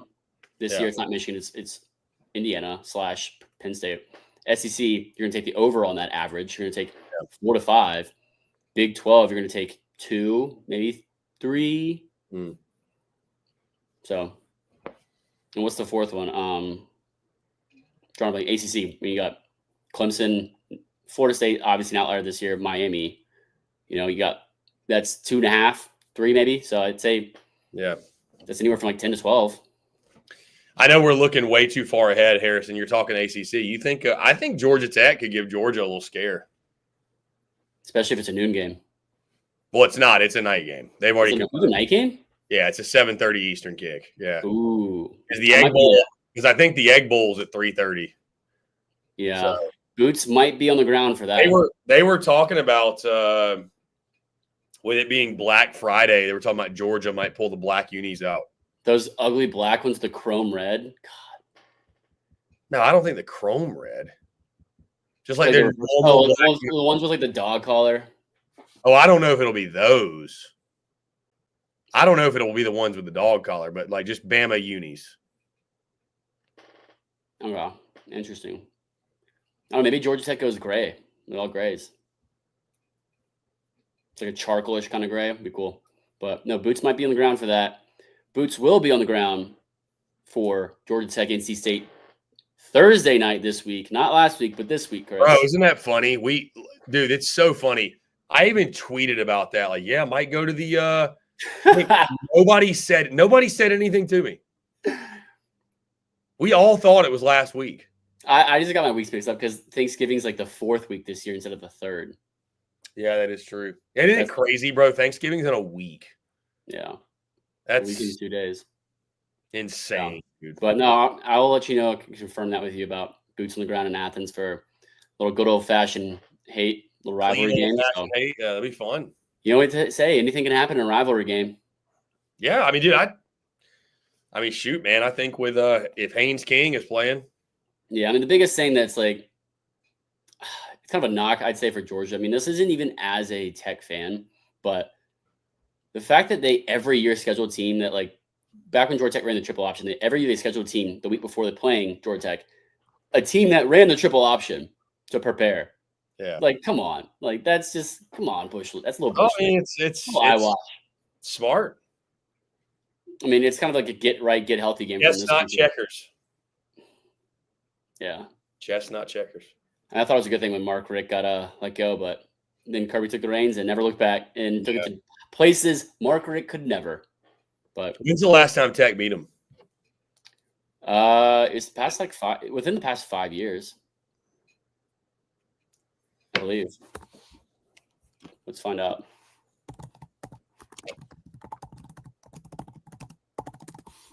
Uh, 2023. No, not 2023. I don't remember. 2018. I know that. Jake said 2016. So before Kirby got there, he has not lost to Georgia. No, Tech. 16 and 18. Or no, you're right. 16, just 16. So Kirby Smart has not lost to Georgia Tech. I don't think so. I mean, I expect not. That's crazy, bro. That's crazy. Yeah. Nope. I mean, he's 29-5 in his total, like, against 4 rivals, with losses to Tennessee, Florida. He did lose to Georgia Tech in 2016 in his first season. Auburn, so that was Kirby's first season. Okay. Florida in 2020. Okay. Yep. So he's 29-5 against those opponents, and Mark Richt was 37-23. So. All right, let's call it. Yeah, anything can happen. Anything can happen. If your boots on the ground, you definitely got to let me know, though. We can SEC Unfiltered boots on the ground. Bonus package. Yeah, exactly. Dude, good stuff, man. Always a pleasure, Harrison. You're the man.